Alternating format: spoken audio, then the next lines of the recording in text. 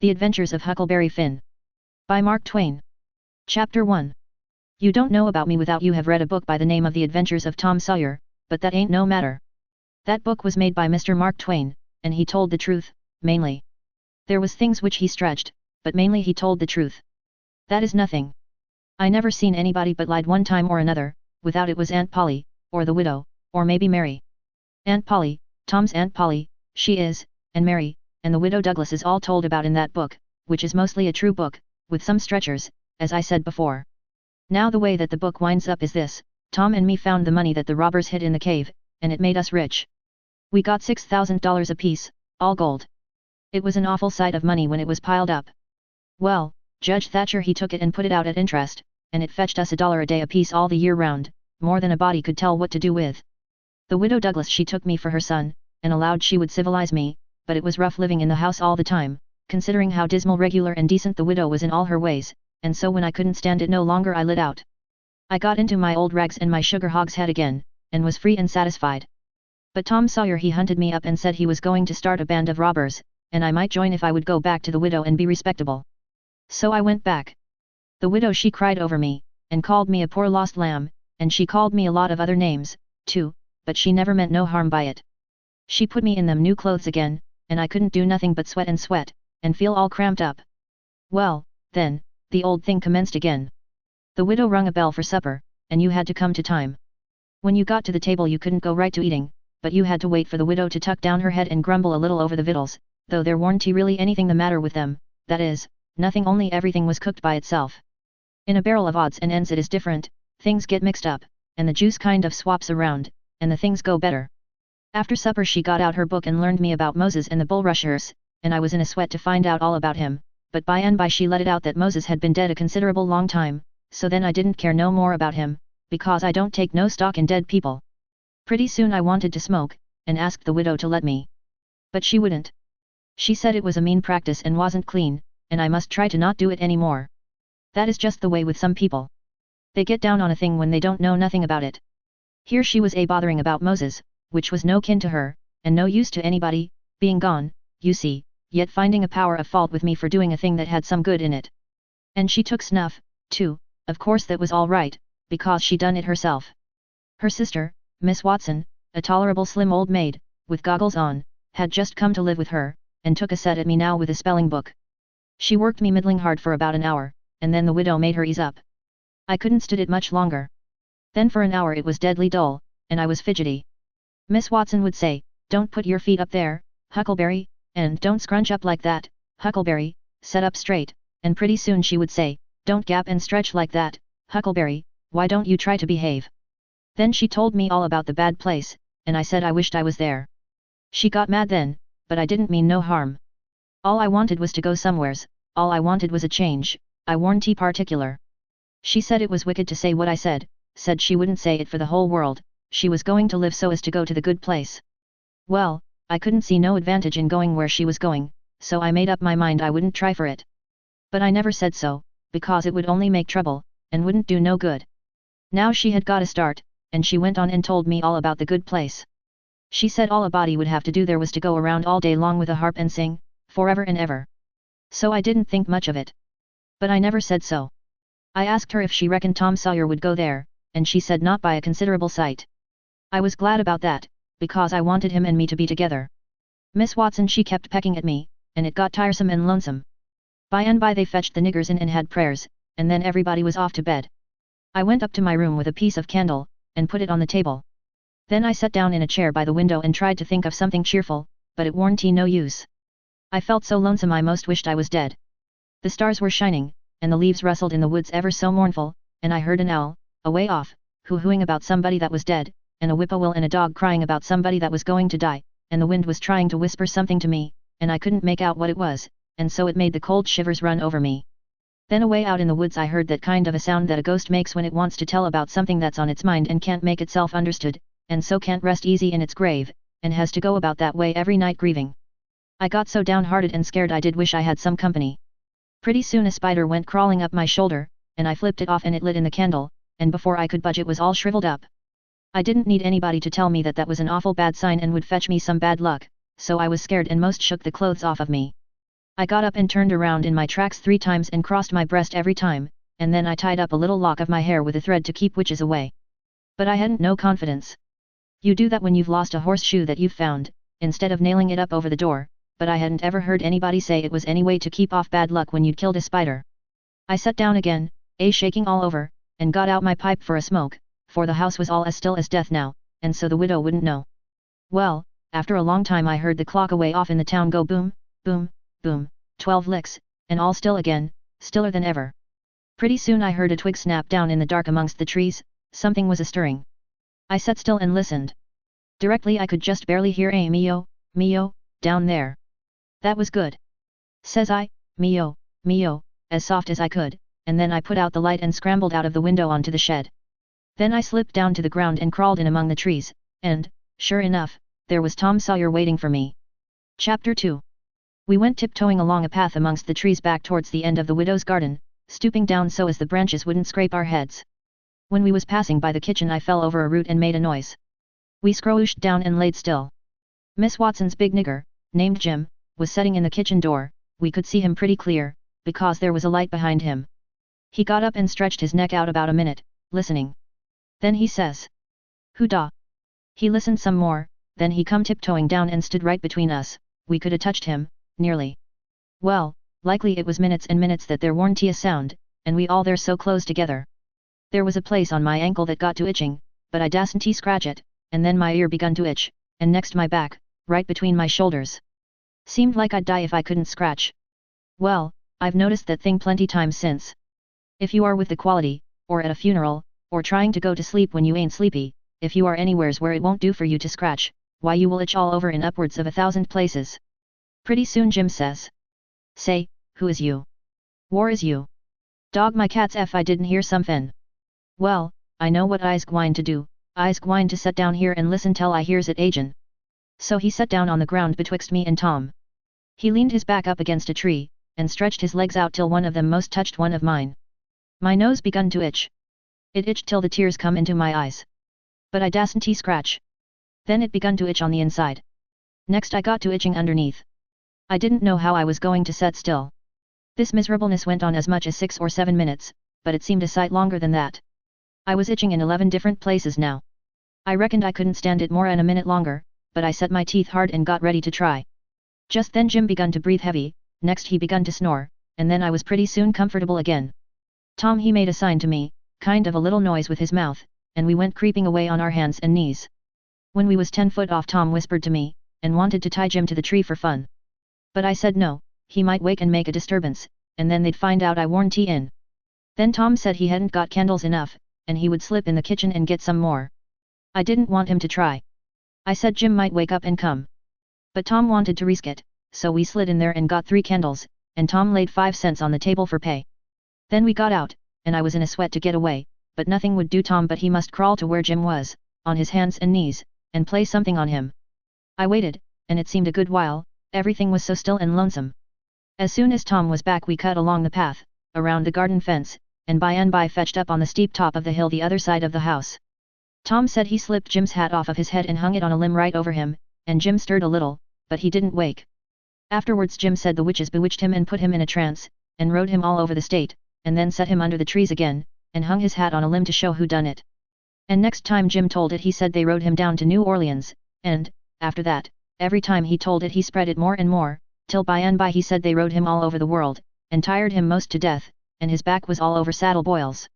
Jim was monstrous proud about it, and he got so he wouldn't hardly notice the other niggers. Niggers would come miles to hear Jim tell about it, and he was more looked up to than any nigger in that country. Strange niggers would stand with their mouths open and look him all over, same as if he was a wonder. Niggers is always talking about witches in the dark by the kitchen fire, but whenever one was talking and letting on to know all about such things, Jim would happen in and say, "What you know 'bout witches?" and that nigger was corked up and had to take a back seat. Jim always kept that 5-center piece round his neck with a string, and said it was a charm the devil give to him with his own hands, and told him he could cure anybody with it and fetch witches whenever he wanted to just by saying something to it, but he never told what it was he said to it. Niggers would come from all around there and give Jim anything they had, just for a sight of that 5-center piece, but they wouldn't touch it, because the devil had his hands on it.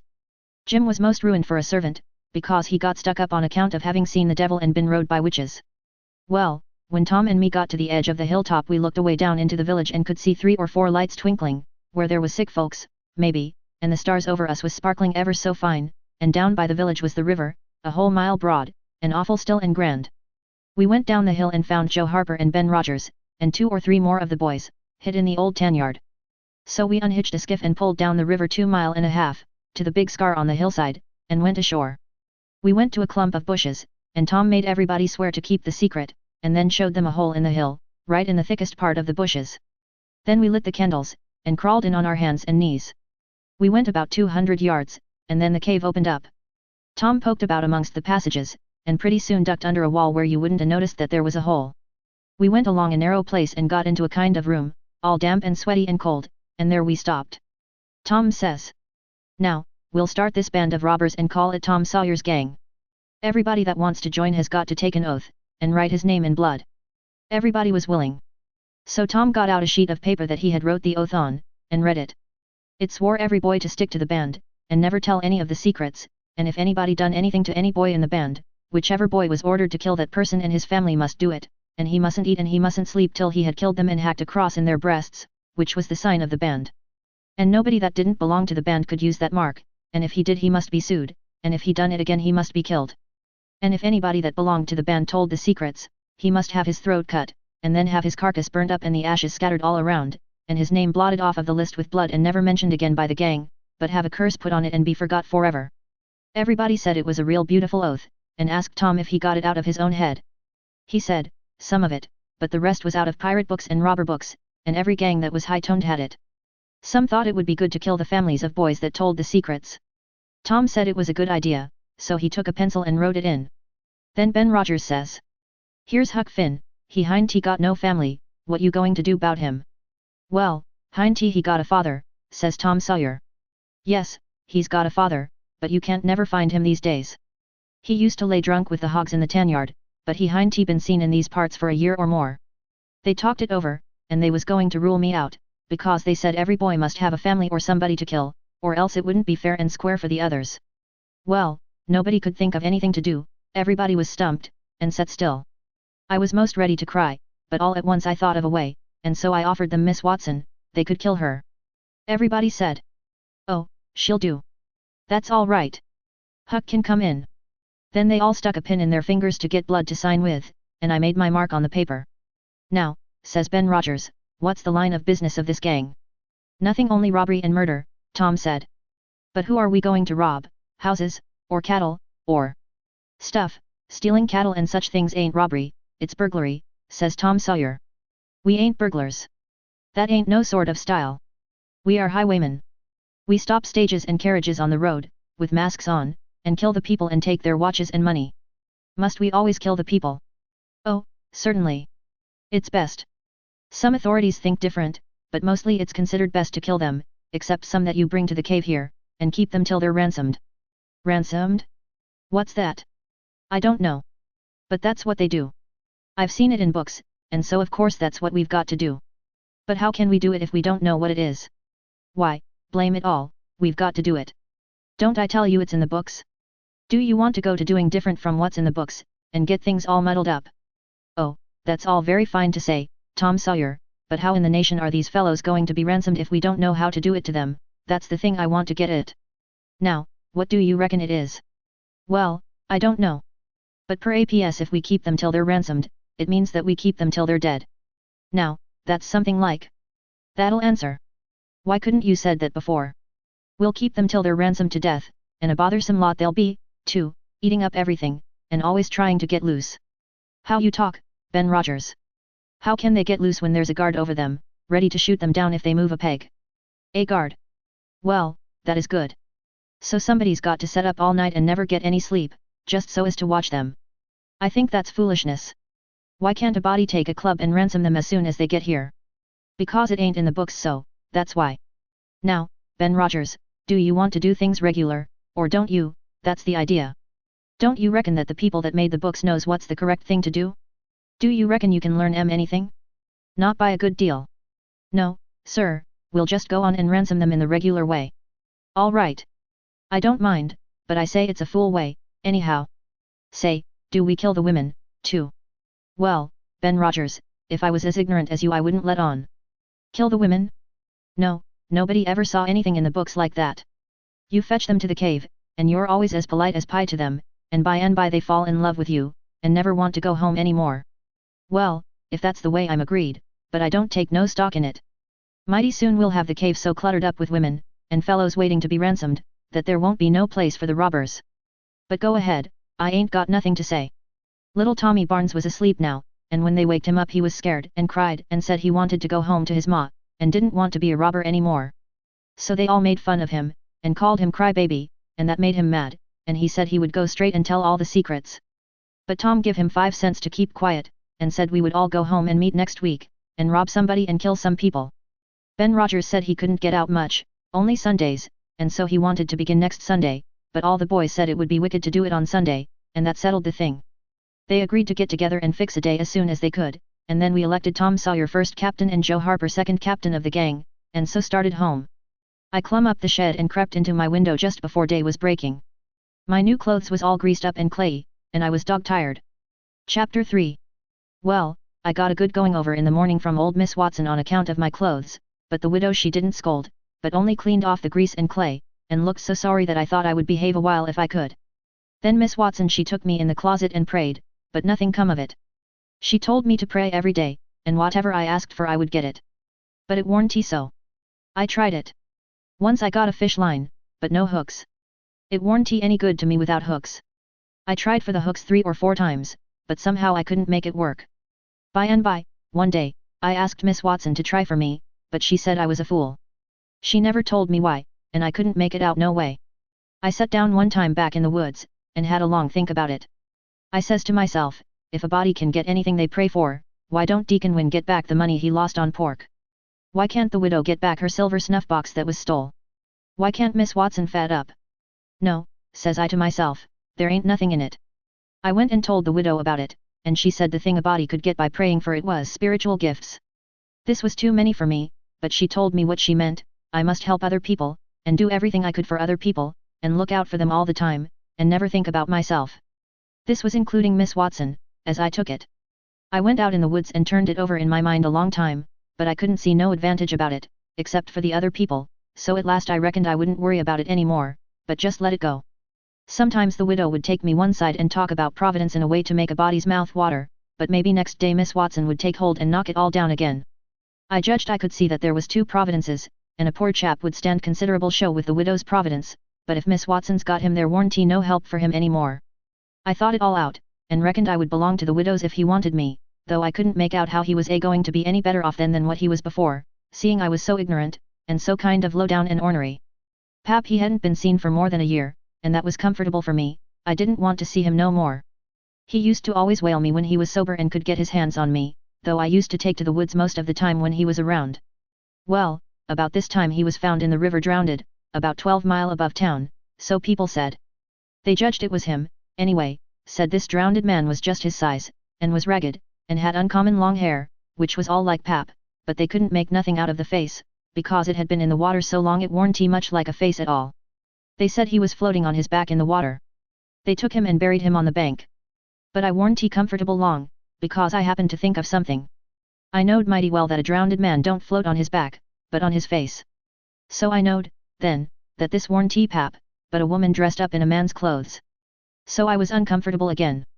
I judged the old man would turn up again by and by, though I wished he wouldn't. We played robber now and then about a month, and then I resigned. All the boys did. We hadn't robbed nobody, hadn't killed any people, but only just pretended. We used to hop out of the woods and go charging down on hog drivers and women in carts taking garden stuff to market, but we never hived any of them. Tom Sawyer called the hogs ingots, and he called the turnips and stuff jewelry, and we would go to the cave and powwow over what we had done, and how many people we had killed and marked. But I couldn't see no profit in it. One time Tom sent a boy to run about town with a blazing stick, which he called a slogan, which was the sign for the gang to get together, and then he said he had got secret news by his spies that next day a whole parcel of Spanish merchants and rich Arabs was going to camp in Cave Hollow with 200 elephants, and 600 camels, and over 1,000 sumpter mules, all loaded down with dimons, and they didn't have only a guard of 400 soldiers, and so we would lay in ambuscade, as he called it, and kill the lot and scoop the things. He said we must slick up our swords and guns, and get ready. He never could go after even a turnip cart, but he must have the swords and guns all scoured up for it, though they was only lath and broomsticks, and you might scour at them till you rotted, and then they warn't worth a mouthful of ashes more than what they was before. I didn't believe we could lick such a crowd of Spaniards and Arabs, but I wanted to see the camels and elephants, so I was on hand next day, Saturday, in the ambuscade, and when we got the word we rushed out of the woods and down the hill. But there warn't no Spaniards and Arabs, and there warn't no camels nor no elephants. It warn't anything but a Sunday school picnic, and only a primer class at that. We busted it up, and chased the children up the hollow, but we never got anything but some donuts and jam, though Ben Rogers got a rag doll, and Joe Harper got a hymn book and a tract, and then the teacher charged in, and made us drop everything and cut. I didn't see no demons, and I told Tom Sawyer so. He said there was loads of them there anyway, and he said there was Arabs there, too, and elephants and things. I said, why couldn't we see them, then? He said if I warn't so ignorant, but had read a book called Don Quixote, I would know without asking. He said it was all done by enchantment. He said there was hundreds of soldiers there, and elephants and treasure, and so on, but we had enemies which he called magicians, and they had turned the whole thing into an infant Sunday school, just out of spite. I said, all right, then the thing for us to do was to go for the magicians. Tom Sawyer said I was a numbskull. Why, said he, a magician could call up a lot of genies, and they would hash you up like nothing before you could say Jack Robinson. They are as tall as a tree and as big around as a church. Well, I says, suppose we got some genies to help us, can't we lick the other crowd then? How you going to get them? I don't know. How do they get them? Why, they rub an old tin lamp or an iron ring, and then the genies come tearing in, with the thunder and lightning ripping around and the smoke rolling, and everything they're told to do they up and do it. They don't think nothing of pulling a shot tower up by the roots, and belting a Sunday school superintendent over the head with it, or any other man. Who makes them tear around so? Why, whoever rubs the lamp or the ring. They belong to whoever rubs the lamp or the ring, and they've got to do whatever he says. If he tells them to build a palace 40 miles long out of diamonds, and fill it full of chewing gum, or whatever you want, and fetch an emperor's daughter from China for you to marry, they've got to do it, and they've got to do it before sun up next morning, too. And more, they've got to waltz that palace around over the country wherever you want it, you understand. Well, says I think they are a pack of flatheads for not keeping the palace themselves stead of fooling them away like that. And what's more, if I was one of them I would see a man in Jericho before I would drop my business and come to him for the rubbing of an old tin lamp. How you talk, Huck Finn. Why, you'd have to come when he rubbed it, whether you wanted to or not. What, and I as high as a tree and as big as a church? All right, then, I would come, but I lay I'd make that man climb the highest tree there was in the country. Shucks, it ain't no use to talk to you, Huck Finn. You don't seem to know anything, somehow, perfect saphead. I thought all this over for 2 or 3 days, and then I reckoned I would see if there was anything in it. I got an old tin lamp and an iron ring, and went out in the woods and rubbed till I sweat like an Injun, calculating to build a palace and sell it, but it warn't no use, none of the genies come. So then I judged that all that stuff was only just one of Tom Sawyer's lies. I reckoned he believed in the Arabs and the elephants, but as for me I think different. It had all the marks of a Sunday school. Chapter 4. Well, 3 or 4 months run along, and it was well into the winter now. I had been to school most all the time and could spell and read and write just a little, and could say the multiplication table up to 6 times 7 is 35, and I don't reckon I could ever get any further than that if I was to live forever. I don't take no stock in mathematics, anyway. At first I hated the school, but by and by I got so I could stand it. Whenever I got uncommon tired I played hooky, and the hiding I got next day done me good and cheered me up. So the longer I went to school the easier it got to be. I was getting sort of used to the widow's ways, too, and they warn't so raspy on me. Living in a house and sleeping in a bed pulled on me pretty tight mostly, but before the cold weather I used to slide out and sleep in the woods sometimes, and so that was a rest to me. I liked the old ways best, but I was getting so I liked the new ones, too, a little bit. The widow said I was coming along slow but sure, and doing very satisfactory. She said she warn't ashamed of me. One morning I happened to turn over the salt cellar at breakfast. I reached for some of it as quick as I could to throw over my left shoulder and keep off the bad luck, but Miss Watson was in ahead of me, and crossed me off. She says, "Take your hands away, Huckleberry, what a mess you are always making." The widow put in a good word for me, but that warn't going to keep off the bad luck, I knowed that well enough. I started out, after breakfast, feeling worried and shaky, and wondering where it was going to fall on me, and what it was going to be. There is ways to keep off some kinds of bad luck, but this wasn't one of them kind, so I never tried to do anything, but just poked along low-spirited and on the watch out. I went down to the front garden and clumb over the stile where you go through the high board fence. There was an inch of new snow on the ground, and I seen somebody's tracks. They had come up from the quarry and stood around the stile a while, and then went on around the garden fence. It was funny they hadn't come in, after standing around so. I couldn't make it out. It was very curious, somehow. I was going to follow around, but I stooped down to look at the tracks first. I didn't notice anything at first, but next I did. There was a cross in the left boot heel made with big nails, to keep off the devil. I was up in a second and shinning down the hill. I looked over my shoulder every now and then, but I didn't see nobody. I was at Judge Thatcher's as quick as I could get there. He said, "Why, my boy, you are all out of breath. Did you come for your interest?" "No, sir," I says, "is there some for me?" "Oh, yes, a half-yearly is in, last night, over $150. Quite a fortune for you.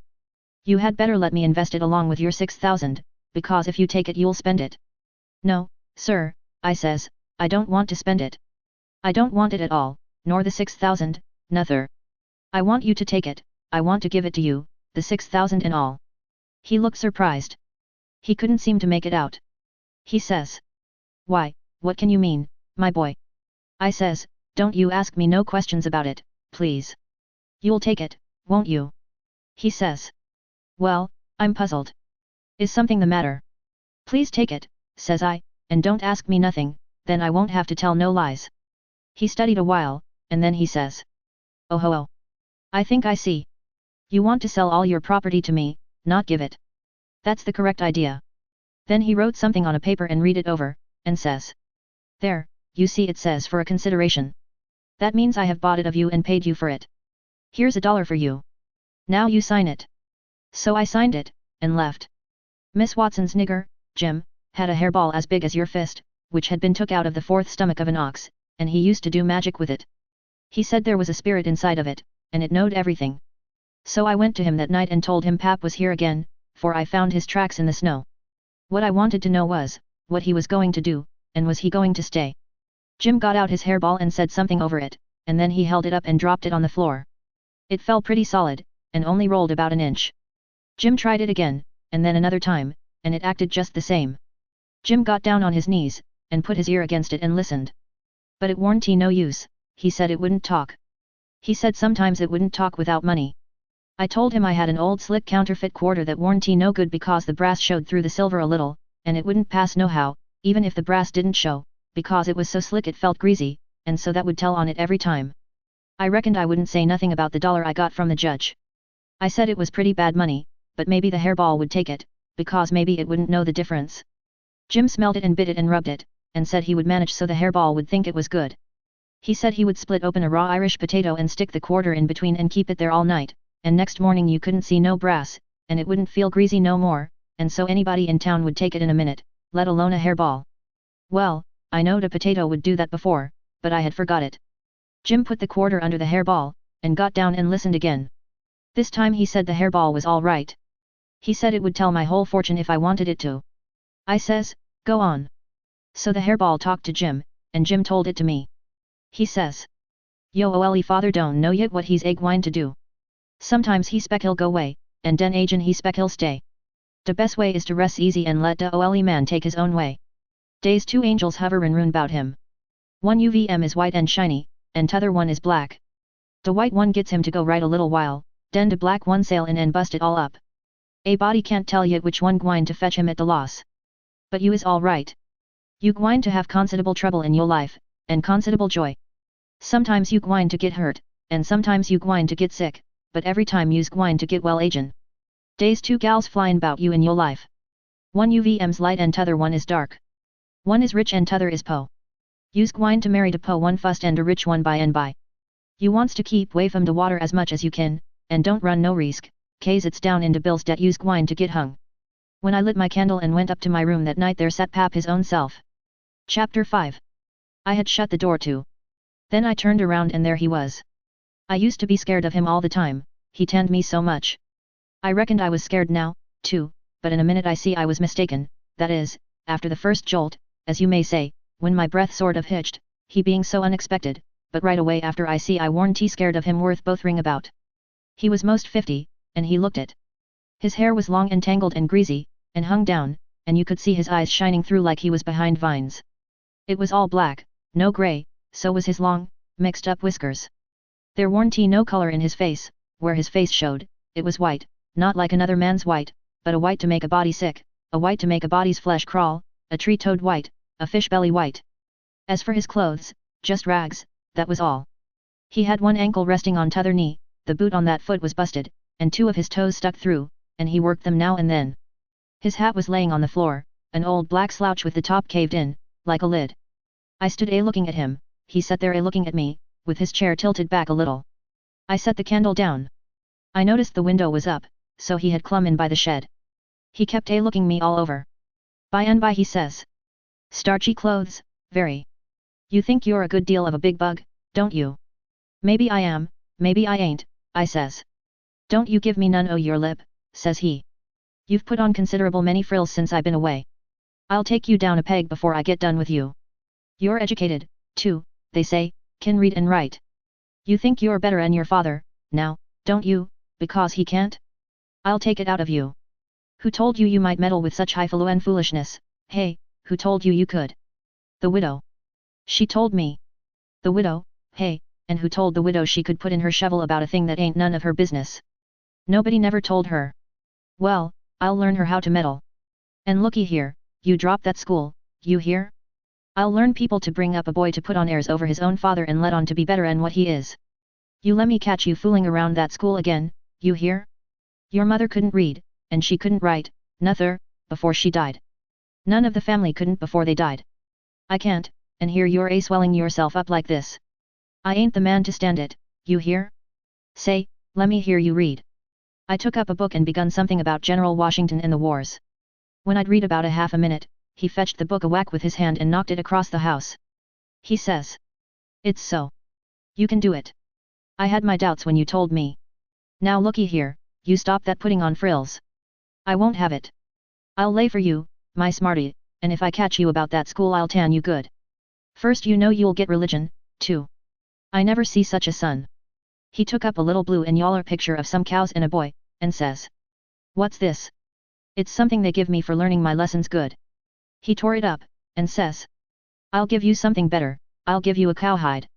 He sat there mumbling and growling a minute, and then he says. Ain't you a sweet-scented dandy, though? A bed, and bedclothes, and a look and glass, and a piece of carpet on the floor, and your own father got to sleep with the hogs in the tan yard. I never see such a son. I bet I'll take some o' these frills out o' you before I'm done with you. Why, there ain't no end to your heirs, they say you're rich. Hey, how's that? They lie, that's how. Looky here, mind how you talk to me, I'm standing about all I can stand now, so don't gimme no sass. I've been in town 2 days, and I hain't heard nothing but about you bane rich. I heard about it away down the river, too. That's why I come. You get me that money tomorrow, I want it. I hain't got no money. It's a lie. Judge Thatcher's got it. You get it. I want it. I hain't got no money, I tell you. You ask Judge Thatcher, he'll tell you the same. All right. I'll ask him, and I'll make him pungle, too, or I'll know the reason why. Say, how much you got in your pocket? I want it. I hain't got only $1, and I want that too.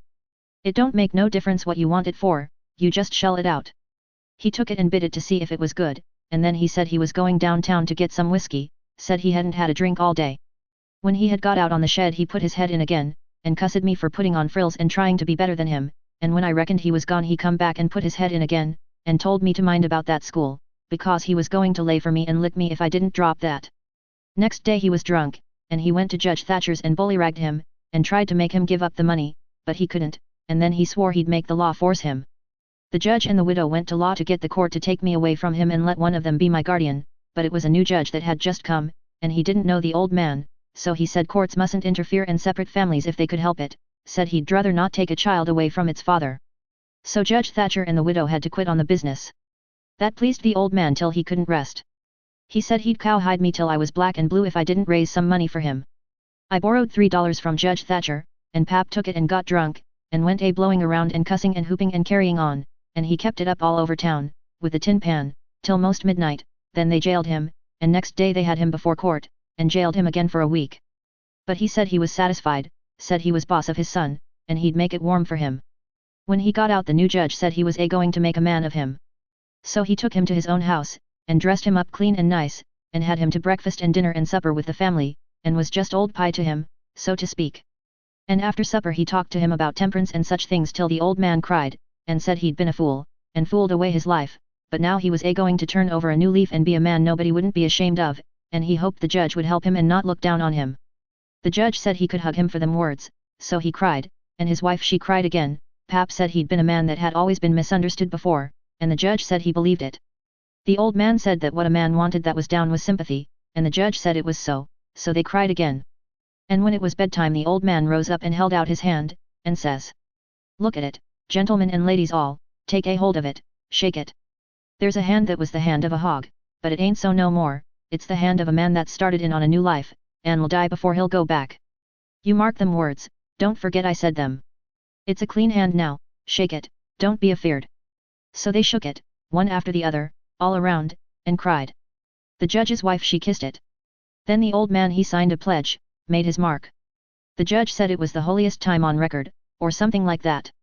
Then they tucked the old man into a beautiful room, which was the spare room, and in the night sometime he got powerful thirsty and clumb out onto the porch roof and slid down a stanchion and traded his new coat for a jug of 40 rod, and clumb back again and had a good old time, and towards daylight he crawled out again, drunk as a fiddler, and rolled off the porch and broke his left arm in 2 places, and was most froze to death when somebody found him after sun up. And when they come to look at that spare room they had to take soundings before they could navigate it. The judge he felt kind of sore. He said he reckoned a body could reform the old man with a shotgun, maybe, but he didn't know no other way. Chapter 6. Well, pretty soon the old man was up and around again, and then he went for Judge Thatcher in the courts to make him give up that money, and he went for me, too, for not stopping school. He catched me a couple of times and thrashed me, but I went to school just the same, and dodged him or outrun him most of the time. I didn't want to go to school much before, but I reckoned I'd go now to spite Pap. That law trial was a slow business, appeared like they weren't ever going to get started on it, so every now and then I'd borrow $2 or $3 off of the judge for him, to keep from getting a cow hiding. Every time he got money he got drunk, and every time he got drunk he raised Cain around town, and every time he raised Cain he got jailed. He was just suited, this kind of thing was right in his line. He got to hanging around the widows too much and so she told him at last that if he didn't quit using around there she would make trouble for him. Well, wasn't he mad? He said he would show who was Huck Finn's boss. So he watched out for me one day in the spring, and catched me, and took me up the river about 3 mile in a skiff, and crossed over to the Illinois shore where it was woody and there weren't no houses but an old log hut in a place where the timber was so thick you couldn't find it if you didn't know where it was. He kept me with him all the time, and I never got a chance to run off. We lived in that old cabin, and he always locked the door and put the key under his head nights. He had a gun which he had stole, I reckon, and we fished and hunted, and that was what we lived on. Every little while he locked me in and went down to the store, 3 miles, to the ferry, and traded fish and game for whiskey, and fetched it home and got drunk and had a good time, and licked me. The widow she found out where I was by and by, and she sent a man over to try to get hold of me, but Pap drove him off with the gun, and it warn't long after that till I was used to being where I was, and liked it, all but the cowhide part. It was kind of lazy and jolly, laying off comfortable all day, smoking and fishing, and no books nor study. 2 months or more run along, and my clothes got to be all rags and dirt, and I didn't see how I'd ever got to like it so well at the widow's, where you had to wash, and eat on a plate, and comb up, and go to bed and get up regular, and be forever bothering over a book, and have old Miss Watson pecking at you all the time. I didn't want to go back no more. I had stopped cussing, because the widow didn't like it, but now I took to it again because Pap hadn't no objections. It was pretty good times up in the woods there, take it all around. But by and by Pap got too handy with his hick-rye, and I couldn't stand it. I was all over welts. He got to going away so much, too, and locking me in. Once he locked me in and was gone 3 days. It was dreadful lonesome. I judged he had got drowned, and I wasn't ever going to get out any more. I was scared.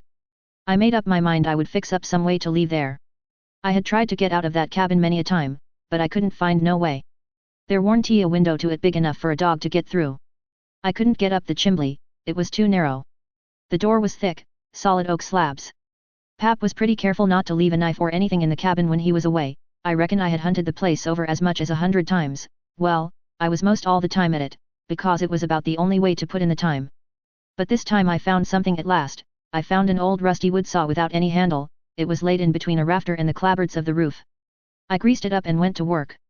There was an old horse blanket nailed against the logs at the far end of the cabin behind the table, to keep the wind from blowing through the chinks and putting the candle out. I got under the table and raised the blanket, and went to work to saw a section of the big bottom log out, big enough to let me through. Well, it was a good long job, but I was getting towards the end of it when I heard Pap's gun in the woods. I got rid of the signs of my work, and dropped the blanket and hid my saw, and pretty soon Pap come in. Pap warned T in a good humor, so he was his natural self. He said he was downtown, and everything was going wrong. His lawyer said he reckoned he would win his lawsuit and get the money if they ever got started on the trial, but then there was ways to put it off a long time, and Judge Thatcher knowed how to do it. And he said people allowed there'd be another trial to get me away from him and give me to the widow for my guardian, and they guessed it would win this time. This shook me up considerable, because I didn't want to go back to the widow's anymore and be so cramped up and civilized, as they called it. Then the old man got to cussing, and cussed everything and everybody he could think of, and then cussed them all over again to make sure he hadn't skipped any, and after that he polished off with a kind of a general cuss all round, including a considerable parcel of people which he didn't know the names of, and so called them what's his name when he got to them, and went right along with his cussing. He said he would like to see the widow get me. He said he would watch out, and if they tried to come any such game on him he knowed of a place 6 or 7 mile off to stow me in, where they might hunt till they dropped and they couldn't find me. That made me pretty uneasy again, but only for a minute. I reckoned I wouldn't stay on hand till he got that chance. The old man made me go to the skiff and fetch the things he had got. There was a 50-pound sack of cornmeal, and a side of bacon, ammunition, and a 4-gallon jug of whiskey, and an old book and 2 newspapers for wadding, besides some tow. I towed it up a load, and went back and sat down on the bow of the skiff to rest. I thought it all over, and I reckoned I would walk off with the gun and some lines, and take to the woods when I run away. I guessed I wouldn't stay in one place, but just tramp right across the country, mostly night times, and hunt and fish to keep alive, and so get so far away that the old man nor the widow couldn't ever find me any more. I judged I would saw out and leave that night if Pap got drunk enough, and I reckoned he would. I got so full of it I didn't notice how long I was staying till the old man hollered and asked me whether I was asleep or drowned. I got the things all up to the cabin, and then it was about dark. While I was cooking supper the old man took a swig or two and got sort of warmed up, and went to ripping again. He had been drunk over in town, and laid in the gutter all night, and he was a sight to look at. A body would have thought he was Adam, he was just all mud. Whenever his liquor begun to work he most always went for the government. This time he says, "Call this a government? Why, just look at it and see what it's like. Here's the law standing ready to take a man's son away from him, a man's own son, which he has had all the trouble and all the anxiety and all the expense of raising. Yes, just as that man has got that son raised at last, and ready to go to work and begin to do suthin for him and give him a rest, the law up and goes for him. And they call that government. That ain't all, nuther. The law backs that old Judge Thatcher up and helps him to keep me out o' my property. Here's what the law does, the law takes a man worth $6,000 and upards, and jams him into an old trap of a cabin like this, and lets him go round in clothes that ain't fittin' for a hog. They call that government. A man can't get his rights in a government like this. Sometimes I've a mighty notion to just leave the country for good and all. Yes, and I told em so, I told old Thatcher so to his face. Lots of em heard me, and can tell what I said. Says I, for 2 cents I'd leave the blamed country and never come a near it agin. Them's the very words.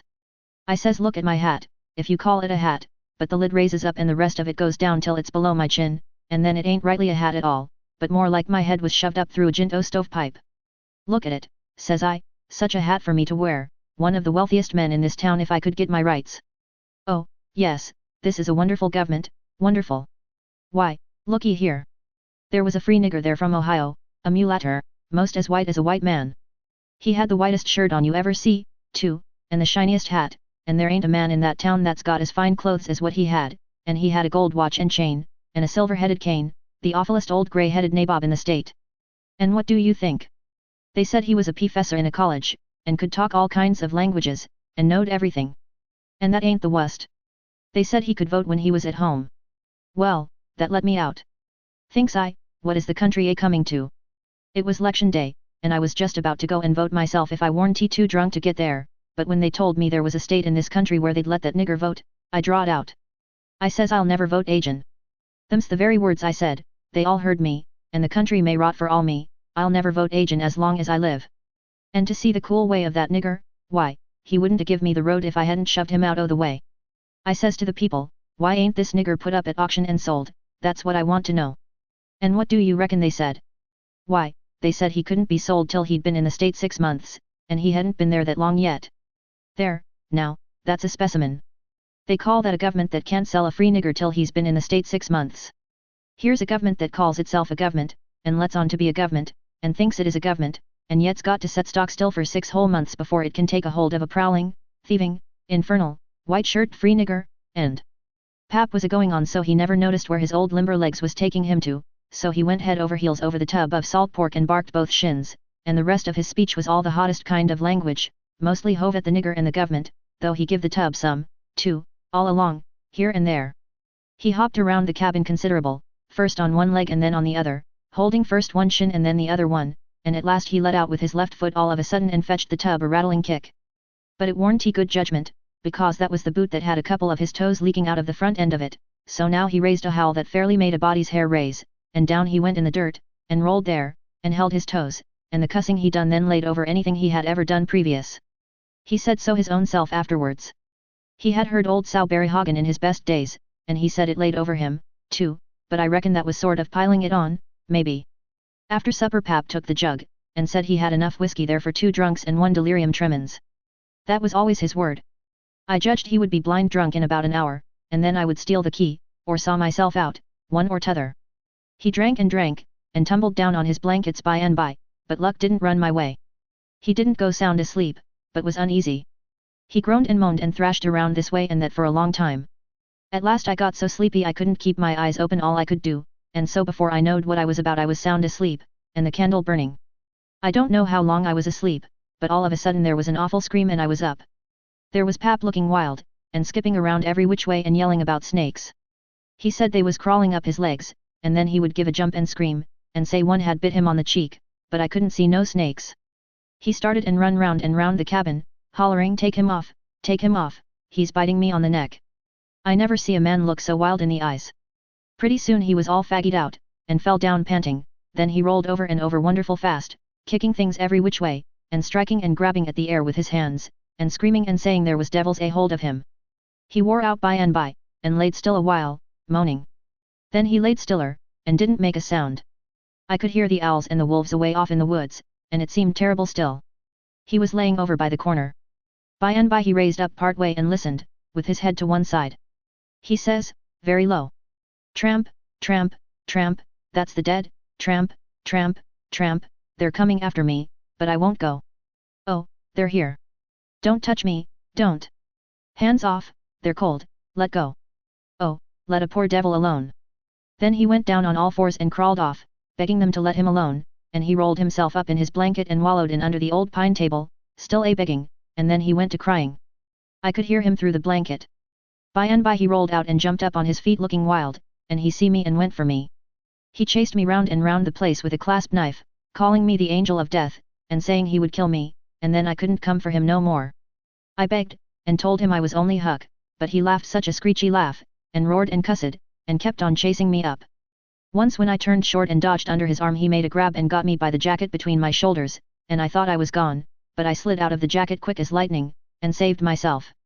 Pretty soon he was all tired out, and dropped down with his back against the door, and said he would rest a minute and then kill me. He put his knife under him, and said he would sleep and get strong, and then he would see who was who. So he dozed off pretty soon. By and by I got the old split-bottom chair and clumb up as easy as I could, not to make any noise, and got down the gun. I slipped the ramrod down it to make sure it was loaded, then I laid it across the turnip barrel, pointing towards Pap, and sat down behind it to wait for him to stir. And how slow and still the time did drag along. Chapter 7. Get up. What you bout? I opened my eyes and looked around, trying to make out where I was. It was after sun up, and I had been sound asleep. Pap was standing over me looking sour and sick, too. He says, "What you doin' with this gun?" I judged he didn't know nothing about what he had been doing, so I says, "Somebody tried to get in, so I was laying for him." "Why didn't you roust me out?" "Well, I tried to, but I couldn't budge you." "Well, all right. Don't stand there palavering all day, but out with you and see if there's a fish on the lines for breakfast. I'll be along in a minute." He unlocked the door, and I cleared out up the river bank. I noticed some pieces of limbs and such things floating down, and a sprinkling of bark, so I knowed the river had begun to rise. I reckoned I would have great times now if I was over at the town. The June rise used to be always luck for me, because as soon as that rise begins here comes cordwood floating down, and pieces of log rafts, sometimes a dozen logs together, so all you have to do is to catch them and sell them to the wood yards and the sawmill. I went along up the bank with one eye out for Pap and t'other one out for what the rise might fetch along. Well, all at once here comes a canoe, just a beauty, too, about 13 or 14 foot long, riding high like a duck. I shot head first off of the bank like a frog, clothes and all on, and struck out for the canoe. I just expected there'd be somebody laying down in it, because people often done that to fool folks, and when a chap had pulled a skiff out most to it they'd raise up and laugh at him. But it warn't so this time. It was a drift canoe sure enough, and I clum in and paddled her ashore. Thinks I, the old man will be glad when he sees this, she's worth $10. But when I got to shore Pap wasn't in sight yet, and as I was running her into a little creek like a gully, all hung over with vines and willows, I struck another idea. I judged I'd hide her good, and then, 'stead of taking to the woods when I run off, I'd go down the river about 50 mile and camp in one place for good, and not have such a rough time tramping on foot. It was pretty close to the shanty, and I thought I heard the old man coming all the time, but I got her hid, and then I out and looked around a bunch of willows, and there was the old man down the path a piece just drawing a bead on a bird with his gun. So he hadn't seen anything. When he got along I was hard at it taking up a trot line. He abused me a little for being so slow, but I told him I fell in the river, and that was what made me so long. I knowed he would see I was wet, and then he would be asking questions. We got 5 catfish off the lines and went home. While we laid off after breakfast to sleep up, both of us being about wore out, I got to thinking that if I could fix up some way to keep Pap and the widow from trying to follow me, it would be a certainer thing than trusting to luck to get far enough off before they missed me. You see, all kinds of things might happen. Well, I didn't see no way for a while, but by and by Pap raised up a minute to drink another barrel of water, and he says, "Another time a man comes a prowling round here you roust me out, you hear? That man warn't he here for no good. I'd a shot him. Next time you roust me out, you hear?" Then he dropped down and went to sleep again, but what he had been saying give me the very idea I wanted. I says to myself, I can fix it now so nobody won't think of following me. About 12 o'clock we turned out and went along up the bank. The river was coming up pretty fast, and lots of driftwood going by on the rise. By and by along comes part of a log raft, 9 logs fast together. We went out with the skiff and towed it ashore. Then we had dinner. Anybody but Pap would a waited and seen the day through, so as to catch more stuff, but that warn't Pap's style. 9 logs was enough for one time, he must shove right over to town and sell. So he locked me in and took the skiff, and started off towing the raft about 3:30. I judged he wouldn't come back that night. I waited till I reckoned he had got a good start, then I out with my saw, and went to work on that log again. Before he was t'other side of the river I was out of the hole, him and his raft was just a speck on the water away off yonder. I took the sack of cornmeal and took it to where the canoe was hid, and shoved the vines and branches apart and put it in, then I done the same with the side of bacon, then the whiskey jug. I took all the coffee and sugar there was, and all the ammunition, I took the wadding, I took the bucket and gourd, I took a dipper and a tin cup, and my old saw and 2 blankets, and the skillet and the coffee pot. I took fish lines and matches and other things, everything that was worth a cent. I cleaned out the place. I wanted an axe, but there wasn't any, only the one out at the woodpile, and I knowed why I was going to leave that. I fetched out the gun, and now I was done. I had wore the ground a good deal crawling out of the hole and dragging out so many things. So I fixed that as good as I could from the outside by scattering dust on the place, which covered up the smoothness and the sawdust. Then I fixed the piece of log back into its place, and put 2 rocks under it and one against it to hold it there, for it was bent up at that place and didn't quite touch ground. If you stood 4 or 5 foot away and didn't know it was sawed, you wouldn't never notice it, and besides, this was the back of the cabin, and it warn't likely anybody would go fooling around there. It was all grass clear to the canoe, so I hadn't left a track. I followed around to see. I stood on the bank and looked out over the river. All safe. So I took the gun and went up a piece into the woods, and was hunting around for some birds when I see a wild pig. Hogs soon went wild in them bottoms after they had got away from the prairie farms. I shot this fellow and took him into camp. I took the axe and smashed in the door. I beat it and hacked it considerable doing it. I fetched the pig in, and took him back nearly to the table and hacked into his throat with the axe, and laid him down on the ground to bleed. I say ground because it was ground, hard packed, and no boards. Well, next I took an old sack and put a lot of big rocks in it, all I could drag, and I started it from the pig, and dragged it to the door and through the woods down to the river and dumped it in, and down it sunk, out of sight. You could easy see that something had been dragged over the ground. I did wish Tom Sawyer was there, I knowed he would take an interest in this kind of business, and throw in the fancy touches. Nobody could spread himself like Tom Sawyer in such a thing as that. Well, last I pulled out some of my hair, and blooded the axe good, and stuck it on the back side, and slung the axe in the corner. Then I took up the pig and held him to my breast with my jacket, so he couldn't drip, till I got a good piece below the house and then dumped him into the river. Now I thought of something else. So I went and got the bag of meal and my old saw out of the canoe, and fetched them to the house. I took the bag to where it used to stand, and ripped a hole in the bottom of it with the saw, for there weren't no knives and forks on the place. Pap done everything with his clasp knife about the cooking. Then I carried the sack about 100 yards across the grass and through the willows east of the house, to a shallow lake that was 5 miles wide and full of rushes, and ducks too, you might say, in the season. There was a slough or a creek leading out of it on the other side that went miles away, I don't know where, but it didn't go to the river. The meal sifted out and made a little track all the way to the lake. I dropped Pap's whetstone there too, so as to look like it had been done by accident. Then I tied up the rip in the meal sack with a string, so it wouldn't leak no more, and took it and my saw to the canoe again. It was about dark now, so I dropped the canoe down the river under some willows that hung over the bank, and waited for the moon to rise. I made fast to a willow, then I took a bite to eat, and by and by laid down in the canoe to smoke a pipe and lay out a plan. I says to myself, they'll follow the track of that sack full of rocks to the shore and then drag the river for me. And they'll follow that meal track to the lake and go browsing down the creek that leads out of it to find the robbers that killed me and took the things. They won't ever hunt the river for anything but my dead carcass. They'll soon get tired of that, and won't bother no more about me. All right, I can stop anywhere I want to. Jackson's Island is good enough for me, I know that island pretty well, and nobody ever comes there. And then I can paddle over to town nights, and slink around and pick up things I want. Jackson's Island's the place. I was pretty tired, and the first thing I knowed I was asleep. When I woke up I didn't know where I was for a minute. I sat up and looked around, a little scared. Then I remembered. The river looked miles and miles across. The moon was so bright I could have counted the drift logs that went slipping along, black and still, hundreds of yards out from shore. Everything was dead quiet, and it looked late, and smelled late. You know what I mean, I don't know the words to put it in. I took a good gap and a stretch, and was just going to unhitch and start when I heard a sound away over the water.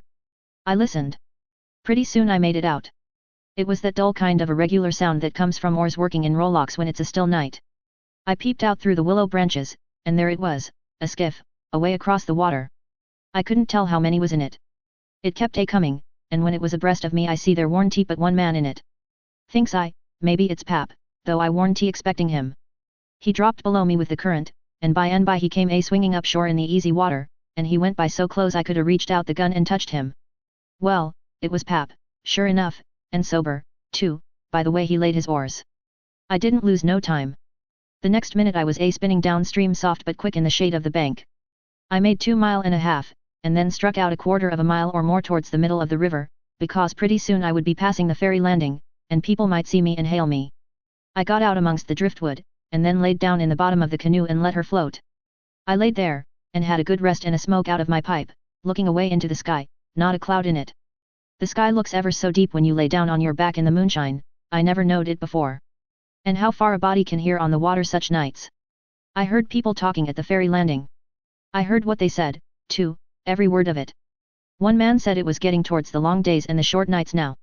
T'other one said this warn't one of the short ones, he reckoned, and then they laughed, and he said it over again, and they laughed again, then they waked up another fellow and told him, and laughed, but he didn't laugh, he ripped out something brisk, and said let him alone. The first fellow said he load to tell it to his old woman, she would think it was pretty good, but he said that warn't nothing to some things he had said in his time. I heard one man say it was nearly 3 o'clock, and he hoped daylight wouldn't wait more than about a week longer. After that the talk got further and further away, and I couldn't make out the words any more, but I could hear the mumble, and now and then a laugh, too, but it seemed a long ways off. I was away below the ferry now. I rose up, and there was Jackson's Island, about 2.5 miles downstream, heavy timbered and standing up out of the middle of the river, big and dark and solid, like a steamboat without any lights. There weren't any signs of the bar at the head, it was all under water now. It didn't take me long to get there. I shot past the head at a ripping rate, the current was so swift, and then I got into the dead water and landed on the side towards the Illinois shore. I run the canoe into a deep dent in the bank that I knowed about, I had to part the willow branches to get in, and when I made fast nobody could have seen the canoe from the outside. I went up and sat down on a log at the head of the island, and looked out on the big river and the black driftwood and away over to the town, 3 miles away, where there was 3 or 4 lights twinkling. A monstrous big lumber raft was about a mile upstream, coming along down, with a lantern in the middle of it. I watched it come creeping down, and when it was most abreast of where I stood I heard a man say, "Stern oars, there, heave her head to starboard." I heard that just as plain as if the man was by my side. There was a little grey in the sky now, so I stepped into the woods, and laid down for a nap before breakfast. Chapter 8. The sun was up so high when I waked that I judged it was after 8 o'clock. I laid there in the grass and the cool shade thinking about things, and feeling rested and rather comfortable and satisfied. I could see the sun out at 1 or 2 holes, but mostly it was big trees all about, and gloomy in there amongst them. There was freckled places on the ground where the light sifted down through the leaves, and the freckled places swapped about a little, showing there was a little breeze up there. A couple of squirrels sat on a limb and jabbered at me very friendly. I was powerful, lazy and comfortable, didn't want to get up and cook breakfast. Well, I was dozing off again when I thinks I hears a deep sound of boom, away up the river. I rouses up, and rests on my elbow and listens. Pretty soon I hears it again. I hopped up, and went and looked out at a hole in the leaves, and I see a bunch of smoke laying on the water a long ways up, about abreast the ferry. And there was the ferry boat full of people floating along down. I knowed what was the matter now. Boom! I see the white smoke squirt out of the ferry boat's side. You see, they was firing cannon over the water, trying to make my carcass come to the top. I was pretty hungry, but it warn't going to do for me to start a fire, because they might see the smoke. So I sat there and watched the cannon smoke and listened to the boom. The river was a mile wide there, and it always looks pretty on a summer morning, so I was having a good enough time seeing them hunt for my remainders if I only had a bite to eat. Well, then I happened to think how they always put quicksilver in loaves of bread and float them off, because they always go right to the drowned carcass and stop there. So, says I'll keep a lookout, and if any of them's floating around after me I'll give them a show. I changed to the Illinois edge of the island to see what luck I could have, and I warn't disappointed. A big double loaf come along, and I most got it with a long stick, but my foot slipped and she floated out further. Of course I was where the current set in the closest to the shore, I knowed enough for that. But by and by along comes another one, and this time I won. I took out the plug and shook out the little dab of quicksilver, and set my teeth in. It was baker's bread, what the quality eat, none of your low-down corn pone. I got a good place amongst the leaves, and sat there on a log, munching the bread and watching the ferry boat, and very well satisfied. And then something struck me. I says, now I reckon the widow or the parson or somebody prayed that this bread would find me, and here it has gone and done it. So there ain't no doubt but there is something in that thing, that is, there's something in it when a body like the widow or the parson prays, but it don't work for me, and I reckon it don't work for only just the right kind. I lit a pipe and had a good long smoke, and went on watching. The ferry boat was floating with the current, and I allowed I'd have a chance to see who was aboard when she come along, because she would come in close, where the bread did. When she'd got pretty well along down towards me, I put out my pipe and went to where I fished out the bread, and laid down behind a log on the bank in a little open place. Where the log forked I could peep through. By and by she come along, and she drifted in so close that they could run out a plank and walked ashore. Most everybody was on the boat. Pap, and Judge Thatcher, and Bessie Thatcher, and Joe Harper, and Tom Sawyer, and his old Aunt Polly, and Sid, and Mary, and plenty more. Everybody was talking about the murder, but the captain broke in and says, "Look sharp, now, the current sets in the closest here, and maybe he's washed ashore and got tangled amongst the brush at the water's edge." I hope so, anyway. I didn't hope so. They all crowded up and leaned over the rails, nearly in my face, and kept still, watching with all their might. I could see them first rate, but they couldn't see me. Then the captain sung out, "Stand away," and the cannon let off such a blast right before me that it made me deaf with the noise and pretty near blind with the smoke, and I judged I was gone. If they'd had some bullets in, I reckon they'd got the corpse they was after. Well, I see I warn't hurt, thanks to goodness. The boat floated on and went out of sight around the shoulder of the island. I could hear the booming now and then, further and further off, and by, after an hour, I didn't hear it no more. The island was 3 miles long. I judged they had got to the foot, and was giving it up. But they didn't yet a while. They turned around the foot of the island and started up the channel on the Missouri side, under steam and booming once in a while as they went. I crossed over to that side and watched them. When they got abreast the head of the island they quit shooting and dropped over to the Missouri shore and went home to the town. I knowed I was all right now. Nobody else would come hunting after me. I got my traps out of the canoe and made me a nice camp in the thick woods. I made a kind of a tent out of my blankets to put my things under so the rain couldn't get at them. I catched a catfish and haggled him open with my saw, and towards sundown I started my campfire and had supper. Then I set out a line to catch some fish for breakfast. When it was dark I sat by my campfire smoking, and feeling pretty well satisfied, but by and by it got sort of lonesome, and so I went and sat on the bank and listened to the current swashing along, and counted the stars and drift logs and rafts that come down, and then went to bed. There ain't no better way to put in time when you are lonesome, you can't stay so, you soon get over it. And so for 3 days and nights. No difference, just the same thing. But the next day I went exploring around down through the island. I was boss of it, it all belonged to me, so to say, and I wanted to know all about it, but mainly I wanted to put in the time. I found plenty strawberries, ripe and prime, and green summer grapes, and green raspberries, and the green blackberries was just beginning to show. They would all come handy by and by, I judged. Well, I went fooling along in the deep woods till I judged I warn't far from the foot of the island.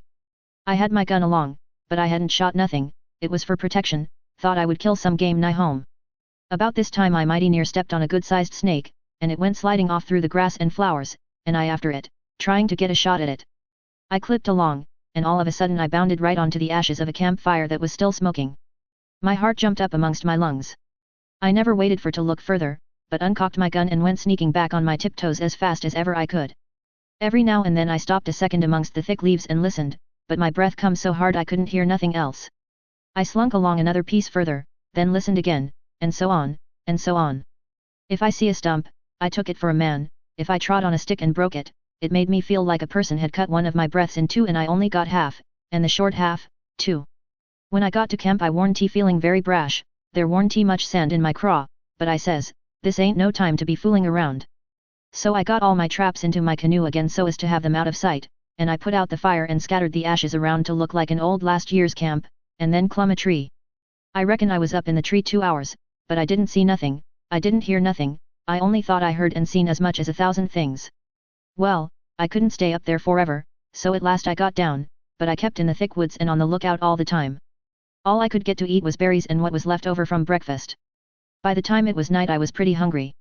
So when it was good and dark I slid out from shore before moonrise and paddled over to the Illinois bank, about 1/4 of a mile. I went out in the woods and cooked a supper, and I had about made up my mind I would stay there all night when I hear a pluckety-plunk, and says to myself, horses coming, and next I hear people's voices. I got everything into the canoe as quick as I could, and then went creeping through the woods to see what I could find out. I hadn't got far when I hear a man say, "We better camp here if we can find a good place, the horses is about beat out. Let's look around." I didn't wait, but shoved out and paddled away easy. I tied up in the old place, and reckoned I would sleep in the canoe. I didn't sleep much. I couldn't, somehow, for thinking. And every time I waked up I thought somebody had me by the neck. So the sleep didn't do me no good. By and by I says to myself, I can't live this way, I'm going to find out who it is that's here on the island with me, I'll find it out or bust. Well, I felt better right off. So I took my paddle and slid out from shore just a step or two, and then let the canoe drop along down amongst the shadows. The moon was shining, and outside of the shadows it made it most as light as day. I poked along well on to an hour, everything still as rocks and sound asleep. Well, by this time I was most down to the foot of the island. A little ripply, cool breeze begun to blow, and that was as good as saying the night was about done. I give her a turn with the paddle and brung her nose to shore, then I got my gun and slipped out and into the edge of the woods. I sat down there on a log, and looked out through the leaves. I see the moon go off watch, and the darkness begin to blanket the river. But in a little while I see a pale streak over the treetops, and knowed the day was coming. So I took my gun and slipped off towards where I had run across that campfire, stopping every minute or two to listen. But I hadn't no luck somehow, I couldn't seem to find the place. But by and by, sure enough, I catched a glimpse of fire away through the trees. I went for it, cautious and slow. By and by I was close enough to have a look, and there laid a man on the ground. It most give me the fantods. He had a blanket around his head, and his head was nearly in the fire. I sat there behind a clump of bushes, in about 6 foot of him, and kept my eyes on him steady. It was getting grey daylight now. Pretty soon he gapped and stretched himself and hove off the blanket, and it was Miss Watson's Jim. I bet I was glad to see him. I says, "Hello, Jim," and skipped out. He bounced up and stared at me wild. Then he drops down on his knees, and puts his hands together and says, "Don't hurt me, don't. I hain't ever done no harm to a ghost.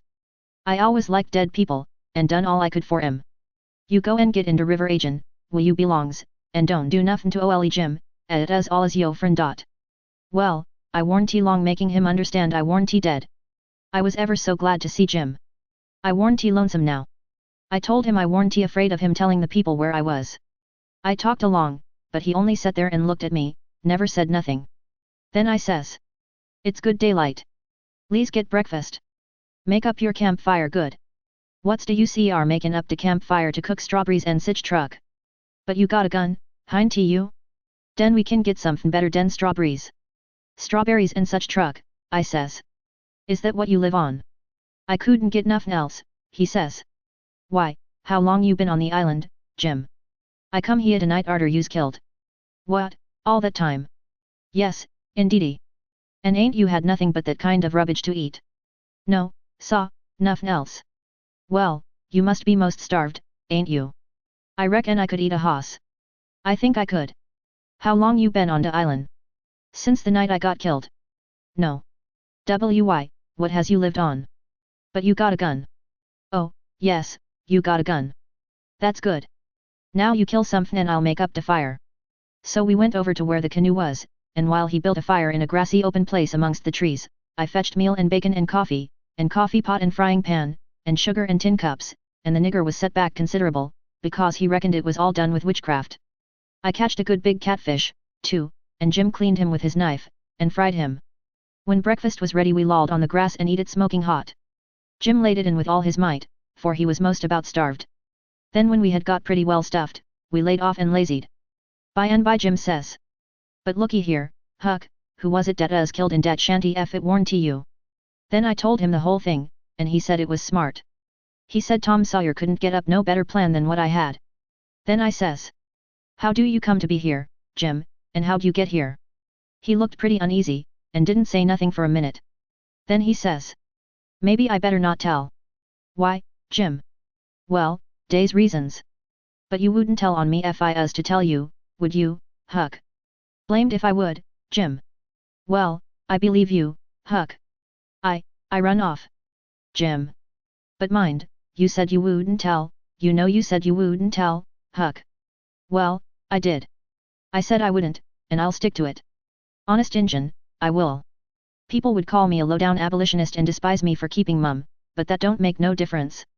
I ain't a-going to tell, and I ain't a-going back there, anyways. So, now, lees know all about it. Well, you see, it us dis way. Ole missus, that's Miss Watson, she pecks on me all de time, and treats me pooty rough, but she allus said she wouldn't sell me down to Orleans. But I noticed dey was a nigger trader round de place considerable lately, and I begin to get uneasy.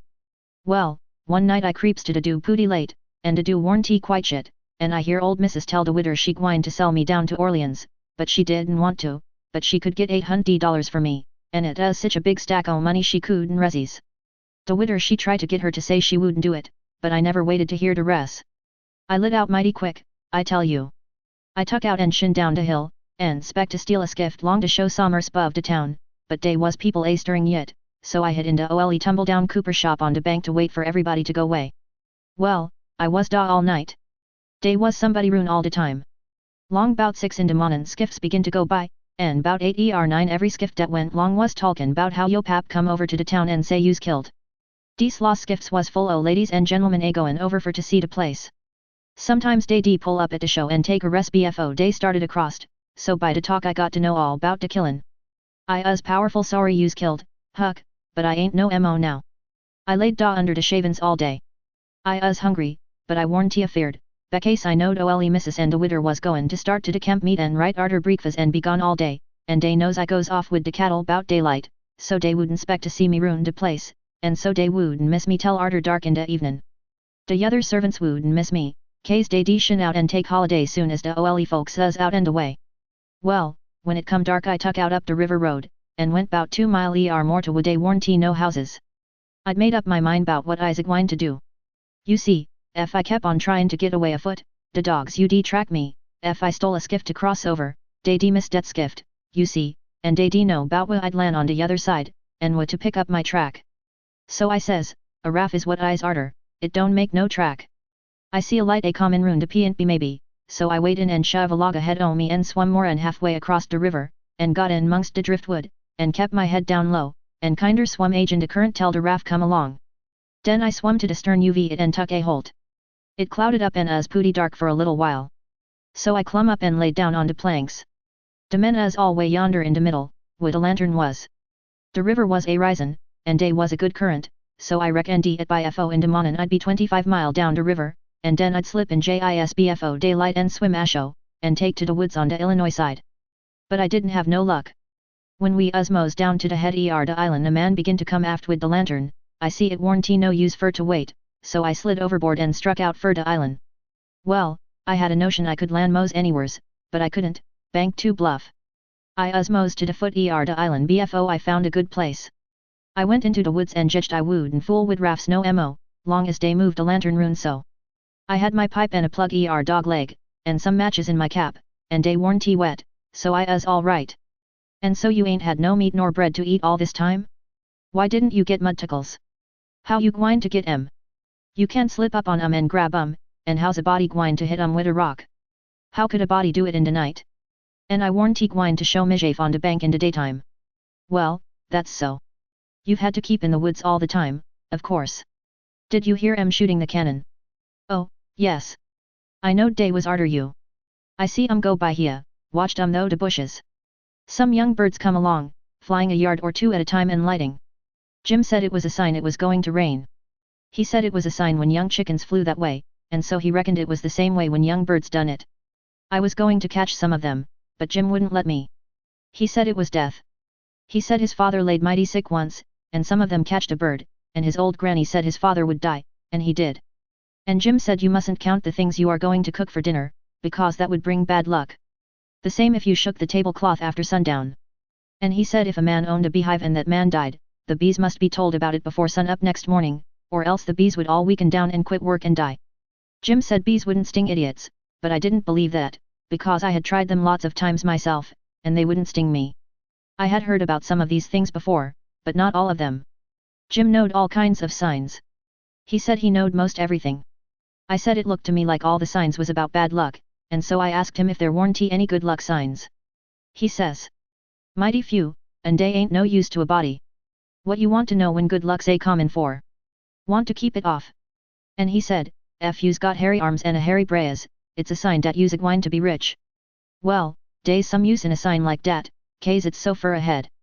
You see, maybe you's got to be po a long time fust, and so you might get discouraged and kill yourself if you didn't know by the sign dat you gwine to be rich be maybe. Have you got hairy arms and a hairy breast, Jim? What's the use to ax dat question? Don't you see I has? Well, are you rich? No, but I been rich vunst, and gwine to be rich agin. Vunst I had $14, but I tucked a speckle at 10, and got busted out. What did you speculate in, Jim? Well, fust I tackled stock. What kind of stock? Why, livestock, cattle, you know.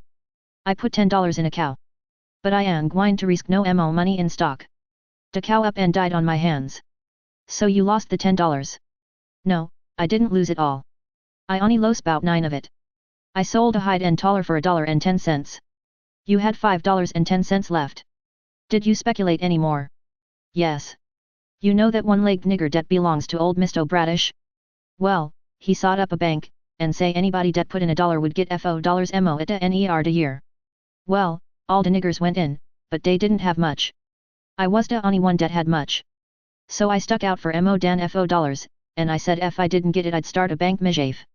Well, o' course dat nigger want to keep me out de business, becase he says dey warranty business na for 2 banks, so he say I could put in my $5 and he pay me 35 at the NER de year. So I done it. Den I reckon I'd inst the $35 right off and keep things a movin'. Dey was a nigger named Bob, dat had catched a wood flat, and his marster didn't know it, and I bought it off and him and told him to take the $35 when the NER de year come, but somebody stole the wood flat dat night, and next day the one-legged nigger say the bank's busted. So dey didn't none of us get no money. What did you do with the 10 cents, Jim? Well, I us gwine to spend it, but I had a dream, and the dream told me to give it to a nigger named Bullum. Bullum's ass dey call him for short, he's one dem chuckleheads, you know. But he's lucky, dey say, and I see I warranty lucky. The dream say let Bullum inst the 10 cents and he'd make a raise for me. Well, Bullum he tuck the money, and when he was in church he heard the preacher say dat whoever give to the poor lend to the Lord, and bound to get his money back 100 times. So Bullum he tuck and give the 10 cents to the po, and laid low to see what was gwine to come of it. Well, what did come of it, Jim? Nuffin never come of it. I couldn't manage to collect dat money no way, and Bullum he couldn't. I ain't gwine to lend no mo money doubt I see the security. Bound to get yo money back 100 times, the preacher says.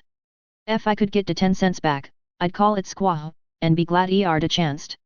Well, it's all right anyway, Jim, long as you're going to be rich again sometime or other. Yes, and I's rich now, come to look at it. I owns mijaf, and I's with $800. I wished I had the money, I wouldn't want no mo. Chapter 9. I wanted to go and look at a place right about the middle of the island that I'd found when I was exploring, so we started and soon got to it, because the island was only 3 miles long and a quarter of a mile wide. This place was a tolerable long, steep hill or ridge about 40 foot high.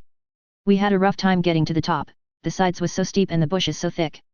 We tramped and clumb around all over it, and by and by found a good big cavern in the rock, most up to the top on the side towards Illinois. The cavern was as big as 2 or 3 rooms bunched together, and Jim could stand up straight in it. It was cool in there. Jim was for putting our traps in there right away, but I said we didn't want to be climbing up and down there all the time. Jim said if we had the canoe hid in a good place, and had all the traps in the cavern, we could rush there if anybody was to come to the island, and they would never find us without dogs. And, besides, he said them little birds had said it was going to rain, and did I want the things to get wet? So we went back and got the canoe, and paddled up abreast the cavern, and lugged all the traps up there. Then we hunted up a place close by to hide the canoe in, amongst the thick willows. We took some fish off of the lines and set them again, and begun to get ready for dinner. The door of the cavern was big enough to roll a hogshead in, and on one side of the door the floor stuck out a little bit, and was flat and a good place to build a fire on. So we built it there and cooked dinner. We spread the blankets inside for a carpet, and eat our dinner in there. We put all the other things handy at the back of the cavern. Pretty soon it darkened up, and begun to thunder and lighten, so the birds was right about it. Directly it begun to rain, and it rained like all fury, too, and I never see the wind blow so. It was one of these regular summer storms. It would get so dark that it looked all blue-black outside, and lovely, and the rain would thrash along by so thick that the trees off a little ways looked dim and spider-webby, and here would come a blast of wind that would bend the trees down and turn up the pale underside of the leaves, and then a perfect ripper of a gust would follow along and set the branches to tossing their arms as if they was just wild, and next, when it was just about the bluest and blackest, FST. It was as bright as glory, and you'd have a little glimpse of treetops plunging about away off yonder in the storm, hundreds of yards further than you could see before, dark as sin again in a second, and now you'd hear the thunder let go with an awful crash, and then go rumbling, grumbling, tumbling, down the sky towards the underside of the world, like rolling empty barrels downstairs, where it's long stairs and they bounce a good deal, you know. Jim, this is nice, I says. I wouldn't want to be nowhere else but here. Pass me along another hunk of fish and some hot cornbread. Well, you wouldn't have been here if it hadn't have been for Jim. You'd have been down in the woods without any dinner, and get most drowned, too, dat you would, honey. Chickens knows when it's gwine to rain, and so do de birds, chilly. The river went on raising and raising for 10 or 12 days, till at last it was over the banks. The water was 3 or 4 foot deep on the island in the low places and on the Illinois bottom. On that side it was a good many miles wide, but on the Missouri side it was the same old distance across, a half a mile, because the Missouri shore was just a wall of high bluffs. Daytimes we paddled all over the island in the canoe, it was mighty cool and shady in the deep woods, even if the sun was blazing outside. We went winding in and out amongst the trees, and sometimes the vines hung so thick we had to back away and go some other way. Well, on every old broken down tree you could see rabbits and snakes and such things, and when the island had been overflowed a day or two they got so tame, on account of being hungry, that you could paddle right up and put your hand on them if you wanted to, but not the snakes and turtles, they would slide off in the water. The ridge our cavern was in was full of them. We coulda had pets enough if we'd wanted them. One night we catched a little section of a lumber raft, nice pine planks. It was 12 foot wide and about 15 or 16 foot long, and the top stood above water 6 or 7 inches, a solid, level floor. We could see saw logs go by in the daylight sometimes, but we let them go, we didn't show ourselves in daylight. Another night when we was up at the head of the island, just before daylight, here comes a frame house down, on the west side. She was a 2-story, and tilted over considerable. We paddled out and got aboard, clumb in at an upstairs window. But it was too dark to see yet, so we made the canoe fast and set in her to wait for daylight. The light begun to come before we got to the foot of the island. Then we looked in at the window. We could make out a bed, and a table, and 2 old chairs, and lots of things around about on the floor, and there was clothes hanging against the wall. There was something laying on the floor in the far corner that looked like a man. So Jim says, "Hello, you." But it didn't budge. So I hollered again, and then Jim says, "De man ain't asleep, he's dead. You hold still, I'll go and see." He went, and bent down and looked, and says, "It's a dead man. Yes, indeedy, naked, too. He's been shot in de back. I reckon he's been dead 3 days. Come in, Huck, but don't look at his face, it's too ghashly." I didn't look at him at all. Jim throwed some old rags over him, but he needn't done it, I didn't want to see him. There was heaps of old greasy cards scattered around over the floor, and old whiskey bottles, and a couple of masks made out of black cloth, and all over the walls was the ignorantest kind of words and pictures made with charcoal. There was 2 old dirty calico dresses, and a sunbonnet, and some women's underclothes hanging against the wall, and some men's clothing, too. We put the lot into the canoe, it might come good. There was a boy's old speckled straw hat on the floor, I took that, too. And there was a bottle that had milk in it, and it had a rag stopper for a baby to suck. We woulda took the bottle, but it was broke. There was a seedy old chest, and an old hair trunk with the hinges broke. They stood open, but there warn't nothing left in them that was any account. The way things was scattered about, we reckoned the people left in a hurry, and warn't fixed so as to carry off most of their stuff. We got an old tin lantern, and a butcher knife without any handle, and a brand new Barlow knife worth 2 bits in any store, and a lot of tallow candles, and a tin candlestick, and a gourd, and a tin cup, and a ratty old bed quilt off the bed, and a reticule with needles and pins and beeswax and buttons and thread and all such truck in it, and a hatchet and some nails, and a fish line as thick as my little finger with some monstrous hooks on it, and a roll of buckskin, and a leather dog collar, and a horseshoe, and some vials of medicine that didn't have no label on them, and just as we was leaving I found a tolerable good curry comb, and Jim he found a ratty old fiddle bow, and a wooden leg. The straps was broke off of it, but, barring that, it was a good enough leg, though it was too long for me and not long enough for Jim, and we couldn't find the other one, though we hunted all around. And so, take it all around, we made a good haul. When we was ready to shove off we was a quarter of a mile below the island, and it was pretty broad day, so I made Jim lay down in the canoe and cover up with the quilt, because if he set up people could tell he was a nigger a good ways off. I paddled over to the Illinois shore, and drifted down most a half a mile doing it. I crept up the dead water under the bank, and hadn't no accidents and didn't see nobody. We got home all safe. Chapter 10. After breakfast I wanted to talk about the dead man and guess out how he come to be killed, but Jim didn't want to. He said it would fetch bad luck, and besides, he said, he might come and haunt us. He said a man that warn't buried was more likely to go haunting around than one that was planted and comfortable.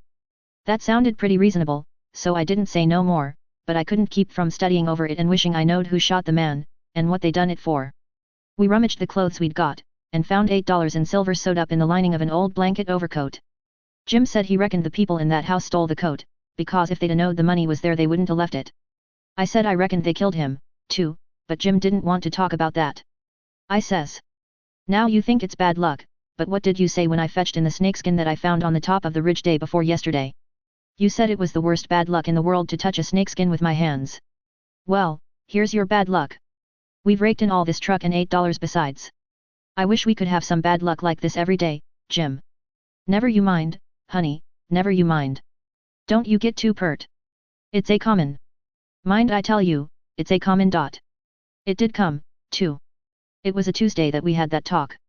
Well, after dinner Friday we was laying around in the grass at the upper end of the ridge, and got out of tobacco. I went to the cavern to get some, and found a rattlesnake in there. I killed him, and curled him up on the foot of Jim's blanket, ever so natural, thinking there'd be some fun when Jim found him there.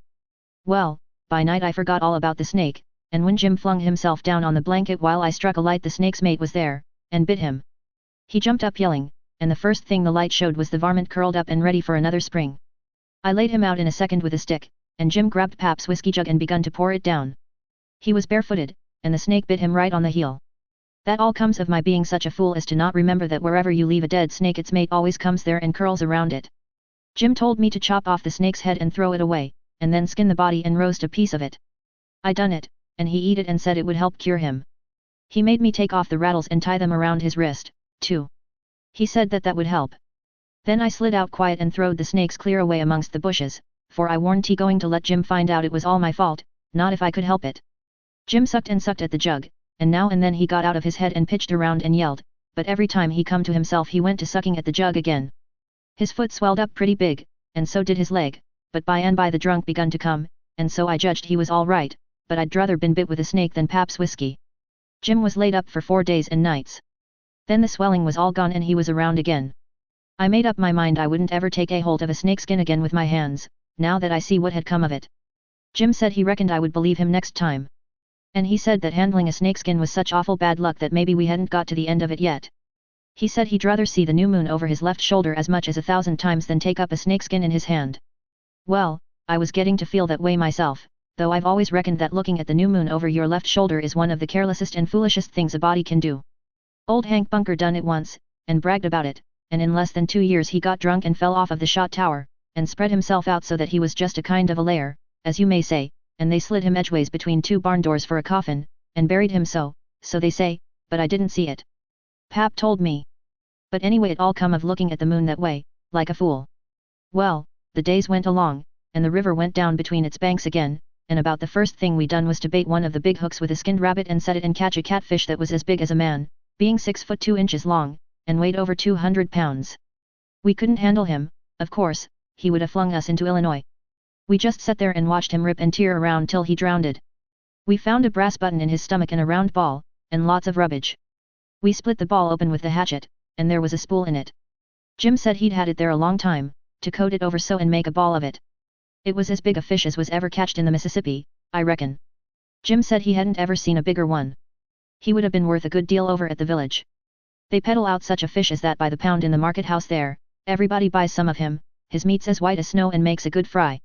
Next morning I said it was getting slow and dull, and I wanted to get a stirring up some way. I said I reckoned I would slip over the river and find out what was going on. Jim liked that notion, but he said I must go in the dark and look sharp. Then he studied it over and said, couldn't I put on some of them old things and dress up like a girl? That was a good notion, too. So we shortened up one of the calico gowns, and I turned up my trouser legs to my knees and got into it. Jim hitched it behind with the hooks, and it was a fair fit. I put on the sunbonnet and tied it under my chin, and then for a body to look in and see my face was like looking down a joint of stovepipe. Jim said nobody would know me, even in the daytime, hardly. I practiced around all day to get the hang of the things, and by I could do pretty well in them, only Jim said I didn't walk like a girl, and he said I must quit pulling up my gown to get at my breeches pocket. I took notice, and done better. I started up the Illinois shore in the canoe just after dark. I started across to the town from a little below the ferry landing, and the drift of the current fetched me in at the bottom of the town. I tied up and started along the bank. There was a light burning in a little shanty that hadn't been lived in for a long time, and I wondered who had took up quarters there. I slipped up and peeped in at the window. There was a woman about 40-year-old in there knitting by a candle that was on a pine table. I didn't know her face, she was a stranger, for you couldn't start a face in that town that I didn't know. Now this was lucky, because I was weakening, I was getting afraid I had come, people might know my voice and find me out. But if this woman had been in such a little town 2 days she could tell me all I wanted to know, so I knocked at the door, and made up my mind I wouldn't forget I was a girl. Chapter 11. Come in, says the woman, and I did. She says, take a cheer. I done it. She looked me all over with her little shiny eyes, and says, what might your name be? Sarah Williams. Whereabouts do you live? In this neighborhood. No, in Hookerville, 7 miles below.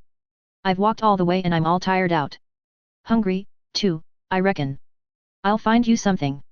No, I ain't hungry. I was so hungry I had to stop 2 miles below here at a farm, so I ain't hungry no more. It's what makes me so late. My mother's down sick, and out of money and everything, and I come to tell my Uncle Abner more. He lives at the upper end of the town, she says. I hain't he ever been here before? Do you know him? No, but I don't know everybody yet. I haven't lived here quite 2 weeks. It's a considerable ways to the upper end of the town. You better stay here all night. Take off your bonnet.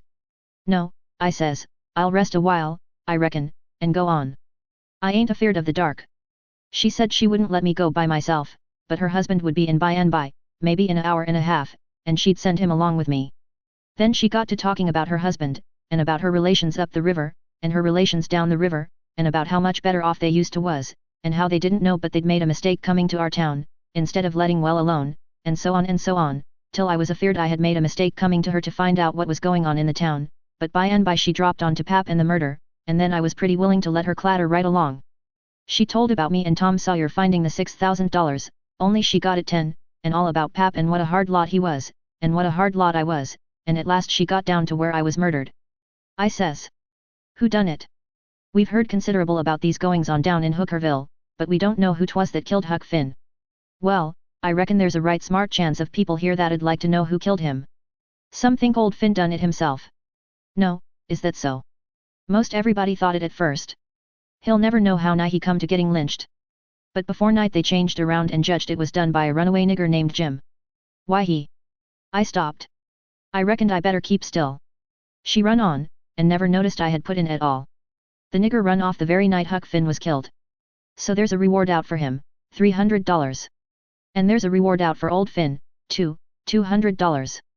You see, he come to town the morning after the murder, and told about it, and was out with them on the ferry boat hunt, and right away after he up and left. Before night they wanted to lynch him, but he was gone, you see. Well, Next day they found out the nigger was gone. They found out he hadn't been seen since 10 o'clock the night the murder was done. So then they put it on him, you see, and while they was full of it, next day, back comes old Finn, and went boo-hooing to Judge Thatcher to get money to hunt for the nigger all over Illinois with. The judge gave him some, and that evening he got drunk, and was around till after midnight with a couple of mighty hard-looking strangers, and then went off with them. Well, he hin't he come back since, and they ain't looking for him back till this thing blows over a little, for people thinks now that he killed his boy and fixed things so folks would think robbers done it, and then he'd get Huck's money without having to bother a long time with a lawsuit. People do say he warn't he any too good to do it. Oh, he's sly, I reckon. If he don't come back for a year he'll be all right.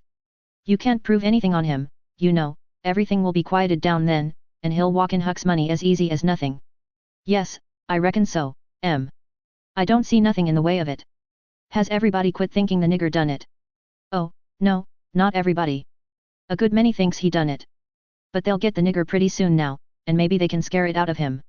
Why, are they after him yet? Well, you're innocent, ain't you? Does $300 lay around every day for people to pick up? Some folks think the nigger ain't far from here. I'm one of them, but I hin't talked it around. A few days ago I was talking with an old couple that lives next door in the log shanty, and they happened to say hardly anybody ever goes to that island over yonder that they call Jackson's Island. Don't anybody live there?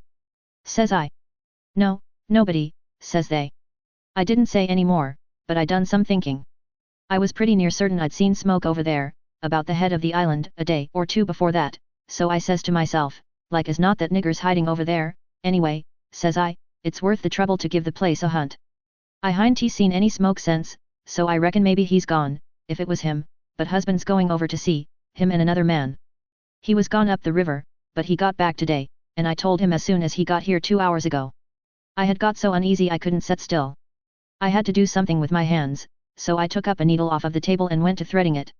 My hands shook, and I was making a bad job of it. When the woman stopped talking I looked up, and she was looking at me pretty curious and smiling a little.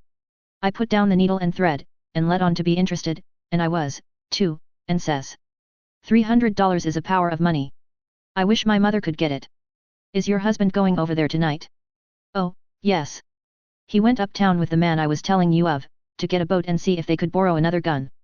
They'll go over after midnight. Couldn't they see better if they was to wait till daytime? Yes. And couldn't the nigger see better, too? After midnight he'll likely be asleep, and they can slip around through the woods and hunt up his campfire all the better for the dark, if he's got one. I didn't think of that. The woman kept looking at me pretty curious, and I didn't feel a bit comfortable. Pretty soon she says. What did you say your name was, honey? Mary Williams. Somehow it didn't seem to me that I said it was Mary before, so I didn't look up. Seemed to me I said it was Sarah, so I felt sort of cornered, and was afeard maybe I was looking it, too. I wished the woman would say something more, the longer she sat still the uneasier I was. But now she says. Honey, I thought you said it was Sarah when you first come in. Oh, yes'm, I did. Sarah Mary Williams. Sarah's my first name. Some calls me Sarah, some calls me Mary. Oh, that's the way of it. Yes'm. I was feeling better then, but I wished I was out of there, anyway.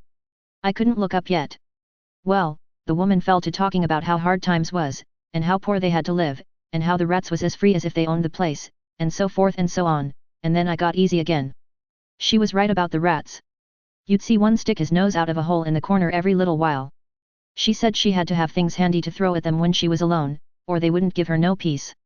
She showed me a bar of lead twisted up into a knot, and said she was a good shot with it generally, but she'd wrenched her arm a day or two ago, and didn't know whether she could throw true now. But she watched for a chance, and directly banged away at a rat, but she missed him wide, and said ouch, it hurt her arm so. Then she told me to try for the next one. I wanted to be getting away before the old man got back, but of course I didn't let on. I got the thing, and the first rat that showed his nose I let drive, and if he'd a stayed where he was he'd a been a tolerable sick rat. She said that was first rate, and she reckoned I would hive the next one. She went and got the lump of lead and fetched it back, and brought along a hank of yarn which she wanted me to help her with. I held up my 2 hands and she put the hank over them, and went on talking about her and her husband's matters.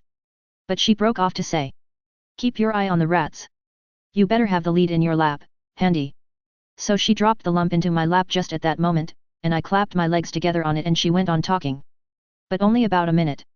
Then she took off the hank and looked me straight in the face, and very pleasant, and says, "Come, now, what's your real name? What, Mum? What's your real name? Is it Bill, or Tom, or Bob, or what is it? I reckon I shook like a leaf, and I didn't know hardly what to do. But I says, please to don't poke fun at a poor girl like me, Mum. If I'm in the way here, I'll... No, you won't. Set down and stay where you are. I ain't going to hurt you, and I ain't going to tell on you, nuther. You just tell me your secret, and trust me. I'll keep it, and, what's more, I'll help you. So my old man if you want him to.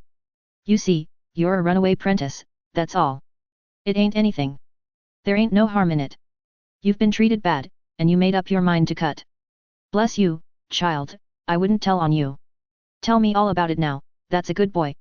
So I said it wouldn't be no use to try to play it any longer, and I would just make a clean breast and tell her everything, but she mustn't go back on her promise.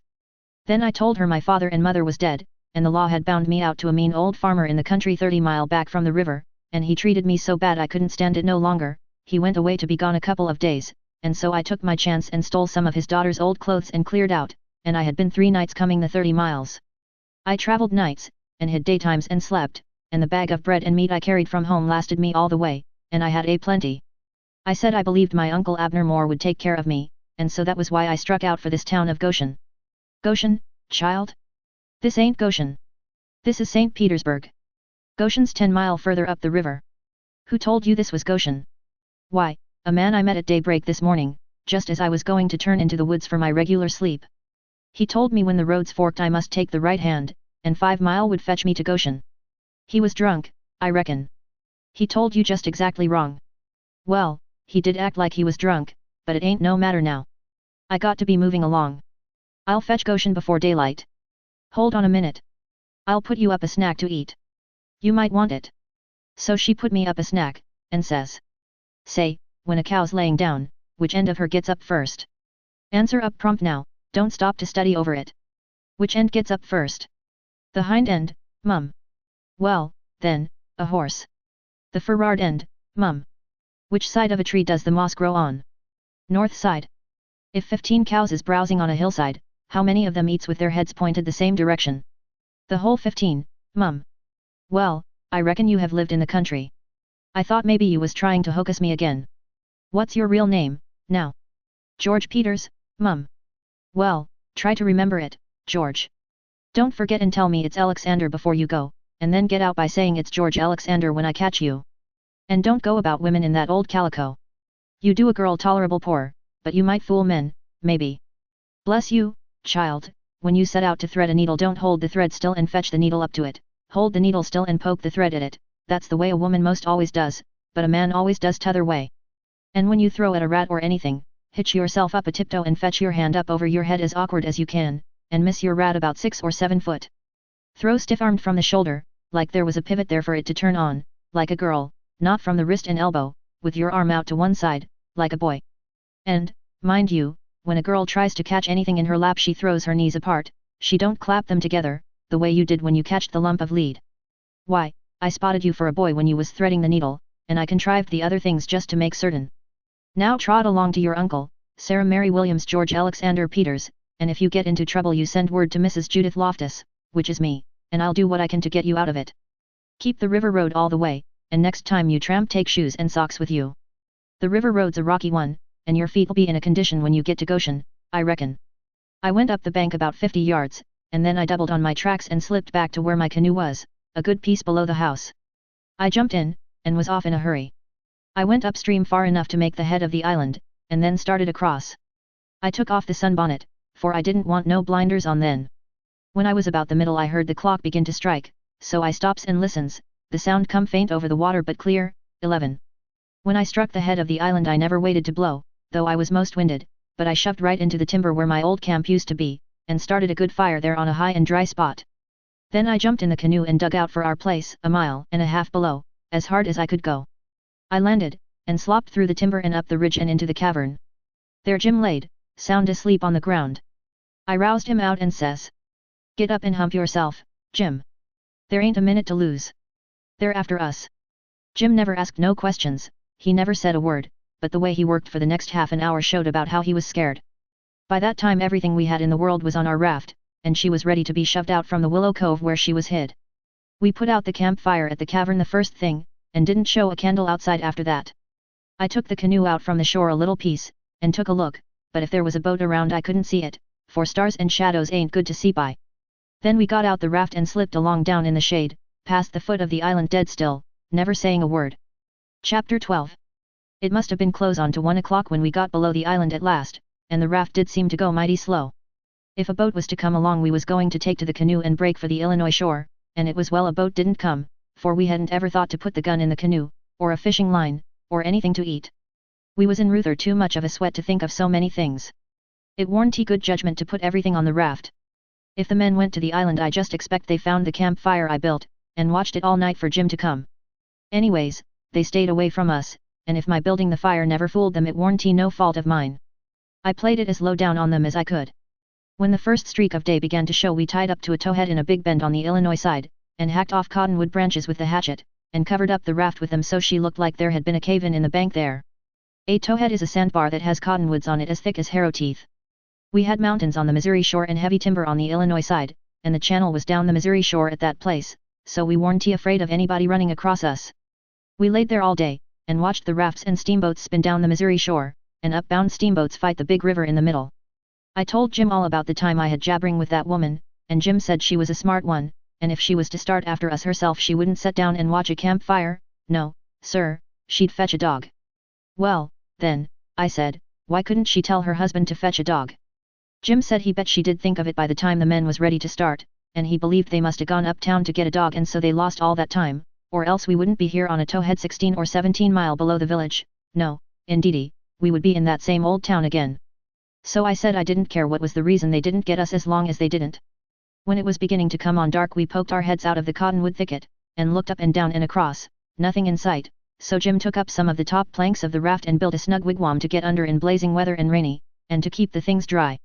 Jim made a floor for the wigwam, and raised it a foot or more above the level of the raft, so now the blankets and all the traps was out of reach of steamboat waves.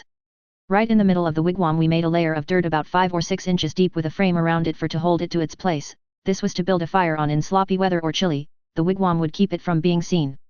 We made an extra steering oar, too, because one of the others might get broke on a snag or something. We fixed up a short forked stick to hang the old lantern on, because we must always light the lantern whenever we see a steamboat coming downstream, to keep from getting run over, but we wouldn't have to light it for upstream boats unless we see we was in what they call a crossing, for the river was pretty high yet, very low banks being still a little under water, so upbound boats didn't always run the channel, but hunted easy water. This second night we run between 7 and 8 hours, with a current that was making over 4 mile an hour. We catched fish and talked, and we took a swim now and then to keep off sleepiness. It was kind of solemn, drifting down the big, still river, laying on our backs looking up at the stars, and we didn't ever feel like talking loud, and it warn't often that we laughed, only a little kind of a low chuckle. We had mighty good weather as a general thing, and nothing ever happened to us at all, that night, nor the next, nor the next. Every night we passed towns, some of them away up on black hillsides, nothing but just a shiny bed of lights, not a house could you see. The 5th night we passed St. Louis, and it was like the whole world lit up. In St. Petersburg they used to say there was 20 or 30,000 people in St. Louis, but I never believed it till I see that wonderful spread of lights at 2 o'clock that still night. There warn't a sound there, everybody was asleep. Every night now I used to slip ashore towards 10 o'clock at some little village, and buy 10 or 15 cents worth of meal or bacon or other stuff to eat, and sometimes I lifted a chicken that warn't roosting comfortable, and took him along. Pap always said, take a chicken when you get a chance, because if you don't want him yourself you can easy find somebody that does, and a good deed ain't ever forgot. I never see Pap when he didn't want the chicken himself, but that is what he used to say, anyway. Mornings before daylight I slipped into cornfields and borrowed a watermelon, or a mushmelon, or a pumpkin, or some new corn, or things of that kind. Pap always said it warn't no harm to borrow things if you was meaning to pay them back sometime, but the widow said it warn't anything but a soft name for stealing, and no decent body would do it. Jim said he reckoned the widow was partly right and Pap was partly right, so the best way would be for us to pick out 2 or 3 things from the list and say we wouldn't borrow them any more, then he reckoned it wouldn't be no harm to borrow the others. So we talked it over all one night, drifting along down the river, trying to make up our minds whether to drop the watermelons, or the cantaloupes, or the mushmelons, or what. But towards daylight we got it all settled satisfactory, and concluded to drop crabapples and persimmons.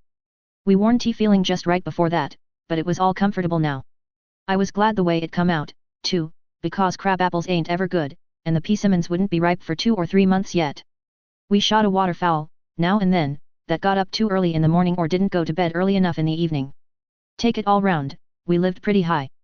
The 5th night below St. Louis we had a big storm after midnight, with the power of thunder and lightning, and the rain poured down in a solid sheet. We stayed in the wigwam and let the raft take care of itself.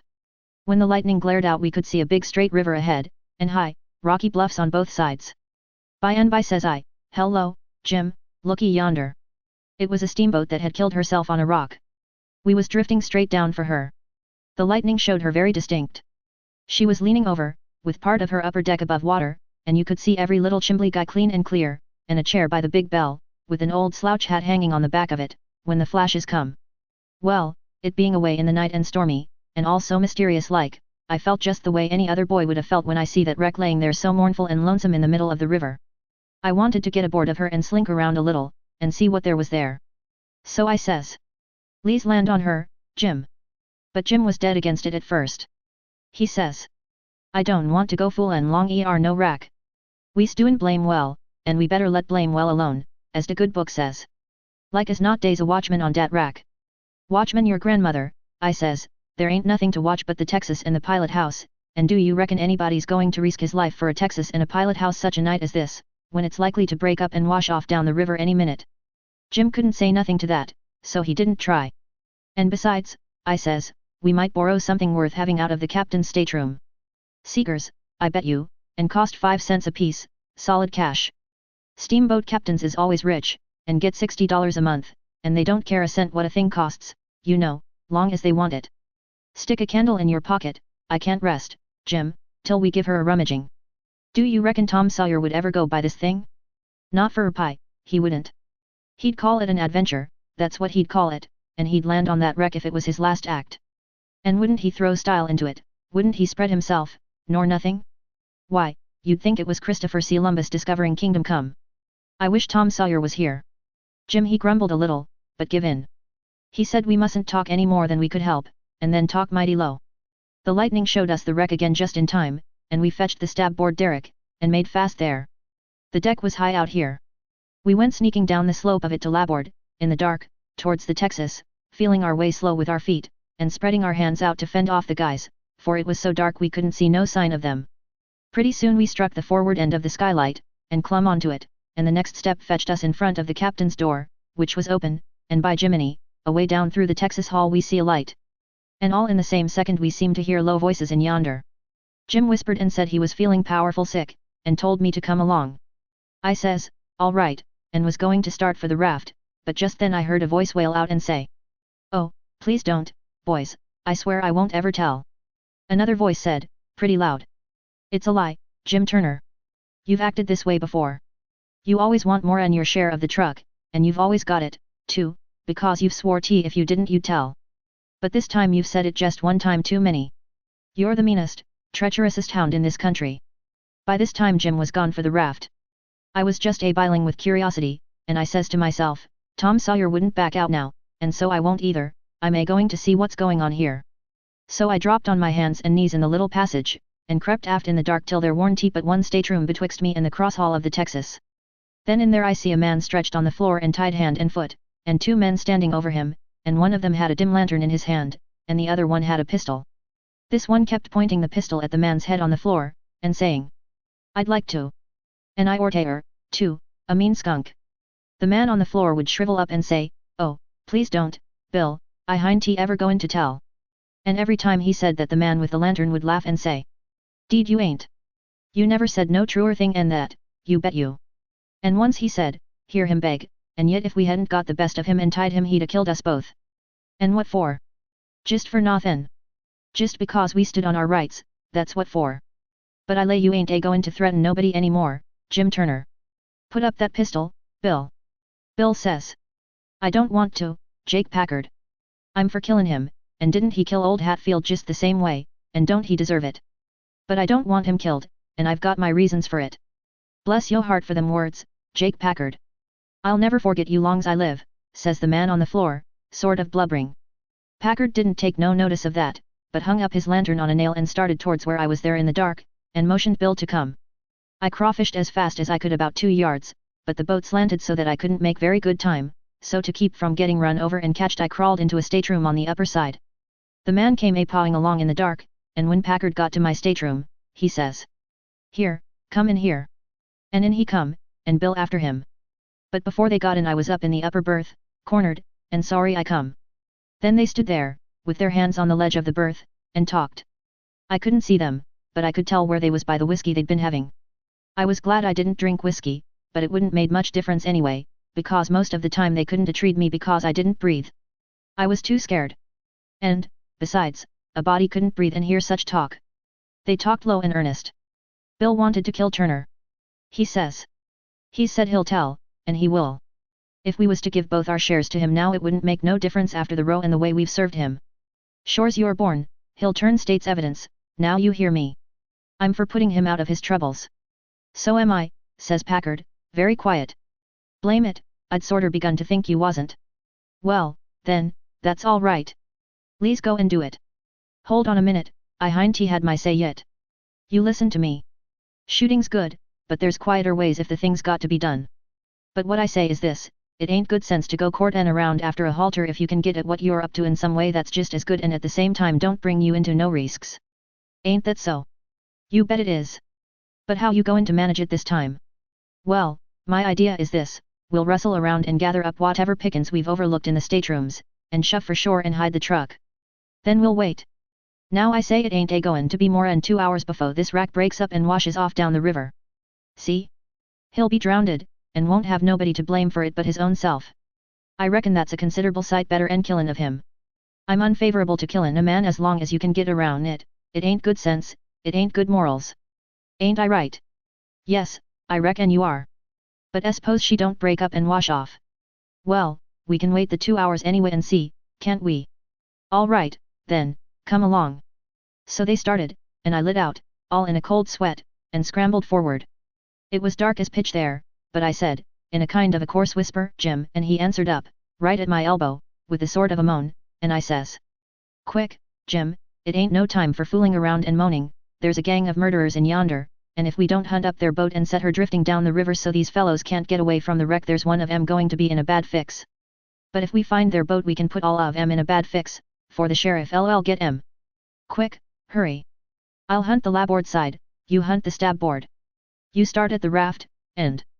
Oh, my lordy, lordy. RAF? Dayan no RAF no MO, she done broke loose and gone and here we is. Chapter 13.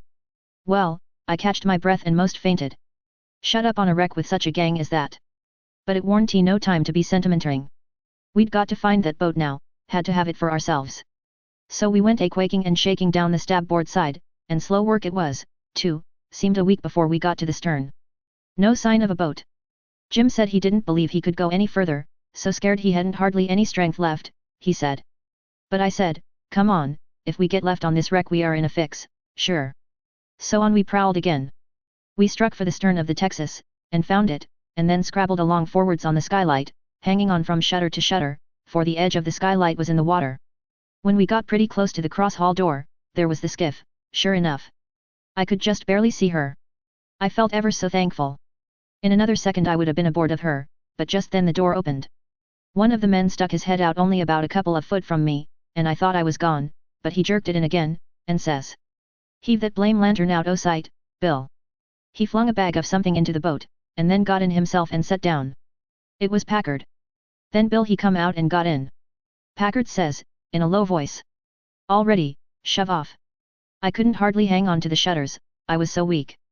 But Bill says, "Hold on, do you go through him?" "No." "Didn't you?" "No." "So he's got his share o' the cash yet?" "Well, then, come along, no use to take truck and leave money." "Say, won't he suspicion what we're up to?" "Maybe he won't.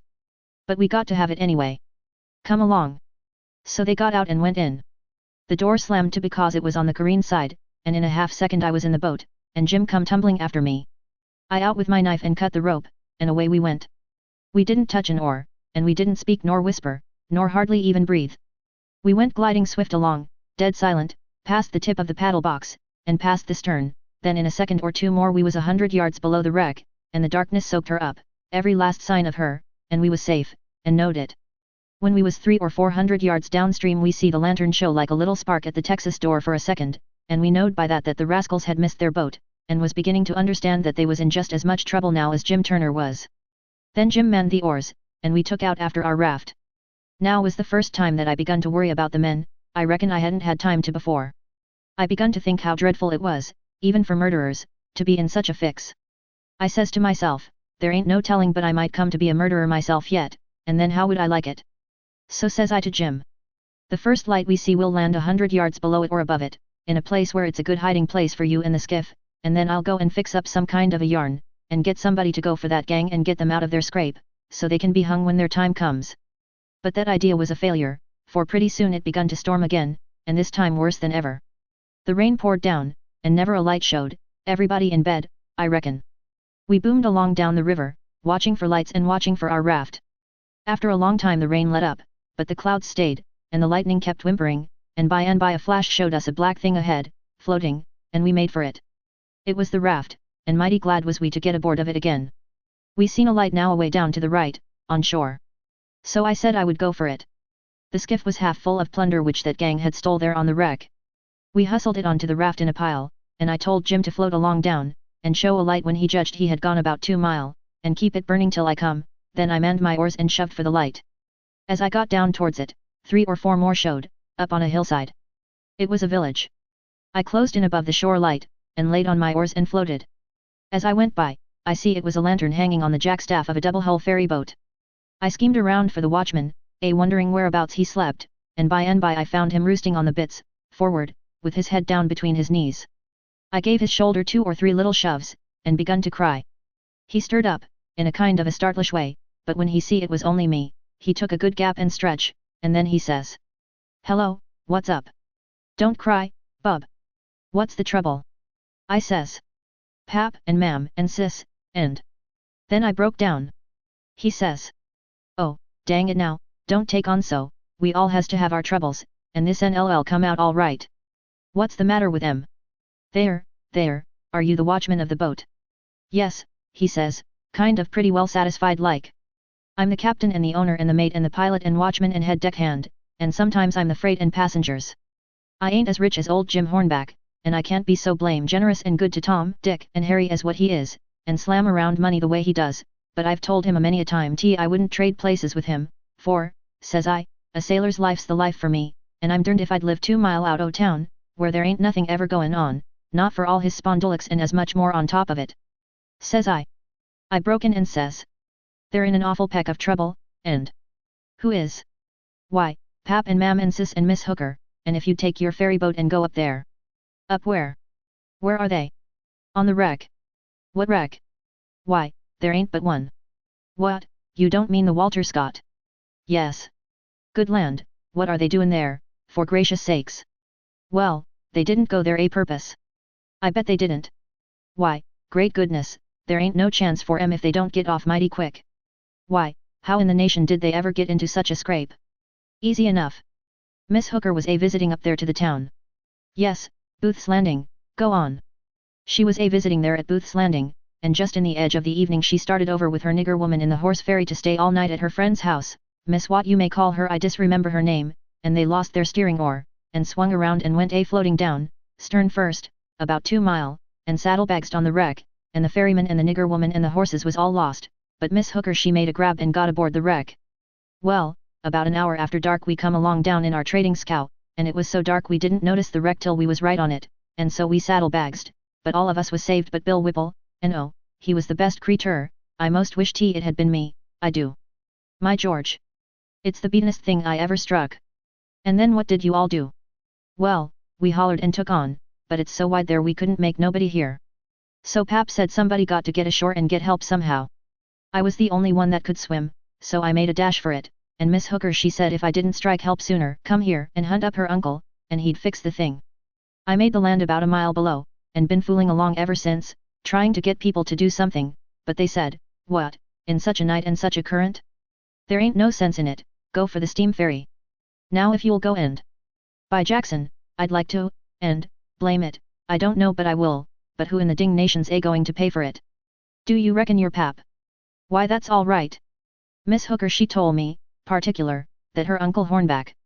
Great guns, is he her uncle? Looky here, you break for that light over yonder way, and turn out west when you get there, and about a quarter of a mile out you'll come to the tavern, tell em to dart you out to Jim Hornback's, and he'll foot the bill. And don't you fool around any, because he'll want to know the news. Tell him I'll have his niece all safe before he can get to town. Hump yourself, now, I'm going up around the corner here to roust out my engineer. I struck for the light, but as soon as he turned the corner I went back and got into my skiff and bailed her out, and then pulled up shore in the easy water about 600 yards, and tucked myself in among some wood boats, for I couldn't rest easy till I could see the ferry boat start. But take it all around, I was feeling ruther comfortable on accounts of taking all this trouble for that gang, for not many would 'a done it. I wished the widow knowed about it. I judged she would be proud of me for helping these rapscallions, because rapscallions and deadbeats is the kind the widow and good people takes the most interest in. Well, before long, here comes the wreck, dim and dusky, sliding along down. A kind of cold shiver went through me, and then I struck out for her. She was very deep, and I see in a minute there warn't much chance for anybody being alive in her. I pulled all around her and hollered a little, but there wasn't any answer, all dead still. I felt a little bit heavy-hearted about the gang, but not much, for I reckoned if they could stand it, I could.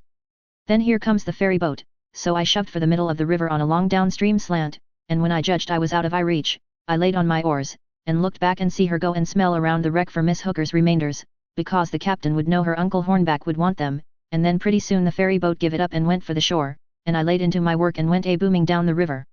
It did seem a powerful long time before Jim's light showed up, and when it did show, it looked like it was 1,000 miles off. By the time I got there the sky was beginning to get a little grey in the east, so we struck for an island, and hid the raft, and sunk the skiff, and turned in and slept like dead people. Chapter 14. By and by, when we got up, we turned over the truck the gang had stole off of the wreck, and found boots and blankets and clothes, and all sorts of other things, and a lot of books, and a spyglass, and 3 boxes of Seegers. We hadn't ever been this rich before in neither of our lives. The Seegers was prime. We laid off all the afternoon in the woods talking, and me reading the books, and having a general good time.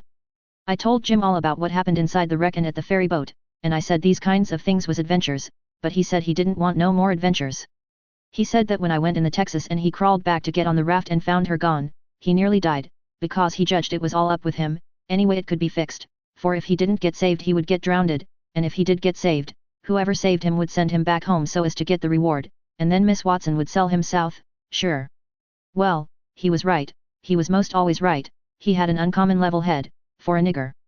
I read considerable to Jim about kings and dukes and earls and such, and how gaudy they dressed, and how much style they put on, and called each other your majesty, and your grace, and your lordship, and so on, 'stead of Mr., and Jim's eyes bugged out, and he was interested.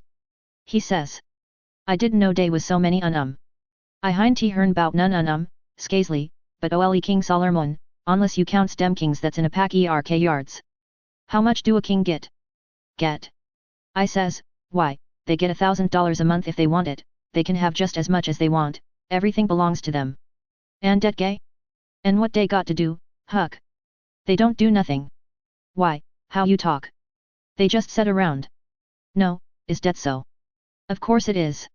They just sit around, except, maybe, when there's a war, then they go to the war. But other times they just lazy around, or go hawking, just hawking and do you hear a noise? We skipped out and looked, but it warn't nothing but the flutter of a steamboat's wheel away down, coming around the point, so we come back. Yes, says I, and other times, when things is dull, they fuss with the parliament, and if everybody don't go just so he whacks their heads off. But mostly they hang round the harem. Round the which? Harem. What's the harem? The place where he keeps his wives. Don't you know about the harem? Solomon had one, he had about 1,000,000 wives. Why, yes, that's so, I'd done forgot it. A harem's a Bodian house, I reckon. Mos likely dey has rackety times in de nursery. And I reckon de wives quarrels considerable, and dat creased a racket. Yet dey say Solomon de wisest man dat ever live. I don't take no stock in dat. Becase why, would a wise man want to live in de midst sich a blimblamin all de time? No, deed he wouldn't. A wise man you'd take and build a biler factory, and den he could shit down de biler factory when he want to rest. Well, but he was the wisest man, anyway, because the widow she told me so, her own self. I don't care what the widder say, he warn't no wise man nuther. He had some de dad fetched ways I ever see.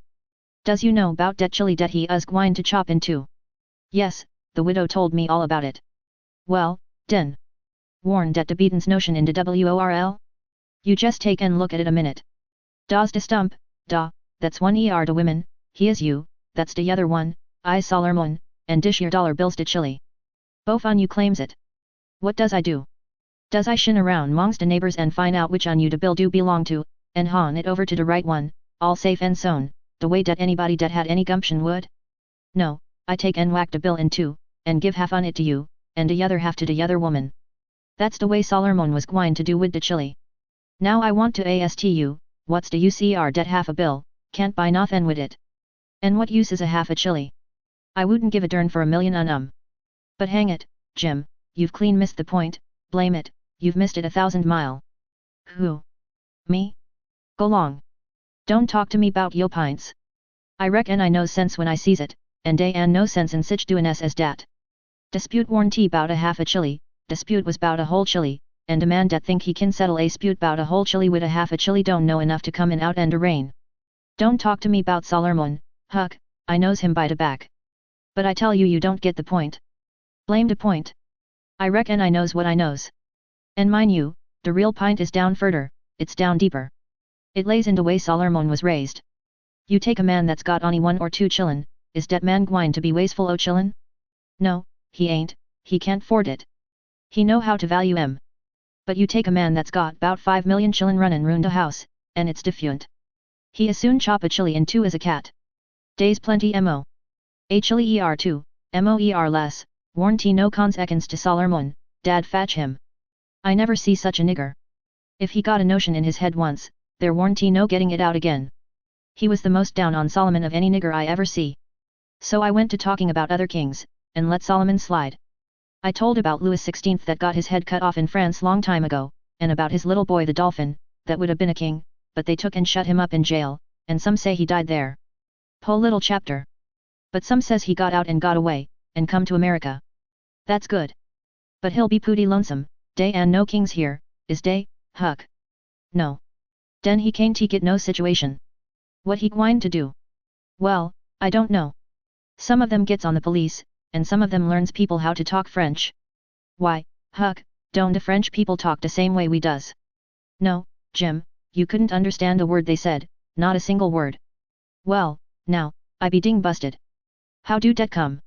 I don't know, but it's so. I got some of their jabber out of a book. Suppose a man was to come to you and say Parlez-vous Francie, what would you think? I wouldn't think nothin', I'd take and bust him over de head, dat is, if he warn't white. I wouldn't low no nigger to call me dat. Shucks, it ain't calling you anything. It's only saying, do you know how to talk French? Well, den, why couldn't he say it? Why, he is saying it. That's a Frenchman's way of saying it. Well, it's a blame Riddick Klaus way, and I don't want to hear no mo about it. Dey and no sense in it. Looky here, Jim, does a cat talk like we do? No, a cat don't. Well, does a cow? No, a cow don't, nuther. Does a cat talk like a cow, or a cow talk like a cat? No, dey don't. It's natural and right for 'em to talk different from each other, ain't it?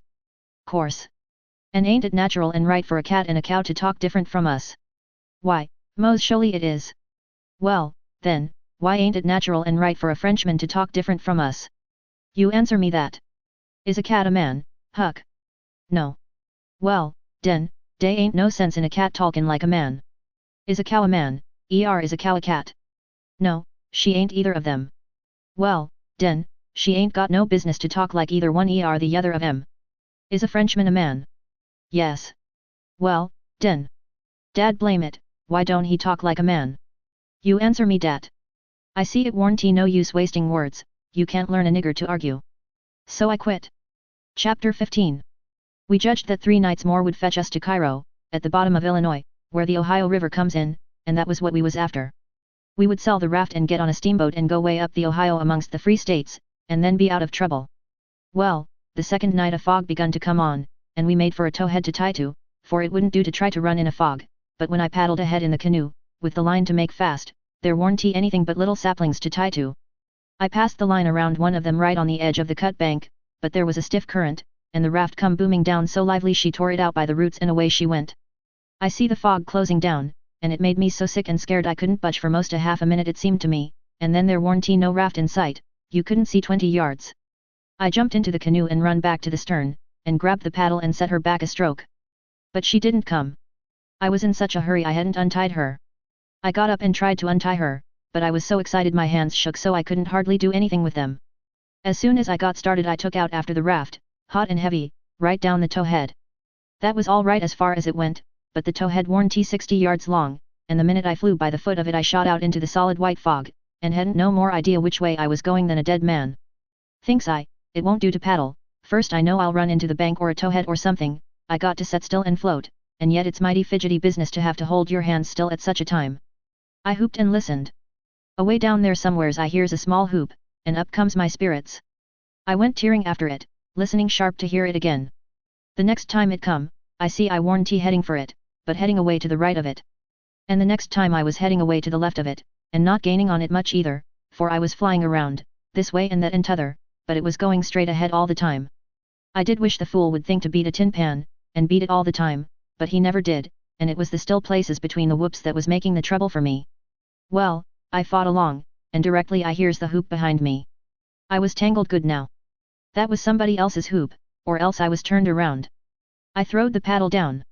I heard the hoop again, it was behind me yet, but in a different place, it kept coming, and kept changing its place, and I kept answering, till by and by it was in front of me again, and I knowed the current had swung the canoe's head downstream, and I was all right if that was Jim and not some other raftsman hollering. I couldn't tell nothing about voices in a fog, for nothing don't look natural nor sound natural in a fog. The hooping went on, and in about a minute I come a booming down on a cut bank with smoky ghosts of big trees on it, and the current throwed me off to the left and shot by, amongst a lot of snags that fairly roared, the current was tearing by them so swift.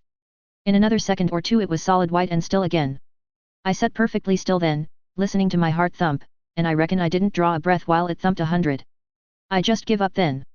I knowed what the matter was. That cut bank was an island, and Jim had gone down t'other side of it.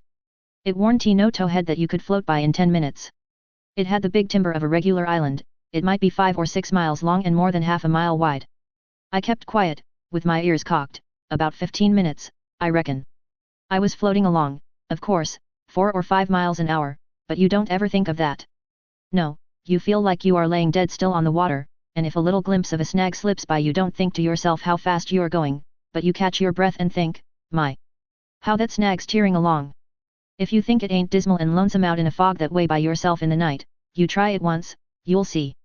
Next, for about a half an hour, I whoops now and then, at last I hears the answer a long ways off, and tries to follow it, but I couldn't do it, and directly I judged I'd got into a nest of towheads, for I had little dim glimpses of them on both sides of me, sometimes just a narrow channel between, and some that I couldn't see I knowed was there because I'd hear the wash of the current against the old dead brush and trash that hung over the banks. Well, I warn't long loosing the whoops down amongst the towheads, and I only tried to chase them a little while, anyway, because it was worse than chasing a jack-o'-lantern. You never knowed a sound dodge around so, and swap places so quick and so much. I had to claw away from the bank pretty lively 4 or 5 times, to keep from knocking the islands out of the river, and so I judged the raft must be butting into the bank every now and then, or else it would get further ahead and clear out of hearing, it was floating a little faster than what I was. Well, I seemed to be in the open river again by and by, but I couldn't hear no sign of a hoop nowheres. I reckoned Jim had fetched up on a snag, maybe, and it was all up with him. I was good and tired, so I laid down in the canoe and said I wouldn't bother no more. I didn't want to go to sleep, of course, but I was so sleepy I couldn't help it, so I thought I would take just one little cat nap. But I reckon it was more than a cat nap, for when I waked up the stars was shining bright, the fog was all gone, and I was spinning down a big bend stern first. First I didn't know where I was, I thought I was dreaming, and when things began to come back to me they seemed to come up dim out of last week. It was a monstrous big river here, with the tallest and the thickest kind of timber on both banks, just a solid wall, as well as I could see by the stars. I looked away downstream, and seen a black speck on the water. I took after it, but when I got to it warn't nothing but a couple of saw logs made fast together. Then I see another speck, and chased that, then another, and this time I was right. It was the raft. When I got to it Jim was sitting there with his head down between his knees, asleep, with his right arm hanging over the steering oar. The other oar was smashed off, and the raft was littered up with leaves and branches and dirt. So she'd had a rough time. I made fast and laid down under Jim's nose on the raft, and began to gap, and stretch my fists out against Jim, and says, "Hello, Jim, have I been asleep?" Why didn't you stir me up? Goodness gracious, is dat you, Huck? And you an dead, you an drowned, you's back agin? It's too good for true, honey, it's too good for true. Lemme look at you chilly, lemme feel o you. No, you an dead. You's back agin, live and sown, jis de same ole Huck, de same ole Huck, thanks to goodness. What's the matter with you, Jim? You been a drinking? Drinkin'? Has I been a drinkin'? Has I had a chance to be a drinkin'? Well, then, what makes you talk so wild? How does I talk wild? How? Why, Hinty, you been talking about my coming back, and all that stuff, as if I'd been gone away. Huck Finn, you look me in de eye, look me in de eye. Hinty, you been gone away? Gone away? Why, what in the nation do you mean? I Hinty been gone anywheres. Where would I go to? Well, looky here, boss, dey's somefen wrong, dey is. Is I me, or who is I? Is I here, or wha is I? Now that's what I wants to know. Well, I think you're here, plain enough, but I think you're a tangle-headed old fool, Jim. I is I? Well, you answer me dis, didn't you tote out the line in de canoe fur to make faw's to de towhead? No, I didn't. What towhead? I Hinty see no towhead. You Hinty see no towhead? Looky here, didn't the line pull loose and de RAF go a hummin' down de river, and leave you and de canoe behind in de fog? What fog? Why, de fog that's been around all night. And didn't you hoop, and didn't I hoop, tell we got mixed up in de islands and one on us got los and t'other one was G's as good as los, case he didn't know what he was. And didn't I bust up agin a lot dem islands and have a terrible time and mos get drowned? Now and dat so, boss, ain't it so? You answer me dat. Well, this is too many for me, Jim. I Hinty seen no fog, nor no islands, nor no troubles, nor nothing. I been setting here talking with you all night till you went to sleep about 10 minutes ago, and I reckon I done the same. You couldn't a got drunk in that time, so of course you've been dreaming. Dad fetch it, how is I gwine to dream all dat in 10 minutes? Well, hang it all, you did dream it, because there didn't any of it happen. But, Huck, it's all G's as plain to me as.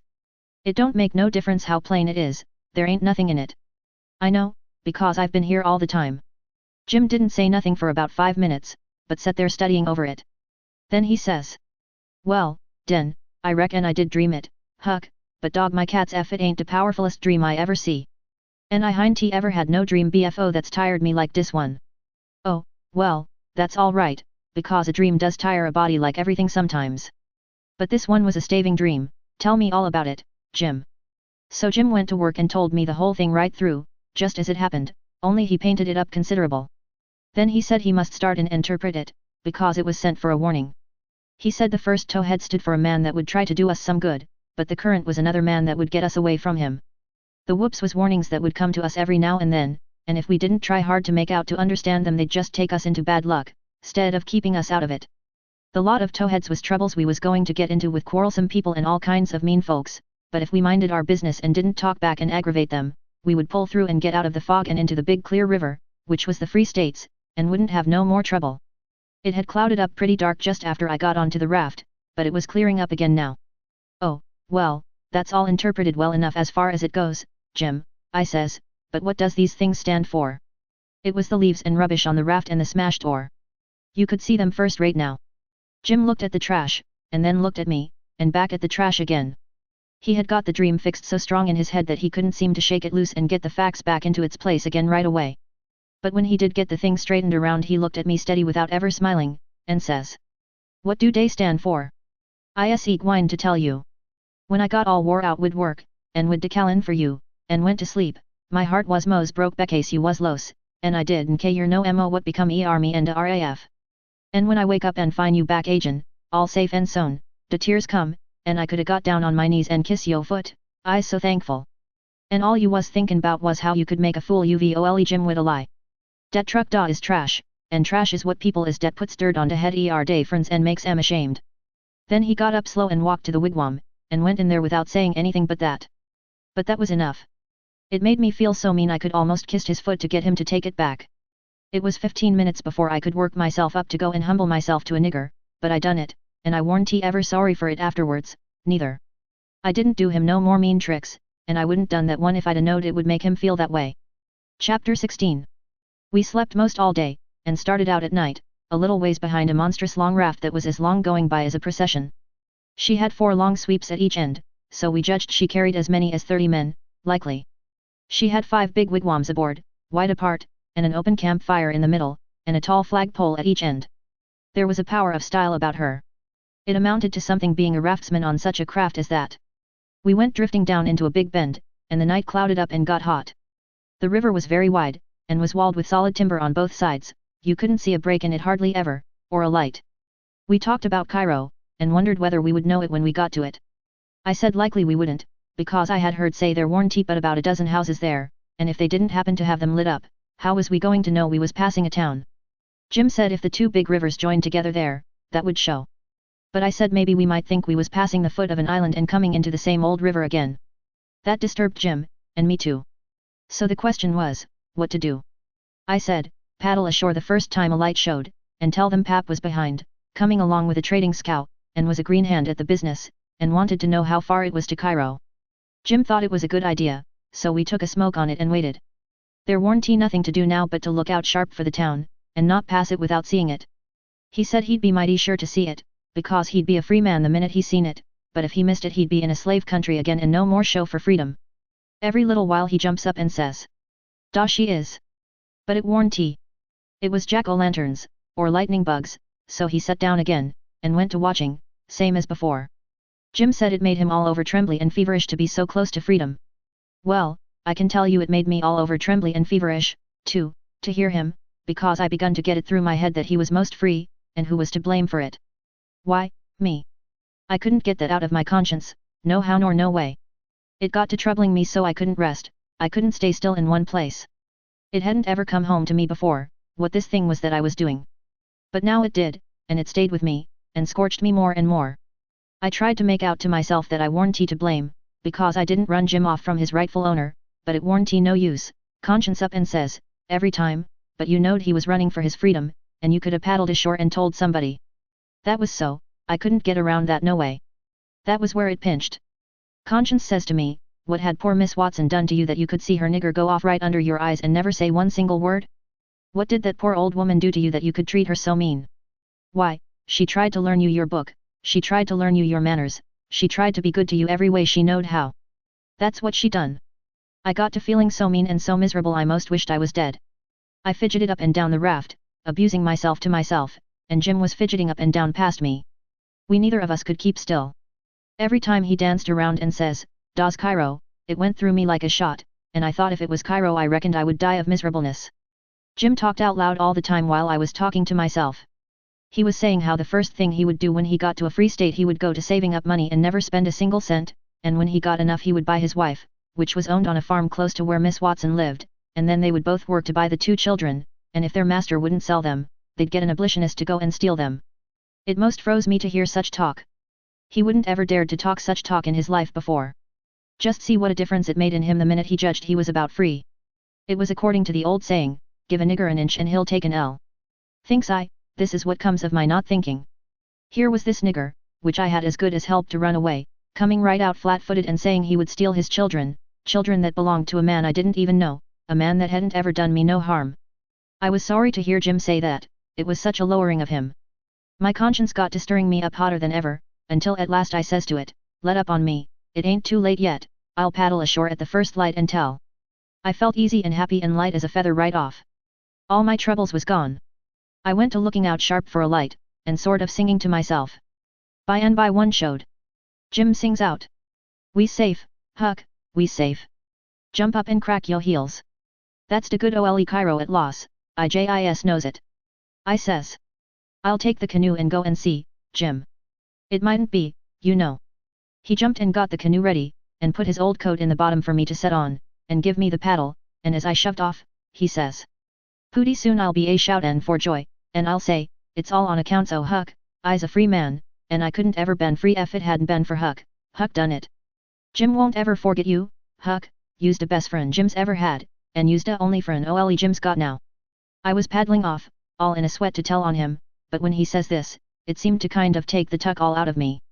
I went along slow then, and I warn't right down certain whether I was glad I started or whether I warn't. When I was 50 yards off, Jim says. Da you goes, da ole true Huck, The only white gentleman dat ever kept his promise to Ole Jim. Well, I just felt sick. But I says, I got to do it, I can't get out of it. Right then along comes a skiff with 2 men in it with guns, and they stopped and I stopped. One of them says, "What's that yonder?" "A piece of a raft," I says. "Do you belong on it?" "Yes, sir." "Any men on it?" "Only one, sir." "Well, there's 5 niggers run off tonight up yonder, above the head of the bend. Is your man white or black?" I didn't answer up prompt. I tried to, but the words wouldn't come. I tried for a second or two to brace up and out with it, but I warn't man enough, hadn't the spunk of a rabbit. I see I was weakening, so I just give up trying, and up and says, "He's white. I reckon we'll go and see for ourselves." "I wish you would," says I, "because it's Pap that's there, and maybe you'd help me tow the raft ashore where the light is. He's sick, and so is Mam and Mary Ann." "Oh, the devil, we're in a hurry, boy. But I suppose we've got to. Come, buckle to your paddle, and let's get along." I buckled to my paddle and they laid to their oars. When we had made a stroke or two, I says, "Pap'll be mighty much obliged to you, I can tell you. Everybody goes away when I want them to help me tow the raft ashore, and I can't do it by myself." "Well, that's infernal mean. Odd, too. Say, boy, what's the matter with your father?" "It's well, it ain't anything much." They stopped pulling. "It warn't but a mighty little ways to the raft now." One says, "Boy, that's a lie. What is the matter with your pap? Answer up square now, and it'll be the better for you." "I will, sir, I will, honest, but don't leave us, please." "It's they, gentlemen, if you'll only pull ahead, and let me heave you the headline, you won't have to come near the raft, please do." "Set her back, John, set her back," says one. They backed water. "Keep away, boy, keep to leeward. Confound it, I just expect the wind has blowed it to us. Your pap's got the smallpox, and you know it precious well. Why didn't you come out and say so? Do you want to spread it all over?" "Well," says I, blubbering, "I've told everybody before, and they just went away and left us." "Poor devil, there's something in that. We are right down sorry for you, but well, hang it, we don't want the smallpox, you see. Look here, I'll tell you what to do. Don't you try to land by yourself, or you'll smash everything to pieces. You float along down about 20 miles, and you'll come to a town on the left-hand side of the river. It will be long after sun up then, and when you ask for help you tell them your folks are all down with chills and fever. Don't be a fool again, and let people guess what is the matter. Now we're trying to do you a kindness, so you just put 20 miles between us, that's a good boy. It wouldn't do any good to land yonder where the light is, it's only a wood yard. Say, I reckon your father's poor, and I'm bound to say he's in pretty hard luck. Here, I'll put a $20 gold piece on this board, and you get it when it floats by. I feel mighty mean to leave you, but my kingdom. It won't do to fool with smallpox, don't you see?" "Hold on, Parker," says the other man, "here's a 20 to put on the board for me. Goodbye, boy, you do as Mr. Parker told you, and you'll be all right." "That's so, my boy, goodbye, goodbye. If you see any runaway niggers you get help and nab them, and you can make some money by it." "Goodbye, sir," says I won't let no runaway niggers get by me if I can help it." They went off and I got aboard the raft, feeling bad and low, because I knowed very well I had done wrong, and I see it warn't no use for me to try to learn to do right. A body that don't get started right when he's little ain't got no show, when the pinch comes there ain't nothing to back him up and keep him to his work, and so he gets beat. Then I thought a minute, and says to myself, "Hold on, s'pose you'd a done right and give Jim up, would you felt better than what you do now?" "No," says I'd feel bad, I'd feel just the same way I do now." "Well, then," says I, "what's the use you learning to do right when it's troublesome to do right and ain't no trouble to do wrong, and the wages is just the same?" I was stuck. I couldn't answer that. So I reckoned I wouldn't bother no more about it, but after this always do whichever come handiest at the time. I went into the wigwam, Jim warn't there. I looked all around, he warn't anywhere.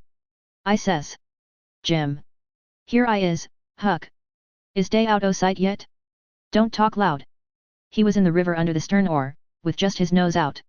I told him they were out of sight, so he come aboard. He says. I was listenin' to all de talk, and I slips into de river and was gwine to shove for show if dey come aboard. Den I was gwine to swim to de RAF agent when dey was gone. But lawsy, how you did fool em, Huck. Dat was de smarts dodge. I tell you, Chilly, I spec it save Ole Jim ain't going to forget you for dat, honey. Then we talked about the money. It was a pretty good raise, $20 apiece. Jim said we could take deck passage on a steamboat now, and the money would last us as far as we wanted to go in the Free States. He said 20 mile more warranty far for the raft to go, but he wished we was already there. Towards daybreak we tied up, and Jim was mighty particular about hiding the raft good. Then he worked all day fixing things in bundles, and getting all ready to quit rafting. That night about 10 we hove in sight of the lights of a town away down in a left-hand bend. I went off in the canoe to ask about it. Pretty soon I found a man out in the river with a skiff, setting a trot line. I ranged up and says, "Mister, is that town Cairo?" "Cairo? No. You must be a blame fool. What town is it, mister? If you want to know, go and find out. If you stay here both airin' around me for about a half a minute longer you'll get something you won't want." I paddled to the raft. Jim was awful disappointed, but I said never mind, Cairo would be the next place, I reckoned. We passed another town before daylight, and I was going out again, but it was high ground, so I didn't go. "No high ground about Cairo," Jim said. I had forgot it. We laid up for the day on a towhead tolerable close to the left-hand bank. I begun to suspicion something. So did Jim. I says. "Maybe we went by Cairo in the fog that night." He says. "Don't lease talk about it, Huck. Po niggers can't have no luck. I allus spect dat rattlesnake-skin warranty done wid its work. I wish I'd never seen that snake-skin, Jim, I do wish I'd never laid eyes on it." "It ain't yo' fault, Huck, you didn't know. Don't you blame yo'self 'bout it." When it was daylight, here was the clear Ohio water inshore, sure enough, and outside was the old regular muddy. So it was all up with Cairo. We talked it all over. It wouldn't do to take to the shore, we couldn't take the raft up the stream, of course. There warn't no way but to wait for dark, and start back in the canoe and take the chances. So we slept all day amongst the cottonwood thicket, so as to be fresh for the work, and when we went back to the raft about dark the canoe was gone. We didn't say a word for a good while. There warn't anything to say. We both knowed well enough it was some more work of the rattlesnake skin, so what was the use to talk about it? It would only look like we was finding fault, and that would be bound to fetch more bad luck, and keep on fetching it, too, till we knowed enough to keep still. By and by we talked about what we better do, and found there warn't no way but just to go along down with the raft till we got a chance to buy a canoe to go back in. We warn't going to borrow it when there warn't anybody around, the way Pap would do, for that might set people after us. So we shoved out after dark on the raft. Anybody that don't believe yet that it's foolishness to handle a snakeskin, after all that snakeskin done for us, will believe it now if they read on and see what more it done for us. The place to buy canoes is off of rafts laying up at shore. But we didn't see no rafts laying up, so we went along during 3 hours and more. Well, the night got grey and ruther thick, which is the next meanest thing to fog. You can't tell the shape of the river, and you can't see no distance. It got to be very late and still, and then along comes a steamboat up the river. We lit the lantern, and judged she would see it. Upstream boats didn't generally come close to us, they go out and follow the bars and hunt for easy water under the reefs, but nights like this they bowl right up the channel against the whole river. We could hear her pounding along, but we didn't see her good till she was close. She aimed right for us. Often they do that and try to see how close they can come without touching, sometimes the wheel bites off a sweep, and then the pilot sticks his head out and laughs, and thinks he's mighty smart. Well, here she comes, and we said she was going to try and shave us, but she didn't seem to be shearing off a bit. She was a big one, and she was coming in a hurry, too, looking like a black cloud with rows of glowworms around it, but all of a sudden she bulged out, big and scary, with a long row of wide open furnace doors shining like red-hot teeth, and her monstrous bows and guards hanging right over us. There was a yell at us, and a jingling of bells to stop the engines, a powwow of cussing, and whistling of steam, and as Jim went overboard on one side and I on the other, she come smashing straight through the raft. I dived, and I aimed to find the bottom, too, for a 30-foot wheel had got to go over me, and I wanted it to have plenty of room. I could always stay under water a minute, this time I reckon I stayed under a minute and a half. Then I bounced for the top in a hurry, for I was nearly busting. I popped out to my armpits and blowed the water out of my nose, and puffed a bit. Of course there was a booming current, and of course that boat started her engines again 10 seconds after she stopped them, for they never cared much for raftsmen, so now she was churning along up the river, out of sight in the thick weather, though I could hear her. I sung out for Jim about a dozen times, but I didn't get any answer, so I grabbed a plank that touched me while I was treading water, and struck out for shore, shoving it ahead of me. But I made out to see that the drift of the current was towards the left-hand shore, which meant that I was in a crossing, so I changed off and went that way. It was one of these long, slanting, 2-mile crossings, so I was a good long time in getting over. I made a safe landing, and clumb up the bank. I couldn't see but a little ways, but I went poking along over rough ground for a quarter of a mile or more, and then I run across a big old-fashioned double log house before I noticed it. I was going to rush by and get away, but a lot of dogs jumped out and went to howling and barking at me, and I knowed better than to move another peg. Chapter 17. In about a minute somebody spoke out of a window without putting his head out, and says, "Be done, boys." "Who's there?" I says. "It's me." "Who's me?" "George Jackson, sir." "What do you want?" "I don't want nothing, sir. I only want to go along by, but the dogs won't let me." "What are you prowling around here this time of night for, hey?" "I warn't prowling around, sir, I fell overboard off of the steamboat." "Oh, you did you? Strike a light there, somebody." "What did you say your name was?" "George Jackson, sir." "I'm only a boy." "Look here, if you're telling the truth you needn't be afraid, nobody'll hurt you. But don't try to budge, stand right where you are. Rouse out Bob and Tom, some of you, and fetch the guns." "George Jackson, is there anybody with you?" "No, sir, nobody. I heard the people stirring around in the house now, and see a light." The man sung out. "Snatch that light away, Betsy, you old fool, ain't you got any sense? Put it on the floor behind the front door. Bob, if you and Tom are ready, take your places." "All ready." "Now, George Jackson, do you know the Shepherdsons?" "No, sir, I never heard of them." "Well, that may be so, and it mayn't. Now, all ready. Step forward, George Jackson. And mind, don't you hurry, come mighty slow. If there's anybody with you, let him keep back, if he shows himself he'll be shot. Come along now. Come slow, push the door open yourself, just enough to squeeze in, do you hear?" I didn't hurry, I couldn't if I'd wanted to. I took one slow step at a time and there warn't a sound, only I thought I could hear my heart. The dogs were as still as the humans, but they followed a little behind me. When I got to the 3 log doorsteps I heard them unlocking and unbarring and unbolting. I put my hand on the door and pushed it a little and a little more till somebody said, "There, that's enough, put your head in." I done it, but I judged they would take it off. The candle was on the floor, and there they all was, looking at me, and me at them, for about a quarter of a minute, 3 big men with guns pointed at me, which made me wince, I tell you, the oldest, grey and about 60, the other 2 30 or more, all of them fine and handsome, and the sweetest old grey-headed lady, and back of her 2 young women which I couldn't see right well. The old gentleman says, "There, I reckon it's all right. Come in." As soon as I was in, the old gentleman he locked the door and barred it and bolted it, and told the young men to come in with their guns, and they all went in a big parlor that had a new rag carpet on the floor, and got together in a corner that was out of the range of the front windows, there warn't none on the side. They held the candle, and took a good look at me, and all said, "Why, he ain't a Shepherdson, no, there ain't any Shepherdson about him." Then the old man said he hoped I wouldn't mind being searched for arms, because he didn't mean no harm by it, it was only to make sure. So he didn't pry into my pockets, but only felt outside with his hands, and said it was all right. He told me to make myself easy and at home, and tell all about myself, but the old lady says, "Why, bless you, Saul, the poor thing's as wet as he can be, and don't you reckon it may be he's hungry?" "True for you, Rachel, I forgot." So the old lady says, "Betsy, this was a nigger woman, you fly around and get him something to eat as quick as you can, poor thing, and one of you girls go and wake up Buck and tell him, oh, here he is himself. Buck, take this little stranger and get the wet clothes off from him and dress him up in some of yours that's dry." Buck looked about as old as me, 13 or 14 or along there, though he was a little bigger than me. He hadn't on anything but a shirt, and he was very frowsy-headed. He came in gaping and digging one fist into his eyes, and he was dragging a gun along with the other one. He says, "Ain't they no Shepherdsons around?" They said, "No, 'twas a false alarm." "Well," he says, "if they'd a been some, I reckon I'd a got one." They all laughed, and Bob says, "Why, Buck, they might have scalped us all, you've been so slow in coming." "Well, nobody come after me, and it ain't right I'm always kept down, I don't get no show."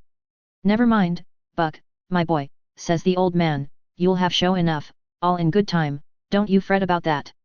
Go long with you now, and do as your mother told you." When we got upstairs to his room he got me a coarse shirt and a roundabout and pants of his, and I put them on.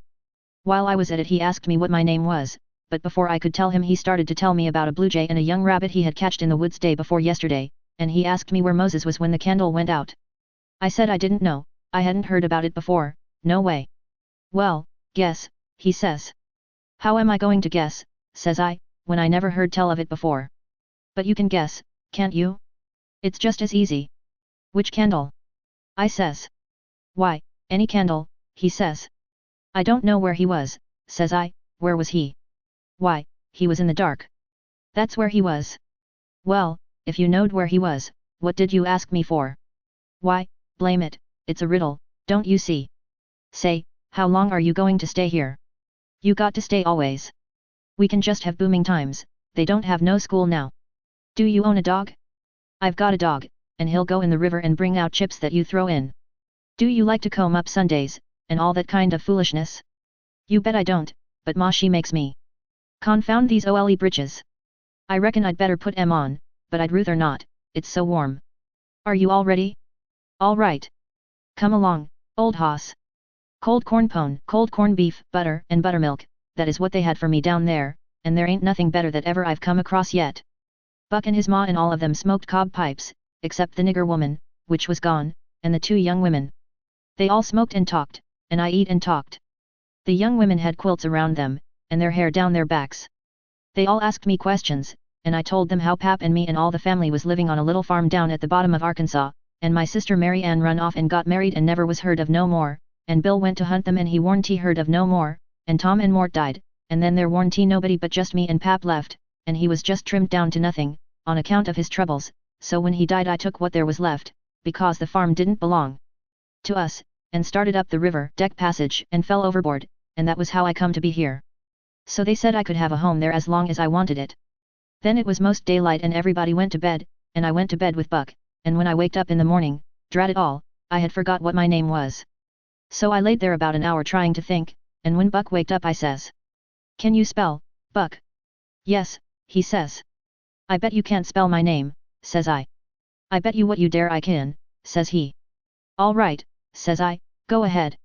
"Georgejackson, there now," he says. "Well," says I, "you done it, but I didn't think you could. It ain't no slouch of a name to spell, right off without studying."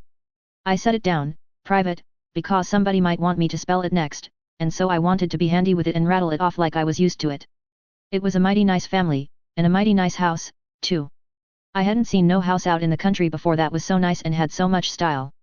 It didn't have an iron latch on the front door, nor a wooden one with a buckskin string, but a brass knob to turn, the same as houses in town. There warn't no bed in the parlor, nor a sign of a bed, but heaps of parlors in towns has beds in them. There was a big fireplace that was bricked on the bottom, and the bricks was kept clean and red by pouring water on them and scrubbing them with another brick. Sometimes they wash them over with red water paint that they call Spanish brown, same as they do in town. They had big brass dog irons that could hold up a saw log. There was a clock on the middle of the mantelpiece, with a picture of a town painted on the bottom half of the glass front, and a round place in the middle of it for the sun, and you could see the pendulum swinging behind it. It was beautiful to hear that clock tick, and sometimes when one of these peddlers had been along and scoured her up and got her in good shape, she would start in and strike 150 before she got tuckered out.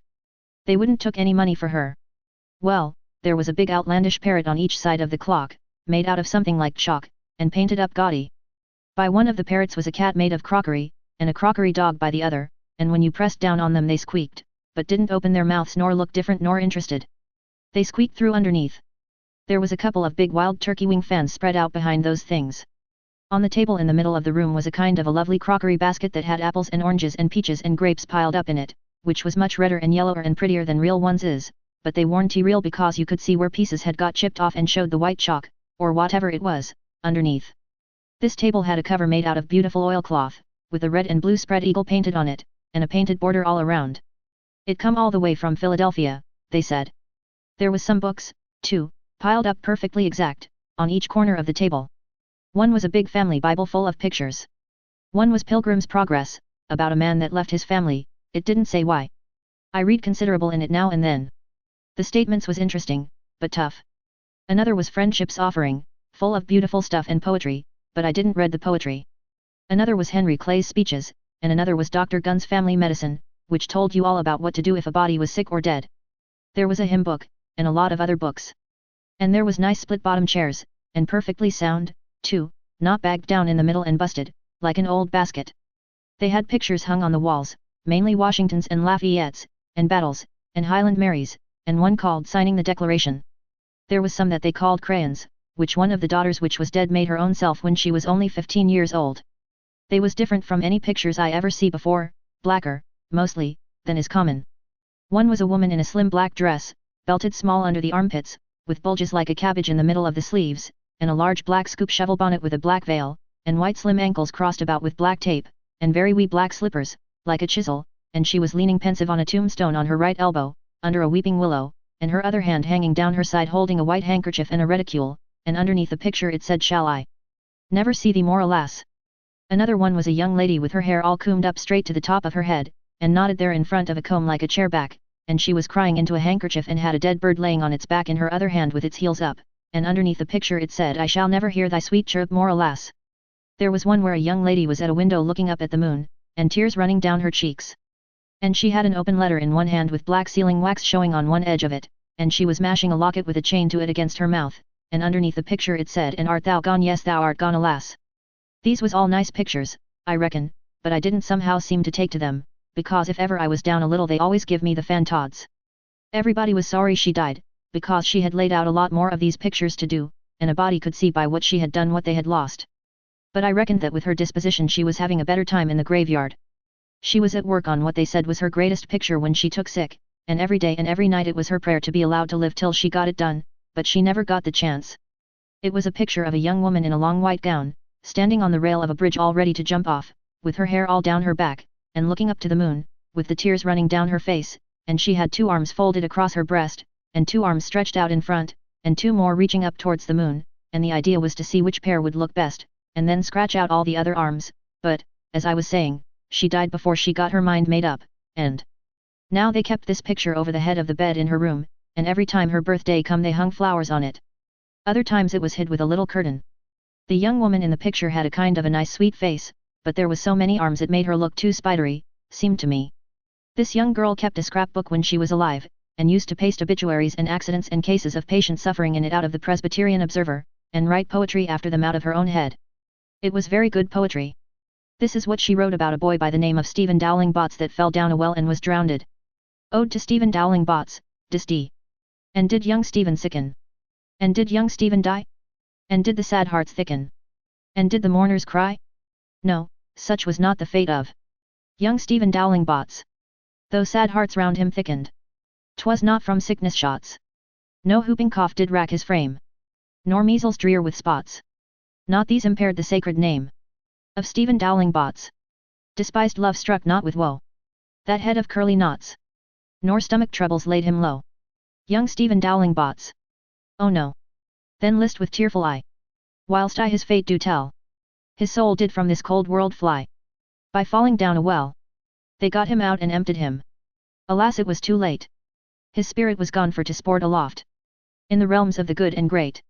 If Emmeline Grangerford could make poetry like that before she was 14, there ain't no telling what she could have done by and by. Buck said she could rattle off poetry like nothing. She didn't ever have to stop to think.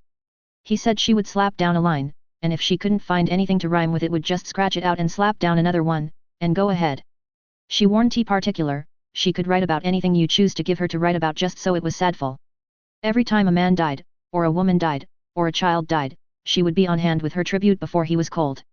She called them tributes. The neighbors said it was the doctor first, then Emmeline, then the undertaker. The undertaker never got in ahead of Emmeline but once, and then she hung fire on a rhyme for the dead person's name, which was Whistler. She warn't ever the same after that, she never complained, but she kinder pined away and did not live long. Poor thing, many's the time I made myself go up to the little room that used to be hers and get out her poor old scrapbook and read in it when her pictures had been aggravating me and I had soured on her a little. I liked all that family, dead ones and all, and warn't going to let anything come between us. Poor Emmeline made poetry about all the dead people when she was alive, and it didn't seem right that there warn't nobody to make some about her now she was gone, so I tried to sweat out a verse or two myself, but I couldn't seem to make it go somehow. They kept Emmeline's room trim and nice, and all the things fixed in it just the way she liked to have them when she was alive, and nobody ever slept there. The old lady took care of the room herself, though there was plenty of niggers, and she sewed there a good deal and read her Bible there mostly. Well, as I was saying about the parlour, there was beautiful curtains on the windows, white, with pictures painted on them of castles with vines all down the walls, and cattle coming down to drink. There was a little old piano, too, that had tin pans in it, I reckon, and nothing was ever so lovely as to hear the young ladies sing The Last Link is Broken and play The Battle of Prague on it. The walls of all the rooms was plastered, and most had carpets on the floors, and the whole house was whitewashed on the outside. It was a double house, and the big open place betwixt them was roofed and floored, and sometimes the table was set there in the middle of the day, and it was a cool, comfortable place. Nothing couldn't be better. And warranty the cooking good, and just bushels of it too. Chapter 18. Col. Grangerford was a gentleman, you see. He was a gentleman all over, and so was his family. He was well born, as the saying is, and that's worth as much in a man as it is in a horse, so the widow Douglas said, and nobody ever denied that she was of the first aristocracy in our town, and pap he always said it, too, though he warranty no more quality than a mudcat himself. Col. Grangerford was very tall and very slim, and had a darkish polly complexion, not a sign of red in it anywheres. He was clean shaved every morning all over his thin face, and he had the thinnest kind of lips, and the thinnest kind of nostrils, and a high nose, and heavy eyebrows, and the blackest kind of eyes, sunk so deep back that they seemed like they was looking out of caverns at you, as you may say. His forehead was high, and his hair was black and straight and hung to his shoulders. His hands was long and thin, and every day of his life he put on a clean shirt and a full suit from head to foot made out of linen so white it hurt your eyes to look at it, and on Sundays he wore a blue tailcoat with brass buttons on it. He carried a mahogany cane with a silver head to it. There warranty no frivolishness about him, not a bit, and he warranty ever loud. He was as kind as he could be, you could feel that, you know, and so you had confidence. Sometimes he smiled, and it was good to see, but when he straightened himself up like a liberty pole, and the lightning begun to flicker out from under his eyebrows, you wanted to climb a tree first, and find out what the matter was afterwards. He didn't ever have to tell anybody to mind their manners, everybody was always good-mannered where he was. Everybody loved to have him around, too, he was sunshine most always, I mean he made it seem like good weather. When he turned into a cloud bank it was awful dark for half a minute, and that was enough, there wouldn't nothing go wrong again for a week. When him and the old lady come down in the morning all the family got up out of their chairs and give them good day, and didn't set down again till they had sat down. Then Tom and Bob went to the sideboard where the decanter was, and mixed a glass of bitters and handed it to him, and he held it in his hand and waited till Tom's and Bob's was mixed, and then they bowed and said, "Our duty to you, sir, and madam," and they bowed the least bit in the world and said thank you, and so they drank, all three, and Bob and Tom poured a spoonful of water on the sugar and the mite of whiskey or apple brandy in the bottom of their tumblers, and give it to me and Buck. And we drank to the old people too. Bob was the oldest and Tom next, tall, beautiful men with very broad shoulders and brown faces, and long black hair and black eyes. They dressed in white linen from head to foot, like the old gentlemen, and wore broad Panama hats. Then there was Miss Charlotte, she was 25 and tall and proud and grand, but as good as she could be when she warn't stirred up, but when she had a look that would make you wilt in your tracks, like her father. She was beautiful. So was her sister, Miss Sophia, but it was a different kind. She was gentle and sweet like a dove, and she was only 20. Each person had their own nigger to wait on them, Buck too. My nigger had a monstrous easy time, because I warn't used to having anybody do anything for me, but Buck's was on the jump most of the time. This was all there was of the family now, but there used to be more, 3 sons, they got killed, and Emmeline that died. The old gentleman owned a lot of farms and over 100 niggers. Sometimes a stack of people would come there, horseback, from 10 or 15 mile around, and stay 5 or 6 days, and have such junketings round about and on the river and dances and picnics in the woods daytimes, and balls at the house nights. These people was mostly kinfolks of the family. The men brought their guns with them. It was a handsome lot of quality, I tell you. There was another clan of aristocracy around there, 5 or 6 families, mostly of the name of Shepherdson. They was as high-toned and well-born and rich and grand as the tribe of Grangerfords. The Shepherdsons and Grangerfords used the same steamboat landing, which was about 2 mile above our house, so sometimes when I went up there with a lot of our folks I used to see a lot of the Shepherdsons there on their fine horses. One day Buck and me was away out in the woods hunting, and heard a horse coming. We was crossing the road. Buck says, "Quick! Jump for the woods." We done it, and then peeped down the woods through the leaves. Pretty soon a splendid young man come galloping down the road, setting his horse easy and looking like a soldier. He had his gun across his pommel. I had seen him before. It was young Harney Shepherdson. I heard Buck's gun go off at my ear, and Harney's hat tumbled off from his head. He grabbed his gun and rode straight to the place where we was hid. But we didn't wait. We started through the woods on a run. The woods warn't thick, so I looked over my shoulder to dodge the bullet, and twice I seen Harney cover Buck with his gun, and then he rode away the way he come, to get his hat, I reckon, but I couldn't see. We never stopped running till we got home. The old gentleman's eyes blazed a minute, 'twas pleasure, mainly, I judged, then his face sort of smoothed down, and he says, kind of gentle. "I don't like that shooting from behind a bush. Why didn't you step into the road, my boy?" "The Shepherdsons don't, father. They always take advantage." Miss Charlotte she held her head up like a queen while Buck was telling his tale, and her nostrils spread and her eyes snapped. The two young men looked dark, but never said nothing. Miss Sophia she turned pale, but the color come back when she found the man warn't he hurt. Soon as I could get Buck down by the corn cribs under the trees by ourselves, I says. Did you want to kill him, Buck? Well, I bet I did. What did he do to you? Him? He never done nothing to me. Well, then, what did you want to kill him for? Why, nothing, only it's on account of the feud. What's a feud? Why, where was you raised? Don't you know what a feud is? Never heard of it before, tell me about it. Well, says Buck, a feud is this way. A man has a quarrel with another man, and kills him, then that other man's brother kills him, then the other brothers, on both sides, goes for one another, then the cousins chip in, and by and by everybody's killed off, and there ain't no more feud. But it's kind of slow, and takes a long time.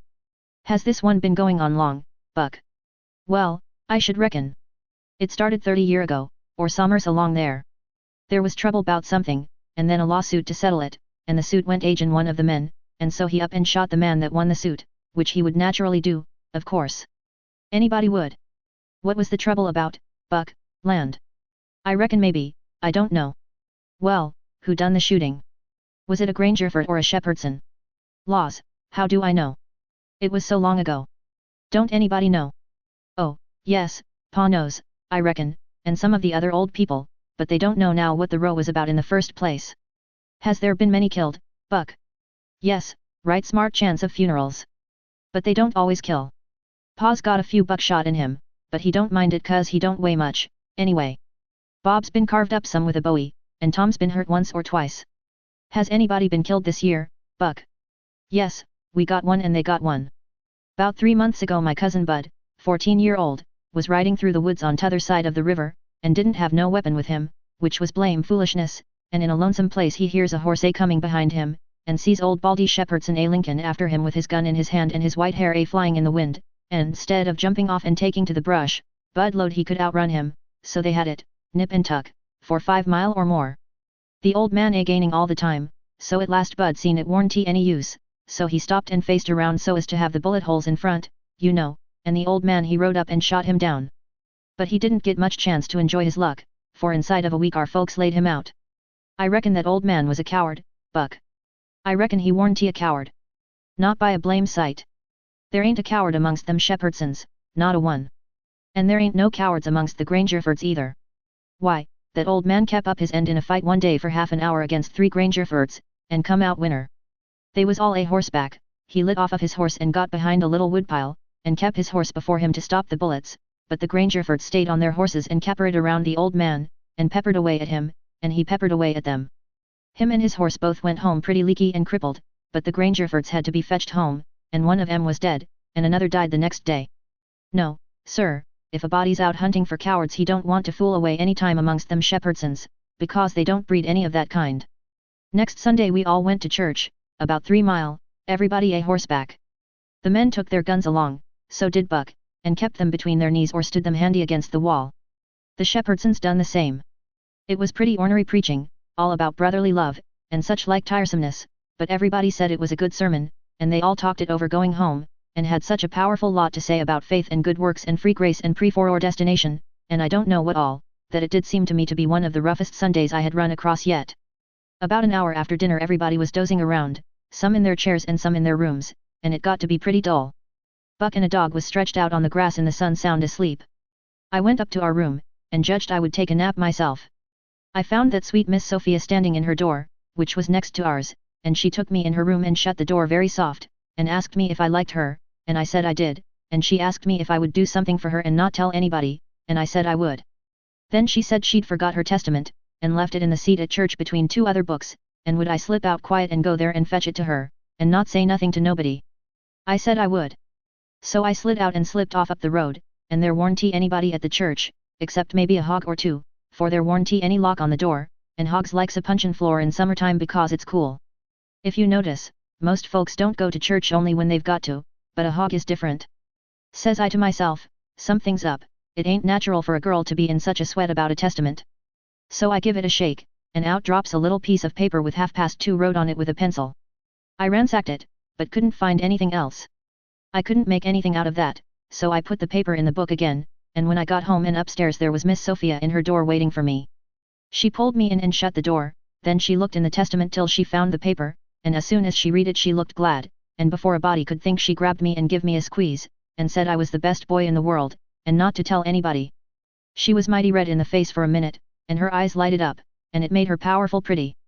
I was a good deal astonished, but when I got my breath I asked her what the paper was about, and she asked me if I had read it, and I said no, and she asked me if I could read writing, and I told her no, only coarse hand, and then she said the paper warn't anything but a bookmark to keep her place, and I might go and play now.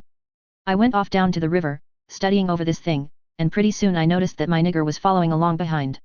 When we was out of sight of the house he looked back and around a second, and then comes a running, and says, "Mars George, if you'll come down into the swamp I'll show you a whole stack o' water moccasins." Thinks I, that's mighty curious, he said that yesterday. He oughter know a body don't love water moccasins enough to go around hunting for them. What is he up to, anyway? So I says, "All right, trot ahead." I followed a half a mile, then he struck out over the swamp, and waded ankle deep as much as another half mile. We come to a little flat piece of land which was dry and very thick with trees and bushes and vines, and he says, "You shove right in da just a few steps, Mars Josh, da's what day is.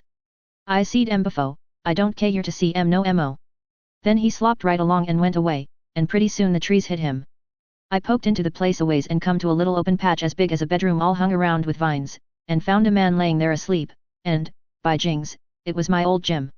I waked him up, and I reckoned it was going to be a grand surprise to him to see me again, but it warn't he. He nearly cried he was so glad, but he warn't he surprised.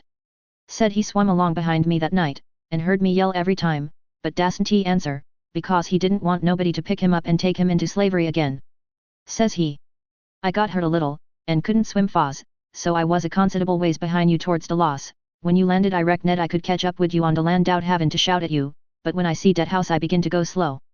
I us off too fur to hear what dey say to you, I was fraid o' de dogs, but when it us all quiet agin, I knowed you's in de house, so I struck out for de woods to wait for day. Early in de mornin' some de niggers come along, gwine to de fields, and dey tuck me and showed me dis place, where de dogs can't track me on accounts o' de water, and dey brings me truck to eat every night, and tells me how you's a gettin' along. Why didn't you tell my Jack to fetch me here sooner, Jim?" "Well, 'twarn't no use to disturb you, Huck, tell we could do somethin', but we's all right now.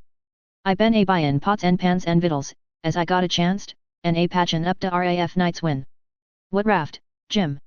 "ROLE RAF. You mean to say our old raft warn't smashed all to flinders?" "No, she warn't. She was tore up a good deal, one end of her was, but dey warn't no great harm done, only our traps was mos all los.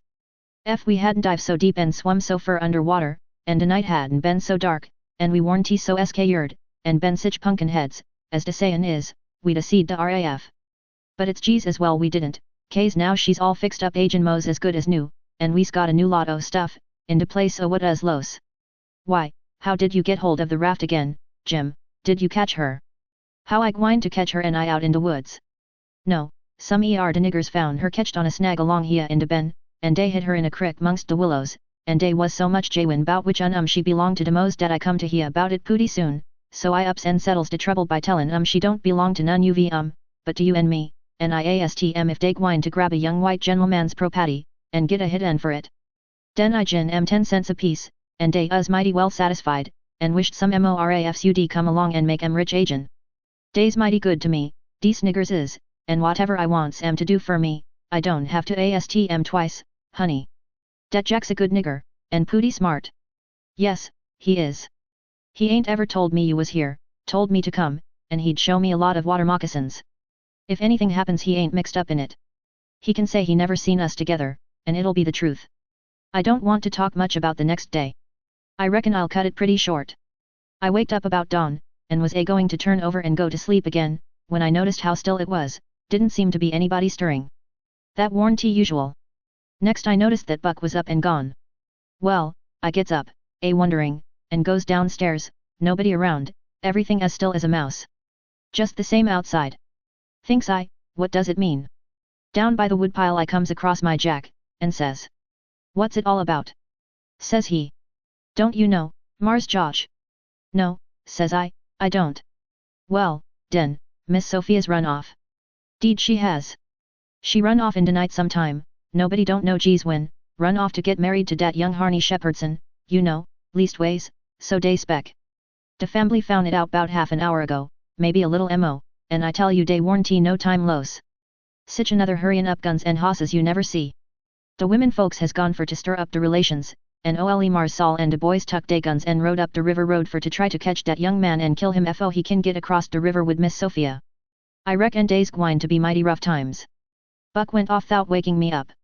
Well, I reckon he did. Dey warnty gwine to mix you up in it. Mars Buck he loaded up his gun and load he's gwine to fetch home a Shepherdson or bust. Well, dey'll be plenty on da, I reckon, and you bet you he'll fetch one if he gets a chanced. I took up the river road as hard as I could put. By and by I begin to hear guns a good ways off.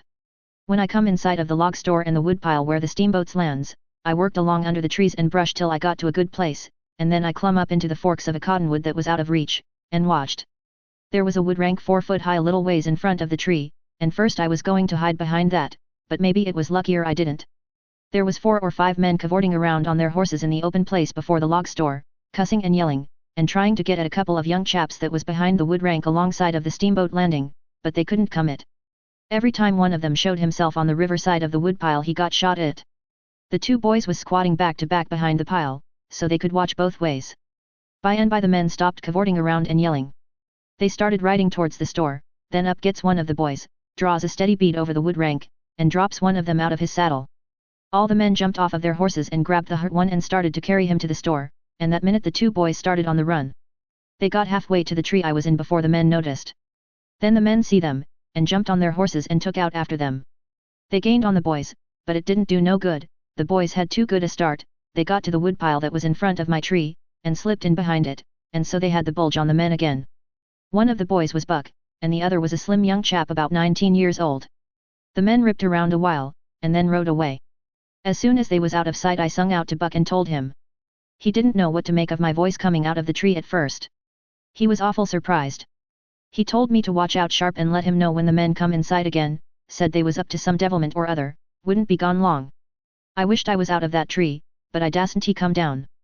Buck begun to cry and rib, and lowed that him and his cousin Joe, that was the other young chap, would make up for this day yet.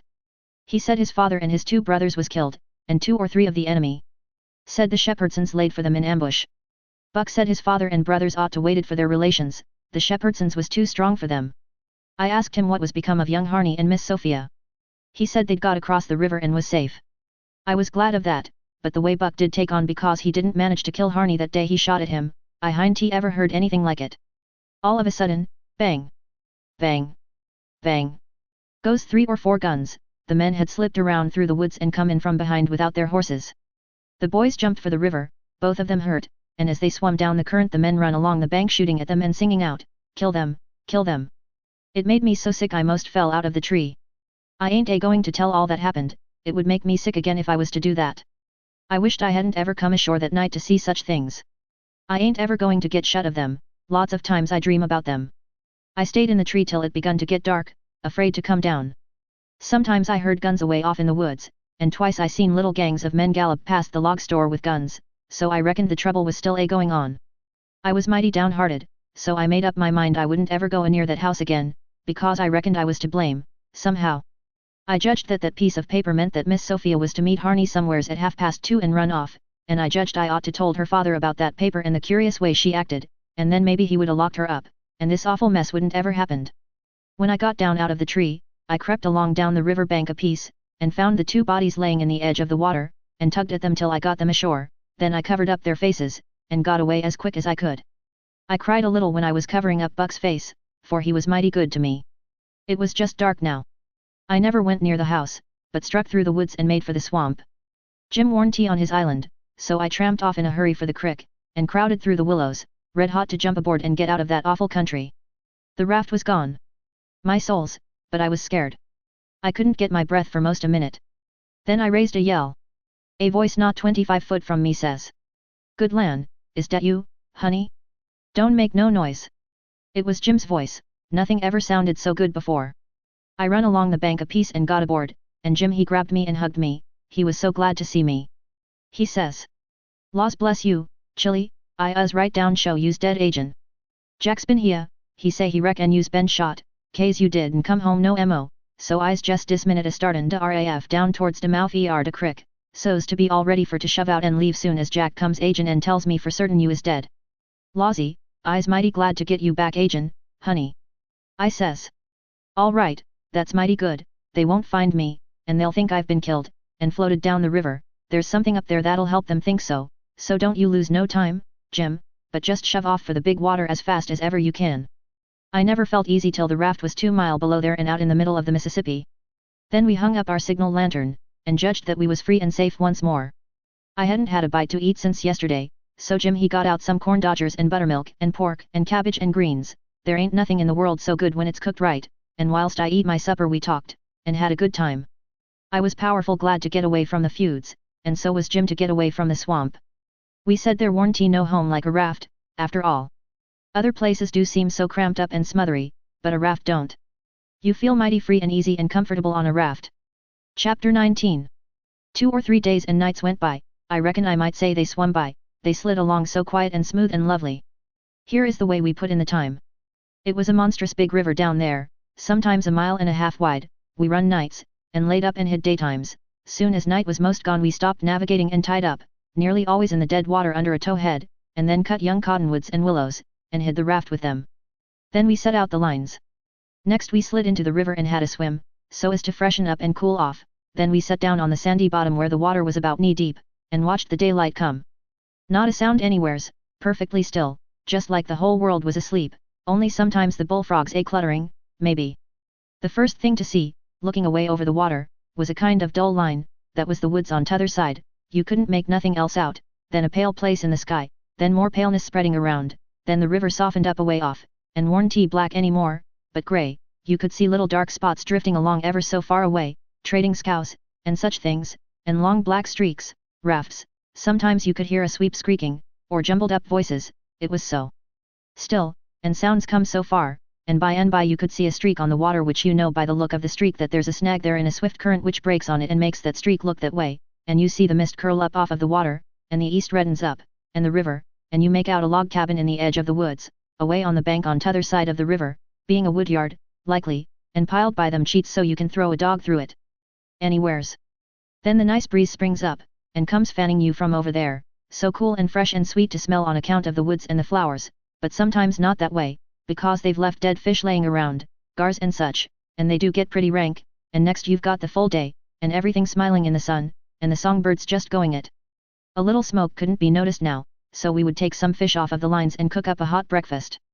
And afterwards we would watch the lonesomeness of the river, and kind of lazy along, and by and by lazy off to sleep. Wake up by and by, and look to see what done it, and maybe see a steamboat coughing along upstream, so far off towards the other side you couldn't tell nothing about her only whether she was a stern wheel or side wheel. Then for about an hour there wouldn't be nothing to hear nor nothing to see, just solid lonesomeness. Next you'd see a raft sliding by, away off yonder, and maybe a galoot on it chopping, because they're most always doing it on a raft. You'd see the axe flash and come down, you don't hear nothing, you see that axe go up again, and by the time it's above the man's head then you hear the ka-chunk. It had took all that time to come over the water. So we would put in the day, lazying around, listening to the stillness. Once there was a thick fog, and the rafts and things that went by was beating tin pans so the steamboats wouldn't run over them. A scow or a raft went by so close we could hear them talking and cussing and laughing, heard them plain, but we couldn't see no sign of them. It made you feel crawly, it was like spirits carrying on that way in the air. Jim said he believed it was spirits, but I says, no, spirits wouldn't say, dern the dern fog.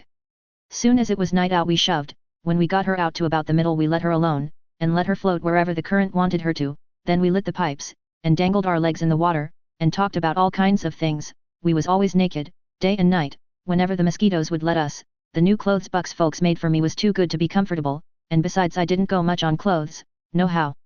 Sometimes we'd have that whole river all to ourselves for the longest time. Yonder was the banks and the islands, across the water, and maybe a spark, which was a candle in a cabin window, and sometimes on the water you could see a spark or two, on a raft or a scow, you know, and maybe you could hear a fiddle or a song coming over from one of them crafts. It's lovely to live on a raft.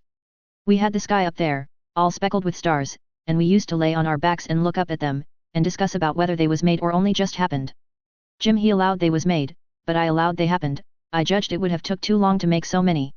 Jim said the moon could have laid them. Well, that looked kind of reasonable, so I didn't say nothing against it, because I've seen a frog lay most as many, so of course it could be done. We used to watch the stars that fell, too, and see them streak down. Jim allowed they'd got spoiled and was hove out of the nest. Once or twice of a night we would see a steamboat slipping along in the dark, and now and then she would belch a whole world of sparks up out of her chimblaze, and they would rain down in the river and look awful pretty. Then she would turn a corner and her lights would wink out and her powwow shut off and leave the river still again, and by her waves would get to us, a long time after she was gone, and joggle the raft a bit, and after that you wouldn't hear nothing for you couldn't tell how long, except maybe frogs or something. After midnight the people on shore went to bed, and then for 2 or 3 hours the shores was black, no more sparks in the cabin windows. These sparks was our clock, the first one that showed again meant morning was coming, so we hunted a place to hide and tie up right away. One morning about daybreak I found a canoe and crossed over a chute to the main shore, it was only 200 yards, and paddled about a mile up a creek amongst the cypress woods, to see if I couldn't get some berries. Just as I was passing a place where a kind of a cow path crossed the creek, here comes a couple of men tearing up the path as tight as they could foot it. I thought I was a goner, for whenever anybody was after anybody I judged it was me, or maybe Jim.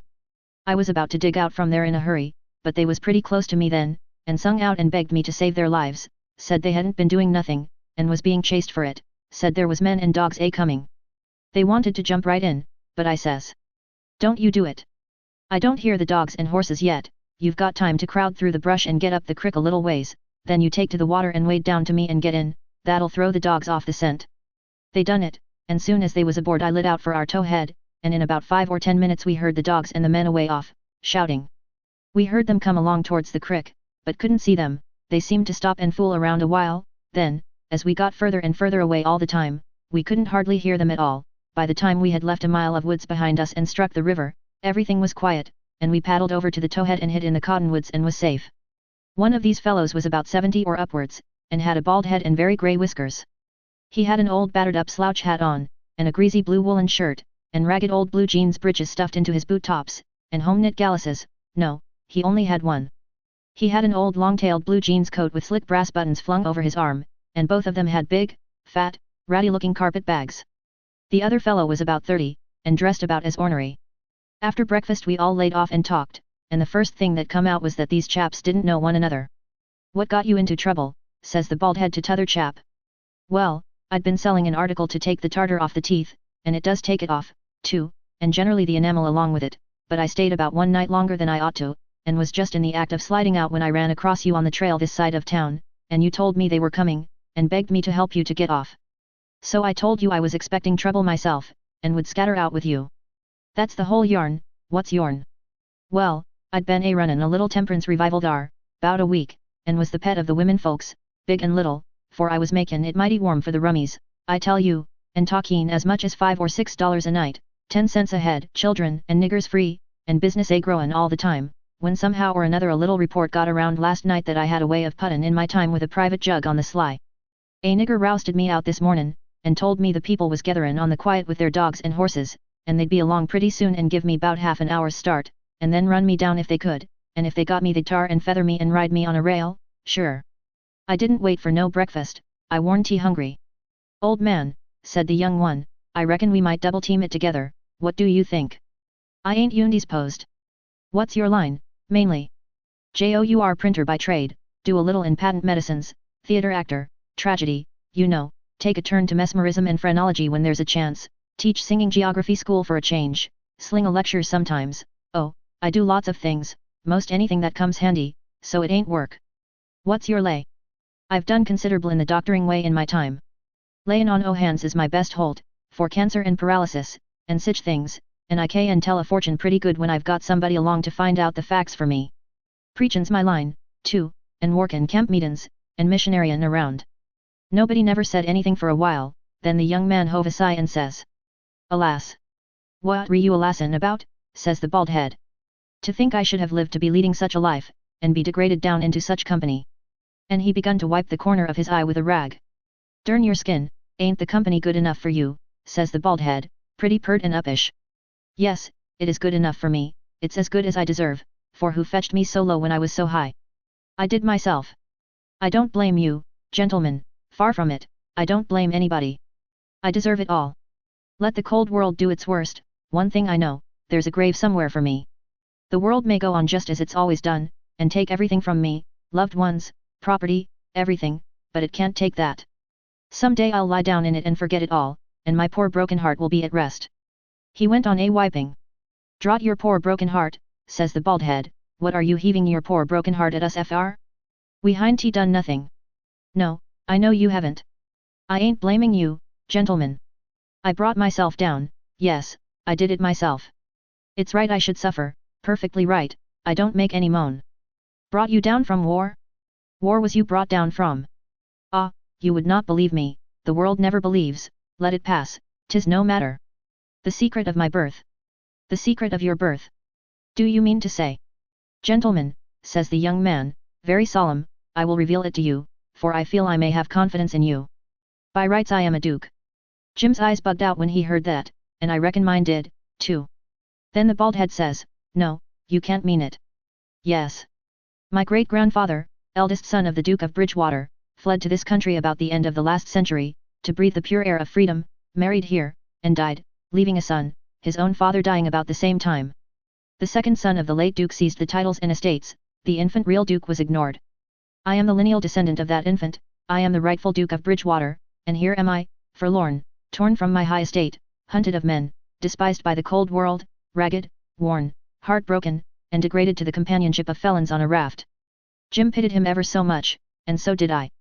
We tried to comfort him, but he said it warn't much use, he couldn't be much comforted, said if we was a mind to acknowledge him, that would do him more good than most anything else, so we said we would, if he would tell us how. He said we ought to bow when we spoke to him, and say your grace, or my lord, or your lordship, and he wouldn't mind it if we called him plain Bridgewater, which, he said, was a title anyway, and not a name, and one of us ought to wait on him at dinner, and do any little thing for him he wanted done. Well, that was all easy, so we done it. All through dinner Jim stood around and waited on him, and says, "Will yo grace have some o' dis or some o' dat," and so on, and a body could see it was mighty pleasing to him. But the old man got pretty silent by and by, didn't have much to say, and didn't look pretty comfortable over all that petting that was going on around that Duke. He seemed to have something on his mind. So, along in the afternoon, he says, "Looky here, Bilgewater," he says, "I'm nation sorry for you, but you ain't the only person that's had troubles like that. No. No you ain't. You ain't the only person that's been snaked down wrongfully out in a high place. Alas. No, you ain't the only person that's had a secret of his birth." And, by jings, he begins to cry. "Hold. What do you mean? Bilgewater, can I trust you?" says the old man, still sort of sobbing. "To the bitter death." He took the old man by the hand and squeezed it, and says, "That secret of your being, speak." "Bilgewater, I am the late Dauphin." "You bet you," Jim and me stared this time. Then the Duke says, "You are what?"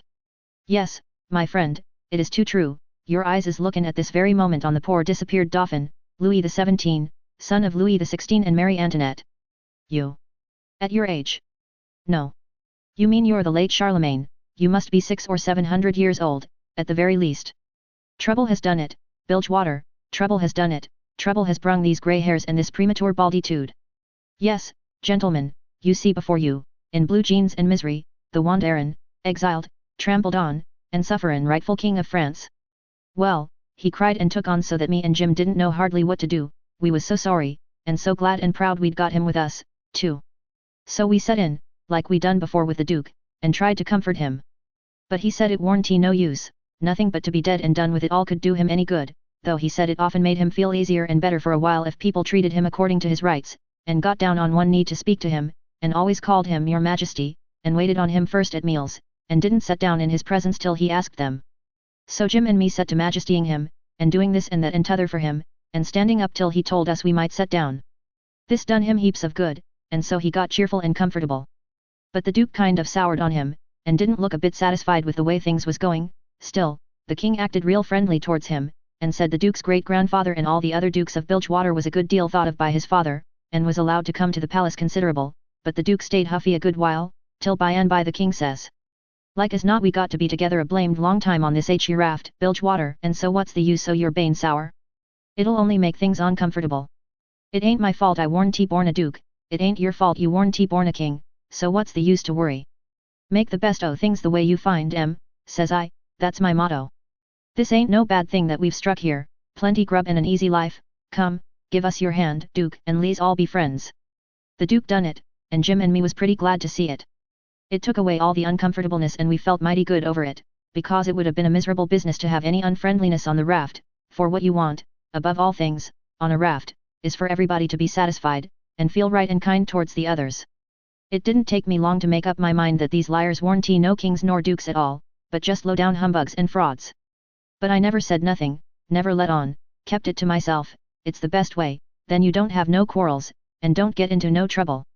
If they wanted us to call them kings and dukes, I hadn't no objections, long as it would keep peace in the family, and it warn't no use to tell Jim, so I didn't tell him. If I never learnt nothing else out of Pap, I learnt that the best way to get along with his kind of people is to let them have their own way. Chapter 20.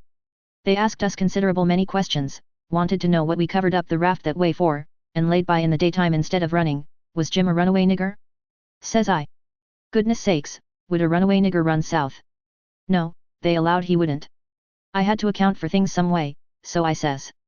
My folks was living in Pike County, in Missouri, where I was born, and they all died off but me and Pa and my brother Ike. Pa, he 'lowed he'd break up and go down and live with Uncle Ben, who's got a little one-horse place on the river, 44 mile below Orleans. Pa was pretty poor, and had some debts, so when he'd squared up there warn't nothing left but $16 in our nigger, Jim.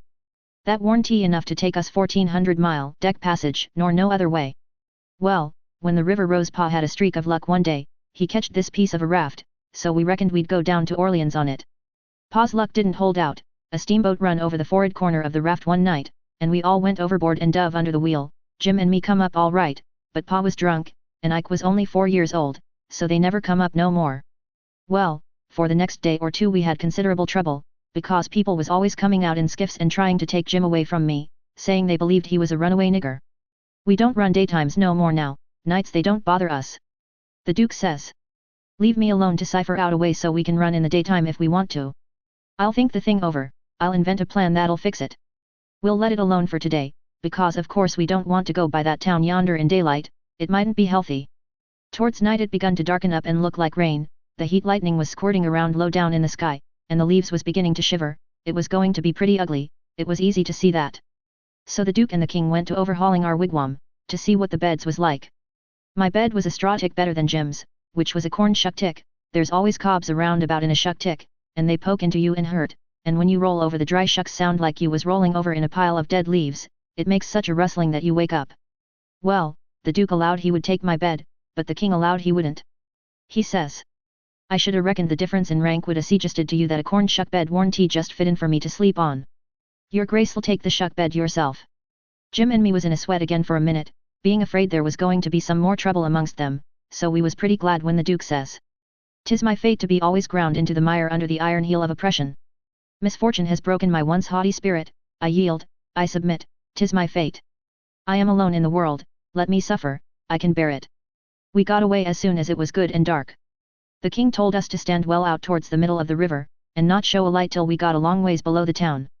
We come in sight of the little bunch of lights by and by, that was the town, you know, and slid by, about a half a mile out, all right.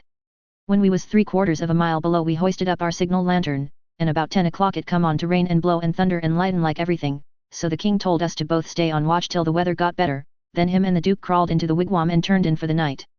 It was my watch below till 12, but I wouldn't have turned in anyway if I'd had a bed, because a body don't see such a storm as that every day in the week, not by a long sight. My souls, how the wind did scream along. And every second or two there'd come a glare that lit up the whitecaps for a half a mile around, and you'd see the islands looking dusty through the rain, and the trees thrashing around in the wind. Then comes a whack, bum, bum, bumble bum bum bum bum bum, and the thunder would go rumbling and grumbling away, and quit, and then rip comes another flash and another sockdolager. The waves most washed me off the raft sometimes, but I hadn't any clothes on, and didn't mind. We didn't have no trouble about snags, the lightning was glaring and flittering around so constant that we could see them plenty soon enough to throw her head this way or that and miss them. I had the middle watch, you know, but I was pretty sleepy by that time, so Jim he said he would stand the first half of it for me. He was always mighty good that way, Jim was. I crawled into the wigwam, but the King and the Duke had their legs sprawled around so there warn't no show for me, so I laid outside. I didn't mind the rain, because it was warm, and the waves warn't running so high now. About 2 they come up again, though, and Jim was going to call me, but he changed his mind, because he reckoned they warn't high enough yet to do any harm, but he was mistaken about that, for pretty soon all of a sudden along comes a regular ripper and washed me overboard. It most killed Jim a laughing. He was the easiest nigger to laugh that ever was, anyway. I took the watch, and Jim he laid down and snored away, and by the storm let up for good and all, and the first cabin light that showed, I rousted him out and we slid the raft into hiding quarters for the day. The king got out an old ratty deck of cards after breakfast, and him and the duke played 7-up a while, 5 cents a game. Then they got tired of it, and allowed they would lay out a campaign, as they called it. The duke went down into his carpet bag, and fetched up a lot of little printed bills and read them out loud. One bill said, the celebrated Dr. Armand de Montalban, of Paris, would lecture on the science of phrenology at such and such a place, on the blank day of blank, at 10 cents admission, and furnish charts of character at 25 cents apiece. The duke said that was him. In another bill he was the world-renowned Shakespearean tragedian, Garrick the Younger, of Drury Lane, London. In other bills he had a lot of other names and done other wonderful things, like finding water and gold with a divining rod, dissipating witch spells, and so on. By and by he says. But the histrionic muse is the darling. Have you ever trod the boards, royalty? No, says the king. You shall, then, before you're 3 days older, fallen grandeur, says the duke. The first good town we come to we'll hire a hall and do the sword fight in Richard III and the balcony scene in Romeo and Juliet. How does that strike you? I'm in, up to the hub, for anything that will pay, bilge water, but, you see, I don't know nothing about play actin', and hain't ever seen much of it. I was too small when pap used to have 'em at the palace. Do you reckon you can learn me? Easy. All right. I'm just freezin' for something fresh, anyway. Please commence right away. So the duke he told him all about who Romeo was and who Juliet was, and said he was used to being Romeo, so the king could be Juliet. But if Juliet's such a young gal, duke, my peeled head and my white whiskers is going to look uncommon odd on her, maybe. No, don't you worry, these country jakes won't ever think of that. Besides, you know, you'll be in costume, and that makes all the difference in the world. Juliet's in a balcony, enjoying the moonlight before she goes to bed, and she's got on her nightgown and her ruffled nightcap. Here are the costumes for the parts. He got out 2 or 3 curtain calico suits, which he said was medieval armor for Richard III. And t'other chap, and a long white cotton nightshirt and a ruffled nightcap to match. The king was satisfied, so the duke got out his book and read the parts over in the most splendid spread-eagle way, prancing around and acting at the same time, to show how it had got to be done. Then he give the book to the king and told him to get his part by heart. There was a little one-horse town about 3 mile down the bend, and after dinner the duke said he had ciphered out his idea about how to run in daylight without it being dangersome for Jim, so he allowed he would go down to the town and fix that thing. The king allowed he would go, too, and see if he couldn't strike something. We was out of coffee, so Jim said I better go along with them in the canoe and get some. When we got there warn't nobody stirring, streets empty, and perfectly dead and still, like Sunday. We found a sick nigger sunning himself in a backyard, and he said everybody that warn't too young or too sick or too old was gone to camp meeting, about 2 mile back in the woods. The king got the directions, and allowed he'd go and work that camp meeting for all it was worth, and I might go, too. The duke said what he was after was a printing office. We found it, a little bit of a concern, up over a carpenter's shop, carpenters and printers all gone to the meeting, and no doors locked.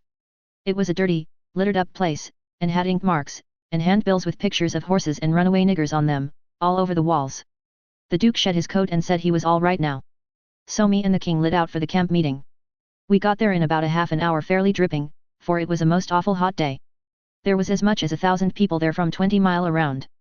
The woods was full of teams and wagons, hitched everywheres, feeding out of the wagon troughs and stomping to keep off the flies. There was sheds made out of poles and roofed over with branches, where they had lemonade and gingerbread to sell, and piles of watermelons and green corn and such like truck. The preaching was going on under the same kinds of sheds, only they was bigger and held crowds of people. The benches was made out of outside slabs of logs, with holes bored in the round side to drive sticks into for legs. They didn't have no backs. The preachers had high platforms to stand on at one end of the sheds. The women had on sunbonnets, and some had linsey woolsey frocks, some gingham ones, and a few of the young ones had on calico. Some of the young men was barefooted, and some of the children didn't have on any clothes but just a tow linen shirt. Some of the old women was knitting, and some of the young folks was courting on the sly. The first shed we come to the preacher was lining out a hymn. He lined out 2 lines, everybody sung it, and it was kind of grand to hear it, there was so many of them and they done it in such a rousing way, then he lined out 2 more for them to sing, and so on. The people woke up more and more, and sung louder and louder, and towards the end some begun to groan, and some begun to shout. Then the preacher begun to preach, and begun in earnest, too, and went weaving first to one side of the platform and then the other, and then leaning down over the front of it, with his arms and his body going all the time, and shouting his words out with all his might, and every now and then he would hold up his Bible and spread it open, and kind of pass it around this way and that, shouting, "It's the brazen serpent in the wilderness. Look upon it and live."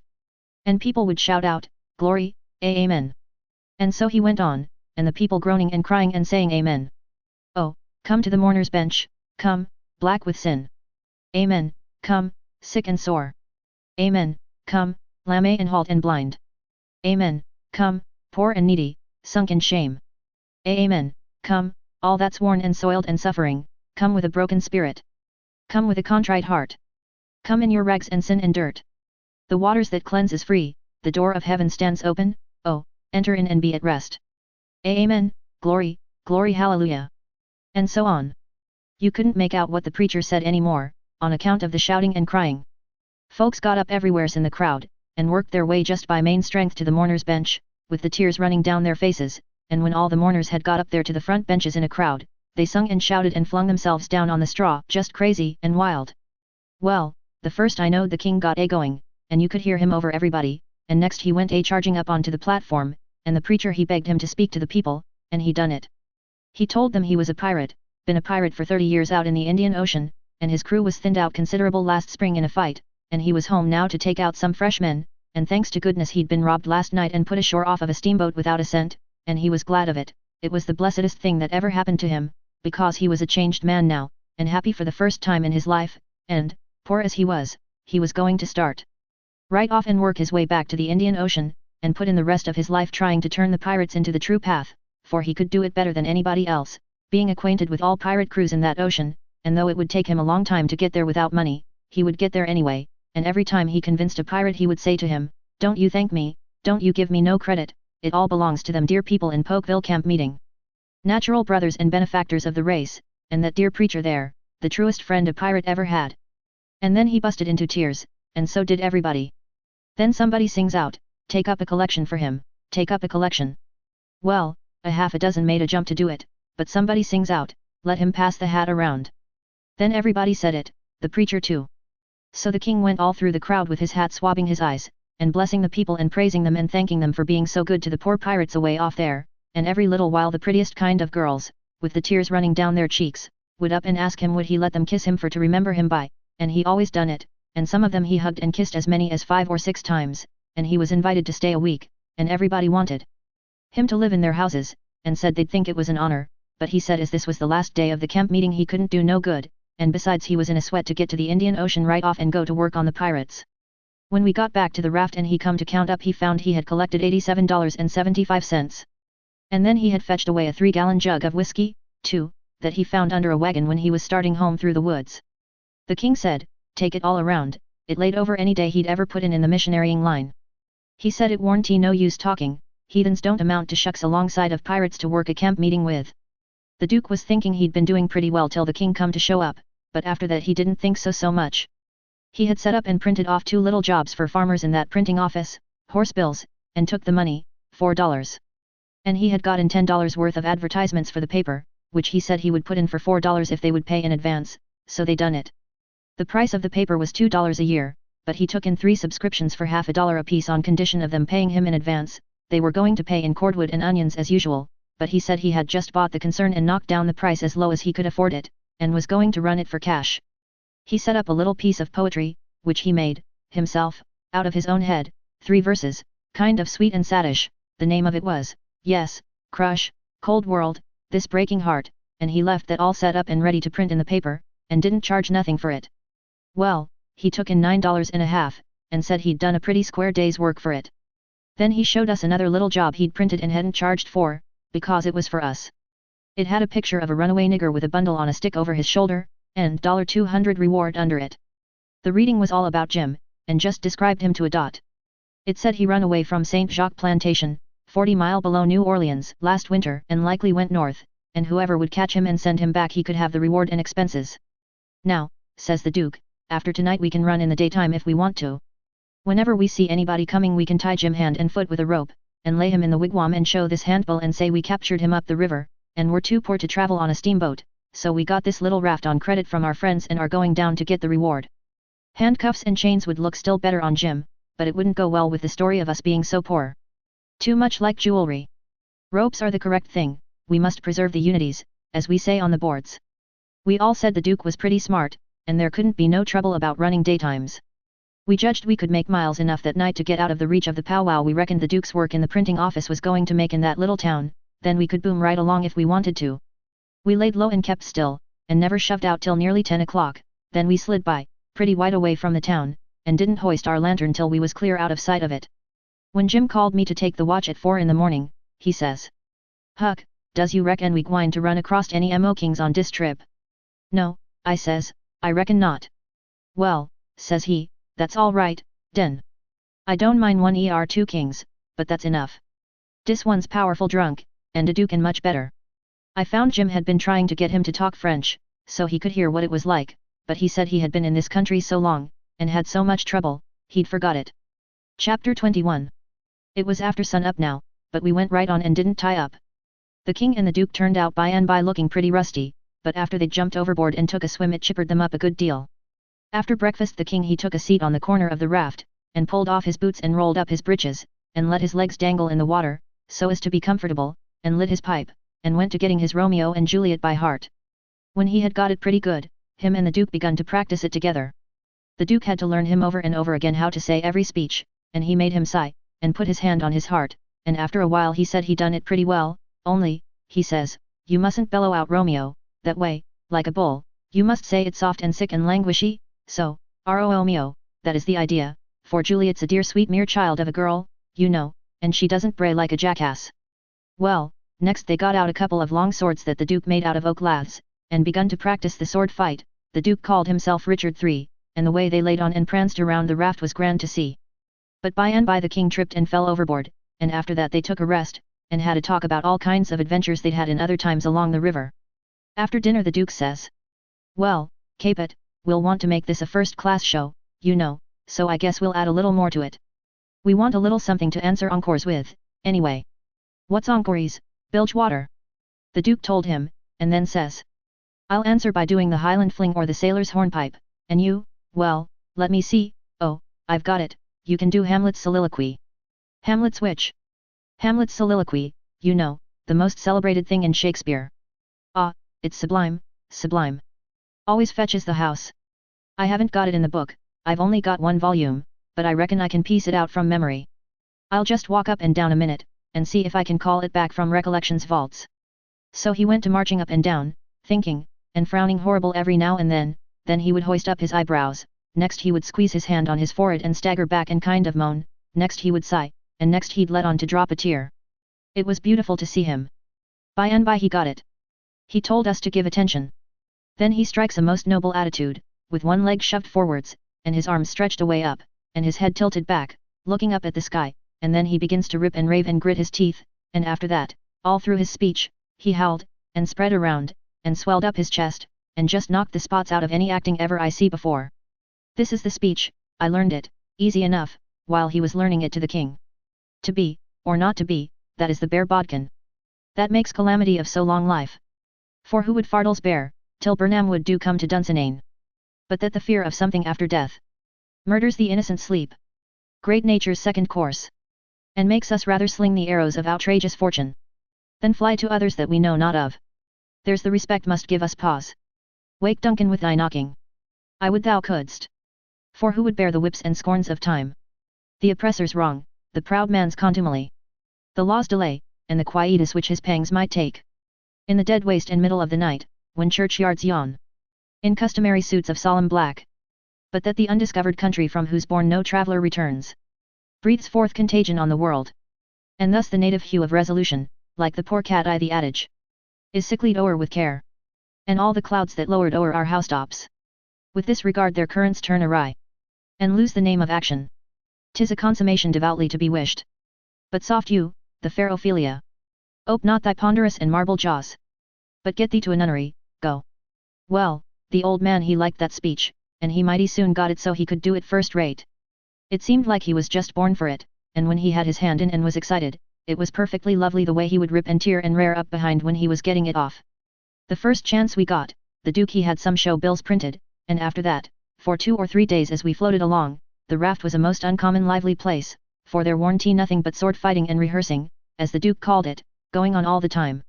One morning, when we was pretty well down the state of Arkansas, we come in sight of a little one-horse town in a big bend, so we tied up about 3/4 of a mile above it, in the mouth of a creek which was shut in like a tunnel by the cypress trees, and all of us but Jim took the canoe and went down there to see if there was any chance in that place for our show. We struck it mighty lucky. There was going to be a circus there that afternoon, and the country people was already beginning to come in all kinds of old shackly wagons, and on horses. The circus would leave before night, so our show would have a pretty good chance. The Duke he hired the courthouse, and we went around and stuck up our bills. They read like this: Shakespearean Revival. Wonderful attraction. For one night only. The world-renowned tragedians. David Garrick the Younger, of Drury Lane Theatre, London. And Edmund Kean the Elder, of the Royal Haymarket Theatre, Whitechapel, Pudding Lane, Piccadilly, London, and the Royal Continental Theatres, in their sublime Shakespearean spectacle entitled The Balcony Scene. In Romeo and Juliet. Romeo. Mr. Garrick. Juliet. Mr. Kean. Assisted by the whole strength of the company. New costumes, new scenery, new appointments. Also, the thrilling, masterly, and blood-curdling broadsword conflict. In Richard III. Richard III. Mr. Garrick. Richmond. Mr. Kean. Also, by special request, Hamlet's immortal soliloquy. By the illustrious Kean. Done by him 300 consecutive nights in Paris. For one night only. On account of imperative European engagements. Admission 25 cents, children and servants, 10 cents. Then we went loafing around the town. The stores and houses was most all old shackly dried up frame concerns that hadn't ever been painted. They was set up 3 or 4 foot above ground on stilts, so as to be out of reach of the water when the river was overflowed. The houses had little gardens around them, but they didn't seem to raise hardly anything in them but Jimson weeds and sunflowers and ash piles, and old curled up boots and shoes, and pieces of bottles, and rags, and played out tinware. The fences was made of different kinds of boards, nailed on at different times, and they leaned every which way, and had gates that didn't generally have but one hinge, a leather one. Some of the fences had been whitewashed, some time or another, but the Duke said it was in Columbus's time, like enough. There was generally hogs in the garden, and people driving them out. All the stores was along one street. They had white domestic awnings in front, and the country people hitched their horses to the awning posts. There was empty dry goods boxes under the awnings, and loafers roosting on them all day long, whittling them with their barlow knives, and chawing tobacco, and gaping and yawning and stretching, a mighty ornery lot. They generally had on yellow straw hats most as white as an umbrella, but didn't wear no coats nor waistcoats.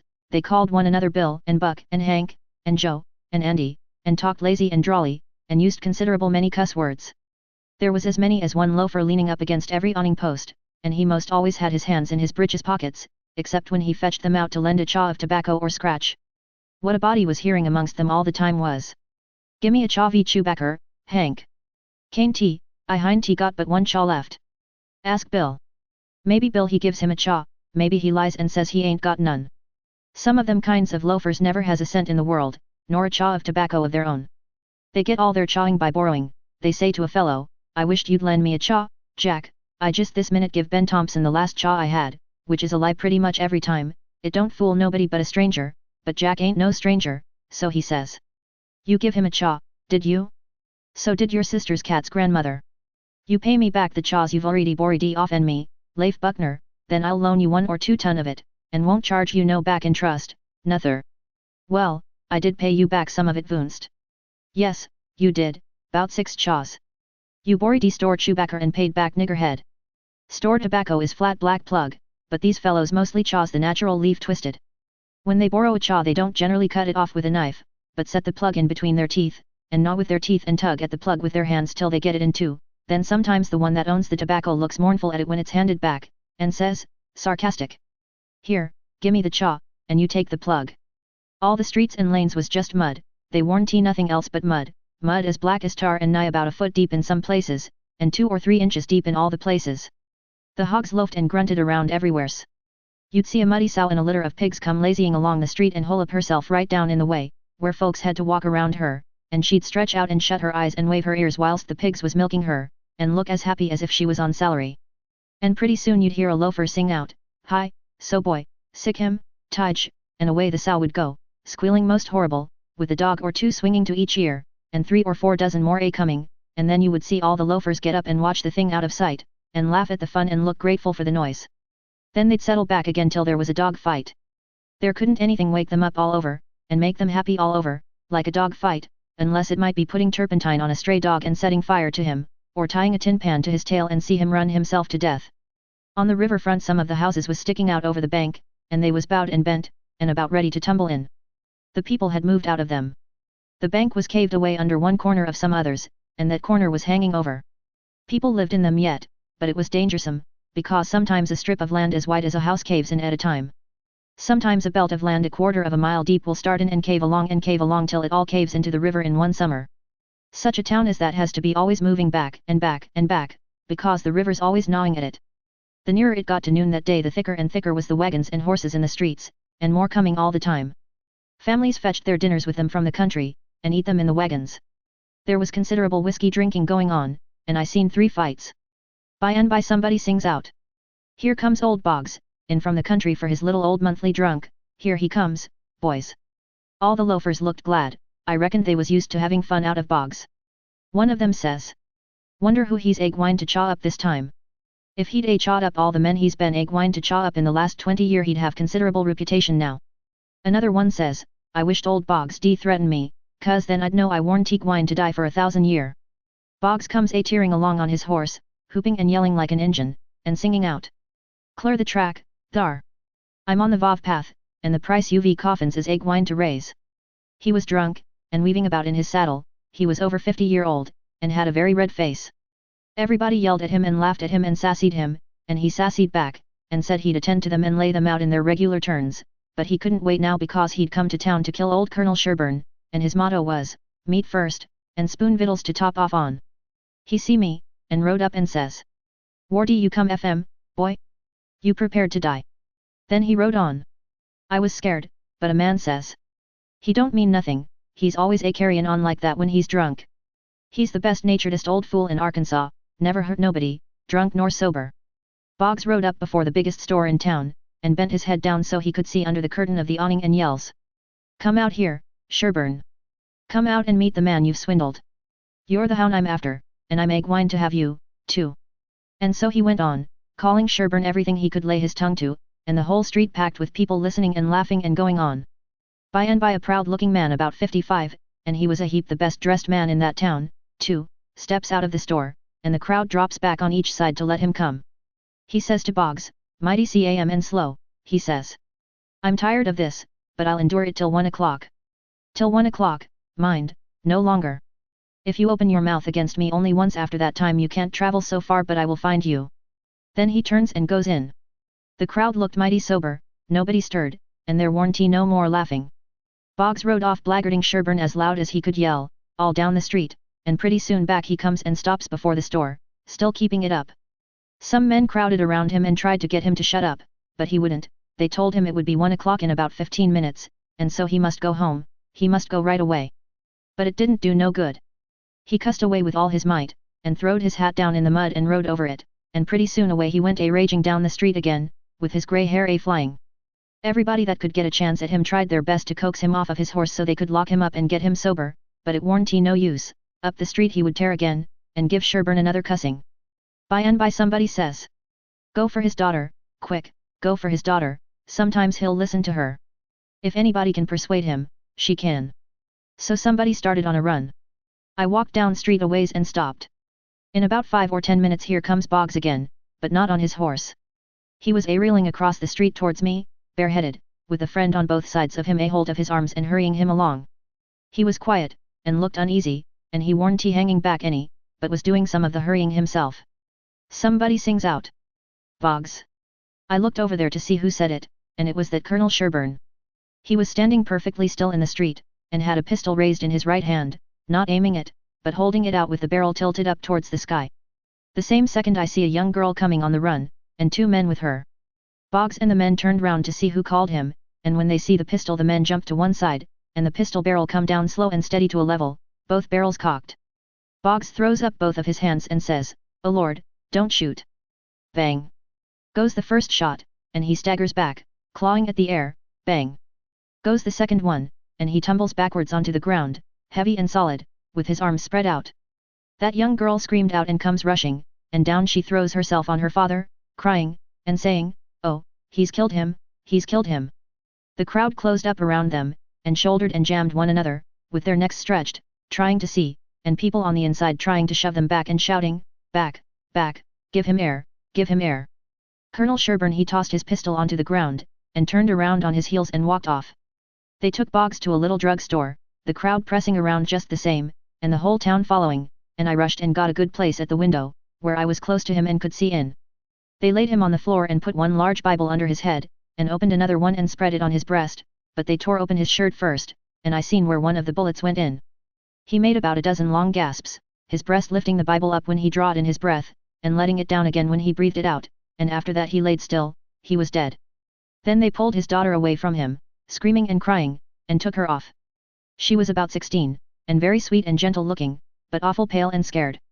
Well, pretty soon the whole town was there, squirming and scrooging and pushing and shoving to get at the window and have a look, but people that had the places wouldn't give them up, and folks behind them was saying all the time, "Say, now, you've looked enough, you fellows, tain't right and tain't fair for you to stay thar all the time, and never give nobody a chance, other folks has their rights as well as you." There was considerable jawing back, so I slid out, thinking maybe there was going to be trouble. The streets was full, and everybody was excited. Everybody that seen the shooting was telling how it happened, and there was a big crowd packed around each one of these fellows, stretching their necks and listening.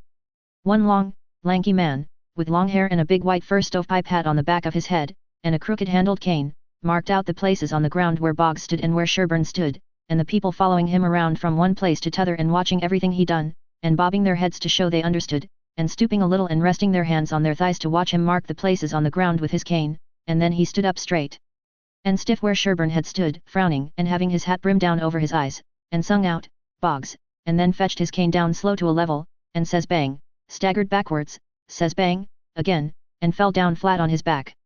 The people that had seen the thing said he done it perfect, said it was just exactly the way it all happened. Then as much as a dozen people got out their bottles and treated him. Well, by and by somebody said Sherburne ought to be lynched. In about a minute everybody was saying it, so away they went, mad and yelling, and snatching down every clothesline they come to do the hanging with. Chapter 22. They swarmed up towards Sherburne's house, whooping and raging like Injuns, and everything had to clear the way or get run over and tromped to mush, and it was awful to see. Children was heeling it ahead of the mob, screaming and trying to get out of the way, and every window along the road was full of women's heads, and there was nigger boys in every tree and bucks and wenches looking over every fence, and as soon as the mob would get nearly to them they would break and scuttle back out of reach. Lots of the women and girls was crying and taking on, scared most to death. They swarmed up in front of Sherburne's palings as thick as they could jam together, and you couldn't hear yourself think for the noise. It was a little 20-foot yard. Some sung out, "Tear down the fence, tear down the fence." Then there was a racket of ripping and tearing and smashing, and down she goes, and the front wall of the crowd begins to roll in like a wave. Just then Sherburne steps out onto the roof of his little front porch, with a double-barrel gun in his hand, and takes his stand, perfectly calm and deliberate, not saying a word. The racket stopped, and the wave sucked back. Sherburne never said a word, just stood there, looking down. The stillness was awful creepy and uncomfortable. Sherburne run his eye slow along the crowd, and wherever it struck the people tried a little to outgaze him, but they couldn't, they dropped their eyes and looked sneaky. Then pretty soon Sherburne sort of laughed, not the pleasant kind, but the kind that makes you feel like when you are eating bread that's got sand in it. Then he says, slow and scornful, "The idea of you lynching anybody. It's amusing. The idea of you thinking you had pluck enough to lynch a man. Because you're brave enough to tar and feather poor friendless cast-out women that come along here, did that make you think you had grit enough to lay your hands on a man? Why, a man's safe in the hands of 10,000 of your kind, as long as it's daytime and you're not behind him. Do I know you? I know you clear through. I was born and raised in the South, and I've lived in the North, so I know the average all around. The average man's a coward. In the North he lets anybody walk over him that wants to, and goes home and prays for a humble spirit to bear it. In the South one man all by himself, has stopped a stage full of men in the daytime, and robbed the lot. Your newspapers call you a brave people so much that you think you are braver than any other people, whereas you're just as brave, and no braver. Why don't your juries hang murderers? Because they're afraid the man's friends will shoot them in the back, in the dark, and it's just what they would do. So they always acquit, and then a man goes in the night, with 100 masked cowards at his back and lynches the rascal. Your mistake is, that you didn't bring a man with you, that's one mistake, and the other is that you didn't come in the dark and fetch your masks. You brought part of a man, Buck Harkness, there, and if you hadn't had him to start you, you'd a taken it out in blowing. You didn't want to come. The average man don't like trouble and danger. You don't like trouble and danger. But if only half a man, like Buck Harkness, there, shouts lynch him, you're afraid to back down, afraid you'll be found out to be what you are, cowards, and so you raise a yell, and hang yourselves onto that half a man's coat-tail, and come raging up here, swearing what big things you're going to do. The pitifulest thing out is a mob, that's what an army is, a mob. They don't fight with courage that's born in them, but with courage that's borrowed from their mass, and from their officers. But a mob without any man at the head of it is beneath pitifulness. Now the thing for you to do is to droop your tails and go home and crawl in a hole. If any real lynching's going to be done, it will be done in the dark, southern fashion, and when they come they'll bring their masks, and fetch a man along. Now leave, and take your half a man with you, tossing his gun up across his left arm and cocking it when he says this. The crowd washed back sudden, and then broke all apart, and went tearing off every which way, and Buck Harkness he heeled it after them, looking tolerable cheap. I could have stayed if I wanted to, but I didn't want to. I went to the circus and loafed around the backside till the watchman went by, and then dived in under the tent. I had my $20 gold piece and some other money, but I reckoned I better save it, because there ain't no telling how soon you are going to need it, away from home and amongst strangers that way. You can't be too careful. I ain't opposed to spending money on circuses when there ain't no other way, but there ain't no use in wasting it on them. It was a real bully circus. It was the splendidest sight that ever was when they all come riding in, 2 and 2, a gentleman and lady, side by side, the men just in their drawers and undershirts, and no shoes nor stirrups, and resting their hands on their thighs easy and comfortable. There must have been 20 of them, and every lady with a lovely complexion, and perfectly beautiful, and looking just like a gang of real sure enough queens, and dressed in clothes that cost millions of dollars, and just littered with diamonds. It was a powerful fine sight. I never see anything so lovely. And then one by one they got up and stood, and went weaving around the ring so gentle and wavy and graceful, the men looking ever so tall and airy and straight, with their heads bobbing and scheming along, away up there under the tent roof, and every lady's rose-leafy dress flapping soft and silky around her hips, and she looking like the most loveliest parasol. And then faster and faster they went, all of them dancing, first one foot out in the air and then the other, the horses leaning more and more, and the ringmaster going round and round the center pole, cracking his whip and shouting hi, hi, and the clown cracking jokes behind him, and by all hands dropped the reins, and every lady put her knuckles on her hips and every gentleman folded his arms, and then how the horses did lean over and hump themselves.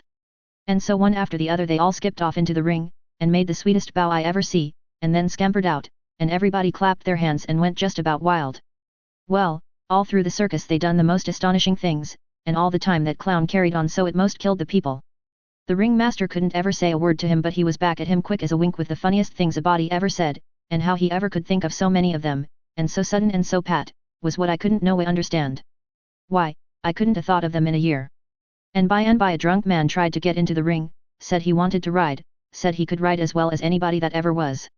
They argued and tried to keep him out, but he wouldn't listen, and the whole show come to a standstill. Then the people begun to holler at him and make fun of him, and that made him mad, and he begun to rip and tear, so that stirred up the people, and a lot of men begun to pile down off of the benches and swarm towards the ring, saying, knock him down, throw him out, and 1 or 2 women begun to scream. So, then, the ringmaster he made a little speech, and said he hoped there wouldn't be no disturbance, and if the man would promise he wouldn't make no more trouble he would let him ride if he thought he could stay on the horse. So everybody laughed and said all right, and the man got on. The minute he was on, the horse begun to rip and tear and jump and cavort around, with 2 circus men hanging on to his bridle trying to hold him, and the drunk man hanging on to his neck, and his heels flying in the air every jump, and the whole crowd of people standing up shouting and laughing till tears rolled down. And at last, sure enough, all the circus men could do, the horse broke loose, and away he went like the very nation, round and round the ring, with that sot laying down on him and hanging to his neck, with first one leg hanging most to the ground on one side, and then t'other one on t'other side, and the people just crazy. It warn't funny to me, though, I was all of a tremble to see his danger. But pretty soon he struggled up a straddle and grabbed the bridle, reeling this way and that, and the next minute he sprung up and dropped the bridle and stood. And the horse going like a house afire too. He just stood up there, sailing around as easy and comfortable as if he warn't ever drunk in his life, and then he begun to pull off his clothes and sling them. He shed them so thick they kind of clogged up the air, and altogether he shed 17 suits. And, then, there he was, slim and handsome, and dressed the gaudiest and prettiest you ever saw, and he lit into that horse with his whip and made him fairly hum, and finally skipped off, and made his bow and danced off to the dressing room, and everybody just howling with pleasure and astonishment. Then the ringmaster he see how he had been fooled, and he was the sickest ringmaster you ever see, I reckon. Why, it was one of his own men. He had got up that joke all out of his own head, and never let on to nobody. Well, I felt sheepish enough to be tooken so, but I wouldn't have been in that ringmaster's place, not for $1,000. I don't know, there may be bullier circuses than what that one was, but I never struck them yet. Anyways, it was plenty good enough for me, and wherever I run across it, it can have all of my custom every time. Well, that night we had our show, but there weren't only about 12 people there, just enough to pay expenses. And they laughed all the time, and that made the Duke mad, and everybody left, anyway, before the show was over, but one boy which was asleep. So the Duke said these Arkansas lunkheads couldn't come up to Shakespeare, what they wanted was low comedy, and maybe something ruther worse than low comedy, he reckoned. He said he could size their style. So next morning he got some big sheets of wrapping paper and some black paint, and drawed off some handbills, and stuck them up all over the village. The bill said, "At the courthouse. For 3 nights only. The world-renowned tragedians. David Garrick the Younger. N. Edmund Kean the Elder. Of the London and Continental Theatres. In their thrilling tragedy of The King's Camelopard. Or The Royal Nonsuch. Admission 50 cents. Then at the bottom was the biggest line of all, which said, "Ladies and children not admitted." There, says he, if that line don't fetch them, I don't know Arkansas. Chapter 23. Well, all day him and the king was hard at it, rigging up a stage and a curtain and a row of candles for footlights, and that night the house was jam full of men in no time. When the place couldn't hold no more, the Duke he quit tending door and went around the back way and come on to the stage and stood up before the curtain and made a little speech, and praised up this tragedy, and said it was the most thrillingest one that ever was, and so he went on bragging about the tragedy, and about Edmund Kean the Elder, which was to play the main principal part in it, and at last when he'd got everybody's expectations up high enough, he rolled up the curtain, and the next minute the king come prancing out on all fours, naked, and he was painted all over, ring-streaked and striped, all sorts of colors, as splendid as a rainbow. But never mind the rest of his outfit, it was just wild, but it was awful funny. The people most killed themselves laughing, and when the king got done caperaing and capered off behind the scenes, they roared and clapped and stormed and ha-ha'd till he come back and done it over again, and after that they made him do it another time. Well, it would make a cow laugh to see the shines that old idiot cut. Then the Duke he lets the curtain down, and bows to the people, and says the great tragedy will be performed only 2 nights more, on accounts of pressing London engagements, where the seats is all sold already for it in Drury Lane, and then he makes them another bow, and says if he has succeeded in pleasing them and instructing them, he will be deeply obliged if they will mention it to their friends and get them to come and see it. 20 people sings out. What, is it over? Is that all? The Duke says yes. Then there was a fine time. Everybody sings out, sold, and rose up mad, and was going for that stage and them tragedians. But a big, fine-looking man jumps up on a bench and shouts. Hold on. Just a word, gentlemen. They stopped to listen. We are sold, mighty badly sold. But we don't want to be the laughing stock of this whole town, I reckon, and never hear the last of this thing as long as we live. No. What we want is to go out of here quiet, and talk this show up, and sell the rest of the town. Then we'll all be in the same boat. Ain't that sensible? You bet it is, the judge is right, everybody sings out. All right, then, not a word about any sell. Go along home, and advise everybody to come and see the tragedy. Next day you couldn't hear nothing around that town but how splendid that show was. House was jammed again that night, and we sold this crowd the same way. When me and the king and the Duke got home to the raft we all had a supper, and by, about midnight, they made Jim and me back her out and float her down the middle of the river, and fetch her in and hide her about 2 miles below town. The third night the house was crammed again, and they warn't newcomers this time, but people that was at the show the other 2 nights. I stood by the Duke at the door, and I see that every man that went in had his pockets bulging, or something muffled up under his coat, and I see it warn't no perfumery, neither, not by a long sight. I smelled sickly eggs by the barrel, and rotten cabbages, and such things, and if I know the signs of a dead cat being around, and I bet I do, there was 64 of them went in. I shoved in there for a minute, but it was too various for me, I couldn't stand it. Well, when the place couldn't hold no more people the Duke he give a fellow a quarter and told him to tent door for him a minute, and then he started around for the stage door, I after him, but the minute we turned the corner and was in the dark he says, "Walk fast now till you get away from the houses, and then shin for the raft like the dickens was after you." I done it, and he done the same. We struck the raft at the same time, and in less than 2 seconds we was gliding downstream, all dark and still, and edging towards the middle of the river, nobody saying a word. I reckoned the poor king was in for a gaudy time of it with the audience, but nothing of the sort. Pretty soon he crawls out from under the wigwam, and says, "Well, how'd the old thing pan out this time, Duke?" He hadn't been uptown at all. We never showed a light till we was about 10 miles below the village. Then we lit up and had a supper, and the king and the duke fairly laughed their bones loose over the way they'd served them people. The duke says, "Greenhorns, flatheads. I knew the first house would keep mum and let the rest of the town get roped in, and I knew they'd lay for us the third night, and consider it was their turn now. Well, it is their turn, and I'd give something to know how much they'd take for it. I would just like to know how they're putting in their opportunity. They can turn it into a picnic if they want to, they brought plenty provisions. Them rapscallions took in $465 in that 3 nights. I never see money hauled in by the wagon load like that before." By and by, when they was asleep and snoring, Jim says, "Don't it surprise you the way dem kings carries on, Huck?" "No," I says, "it don't." "Why don't it, Huck?" "Well, it don't, because it's in the breed. I reckon they're all alike." "But, Huck, dese kings o' ourn is reg'lar rapscallions, that's just what dey is, dey's reg'lar rapscallions." "Well, that's what I'm saying, all kings is mostly rapscallions, as fur as I can make out." "Is dat so? You read about them once, you'll see. Look at Henry VIII, this NSA Sunday school superintendent to him.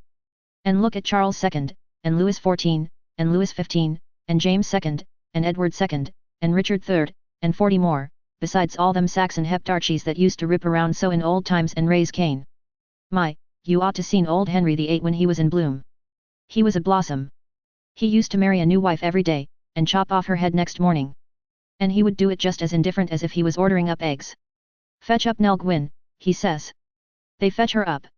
Next morning, chop off her head. And they chop it off. 'Fetch up Jane Shore,' he says, and up she comes. Next morning, chop off her head, and they chop it off. 'Ring up Fair Rosamond.' Fair Rosamond answers the bell. Next morning, chop off her head. And he made every one of them tell him a tale every night, and he kept that up till he had hogged 1,001 tales that way, and then he put them all in a book, and called it Doomsday Book, which was a good name and stated the case. You don't know kings, Jim, but I know them, and this old rip of ourn is one of the cleanest I've struck in history. Well, Henry he takes a notion he wants to get up some trouble with this country.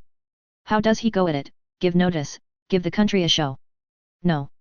All of a sudden he heaves all the tea in Boston Harbor overboard, and whacks out a Declaration of Independence, and dares them to come on. That was his style, he never give anybody a chance. He had suspicions of his father, the Duke of Wellington. Well, what did he do? Ask him to show up? No, drowned him in a butt of Momsey, like a cat. Suppose people left money laying around where he was, what did he do? He collared it. Suppose he contracted to do a thing, and you paid him, and didn't sit down there and see that he done it, what did he do? He always done the other thing. Suppose he opened his mouth, what then? If he didn't shut it up powerful quick he'd lose a lie every time. That's the kind of a bug Henry was, and if we'd a had him along 'stead of our kings he'd a fooled that town a heap worse than ourn done. I don't say that ourn is lambs, because they ain't, when you come right down to the cold facts, but they ain't nothing to that old ram, anyway. All I say is, kings is kings, and you got to make allowances. Take them all around, they're a mighty ornery lot. It's the way they're raised. But this one do smell so like the nation, Huck. Well, they all do, Jim. We can't help the way a king smells, history don't tell no way. Now the Duke, he's a tolerable likely man in some ways. Yes, a Duke's different. But not very different. This one's a middling hard lot for a Duke. When he's drunk, there ain't no nearsighted man could tell him from a king.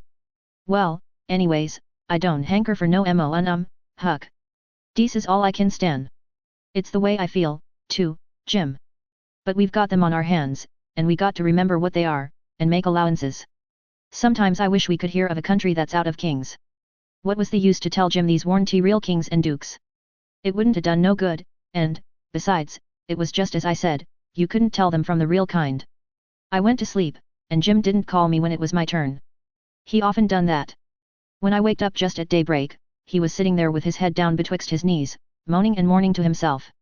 I didn't take notice nor let on. I knowed what it was about.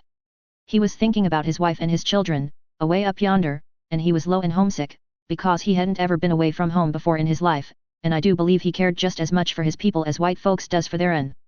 It don't seem natural, but I reckon it's so. He was often moaning and mourning that way nights, when he judged I was asleep, and saying, "Po little Lizabeth. Po little Johnny. It's mighty hard, I spec I ain't ever gwine to see you no mo, no mo. He was a mighty good nigger, Jim was. But this time I somehow got to talking to him about his wife and young ones, and by he says. What makes me feel so bad this time is because I hear something over yonder on the bank like a whack, a slam, while ago, and it mind me the time I treat my little Elizabeth so ornery.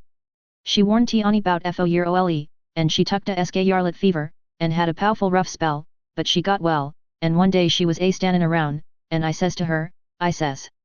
Shit to do. She never done it, geez stood da, kinder smillin' up at me.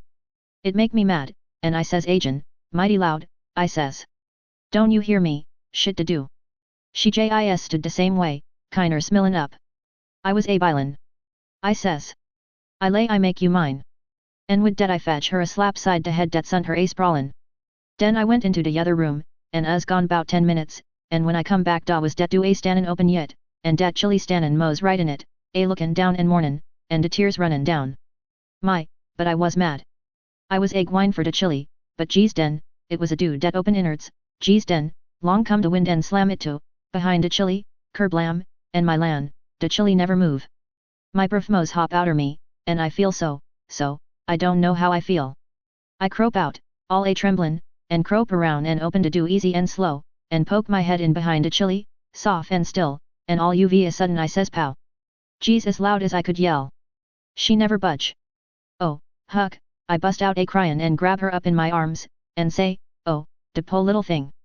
The Lord God Almighty forgive po ole Jim, cause he never gwine to forgive hisself as long's he live. Oh, she was plumb deaf and dumb, Huck, plumb deaf and dumb, and I'd been a treatin' her so. Chapter 24. Next day, towards night, we laid up under a little willow to head out in the middle, where there was a village on each side of the river, and the Duke and the King begun to lay out a plan for working them towns. Jim he spoke to the Duke, and said he hoped it wouldn't take but a few hours, because it got mighty heavy and tiresome to him when he had to lay all day in the wigwam tied with the rope. You see, when we left him all alone we had to tie him, because if anybody happened onto him all by himself and not tied it wouldn't look much like he was a runaway nigger, you know. So the Duke said it was kind of hard to have to lay roped all day, and he'd cipher out some way to get around it. He was uncommon bright, the Duke was, and he soon struck it. He dressed Jim up in King Lear's outfit, it was a long curtain calico gown, and a white horsehair wig and whiskers, and then he took his theater paint and painted Jim's face and hands and ears and neck all over a dead, dull, solid blue, like a man that's been drowned 9 days. Blamed if he warn't the horriblest looking outrage I ever see. Then the Duke took and wrote out a sign on a shingle so. Sick Arab, but harmless when not out of his head. And he nailed that shingle to a lath, and stood the lath up 4 or 5 foot in front of the wigwam. Jim was satisfied. He said it was a sight better than lying tied a couple of years every day, and trembling all over every time there was a sound. The Duke told him to make himself free and easy, and if anybody ever come meddling around, he must hop out of the wigwam, and carry on a little, and fetch a howl or two like a wild beast, and he reckoned they would light out and leave him alone. Which was sound enough judgment, but you take the average man, and he wouldn't wait for him to howl. Why, he didn't only look like he was dead, he looked considerable more than that. These rapscallions wanted to try the nunsuch again, because there was so much money in it, but they judged it wouldn't be safe, because maybe the news might a worked along down by this time. They couldn't hit no project that suited exactly, so at last the Duke said he reckoned he'd lay off and work his brains an hour or two and see if he couldn't put up something on the Arkansas village, and the King he allowed he would drop over to t'other village without any plan, but just trust in Providence to lead him the profitable way, meaning the devil, I reckon. We had all bought store clothes where we stopped last, and now the King put his en on, and he told me to put mine on. I done it, of course. The King's duds was all black, and he did look real swell and starchy. I never knowed how clothes could change a body before. Why, before, he looked like the orneriest old rip that ever was, but now, when he'd take off his new white beaver and make a bow and do a smile, he looked that grand and good and pious that you'd say he had walked right out of the ark, and maybe was old Leviticus himself. Jim cleaned up the canoe, and I got my paddle ready. There was a big steamboat laying at the shore away up under the point, about 3 miles above the town, been there a couple of hours, taking on freight. Says the King. Seein' how I'm dressed, I reckon maybe I better arrive down from St. Louis or Cincinnati, or some other big place. Go for the steamboat, Huckleberry, we'll come down to the village on her. I didn't have to be ordered twice to go and take a steamboat ride. I fetched the shore a half a mile above the village, and then went scooting along the bluff bank in the easy water. Pretty soon we come to a nice innocent-looking young country Jake sitting on a log swabbing the sweat off of his face, for it was powerful warm weather, and he had a couple of big carpet bags by him. Run her nose in shore, says the King. I done it. Where you bound for, young man? For the steamboat, going to Orleans. Get aboard, says the king. Hold on a minute, my servant LL he pee you with them bags. Jump out and he pee the gentleman, Adolphus, meaning me, I see. I done so, and then we all three started on again. The young chap was mighty thankful, said it was tough work toting his baggage such weather. He asked the king where he was going, and the king told him he'd come down the river and landed at the other village this morning, and now he was going up a few miles to see an old friend on a farm up there. The young fellow says. When I first see you I says to myself, it's Mr. Wilkes, sure, and he come mighty near getting here in time.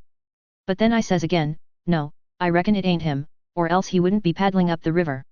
You ain't him, are you? No, my name's Blodgett, Alexander Blodgett, Reverend Alexander Blodgett, I suppose I must say, as I'm one o' the Lord's poor servants. But still I'm just as able to be sorry for Mr. Wilkes for not arriving in time, all the same, if he's missed anything by it, which I hope he hasn't. Well, he don't miss any property by it, because he'll get that all right, but he's missed seeing his brother Peter die, which he mayn't mind, nobody can tell as to that, but his brother would a give anything in this world to see him before he died, never talked about nothing else all these 3 weeks, hadn't seen him since they was boys together, and hadn't ever seen his brother William at all, that's the deaf and dumb one, William ain't more than 30 or 35. Peter and George were the only ones that come out here, George was the married brother, him and his wife both died last year. Harvey and William's the only ones that's left now, and, as I was saying, they haven't got here in time. Did anybody send word? Oh, yes, a month or 2 ago, when Peter was first took, because Peter said then that he sorter felt like he warn't going to get well this time. You see, he was pretty old, and George's girls was too young to be much company for him, except Mary Jane, the red-headed one, and so he was kinder lonesome after George and his wife died, and didn't seem to care much to live. He most desperately wanted to see Harvey, and William, too, for that matter, because he was one of them kind that can't bear to make a will. He left a letter behind for Harvey, and said he'd told in it where his money was hid, and how he wanted the rest of the property divided up so George's girls would be all right, for George didn't leave nothing. And that letter was all they could get him to put a pen to. Why do you reckon Harvey don't come? Where does he live? Oh, he lives in England, Sheffield, preaches there, hasn't ever been in this country. He hasn't had any too much time, and besides he mightn't have got the letter at all, you know. Too bad he couldn't live to see his brothers, poor soul. You going to Orleans, you say? Yes, but that ain't only a part of it. I'm going in a ship, next Wednesday, for Rio Janeiro, where my uncle lives. It's a pretty long journey. But it'll be lovely, wished I was going. Is Mary Jane the oldest? How old is the others?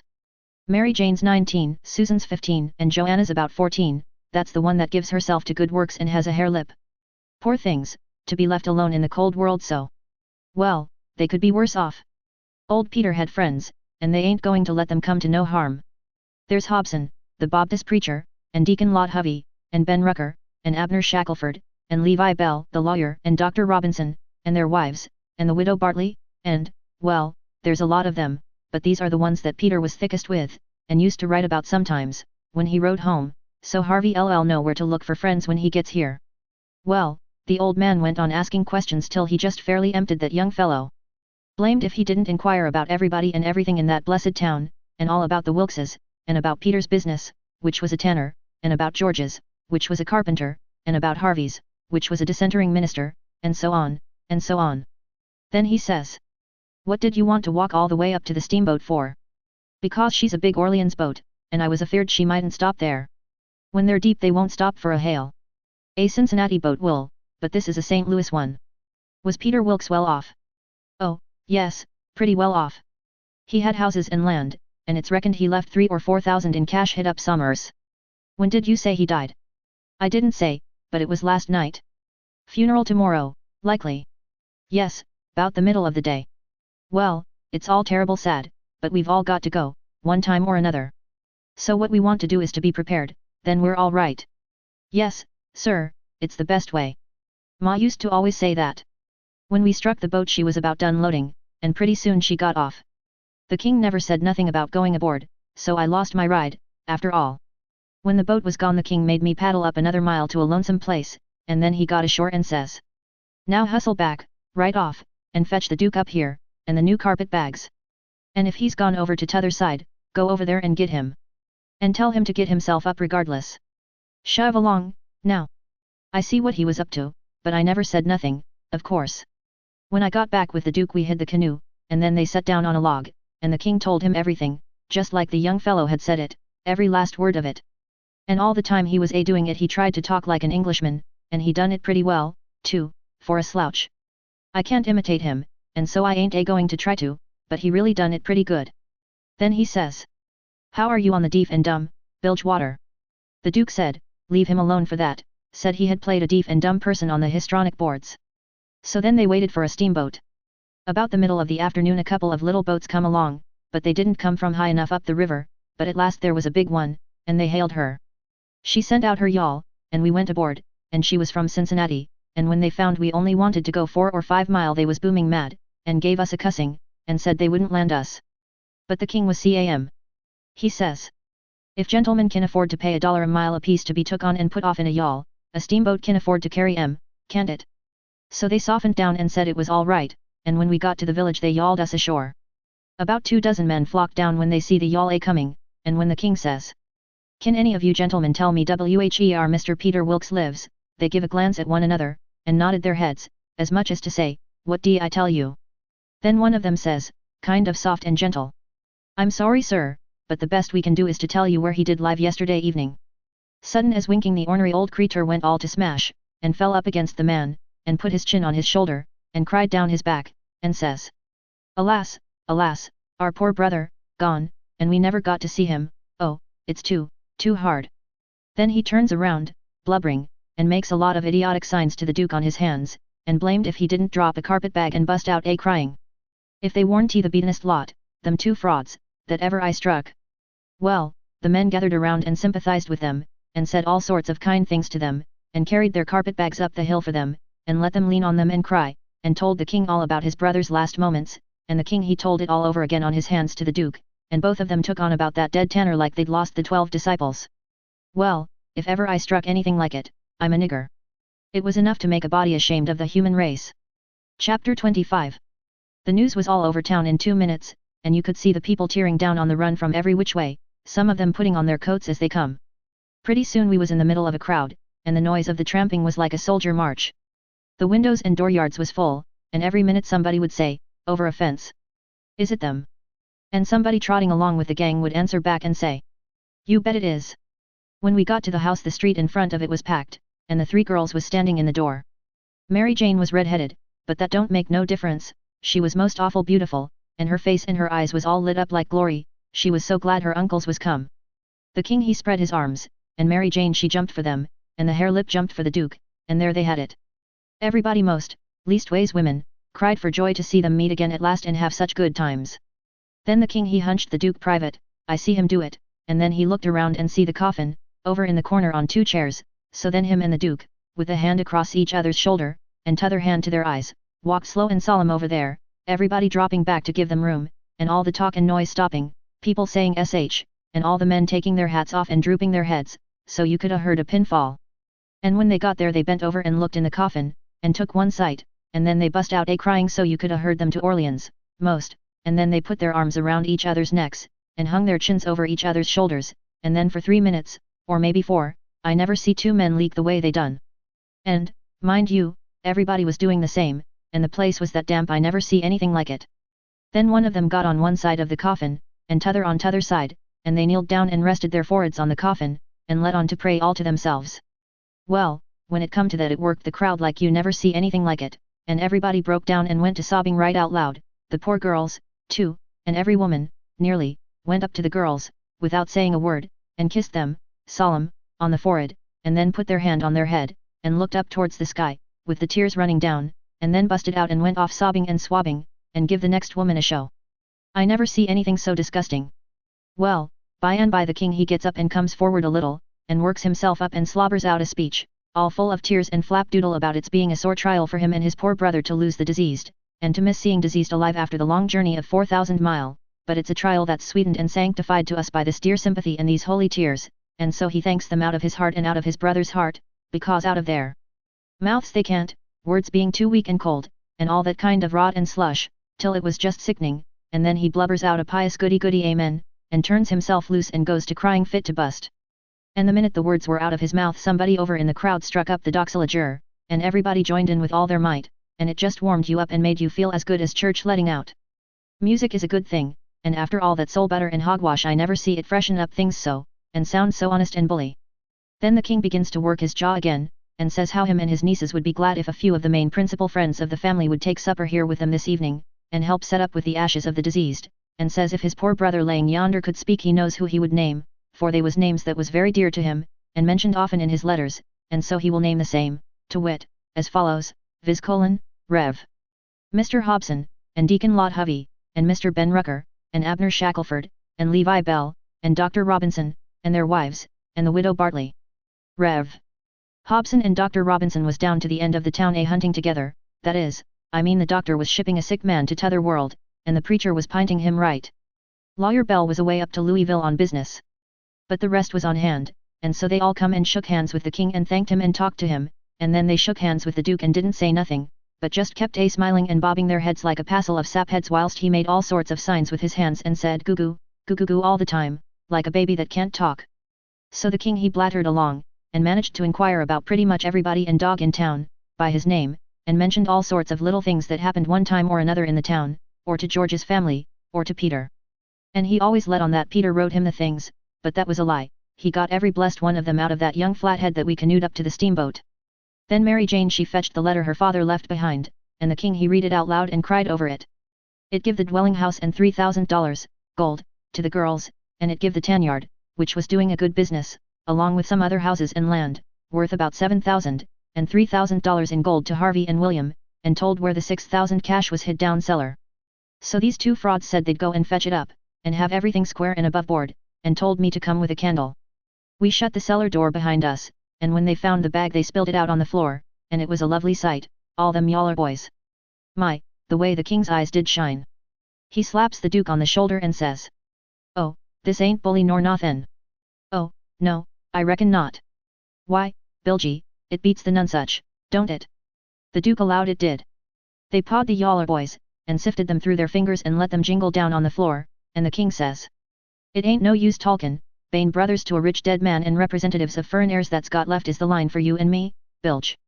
The issue comes of trust and to providence. It's the best way, in the long run. I've tried 'em all, and there ain't no better way.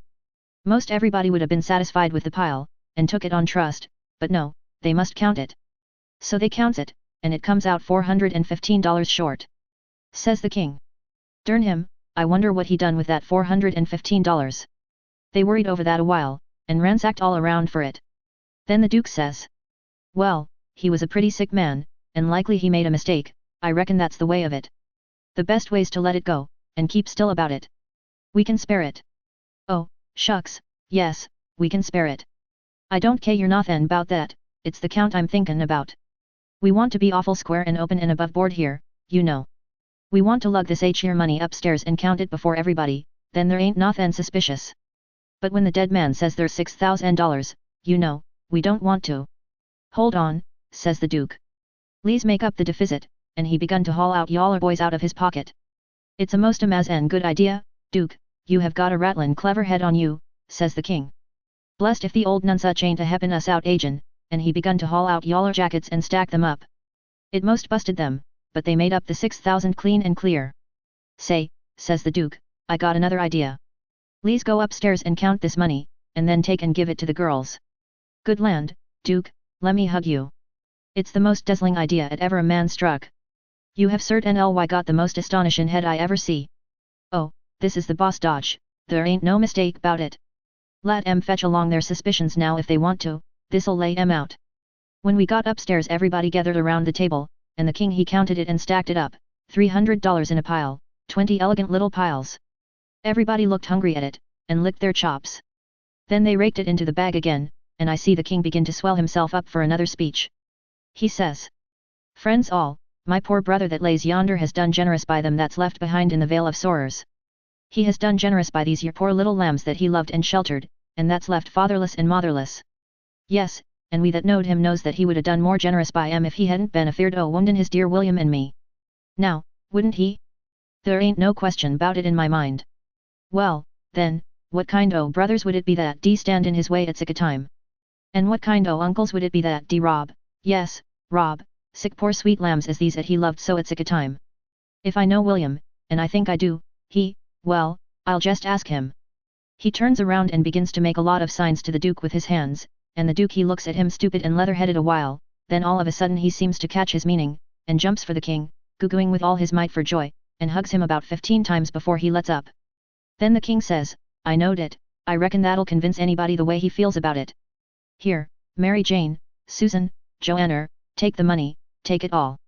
It's the gift of him that lays yonder, cold but joyful. Mary Jane she went for him, Susan and the hare-lip went for the Duke, and then such another hugging and kissing I never see yet. And everybody crowded up with the tears in their eyes, and most shook the hands off of them frauds, saying all the time, you dear good souls, how lovely, how could you? Well, then, pretty soon all hands got to talking about the diseased again, and how good he was, and what a loss he was, and all that, and before long a big iron-jawed man worked himself in there from outside, and stood listening and looking, and not saying anything, and nobody saying anything to him either, because the king was talking and they was all busy listening. The king was saying, in the middle of something he'd started in on. They bane particular friends o' the diseased. That's why they're invited here this evening, but tomorrow we want all to come, everybody, for he respected everybody, he liked everybody, and so it's fittin' that his funeral orgies shd be public. And so he went mooning on and on, liking to hear himself talk, and every little while he fetched in his funeral orgies again, till the Duke he couldn't stand it no more, so he writes on a little scrap of paper, obsequies, you old fool, and folds it up, and goes to goo-gooing and reaching it over people's heads to him. The king he reads it and puts it in his pocket, and says, poor William, afflicted as he is, his heart's Allah's right. Asks me to invite everybody to come to the funeral, wants me to make 'em all welcome. But he needn't a worried, it was just what I was it. Then he weaves along again, perfectly calm, and goes to dropping in his funeral orgies again every now and then, just like he done before. And when he done it the third time he says, I say orgies, not because it's the common term, because it ain't, obsequies bane the common term, but because orgies is the right term. Obsequies ain't used in England no more now, it's gone out. We say orgies now in England. Orgies is better, because it means the thing you're after more exact. It's a word that's made up out in the Greek argo, outside, open, abroad, and the Hebrew gism, to plant, cover up, hence inter. So, you see, funeral orgies is an open public funeral. He was the worst I ever struck. Well, the iron-jawed man he laughed right in his face. Everybody was shocked. Everybody says, why, doctor, and Abner Shackelford says, why, Robinson, Hind you heard the news. This is Harvey Wilkes. The king he smiled eager, and shoved out his flapper, and says, is it my poor brother's dear good friend and physician? Keep your hands off of me, says the doctor. You talk like an Englishman, don't you? It's the worst imitation I ever heard. You Peter Wilkes's brother. You're a fraud, that's what you are. Well, how they all took on. They crowded around the doctor and tried to quiet him down, and tried to explain to him and tell him how Harvey D showed in 40 ways that he was Harvey, and knowed everybody by name, and the names of the very dogs, and begged him not to hurt Harvey's feelings and the poor girl's feelings, and all that. But it warn't no use, he stormed right along, and said any man that pretended to be an Englishman and couldn't imitate the lingo no better than what he did was a fraud and a liar. The poor girls was hanging to the king and crying, and all of a sudden the doctor ups and turns on them. He says, I was your father's friend, and I'm your friend, and I warn you as a friend, and an honest one that wants to protect you and keep you out of harm and trouble, to turn your backs on that scoundrel and have nothing to do with him, the ignorant tramp, with his idiotic Greek and Hebrew, as he calls it. He is the thinnest kind of an impostor, has come here with a lot of empty names and facts which he picked up somewheres, and you take them for proofs, and are helped to fool yourselves by these foolish friends here, who ought to know better. Mary Jane Wilkes, you know me for your friend, and for your unselfish friend, too. Now listen to me, turn this pitiful rascal out, I beg you to do it. Will you? Mary Jane straightened herself up, and but she was handsome. She says, here is my answer. She hove up the bag of money and put it in the king's hands, and says, take this $6,000, and invest for me and my sisters any way you want to, and don't give us no receipt for it. Then she put her arm around the king on one side and Susan and the hare-lip done the same on the other. Everybody clapped their hands and stomped on the floor like a perfect storm, whilst the king held up his head and smiled proud. The doctor says, all right, I wash my hands of the matter. But I warn you all that a time is coming when you are going to feel sick whenever you think of this day. And away he went. All right, doctor, says the king, kinder mocking him, we'll try and get 'em to send for you, which made them all laugh, and they said it was a prime good hit. Chapter 26.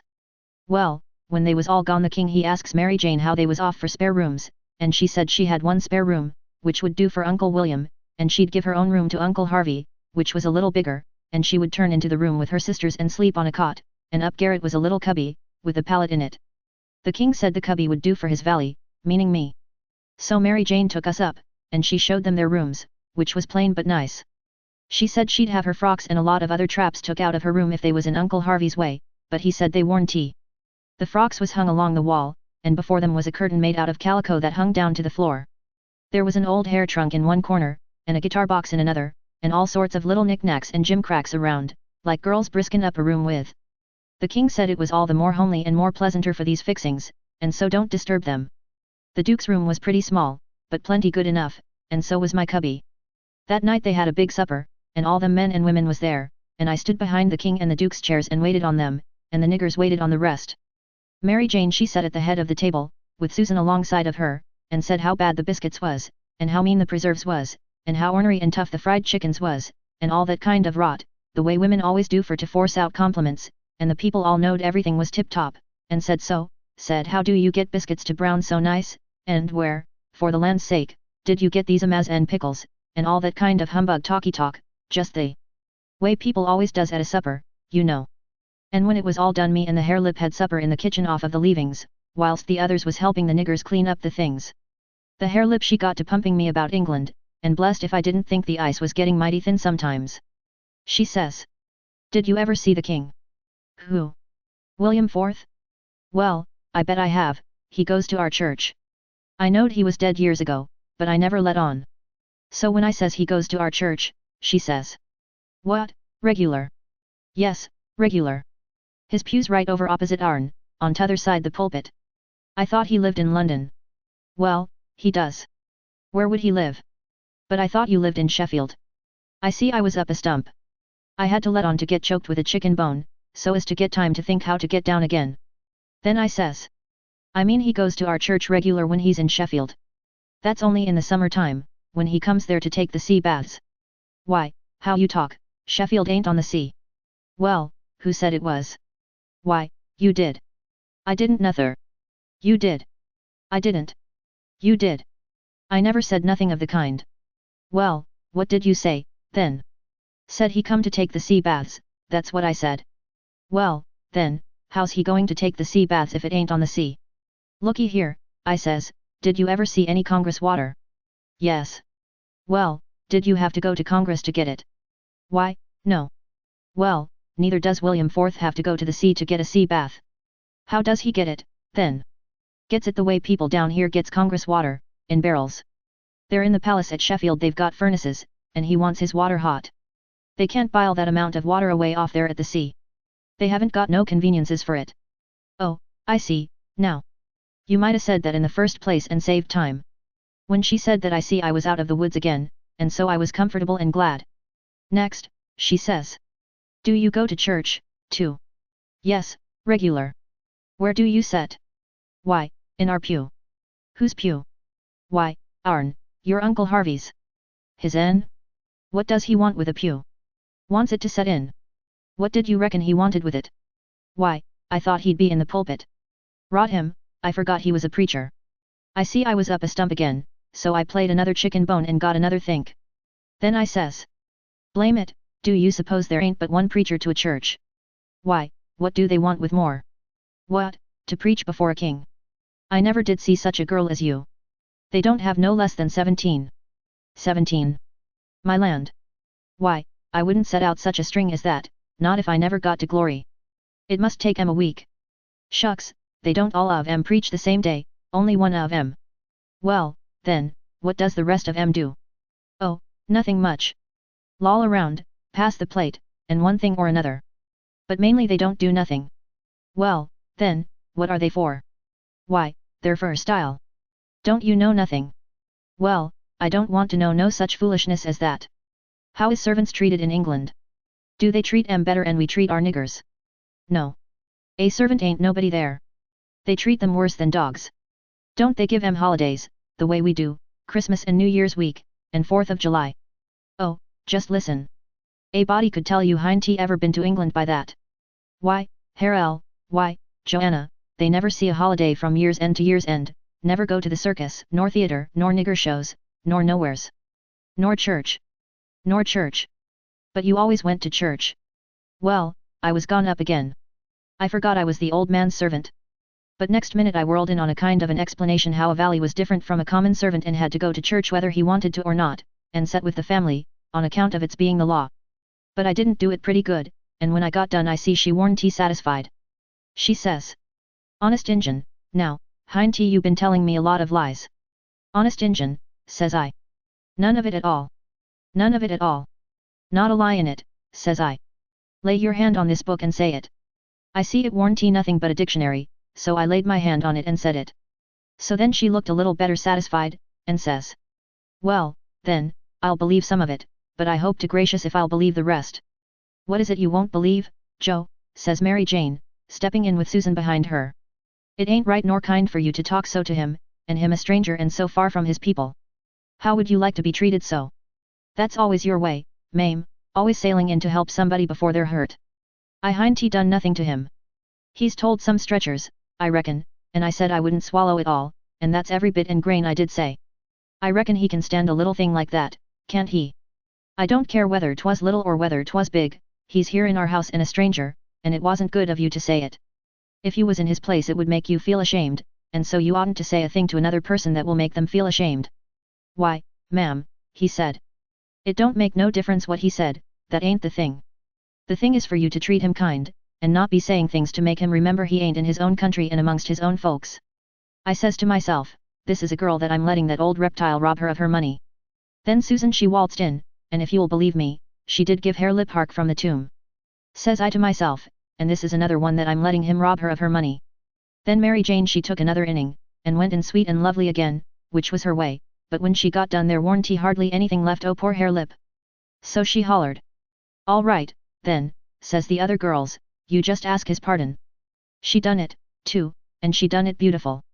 She done it so beautiful it was good to hear, and I wished I could tell her 1,000 lies, so she could do it again. I says to myself, this is another one that I'm letting him rob her of her money. And when she got through they all just laid theirselves out to make me feel at home and know I was amongst friends. I felt so ornery and low down and mean that I says to myself, my mind's made up, I'll hive that money for them or bust. So then I lit out, for bed, I said, meaning some time or another. When I got by myself I went to thinking the thing over. I says to myself, shall I go to that doctor, private, and blow on these frauds? No, that won't do. He might tell who told him, then the king and the duke would make it warm for me. Shall I go, private, and tell Mary Jane? No, I dasn't do it. Her face would give them a hint, sure, they've got the money, and they'd slide right out and get away with it. If she was to fetch and help I'd get mixed up in the business before it was done with, I judge. No, there ain't no good way but one. I got to steal that money, somehow, and I got to steal it some way that they won't suspicion that I done it. They've got a good thing here, and they ain't going to leave till they've played this family in this town for all they're worth, so I'll find a chance time enough. I'll steal it and hide it, and by, when I'm away down the river, I'll write a letter and tell Mary Jane where it's hid. But I better hive it tonight if I can, because the doctor maybe hasn't let up as much as he lets on he has, he might scare them out of here yet. So, thinks I'll go and search them rooms. Upstairs the hall was dark, but I found the Duke's room, and started to paw around it with my hands, but I recollected it wouldn't be much like the king to let anybody else take care of that money but his own self, so then I went to his room and begun to paw around there. But I see I couldn't do nothing without a candle, and I dasn't light one, of course. So I judged I'd got to do the other thing, lay for them and eavesdrop. About that time I hears their footsteps coming, and was going to skip under the bed. I reached for it, but it wasn't where I thought it would be, but I touched the curtain that hid Mary Jane's frocks, so I jumped in behind that and snuggled in amongst the gowns, and stood there perfectly still. They come in and shut the door, and the first thing the Duke done was to get down and look under the bed. Then I was glad I hadn't found the bed when I wanted it. And yet, you know, it's kind of natural to hide under the bed when you are up to anything private. They sets down then, and the king says, well, what is it? And cut it middlin' short, because it's better for us to be down there a-hoopin' up the mornin' than up here givin' 'em a chance to talk us over. Well, this is it, Capet. I ain't easy, I ain't comfortable. That doctor lays on my mind. I wanted to know your plans. I've got a notion, and I think it's a sound one. What is it, Duke? That we better glide out of this before 3 in the morning, and clip it down the river with what we've got. Specially, seeing we got it so easy, given back to us, flung at our heads, as you may say, when of course we allowed to have to steal it back. I'm for knocking off and lighting out. That made me feel pretty bad. About an hour or two ago it would have been a little different, but now it made me feel bad and disappointed. The king rips out and says, "What? And not sell out the rest o' the property? March off like a passel of fools and leave $8,000 or $9,000 worth o' property layin' around just sufferin' to be scooped in, and all good, saleable stuff, too." The Duke he grumbled, said the bag of gold was enough, and he didn't want to go no deeper, didn't want to rob a lot of orphans of everything they had. "Why, how you talk," says the king. "We shan't rob 'em of nothing at all but just this money. The people that buys the property is the suffrares, because as soon as it's found out that we didn't own it, which won't be long after we've slid, the sale won't be valid, and it'll all go back to the estate. These year orphans LL get their house back agin, and that's enough for them, they're young and spry, and can easy earn a livin'. They ain't goin' to suffer. Why, just think, there's thousands and thousands that ain't nigh so well off. Bless you, they ain't got nothin' to complain of." Well, the king he talked him blind, so at last he give in, and said all right, but said he believed it was blamed foolishness to stay, and that doctor hanging over them. But the king says, "Cuss the doctor. What do we care for him? Hin't we got all the fools in town on our side? And ain't that a big enough majority in any town?" So they got ready to go downstairs again. The Duke says, "I don't think we put that money in a good place." That cheered me up. I'd begun to think I warn't going to get a hint of no kind to help me. The king says, "Why?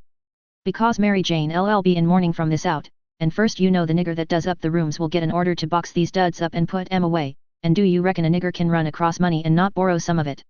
Your head's level agin, Duke," says the king, and he comes fumbling under the curtain 2 or 3 foot from where I was. I stuck tight to the wall and kept mighty still, though quivery, and I wondered what them fellows would say to me if they catched me, and I tried to think what I'd better do if they did catch me.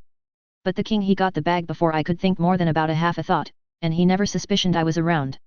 They took and shoved the bag through a rip in the straw tick that was under the feather bed, and crammed it in a foot or two amongst the straw and said it was all right now, because a nigger only makes up the feather bed, and don't turn over the straw tick only about twice a year, and so it warn't in no danger of getting stole now. But I knowed better. I had it out of there before they was halfway downstairs. I groped along up to my cubby, and hid it there till I could get a chance to do better.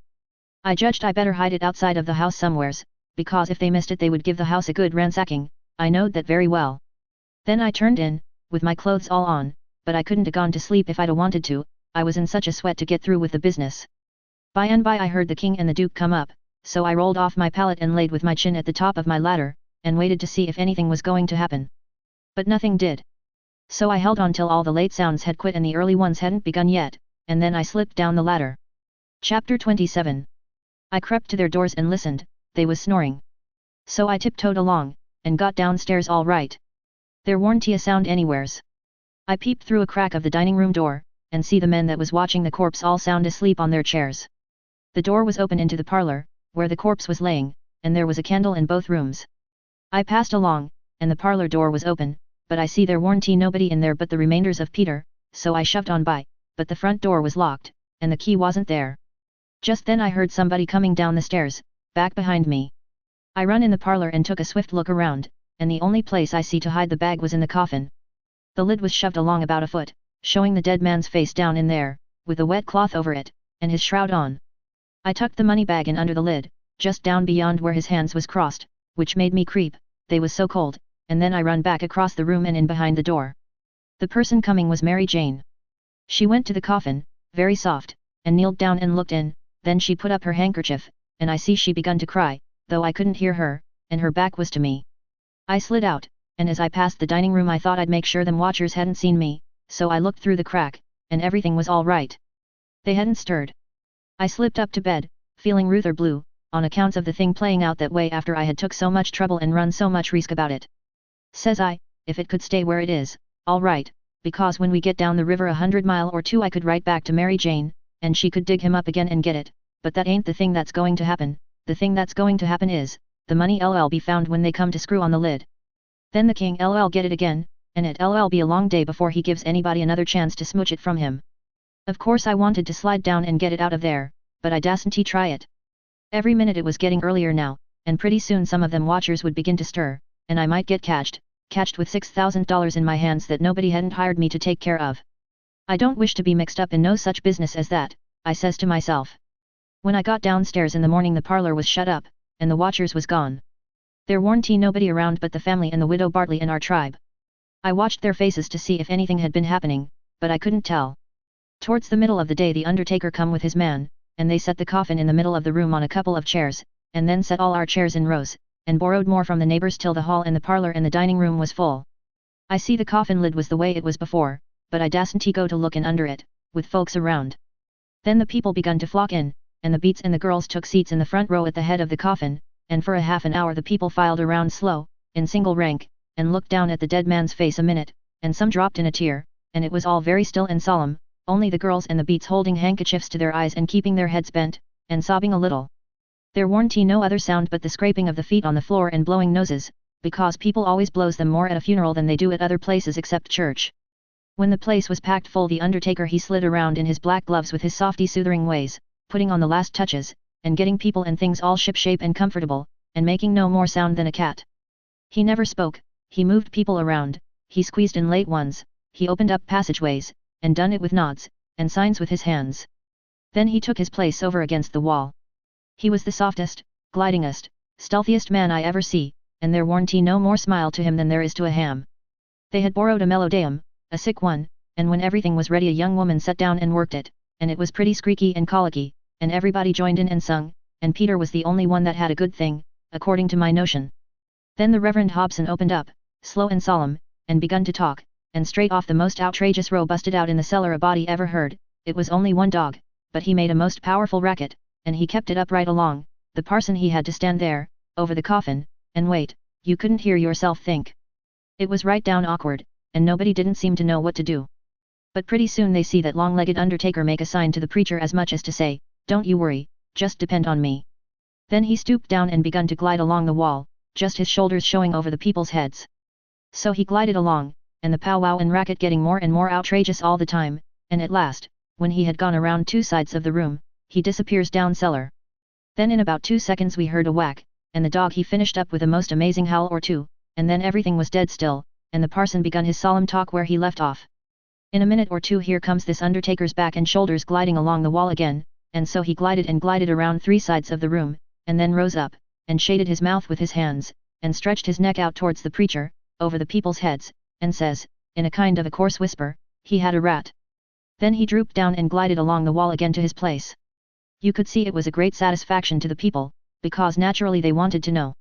A little thing like that don't cost nothing, and it's just the little things that makes a man to be looked up to and liked.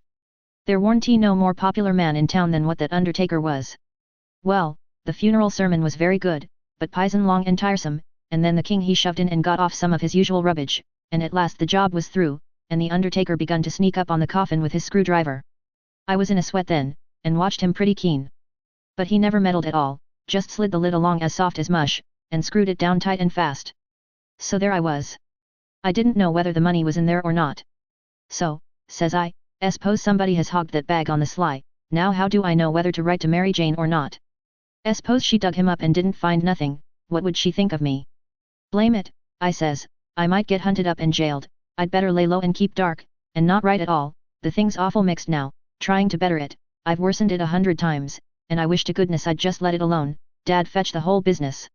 They buried him, and we come back home, and I went to watching faces again. I couldn't help it, and I couldn't rest easy. But nothing come of it, the faces didn't tell me nothing. The king he visited around in the evening, and sweetened everybody up, and made himself ever so friendly, and he give out the idea that his congregation over in England would be in a sweat about him, so he must hurry and settle up the estate right away and leave for home. He was very sorry he was so pushed, and so was everybody. They wished he could stay longer, but they said they could see it couldn't be done. And he said of course him and William would take the girls home with them, and that pleased everybody too, because then the girls would be well fixed in amongst their own relations, and it pleased the girls, too, tickled them so they clean forgot they ever had a trouble in the world, and told him to sell out as quick as he wanted to, they would be ready. Them poor things was that glad and happy it made my heart ache to see them getting fooled and lied to so, but I didn't see no safe way for me to chip in and change the general tune. Well, blamed if the king didn't bill the house and the niggers and all the property for auction straight off, sale 2 days after the funeral, but anybody could buy private beforehand if they wanted to. So the next day after the funeral, along about noontime, the girls' joy got the first jolt.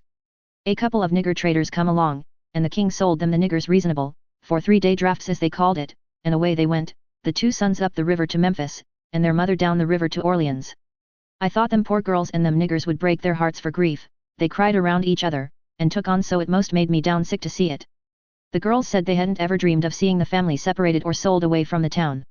I can't ever get it out of my memory, the sight of them poor miserable girls and niggers hanging around each other's necks and crying, and I reckon I couldn't have stood it all, but would 'a had to bust out and tell on our gang if I hadn't knowed the sale warranty no account and the niggers would be back home in a week or 2. The thing made a big stir in the town, too, and a good many come out flat-foot and said it was scandalous to separate the mother and the children that way. It injured the frauds some, but the old fool he buled right along, spite of all the Duke could say or do, and I tell you the Duke was powerful uneasy. Next day was auction day. About broad day in the morning the king and the Duke come up in the garret and woke me up, and I see by their look that there was trouble. The king says, "Was you in my room night before last?" "No, your majesty," which was the way I always called him when nobody but our gang warranty around. "Was you in there yesterday last night?" "No, your majesty." "Honor bright, now, no lies." "Honor bright, your majesty, I'm telling you the truth. I hain't been near your room since Miss Mary Jane took you and the Duke and showed it to you." The Duke says, "Have you seen anybody else go in there?" "No, your grace, not as I remember, I believe." "Stop and think." I studied a while and see my chance, then I says, "Well, I see the niggers go in there several times." Both of them gave a little jump, and looked like they hadn't ever expected it, and then like they had. Then the Duke says, "What, all of them?"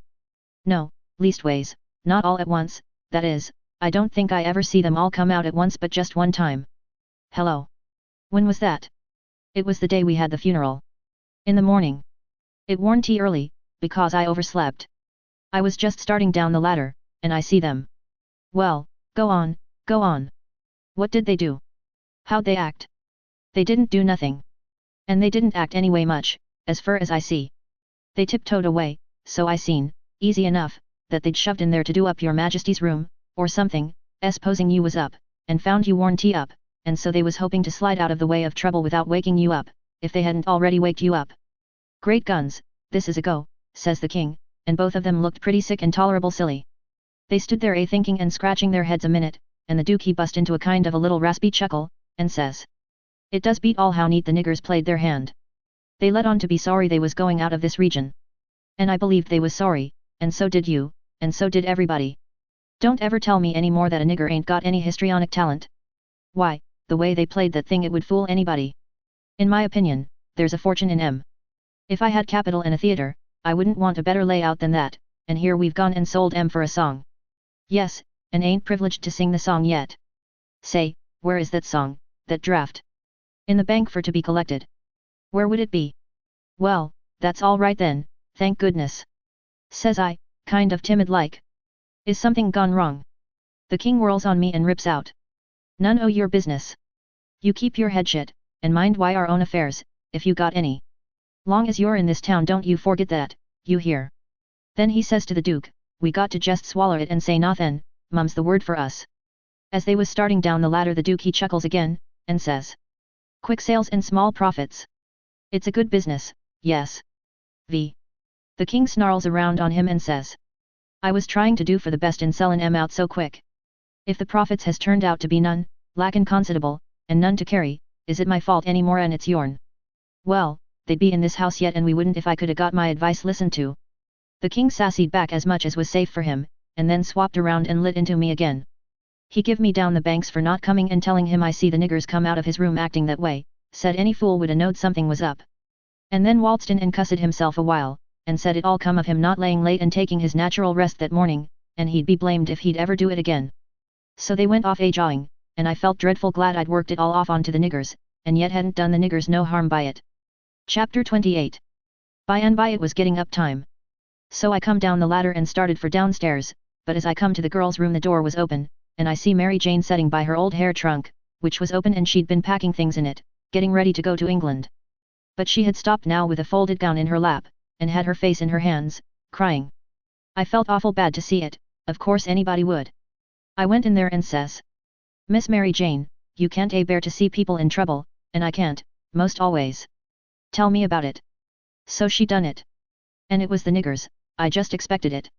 She said the beautiful trip to England was most about spoiled for her, she didn't know how she was ever going to be happy there, knowing the mother and the children weren't ever going to see each other no more, and then busted out bitterer than ever, and flung up her hands, and says, "Oh, dear, dear, to think they ain't ever going to see each other anymore. But they will, and inside of 2 weeks, and I know it," says I. Laws, it was out before I could think.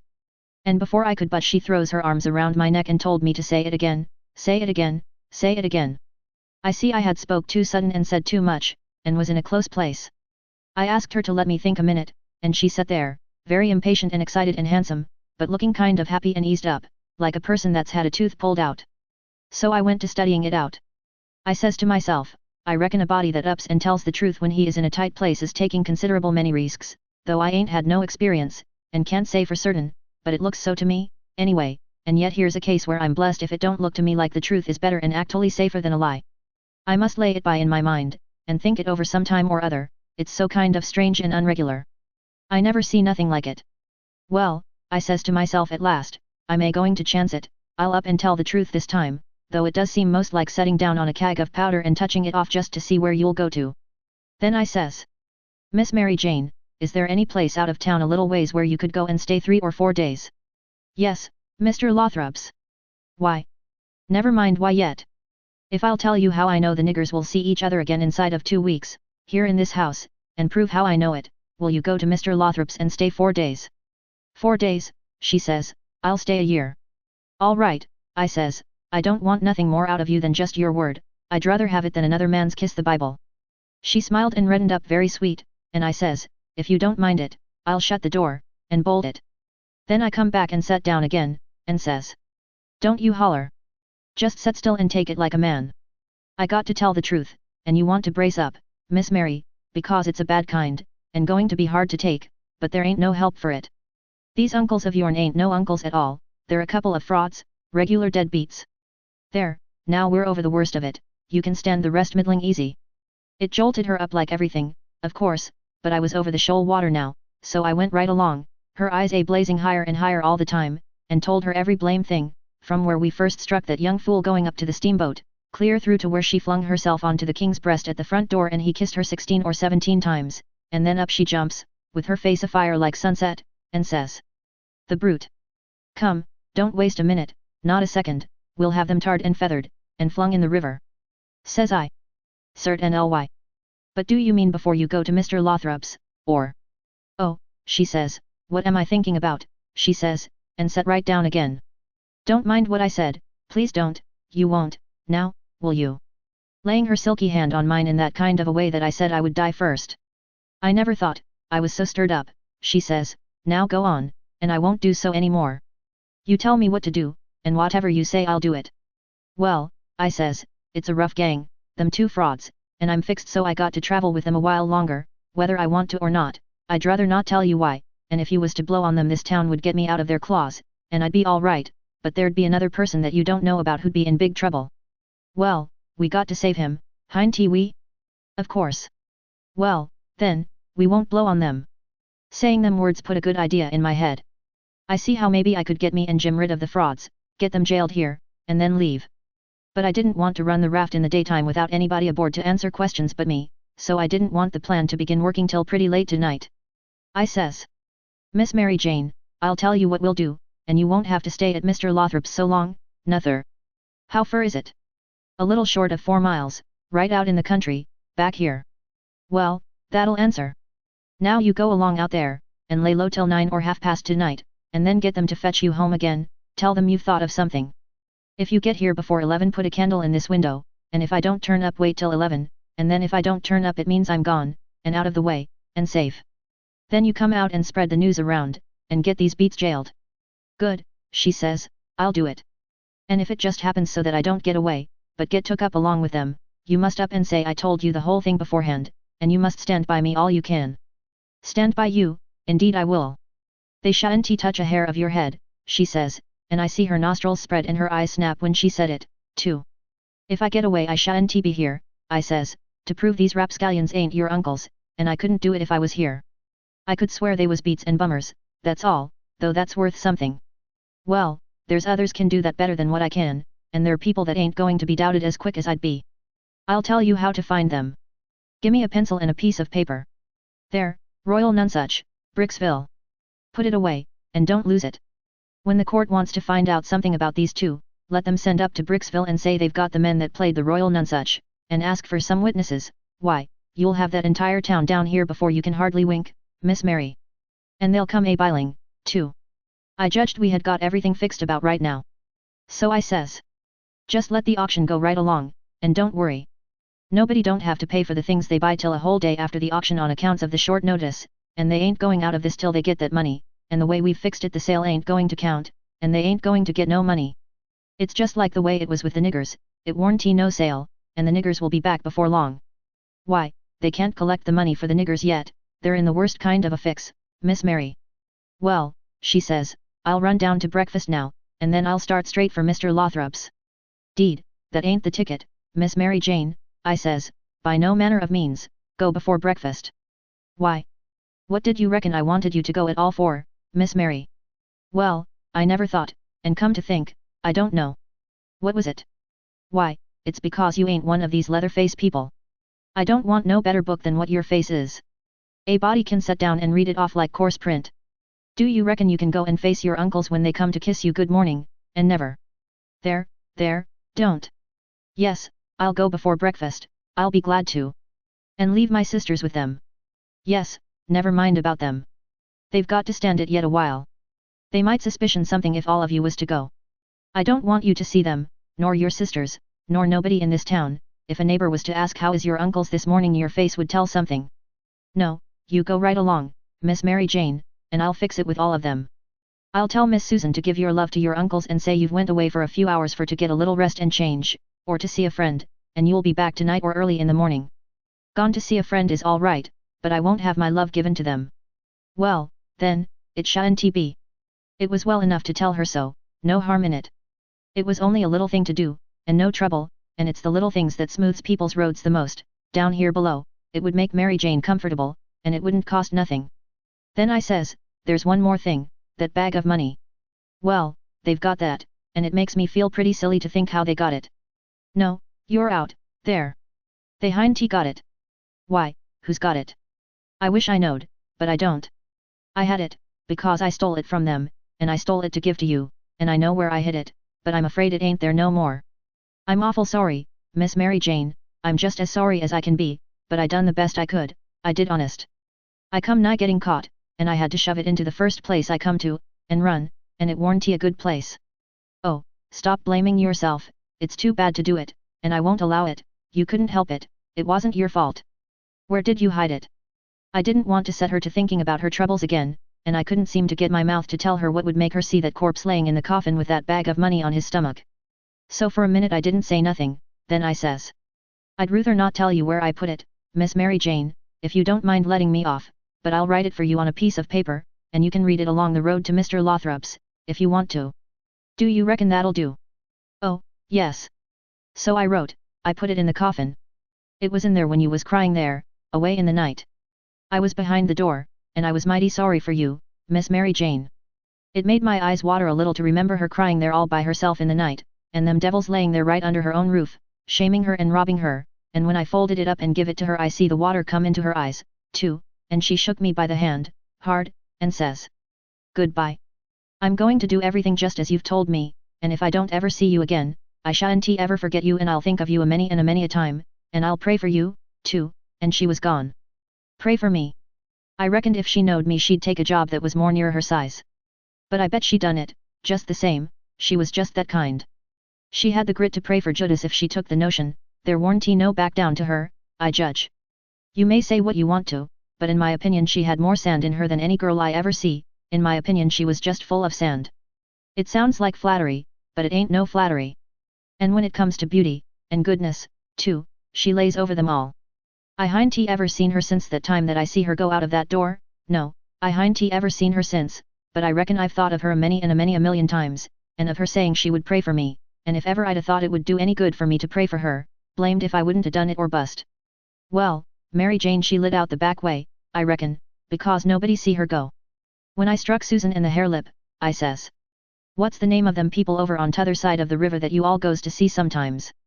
They says, There's several, but it's the proctors, mainly.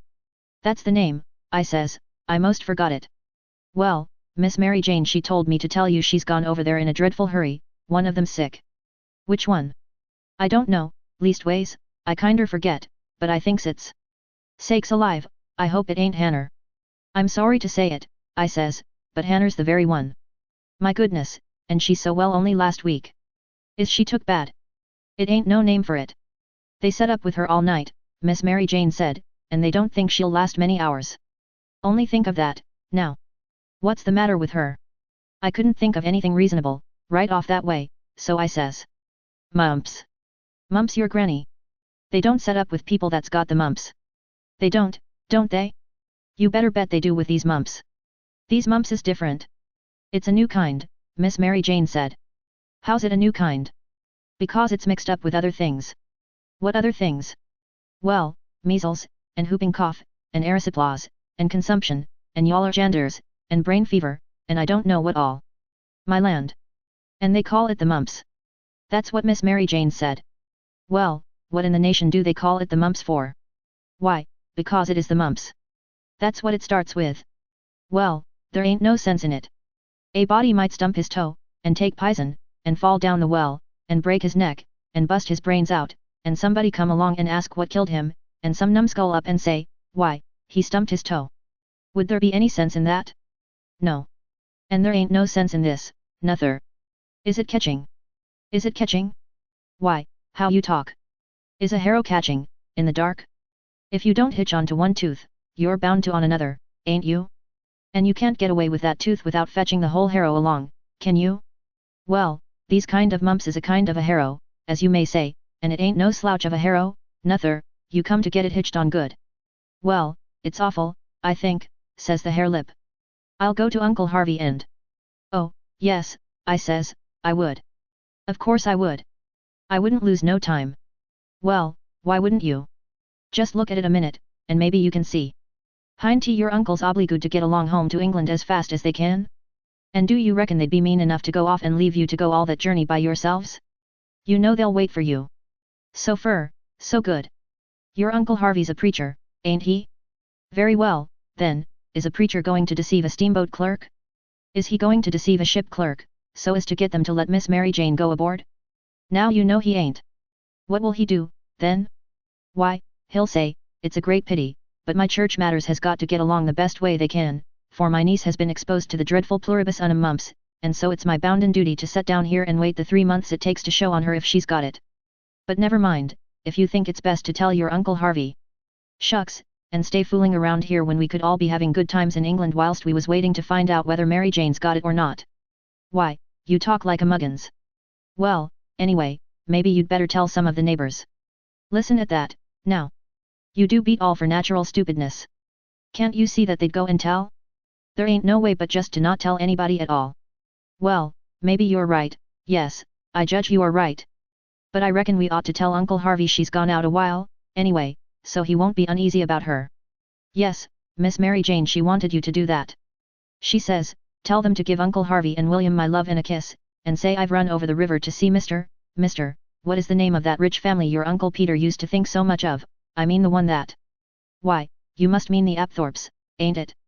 Of course, bother them kind of names, a body can't ever seem to remember them, half the time, somehow.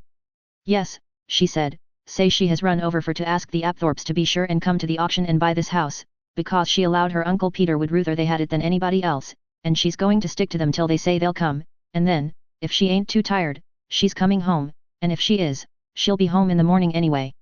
She said, don't say nothing about the proctors, but only about the Apthorps, which'll be perfectly true, because she is going there to speak about their buying the house, I know it, because she told me so herself. All right, they said, and cleared out to lay for their uncles, and give them the love and the kisses, and tell them the message. Everything was all right now. The girls wouldn't say nothing because they wanted to go to England, and the King and the Duke would ruther Mary Jane was off working for the auction than around in reach of Dr. Robinson. I felt very good, I judged I had done it pretty neat, I reckon Tom Sawyer couldn't a done it no neater himself. Of course he would a throwed more style into it, but I can't do that very handy, not being brung up to it. Well, they held the auction in the public square, along towards the end of the afternoon, and it strung along, and the old man he was on hand and looking his level pisonist, up there long side of the auctioneer, and chipping in a little scripture now and then, or a little goody-goody saying of some kind, and the duke he was around goo-gooing for sympathy all he knowed how, and just spreading himself generally. But by and by the thing dragged through, and everything was sold, everything but a little old trifling lot in the graveyard. So they'd got to work that off. I never see such a giraft as the king was for wanting to swallow everything. Well, whilst they was at it a steamboat landed, and in about 2 minutes up comes a crowd whooping and yelling and laughing and carrying on, and singing out. Here's your opposition line, here's your 2 sets o' heirs to old Peter Wilkes, and you pays your money and you takes your choice. Chapter 29. They was fetching a very nice looking old gentleman along, and a nice looking younger one, with his right arm in a sling. And, my souls, how the people yelled and laughed, and kept it up. But I didn't see no joke about it, and I judged it would strain the duke and the king some to see any. I reckoned they'd turn pale. But no, nary a pale did they turn. The duke he never let on he suspicioned what was up, but just went a-goo-gooing around, happy and satisfied, like a jug that's googling out buttermilk, and as for the king, he just gazed and gazed down sorrowful on them newcomers like it give him the stomach ache in his very heart to think there could be such frauds and rascals in the world. Oh, he done it admirable. Lots of the principal people gathered around the king, to let him see they was on his side. That old gentleman that had just come looked all puzzled to death. Pretty soon he begun to speak, and I see straight off he pronounced like an Englishman, not the king's way, though the king's was pretty good for an imitation. I can't give the old gent's words, nor I can't imitate him, but he turned around to the crowd, and says, about like this. This is a surprise to me which I wasn't looking for, and I'll acknowledge, candid and frank, I ain't very well fixed to meet it and answer it, for my brother and me has had misfortunes, he's broke his arm, and our baggage got put off at a town above here last night in the night by a mistake. I am Peter Wilkes' brother Harvey, and this is his brother William, which can't hear nor speak, and can't even make signs to amount to much, now he's only got one hand to work them with. We are who we say we are, and in a day or two, when I get the baggage, I can prove it. But up till then I won't say nothing more, but go to the hotel and wait. So him and the new dummy started off, and the king he laughs, and bled hers out. Broke his arm, very likely, ain't it, and very convenient, too, for a fraud that's got to make signs, and ain't learned how. Lost their baggage. That's mighty good, and mighty ingenious, under the circumstances. So he laughed again, and so did everybody else, except 3 or 4, or maybe half a dozen. One of these was that doctor, another one was a sharp-looking gentleman, with a carpet bag of the old-fashioned kind made out of carpet stuff, that had just come off of the steamboat and was talking to him in a low voice, and glancing towards the king now and then and nodding their heads. It was Levi Bell, the lawyer that was gone up to Louisville, and another one was a big rough husky that come along and listened to all the old gentleman said, and was listening to the king now. And when the king got done this husky up and says, "Say, looky here, if you are Harvey Wilkes, when'd you come to this town?" "The day before the funeral, friend," says the king. "But what time o' day?" "In the evenin', 'bout an hour or 2 before sundown." "How'd you come?" "I come down on the Susan Powell from Cincinnati." "Well, then, how'd you come to be up at the Pint in the mornin', in a canoe?" "I warn't up at the Pint in the mornin'." "It's a lie." Several of them jumped for him and begged him not to talk that way to an old man and a preacher. "Preacher be hanged, he's a fraud and a liar. He was up at the Pint that mornin'." "I live up there, don't I?" "Well, I was up there, and he was up there. I see him there. He come in a canoe, along with Tim Collins and a boy." The doctor he up and says, "Would you know the boy again if you was to see him, Hines?" "I reckon I would, but I don't know." "Why, yonder he is, now. I know him perfectly easy. It was me he pointed at." The doctor says, "Neighbors, I don't know whether the new couple is frauds or not, but if these two ain't frauds, I am an idiot, that's all. I think it's our duty to see that they don't get away from here till we've looked into this thing. Come along, Hines, come along, the rest of you. We'll take these fellows to the tavern and affront them with t'other couple, and I reckon we'll find out something before we get through." It was nuts for the crowd, though maybe not for the king's friends, so we all started. It was about sundown. The doctor he led me along by the hand, and was plenty kind enough, but he never let go my hand. We all got in a big room in the hotel, and lit up some candles, and fetched in the new couple. "First," the doctor says, "I don't wish to be too hard on these two men, but I think they're frauds, and they may have complices that we don't know nothing about.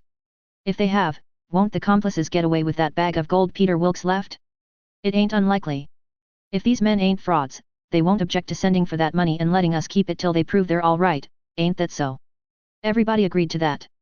So I judged they had our gang in a pretty tight place right at the outstart. But the king he only looked sorrowful, and says, "Gentlemen, I wish the money was there, for I ain't got no disposition to throw anything in the way of a fair, open, out-and-out investigation o' this miceable business, but, alas, the money ain't there. You can send and see, if you want to. Where is it, then?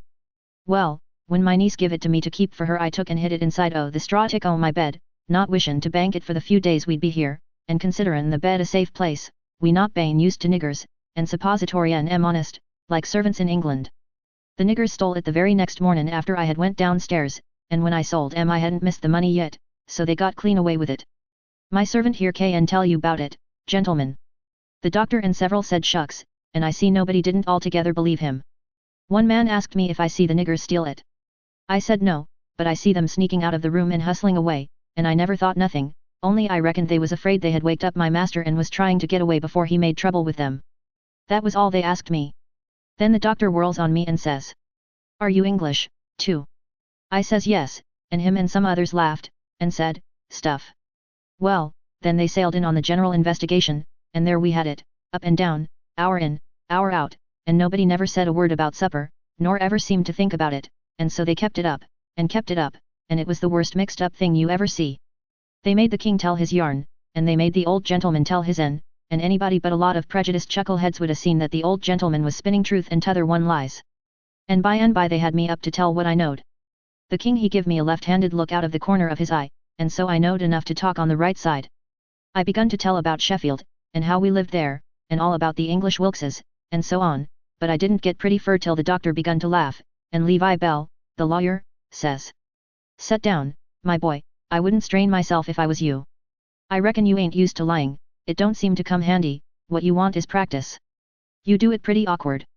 I didn't care nothing for the compliment, but I was glad to be let off, anyway. The doctor he started to say something, and turns and says, "If you'd been in town at first, Levi Bell," the king broke in and reached out his hand, and says, "Why, is this my poor dead brother's old friend that he's wrote so often about?" The lawyer and him shook hands, and the lawyer smiled and looked pleased, and they talked right along a while, and then got to one side and talked low, and at last the lawyer speaks up and says, "That'll fix it. I'll take the order and send it, along with your brothers, and then they'll know it's all right." So they got some paper and a pen, and the king he sat down and twisted his head to one side, and chawed his tongue, and scrawled off something, and then they give the pen to the duke, and then for the first time the duke looked sick. But he took the pen and wrote.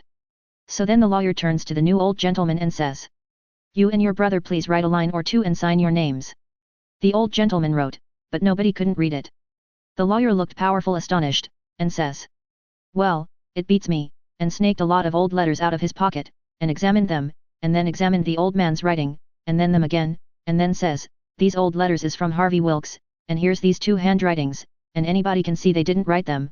The king and the duke looked sold and foolish, I tell you, to see how the lawyer had took them in, and here's this old gentleman's handwriting, and anybody can tell, easy enough, he didn't write them. Fact is, the scratches he makes ain't properly writing at all. Now, here's some letters from. The new old gentleman says, "If you please, let me explain. Nobody can read my hand but my brother there, so he copies for me. It's his hand you've got there, not mine." "Well," says the lawyer, "this is a state of things. I've got some of William's letters, too, so if you'll get him to write a line or so we can calm." "He can't write with his left hand," says the old gentleman. "If he could use his right hand, you would see that he wrote his own letters and mine too. Look at both, please, they're by the same hand." The lawyer done it, and says, "I believe it's so, and if it ain't so, there's a heap stronger resemblance than I'd noticed before, anyway. Well, I thought we was right on the track of a solution, but it's gone to grass, partly. But anyway, one thing is proved, these two ain't either of 'em Wilkses," and he wagged his head towards the king and the duke. "Well, what do you think? That mule-headed old fool wouldn't give in then. Indeed he wouldn't. Said it warn't no fair test. Said his brother William was the cussedest joker in the world, and hadn't tried to write, he see William was going to play one of his jokes the minute he put the pen to paper. And so he warmed up and went warbling right along till he was actually beginning to believe what he was saying himself, but pretty soon the new gentleman broke in, and says, "I've thought of something. Is there anybody here that helped to lay out my helped to lay out the late Peter Wilkes for burying?" "Yes," says somebody, "me and Ab Turner done it. We're both here." Then the old man turns towards the king, and says, "Perhaps this gentleman can tell me what was tattooed on his breast." Blamed if the king didn't have to brace up mighty quick, or he'd a scooshed down like a bluff bank that the river has cut under. It took him so sudden, and, mind you, it was a thing that was calculated to make most anybody scoosh to get fetched such a solid one as that without any notice, because how was he going to know what was tattooed on the man? He whitened a little, he couldn't help it, and it was mighty still in there, and everybody bending a little forwards and gazing at him. Says I to myself, now he'll throw up the sponge, there ain't no more use. Well, did he? A body can't hardly believe it, but he didn't. I reckon he thought he'd keep the thing up till he tired them people out, so they'd thin out, and him and the Duke could break loose and get away. Anyway, he sat there, and pretty soon he begun to smile, and says, "MF. It's a very tough question, ain't it?" "Yes, sir, I can tell you what's tattooed on his breast.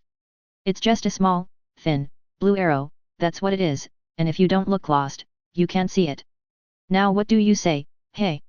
"Well, I never see anything like that old blister for clean out and out cheek."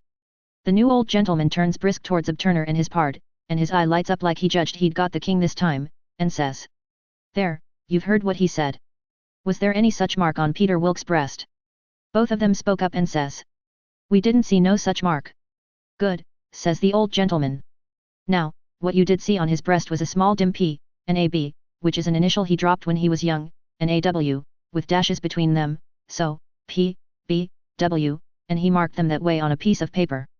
"Come, ain't that what you saw?" Both of them spoke up again, and says, "No, we didn't. We never seen any marks at all." Well, everybody was in a state of mind now, and they sings out, "The whole bilin of MS frauds. Lee's duck M. Lee's drown M. Lee's ride M on a rail," and everybody was hooping at once, and there was a rattling powwow. But the lawyer he jumps on the table and yells, and says, "Gentlemen, gentlemen. Hear me just a word, just a single word, if you please. There's one way yet, let's go and dig up the corpse and look." That took them. "Hooray," they all shouted, and was starting right off, but the lawyer and the doctor sung out, hold on, hold on. Collar all these 4 men and the boy, and fetch them along, too." "We'll do it," they all shouted, "and if we don't find them marks we'll lynch the whole gang." I was scared, now, I tell you. But there warn't no getting away, you know.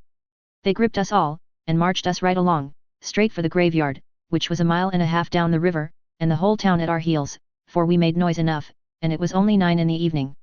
As we went by our house I wished I hadn't sent Mary Jane out of town, because now if I could tip her the wink she'd light out and save me, and blow on our dead beats. Well, we swarmed along down the river road, just carrying on like wildcats, and to make it more scary the sky was darking up, and the lightning beginning to wink and flitter, and the wind to shiver amongst the leaves. This was the most awful trouble and most dangersome I ever was in, and I was kinder stunned. Everything was going so different from what I had allowed for, 'stead of being fixed so I could take my own time if I wanted to, and see all the fun, and have Mary Jane at my back to save me and set me free when the close fit come. Here was nothing in the world betwixt me and sudden death but just them tattoo marks. If they didn't find them, I couldn't bear to think about it, and yet, somehow, I couldn't think about nothing else. It got darker and darker, and it was a beautiful time to give the crowd the slip, but that big husky had me by the wrist, Hines, and a body might as well try to give Golier the slip. He dragged me right along, he was so excited, and I had to run to keep up. When they got there they swarmed into the graveyard and washed over it like an overflow. And when they got to the grave they found they had about 100 times as many shovels as they wanted, but nobody hadn't thought to fetch a lantern. But they sailed into digging anyway by the flicker of the lightning, and sent a man to the nearest house, a half a mile off, to borrow one. So they dug and dug like everything, and it got awful dark, and the rain started, and the wind swished and swashed along, and the lightning come brisker and brisker, and the thunder boomed, but them people never took no notice of it, they was so full of this business, and 1 minute you could see everything and every face in that big crowd, and the shovelfuls of dirt sailing up out of the grave, and the next second the dark wiped it all out, and you couldn't see nothing at all. At last they got out the coffin and begun to unscrew the lid, and then such another crowding and shouldering and shoving as there was, to scrooge in and get a sight, you never see, and in the dark, that way, it was awful. Hines he hurt my wrist dreadful pulling and tugging so, and I reckon he clean forgot I was in the world, he was so excited and panting. All of a sudden the lightning let go a perfect sluice of white glare, and somebody sings out, "By the living Jingo, here's the bag of gold on his breast." Hines let out a whoop, like everybody else, and dropped my wrist and give a big surge to bust his way in and get a look, and the way I lit out and shinned for the road in the dark there ain't nobody can tell.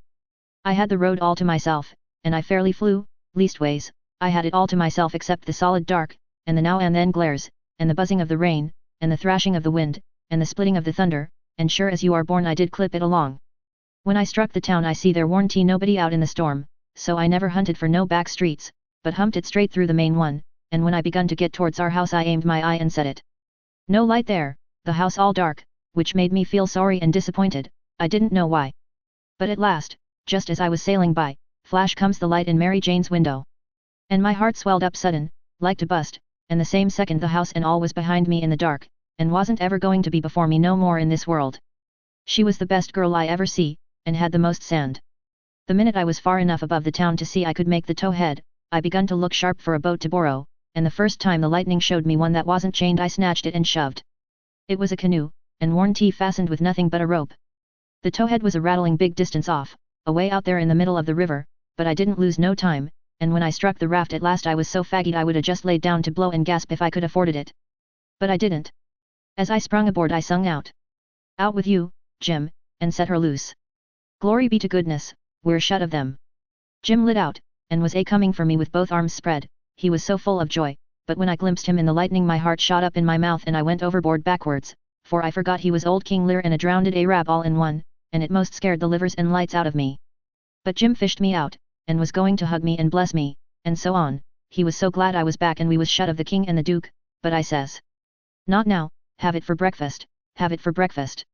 Cut loose and let her slide. So in 2 seconds away we went sliding down the river, and it did seem so good to be free again and all by ourselves on the big river, and nobody to bother us. I had to skip around a bit, and jump up and crack my heels a few times, I couldn't help it, but about the third crack I noticed a sound that I knowed mighty well, and held my breath and listened and waited, and sure enough, when the next flash busted out over the water, here they come, and just laying to their oars and making their skiff hum. It was the king and the duke. So I wilted right down onto the planks then, and give up, and it was all I could do to keep from crying. Chapter 30. When they got aboard the king went for me, and shook me by the collar, and says. Tryin' to give us the slip, was ya, you pup? Tired of our company, hey? I says. No, your majesty, we warned please don't, your majesty. Quick, then, and tell us what was your idea, or I'll shake the insides out o' you. Honest, I'll tell you everything just as it happened, your majesty. The man that had a hold of me was very good to me, and kept saying he had a boy about as big as me that died last year, and he was sorry to see a boy in such a dangerous fix, and when they was all took by surprise by finding the gold, and made a rush for the coffin, he lets go of me and whispers, heal it now, or they'll hang yet, sure, and I lit out. It didn't seem no good for me to stay, I couldn't do nothing, and I didn't want to be hung if I could get away. So I never stopped running till I found the canoe, and when I got here I told Jim to hurry, or they'd catch me and hang me yet, and said I was afeard you and the Duke wasn't alive now, and I was awful sorry, and so was Jim, and was awful glad when we see you coming, you may ask Jim if I didn't. Jim said it was so, and the king told him to shut up, and said, oh, yes, it's mighty likely, and shook me up again, and said he reckoned he'd drowned me. But the Duke says. Leggo the boy, you old idiot. Would you 'a done any different? Did you inquire around for him when you got loose? I don't remember it. So the king let go of me, and begun to cuss that town and everybody in it. But the Duke says. You better a blame sight give yourself a good cussing, for you're the one that's entitled to it most. You hain't done a thing from the start that had any sense in it, except coming out so cool and cheeky with that imaginary blue arrow mark. That was bright, it was right down bully, and it was the thing that saved us. For if it hadn't been for that, they'd a jailed us till them Englishmen's baggage come, and then, the penitentiary, you bet. But that trick took 'em to the graveyard, and the gold done us a still bigger kindness, for if the excited fools hadn't let go all holts and made that rush to get a look, we'd a slept in our cravats tonight, cravats warranted to wear, too, longer than we'd need 'em. They was still a minute, thinking, then the king says, kind of absent-minded like. MF. And we reckoned the niggers stole it. That made me squirm. Yes, says the Duke, kinder slow and deliberate and sarcastic, we did. After about a half a minute the king drawls out. Leastways, I did. The Duke says, the same way. On the contrary, I did. The king kind of ruffles up, and says. Looky here, Bilgewater, what are you referring to? The Duke says, pretty brisk. When it comes to that, maybe you'll let me ask, what was you referring to? Shucks, says the king, very sarcastic, but I don't know, maybe you was asleep, and didn't know what you was about. The Duke bristles up now, and says. Oh, let up on this cussed nonsense, do you take me for a blame fool? Don't you reckon I know who hid that money in that coffin? Yes, sir. I know you do know, because you done it yourself. It's a lie, and the Duke went for him. The king sings out. Take your hands off, leggo my throat, I take it all back. The duke says. Well, you just own up, first, that you did hide that money there, intending to give me the slip one of these days, and come back and dig it up, and have it all to yourself. Wait just a minute, Duke, answer me this one question, honest and fair, if you didn't put the money there, say it, and I'll believe you, and take back everything I said. You old scoundrel, I didn't, and you know I didn't. There, now. Well, then, I believe you. But answer me only just this one more, now don't get mad, didn't you have it in your mind to hook the money and hide it? The Duke never said nothing for a little bit, then he says. Well, I don't care if I didn't do it, anyway. But you not only had it in mind to do it, but you done it. I wished I never die if I done it, Duke, and that's honest. I won't say I warned Goin' to do it, because I was, but you, I mean somebody, got in ahead o' me. It's a lie. You done it, and you got to say you done it, or... The king began to gurgle, and then he gasps out. Nah, I own up. I was very glad to hear him say that, it made me feel much more easier than what I was feeling before. So the Duke took his hands off and says. If you ever deny it again I'll drown you. It's well for you to sit there and blubber like a baby, it's fittin' for you, after the way you've acted. I never see such an old ostrich for wanting to gobble everything, and I a trusting you all the time, like you was my own father. You ought to been ashamed of yourself to stand by and hear it saddled onto a lot of poor niggers, and you never say a word for 'em. It makes me feel ridiculous to think I was soft enough to believe that rubbage. Cuss you, I can see now why you was so anxious to make up the deficit, you wanted to get what money I'd got out of the nonsuch and one thing or another, and scoop it all. The king says, timid, and still a snuffling. Why, Duke, it was you that said make up the deficit, it warn't me. Dry up. I don't want to hear no more out of you, says the Duke. And now you see what you got by it. They've got all their own money back, and all of our'n but a shekel or two besides. Gee long to bed, and don't you defferseat me no more deffersits, long s you live. So the king sneaked into the wigwam and took to his bottle for comfort, and before long the Duke tackled his bottle, and so in about a half an hour they was as thick as thieves again, and the tighter they got, the lovinger they got, and went off a snoring in each other's arms. They both got powerful mellow, but I noticed the king didn't get mellow enough to forget to remember to not deny about hiding the money bag again. That made me feel easy and satisfied. Of course when they got to snoring we had a long gabble, and I told Jim everything. Chapter 31. We dasn't stop again at any town for days and days, kept right along down the river. We was down south in the warm weather now, and a mighty long ways from home. We begun to come to trees with Spanish moss on them, hanging down from the limbs like long, grey beards. It was the first I ever see it growing, and it made the woods look solemn and dismal. So now the frauds reckoned they was out of danger, and they begun to work the villages again. First they done a lecture on temperance, but they didn't make enough for them both to get drunk on. Then in another village they started a dancing school, but they didn't know no more how to dance than a kangaroo does, so the first prance they made the general public jumped in and pranced them out of town. Another time they tried to go at yellocution, but they didn't yellocute long till the audience got up and give them a solid good cussing, and made them skip out. They tackled missionarying and mesmerizing and doctoring, and telling fortunes, and a little of everything, but they couldn't seem to have no luck. So at last they got just about dead broke, and laid around the raft as she floated along, thinking, and never saying nothing, by the half a day at a time, and dreadful blue and desperate.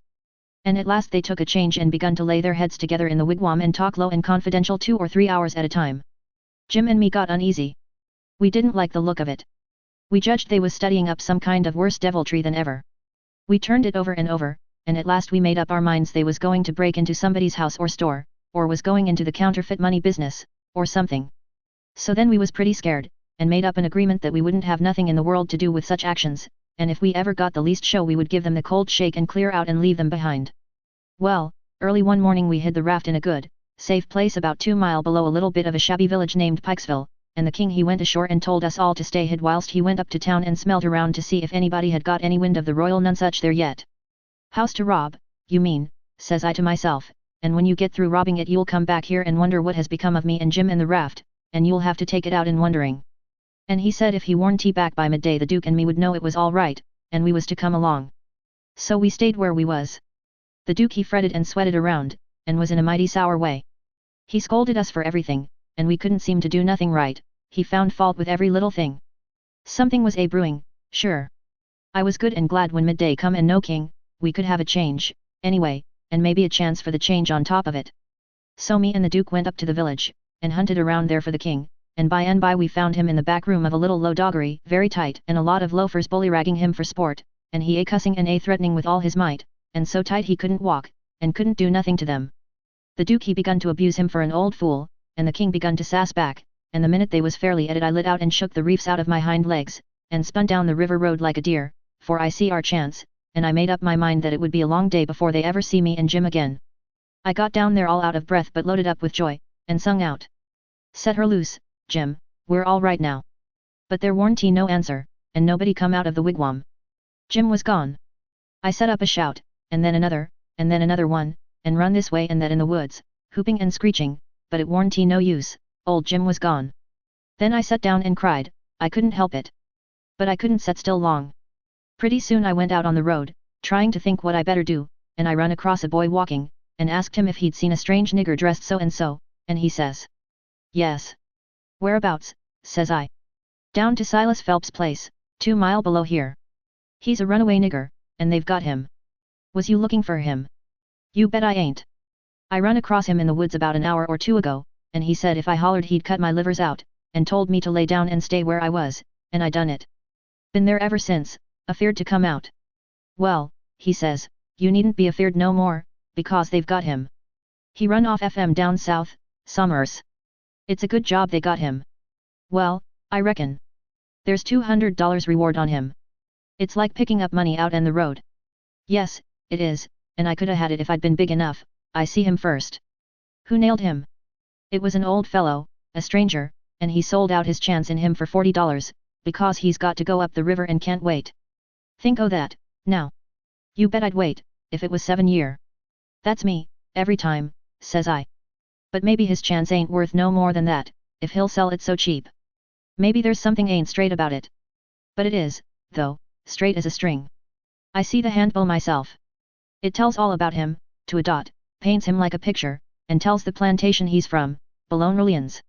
No siree Bob, they ain't no trouble bout that speculation, you bet you. Say, gimme a chawshoebacker, won't yet?" I didn't have none, so he left. I went to the raft, and sat down in the wigwam to think. But I couldn't come to nothing.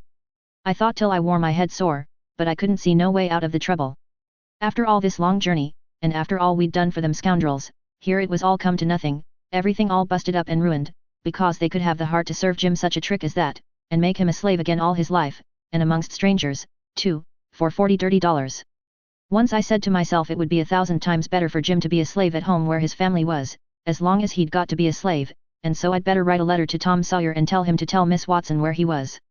But I soon give up that notion for 2 things. She'd be mad and disgusted at his rascality and ungratefulness for leaving her, and so she'd sell him straight down the river again, and if she didn't, everybody naturally despises an ungrateful nigger, and they'd make Jim feel it all the time, and so he'd feel ornery and disgraced. And then think of me. It would get all around that Huck Finn helped a nigger to get his freedom, and if I was ever to see anybody from that town again I'd be ready to get down and lick his boots for shame. That's just the way a person does a low-down thing, and then he don't want to take no consequences of it. Thinks as long as he can hide it, it ain't no disgrace. That was my fix exactly. The more I studied about this, the more my conscience went to grinding me, and the more wicked and low-down and ornery I got to feeling. And at last, when it hit me all of a sudden that here was the plain hand of Providence slapping me in the face and letting me know my wickedness was being watched all the time from up there in heaven, whilst I was stealing a poor old woman's nigger that hadn't ever done me no harm, and now was showing me there's one that's always on the lookout, and ain't going to allow no such miserable doings to go only just so fur and no further, I most dropped in my tracks. I was so scared. Well, I tried the best I could to kinder soften it up somehow for myself by saying I was brung up wicked, and so I warn't so much to blame, but something inside of me kept saying, there was the Sunday school, you could 'a gone to it, and if you'd 'a done it they'd 'a learnt you there that people that acts as I'd been acting about that nigger goes to everlasting fire. It made me shiver. And I about made up my mind to pray, and see if I couldn't try to quit being the kind of a boy I was and be better. So I kneeled down. But the words wouldn't come. Why wouldn't they? It warn't no use to try and hide it from him. Nor from me, neither. I knowed very well why they wouldn't come. It was because my heart warn't right, it was because I warn't square, it was because I was playing double. I was letting on to give up sin, but away inside of me I was holding on to the biggest one of all. I was trying to make my mouth say I would do the right thing and the clean thing, and go and write to that nigger's owner and tell where he was, but deep down in me I knowed it was a lie, and he knowed it. You can't pray a lie, I found that out.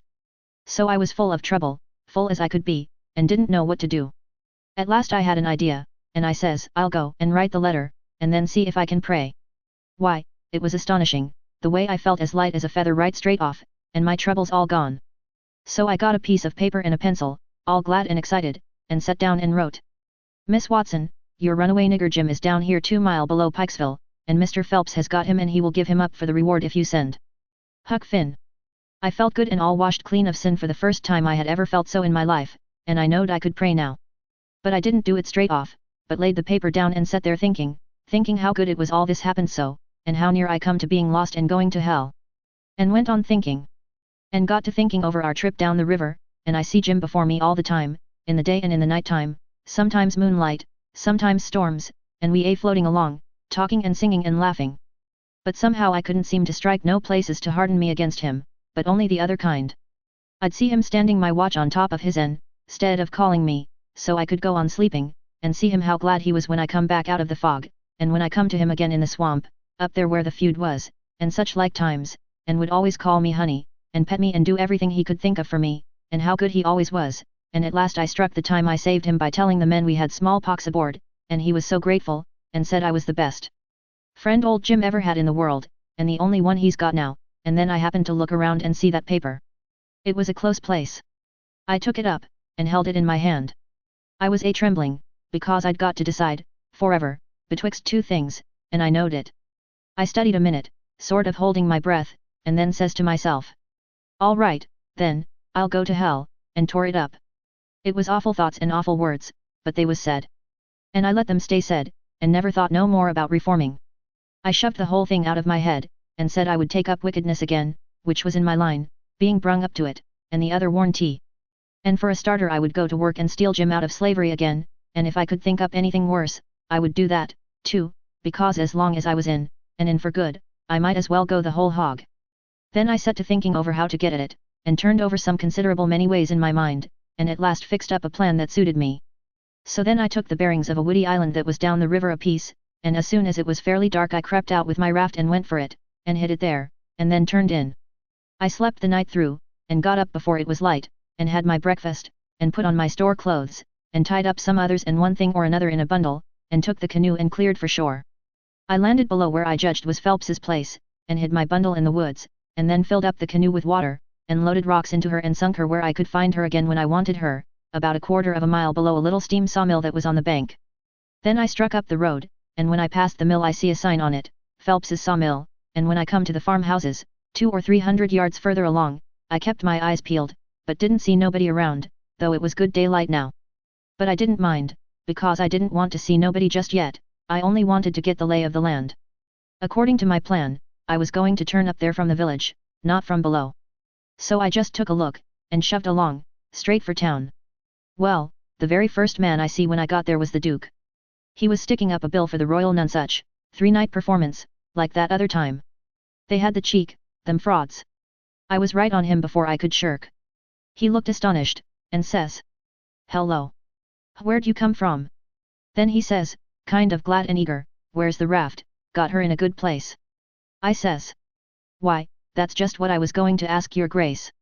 Then he didn't look so joyful, and says, "What was your idea for asking me?" he says.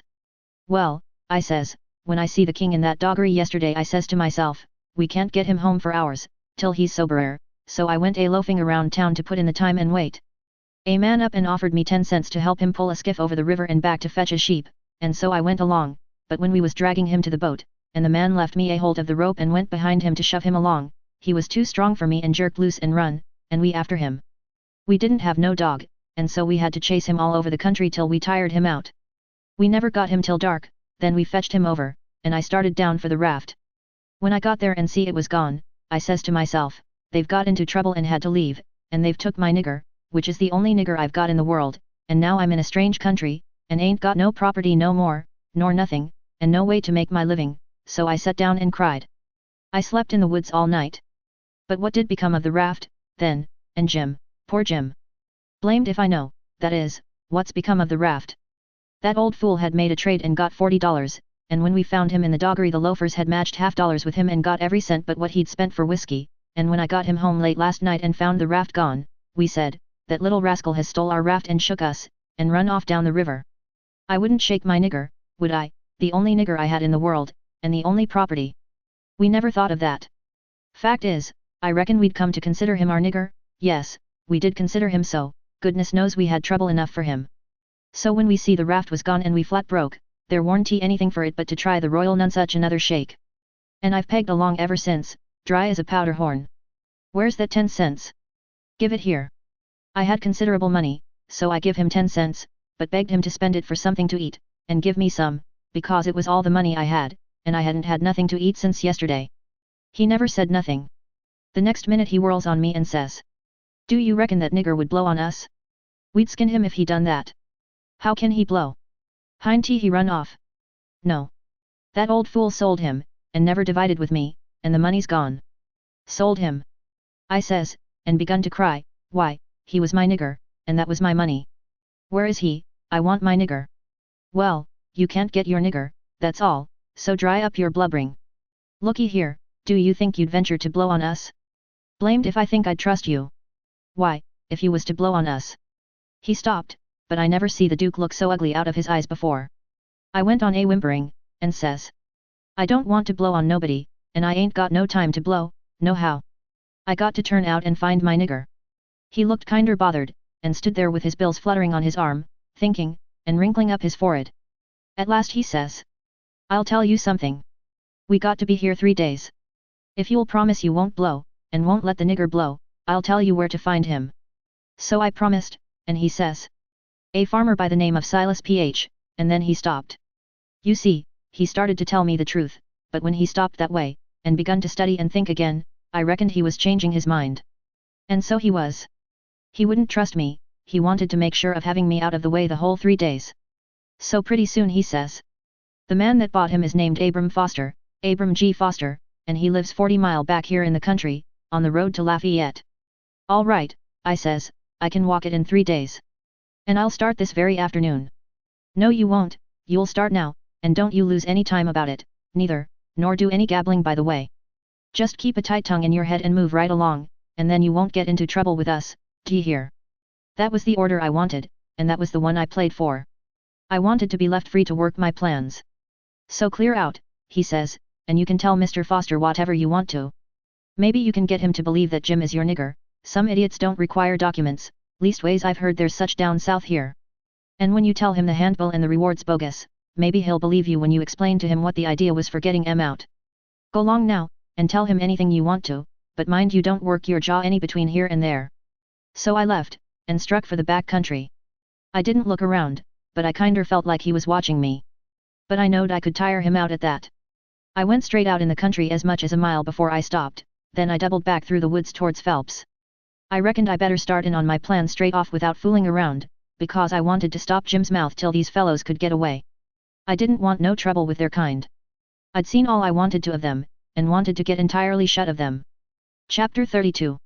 When I got there it was all still and Sunday-like, and hot, and sunshiny, the hands was gone to the fields, and there was them kind of faint dronings of bugs and flies in the air that makes it seem so lonesome and like everybody's dead and gone, and if a breeze fans along and quivers the leaves it makes you feel mournful, because you feel like it's spirits whispering, spirits that's been dead ever so many years, and you always think they're talking about you.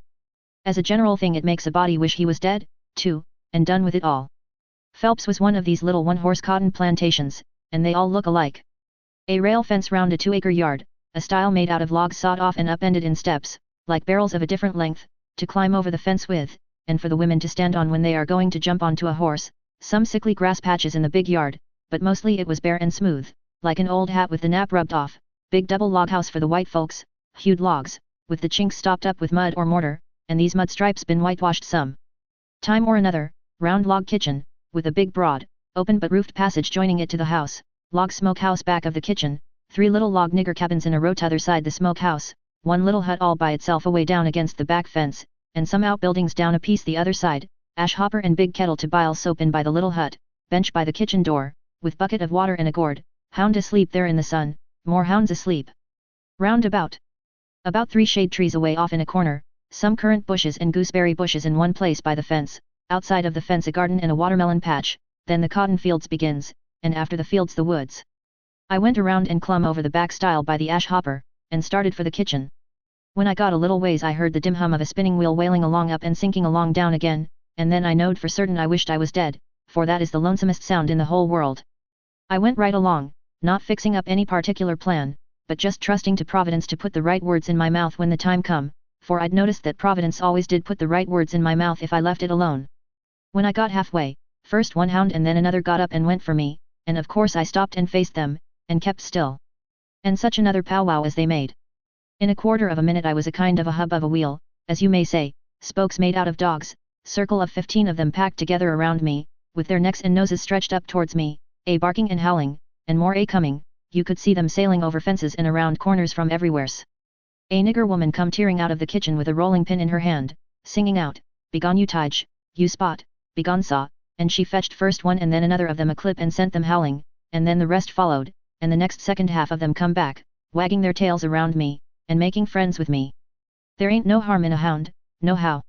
And behind the woman comes a little nigger girl and 2 little nigger boys without anything on but tow linen shirts, and they hung on to their mother's gown, and peeped out from behind her at me, bashful, the way they always do.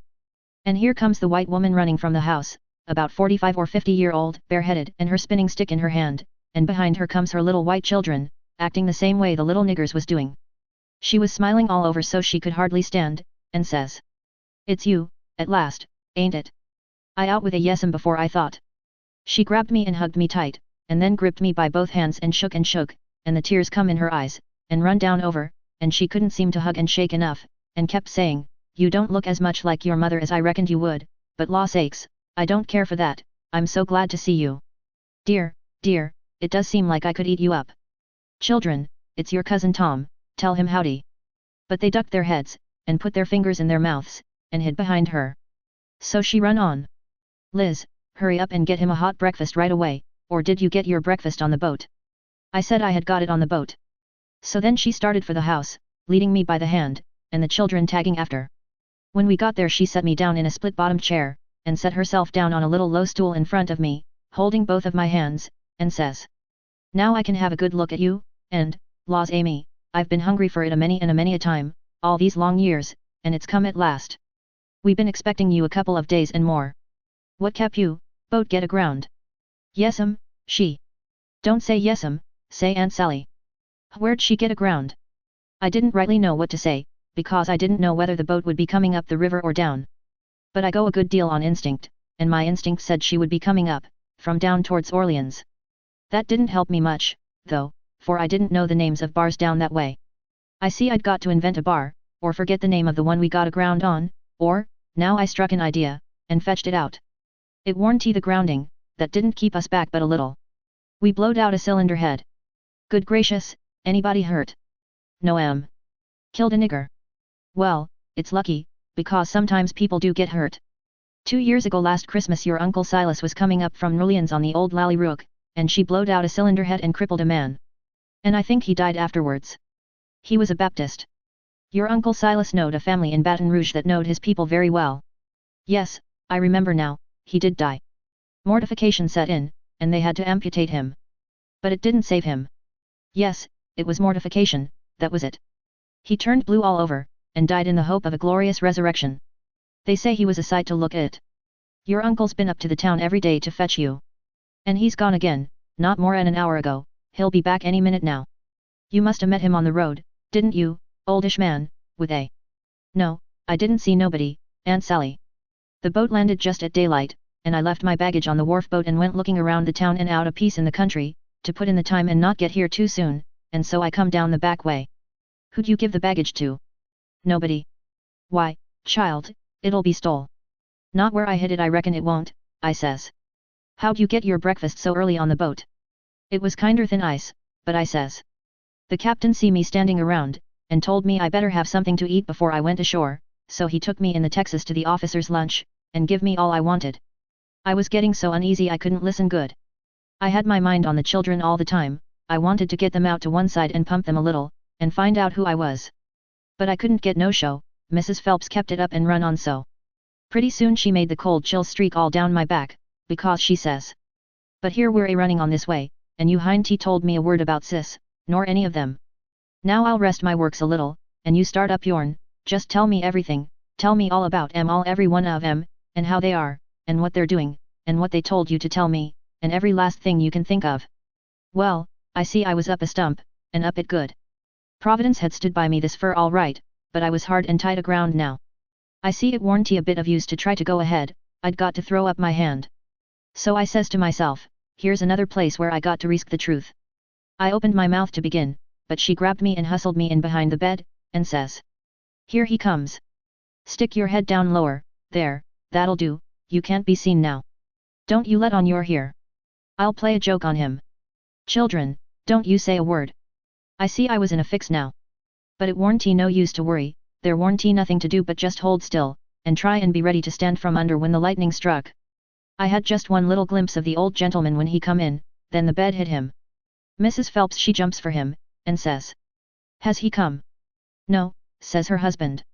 "Goodness gracious," she says, "what in the world can have become of him?" "I can't imagine," says the old gentleman, "and I must say it makes me dreadful uneasy." "Uneasy," she says, "I'm ready to go distracted. He must a come, and you've missed him along the road." "I know it's so, something tells me so." "Why, Sally, I couldn't miss him along the road, you know that." "But oh, dear, dear, what will Sis say? He must a come. You must a missed him. He. Oh, don't distress me any more, and I'm already distressed. I don't know what in the world to make of it. I'm at my wit's end, and I don't mind acknowledging I'm right down scared. But there's no hope that he's come, for he couldn't come and me miss him. Sally, it's terrible, just terrible, something's happened to the boat, sure." "Why, Silas? Look yonder, up the road, ain't that somebody coming?" He sprung to the window at the head of the bed, and that give Mrs. Phelps the chance she wanted. She stooped down quick at the foot of the bed and give me a pull, and out I come, and when he turned back from the window there she stood, a beaming and a smiling like a house afire, and I standing pretty meek and sweaty alongside. The old gentleman stared, and says, "Why, who's that? Who do you reckon is?" "I hain't no idea." "Who is it?" "It's Tom Sawyer." By jings, I most slumped through the floor. But there warn't no time to swap knives, the old man grabbed me by the hand and shook, and kept on shaking, and all the time how the woman did dance around and laugh and cry, and then how they both did fire off questions about Sid and Mary and the rest of the tribe. But if they was joyful, it warn't nothing to what I was, for it was like being born again, I was so glad to find out who I was. Well, they froze to me for 2 hours, and at last, when my chin was so tired it couldn't hardly go any more, I had told them more about my family, I mean the Sawyer family, than ever happened to any 6 Sawyer families. And I explained all about how we blowed out a cylinder head at the mouth of White River, and it took us 3 days to fix it. Which was all right, and worked first rate, because they didn't know but what it would take 3 days to fix it. If I'd a called it a bolt head it would a done just as well. Now I was feeling pretty comfortable all down one side, and pretty uncomfortable all up the other. Being Tom Sawyer was easy and comfortable, and it stayed easy and comfortable till by and by I hear a steamboat coughing along down the river. Then I says to myself, "S'pose Tom Sawyer comes down on that boat? And s'pose he steps in here any minute, and sings out my name before I can throw him a wink to keep quiet? Well, I couldn't have it that way, it wouldn't do at all. I must go up the road and waylay him." So I told the folks I reckoned I would go up to the town and fetch down my baggage. The old gentleman was for going along with me, but I said no, I could drive the horse myself, and I'd rather he wouldn't take no trouble about me. Chapter 33. So I started for town in the wagon, and when I was halfway I see a wagon coming, and sure enough it was Tom Sawyer, and I stopped and waited till he come along. I says hold on, and it stopped alongside, and his mouth opened up like a trunk, and stayed so, and he swallowed 2 or 3 times like a person that's got a dry throat, and then says, "I hain't ever done you no harm. You know that. So, then, what you want to come back and haunt me for?" I says. "I hain't come back, I hain't been gone." When he heard my voice it righted him up some, but he warn't quite satisfied yet. He says, "Don't you play nothing on me, because I wouldn't on you. Honest Injun now, you ain't a ghost." "Honest Injun, I ain't," I says. "Well, well, that ought to settle it, of course, but I can't somehow seem to understand it no way. Looky here, warn't you ever murdered at all?" "No. I warn't ever murdered at all, I played it on them. You come in here and feel of me if you don't believe me." So he done it, and it satisfied him, and he was that glad to see me again he didn't know what to do. And he wanted to know all about it right off, because it was a grand adventure, and mysterious, and so it hit him where he lived. But I said, leave it alone till by and by, and told his driver to wait, and we drove off a little piece, and I told him the kind of a fix I was in, and what did he reckon we better do? He said, let him alone a minute, and don't disturb him. So he thought, and pretty soon he says, it's all right, I've got it.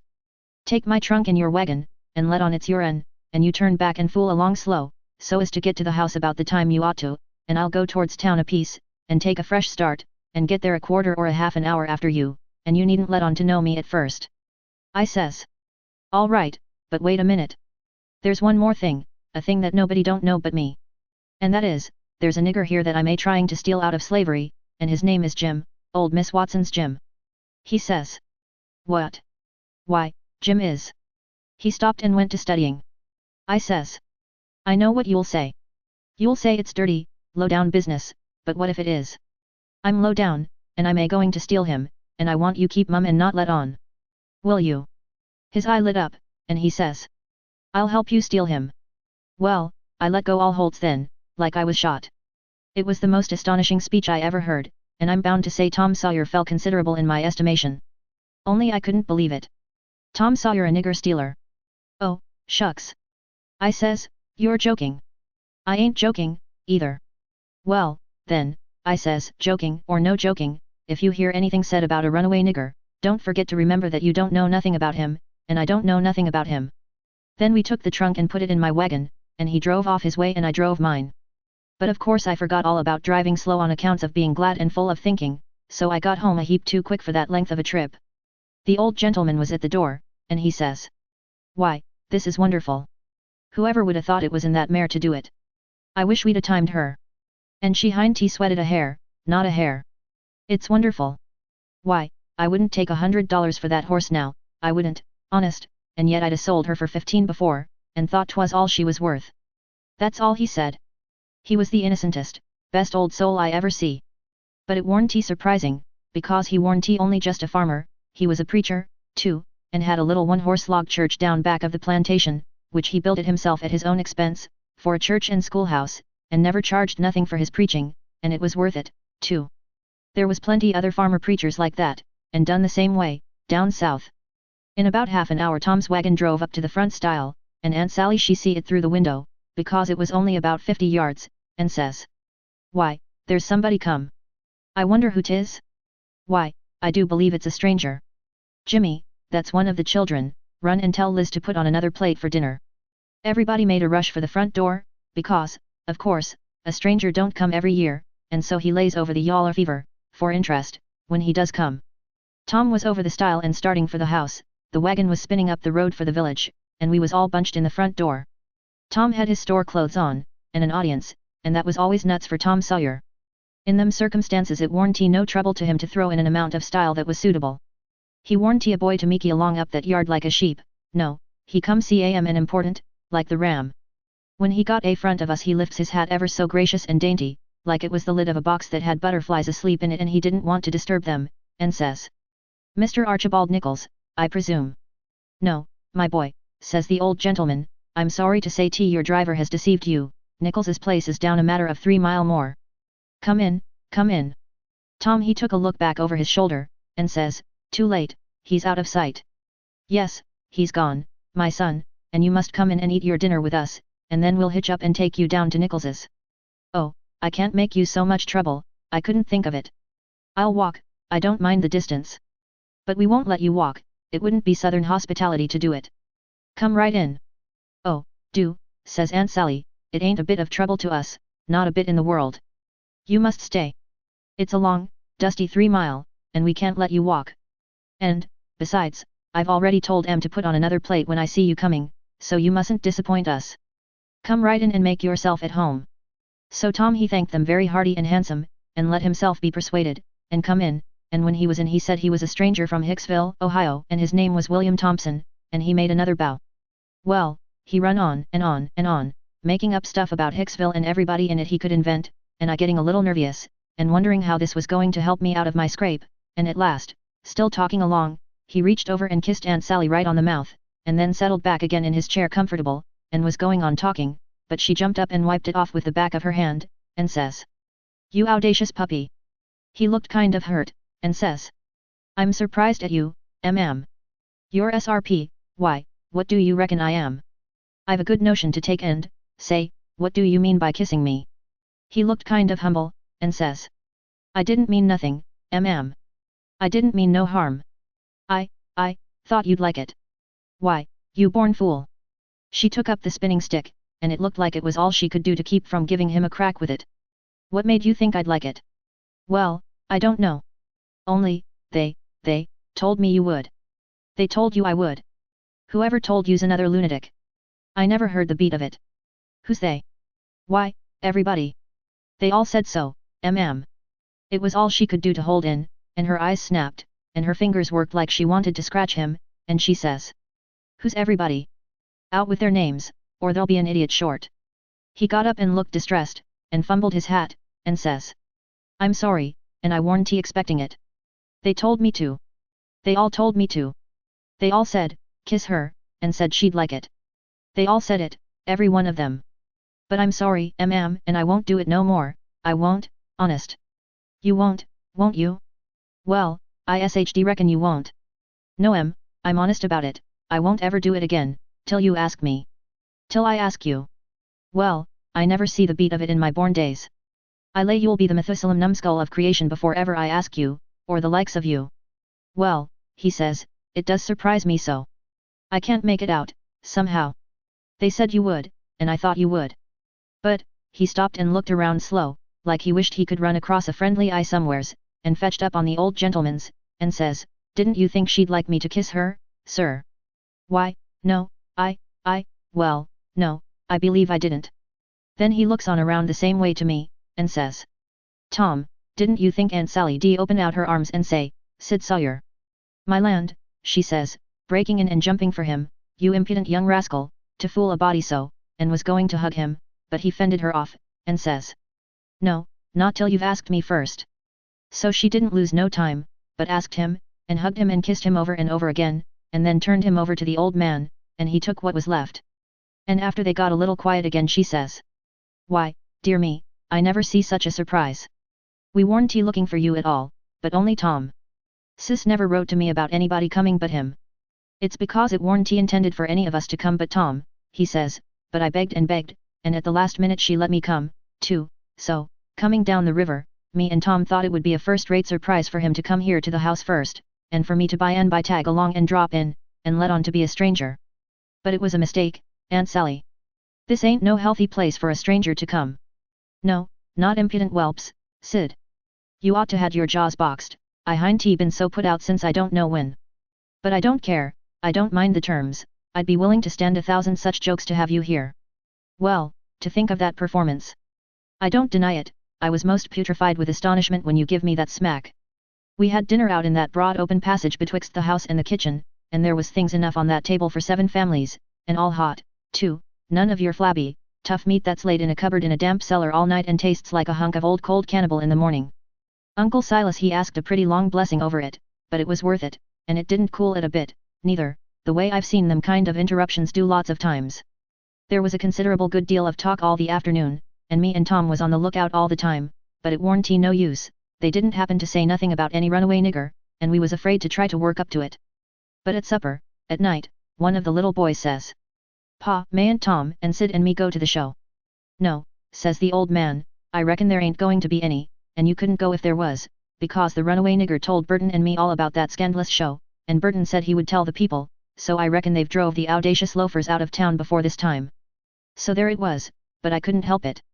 Tom and me was to sleep in the same room and bed, so, being tired, we bid good night and went up to bed right after supper, and clumb out of the window and down the lightning rod, and shoved for the town, for I didn't believe anybody was going to give the king and the duke a hint, and so if I didn't hurry up and give them one they'd get into trouble sure. On the road Tom he told me all about how it was reckoned I was murdered, and how Pap disappeared pretty soon, and didn't come back no more, and what a stir there was when Jim run away, and I told Tom all about our royal nonsuch rapscallions, and as much of the raft voyage as I had time to, and as we struck into the town and up through the middle of it, it was as much as half after 8, then, here comes a raging rush of people with torches, and an awful hooping and yelling, and banging tin pans and blowing horns, and we jumped to one side to let them go by, and as they went by I see they had the king and the duke astraddle of a rail, that is, I knowed it was the king and the duke, though they was all over tar and feathers, and didn't look like nothing in the world that was human, just looked like a couple of monstrous big soldier plumes. Well, it made me sick to see it, and I was sorry for them poor pitiful rascals, it seemed like I couldn't ever feel any hardness against them anymore in the world. It was a dreadful thing to see. Human beings can be awful cruel to one another. We see we was too late, couldn't do no good. We asked some stragglers about it, and they said everybody went to the show looking very innocent, and laid low and kept dark till the poor old king was in the middle of his cavortings on the stage, then somebody give a signal, and the house rose up and went for them. So we poked along back home, and I warn't feeling so brash as I was before, but kind of ornery and humble and to blame, somehow, though I hadn't done nothing. But that's always the way, it don't make no difference whether you do right or wrong, a person's conscience ain't got no sense, and just goes for him anyway. If I had a yaller dog that didn't know no more than a person's conscience does, I would pison him. It takes up more room than all the rest of a person's insides, and yet ain't no good, no how. Tom Sawyer he says the same. Chapter 34. We stopped talking, and got to thinking. By and by Tom says. Looky here, Huck, what fools we are to not think of it before. I bet I know where Jim is. No. Where? In that hut down by the ash hopper. Why, looky here. When we was at dinner, didn't you see a nigger man go in there with some victuals? Yes. What did you think the victuals was for? For a dog. So I. Well, it wasn't for a dog. Why? Because part of it was watermelon. So it was, I noticed it. Well, it does beat all that I never thought about a dog not eating watermelon. It shows how a body can see and don't see at the same time. Well, the nigger unlocked the padlock when he went in, and he locked it again when he came out. He fetched Uncle a key about the time we got up from table, same key, I bet. Watermelon shows man, lock shows prisoner, and it ain't likely there's two prisoners on such a little plantation, and where the people's all so kind and good. Jim's the prisoner. All right, I'm glad we found it out detective fashion, I wouldn't give shucks for any other way. Now you work your mind, and study out a plan to steal Jim, and I will study out one, too, and we'll take the one we like the best. What a head for just a boy to have. If I had Tom Sawyer's head I wouldn't trade it off to be a duke, nor mate of a steamboat, nor clown in a circus, nor nothing I can think of. I went to thinking out a plan, but only just to be doing something, I knowed very well where the right plan was going to come from. Pretty soon Tom says. Ready? Yes, I says. All right, bring it out. My plan is this, I says. We can easy find out if it's Jim in there. Then get up my canoe tomorrow night, and fetch my raft over from the island. Then the first dark night that comes steal the key out of the old man's breeches after he goes to bed, and shove off down the river on the raft with Jim, hiding daytimes and running nights, the way me and Jim used to do before. Wouldn't that plan work? Work? Why, certainly it would work, like rats a fighting. But it's too blame simple, there ain't nothing to it. What's the good of a plan that ain't no more trouble than that? It's as mild as goose milk. Why, Huck, it wouldn't make no more talk than breaking into a soap factory. I never said nothing, because I warn't expecting nothing different, but I knowed mighty well that whenever he got his plan ready it wouldn't have none of them objections to it. And it didn't. He told me what it was, and I see in a minute it was worth 15 of mine for style, and would make Jim just as free a man as mine would, and maybe get us all killed besides. So I was satisfied, and said we would waltz in on it. I needn't tell what it was here, because I knowed it wouldn't stay the way it was. I knowed he would be changing it around every which way as we went along, and heaving in new bullinesses wherever he got a chance. And that is what he done. Well, one thing was dead sure, and that was that Tom Sawyer was in earnest, and was actually going to help steal that nigger out of slavery. That was the thing that was too many for me.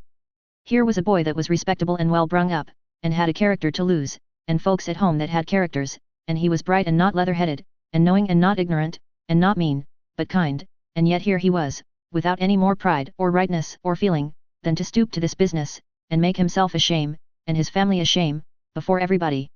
I couldn't understand it no way at all. It was outrageous, and I knowed I ought to just up and tell him so, and so be his true friend, and let him quit the thing right where he was and save himself. And I did start to tell him, but he shut me up, and says. Don't you reckon I know what I'm about? Don't I generally know what I'm about? Yes. Didn't I say I was going to help steal the nigger? Yes. Well, then. That's all he said, and that's all I said. It warn't no use to say any more, because when he said he'd do a thing, he always done it. But I couldn't make out how he was willing to go into this thing, so I just let it go, and never bothered no more about it. If he was bound to have it so, I couldn't help it. When we got home the house was all dark and still, so we went on down to the hut by the ash hopper for to examine it. We went through the yard so as to see what the hounds would do. They knowed us, and didn't make no more noise than country dogs is always doing when anything comes by in the night.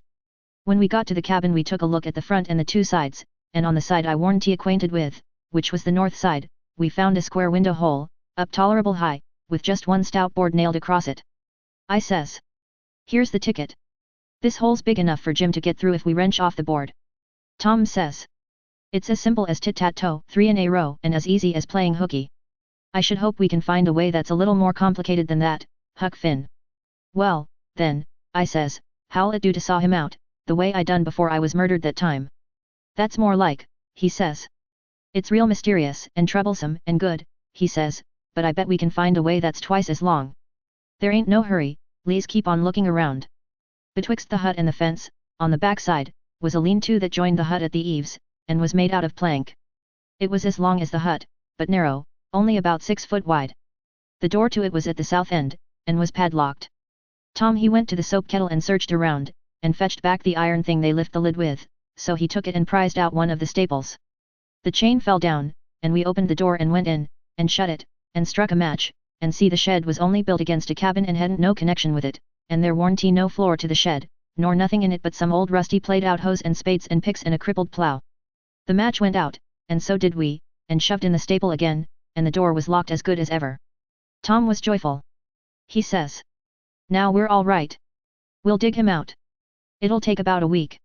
Then we started for the house, and I went in the back door. You only have to pull a buckskin latch string, they don't fasten the doors, but that warn't romantical enough for Tom Sawyer, no way would do him but he must climb up the lightning rod. But after he got up halfway about 3 times, and missed fire and fell every time, and the last time most busted his brains out, he thought he'd got to give it up, but after he was rested he allowed he would give her one more turn for luck, and this time he made the trip. In the morning we was up at break of day, and down to the nigger cabins to pet the dogs and make friends with the nigger that fed Jim, if it was Jim that was being fed. The niggers was just getting through breakfast and starting for the fields, and Jim's nigger was piling up a tin pan with bread and meat and things, and whilst the others was leaving, the key come from the house. This nigger had a good-natured, chuckle-headed face, and his wool was all tied up in little bunches with thread. That was to keep witches off. He said the witches was pestering him awful these nights, and making him see all kinds of strange things, and hear all kinds of strange words and noises, and he didn't believe he was ever witched so long before in his life. He got so worked up, and got to running on so about his troubles, he forgot all about what he'd been going to do. So Tom says. What's the victuals for? Going to feed the dogs. The nigger kind of smiled around gradually over his face, like when you heave a brickbat in a mud puddle, and he says. Yes, Mars Sid, a dog. Curus dog, too. Does you want to go and look at him? Yes. I hunched Tom, and whispers. You going, right here in the daybreak? That warn't the plan. No, it warn't, but it's the plan now. So, drat him, we went along, but I didn't like it much. When we got in we couldn't hardly see anything, it was so dark, but Jim was there, sure enough, and could see us, and he sings out. Why, Huck! And good lan! And dat Misto Tom! I just knowed how it would be, I just expected it. I didn't know nothing to do, and if I had I couldn't a done it, because that nigger busted in and says. Why, de gracious sakes, do he know you gentlemen? We could see pretty well now. Tom he looked at the nigger, steady and kind of wondering, and says. Does who know us? Why, dis your runaway nigger. I don't reckon he does, but what put that into your head? What put it dar? Didn't he jeez dis minute sing out like he knowed you? Tom says, in a puzzled up kind of way. Well, that's mighty curious. Who sung out? When did he sing out? What did he sing out? And turns to me, perfectly calm, and says, did you hear anybody sing out? Of course there warn't nothing to be said but the one thing, so I says. No, I ain't heard nobody say nothing. Then he turns to Jim, and looks him over like he never see him before, and says. Did you sing out? No, saw, says Jim, I hin't said nothing, saw. Not a word. No, saw, I hin't said a word. Did you ever see us before? No, saw, not as I knows on. So Tom turns to the nigger, which was looking wild and distressed, and says, kind of severe. What do you reckon's the matter with you, anyway? What made you think somebody sung out? Oh, it's de dad blame witches, saw, and I wished I was dead, I do. Dey's allus at it, saw, and dey do mos kill me, dey sk years me so. Please to don't tell nobody bout it saw, erole Mars Silas he'll scole me, case he say dey ain't no witches. I jeez wish to goodness he was here now, den what would he say? I jeez bet he couldn't find no way to get around it dis time. But it's allus jeez so, people that sought, stays sought, Dey won't look into nothin' and find it out fr days elves, and when you find it out and tell 'em about it, dey don't believe you. Tom give him a dime, and said we wouldn't tell nobody, and told him to buy some more thread to tie up his wool with, and then looks at Jim, and says, I wonder if Uncle Silas is going to hang this nigger. If I was to catch a nigger that was ungrateful enough to run away, I wouldn't give him up, I'd hang him. And whilst the nigger stepped to the door to look at the dime and bite it to see if it was good, he whispers to Jim and says, Don't ever let on to know us. And if you hear any digging going on nights, it's us, we're going to set you free. Jim only had time to grab us by the hand and squeeze it, then the nigger come back, and we said we'd come again sometime if the nigger wanted us to, and he said he would, more particular if it was dark, because the witches went for him mostly in the dark, and it was good to have folks around then. Chapter 35. It would be most an hour yet till breakfast, so we left and struck down into the woods, because Tom said we got to have some light to see how to dig by, and a lantern makes too much, and might get us into trouble. What we must have was a lot of them rotten chunks that's called foxfire, and just makes a soft kind of a glow when you lay them in a dark place. We fetched an armful and hid it in the weeds, and sat down to rest, and Tom says, kind of dissatisfied, Blame it, this whole thing is just as easy and awkward as it can be. And so it makes it so rotten difficult to get up a difficult plan. There ain't no watchman to be drugged, now there ought to be a watchman. There ain't even a dog to give a sleeping mixture to. And there's Jim chained by one leg, with a 10-foot chain, to the leg of his bed. Why, all you got to do is to lift up the bedstead and slip off the chain. And Uncle Silas he trusts everybody, sends the key to the pumpkin-headed nigger, and don't send nobody to watch the nigger. Jim coulda got out of that window hole before this, only there wouldn't be no use trying to travel with a 10-foot chain on his leg. Why, drat it, Huck, it's the stupidest arrangement I ever see. You got to invent all the difficulties. Well, we can't help it, we got to do the best we can with the materials we've got. Anyhow, there's one thing, there's more honor in getting him out through a lot of difficulties and dangers, where there weren't one of them furnished to you by the people who it was their duty to furnish them, and you had to contrive them all out of your own head. Now look at just that one thing of the lantern. When you come down to the cold facts, we simply got to let on that a lantern's resky. Why, we could work with a torchlight procession if we wanted to, I believe. Now, whilst I think of it, we got to hunt up something to make a saw out of the first chance we get. What do we want of a saw? What do we want of it? Hinty, we got to saw the leg of Jim's bed off, so as to get the chain loose. Why, you just said a body could lift up the bedstead and slip the chain off. Well, if that ain't just like you, Huck Finn. You can get up the infant schooliest ways of going at a thing. Why, Hinty, you ever read any books at all, Barentrank, nor Casanova, nor Benvenuto Cellini, nor Henri IV, nor none of them heroes? Who ever heard of getting a prisoner loose in such an old matey way as that? No, the way all the best authorities does is to saw the bed leg in two, and leave it just so, and swallow the sawdust, so it can't be found, and put some dirt and grease around the sawed place so the very keenest senescal can't see no sign of its being sawed, and thinks the bed leg is perfectly sound.